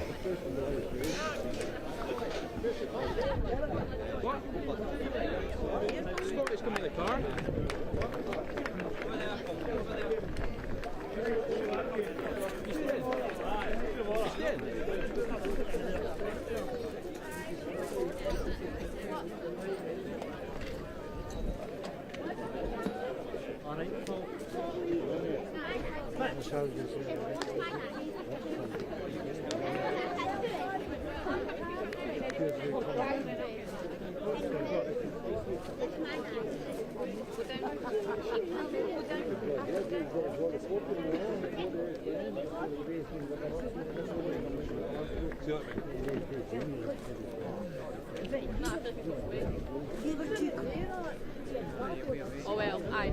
Once it's steam in, phone me and we'll sort it. See you later.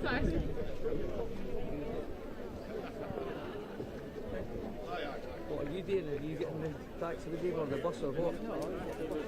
You're getting the bus.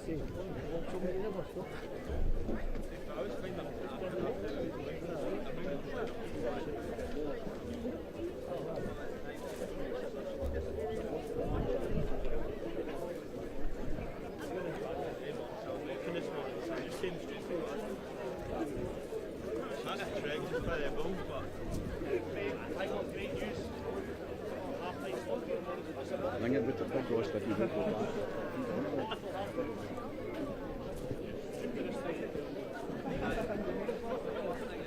Sure she does no one remind of that scoreboard. Sure she does.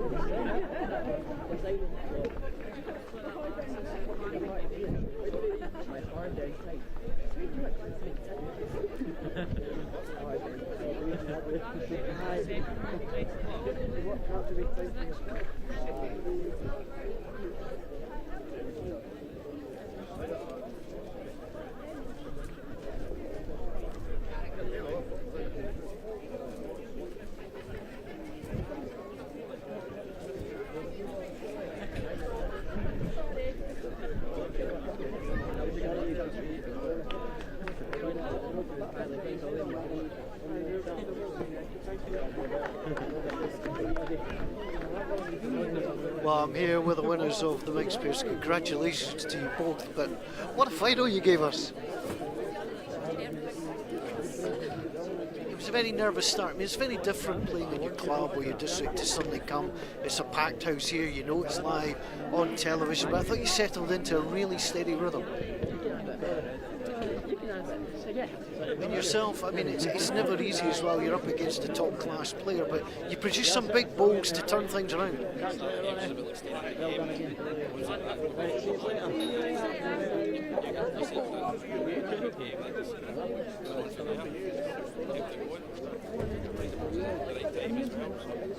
And they're a tough pair. I mean, they're good players, and you know you're up against it, so you could never relax, and certainly not at that last end. I mean, the first round we're up against defending champions, so we put them out early doors. So I suppose that gives you the confidence as well, just to go on and you're there or thereabouts once you've put a team as good as that out. So you just keep it going, and that's what happened. So. And you did wonder, I mean, to come here in front of an Ayrshire crowd, you had a lot of good home support as well, but there's a few intakes of breath towards the end. It looked like you'd done enough, and then all of a sudden Collins got 3 bowls and a draw for 4. That was definitely a bit nervy. We've never had easy watch. All weekend we've never been an easy watch, so but we've managed to scrape through games and make it difficult for ourselves. Exciting viewing. And a wee celebration tonight, perhaps? Yeah, a couple, Well, it was a brilliant watch. Congratulations, you both deserved winners. Well played. Thank you. Thank you, Elaine. It's wonderful. Thank you, Ross. Go relax. Thank you. Well, what a wonderful afternoon it has been here at Ayr Northfield for these national championships. The mixed pairs final went all the way to the last ball. Colin Walker just falling short, so the title goes to Aileen Fulton and Ross McKnight. Hope you've enjoyed all of the action. Do join us again tomorrow for more action. Day 4 from the National Bowling Championships. But for everybody here at Ayr, thanks for watching. Bye for now.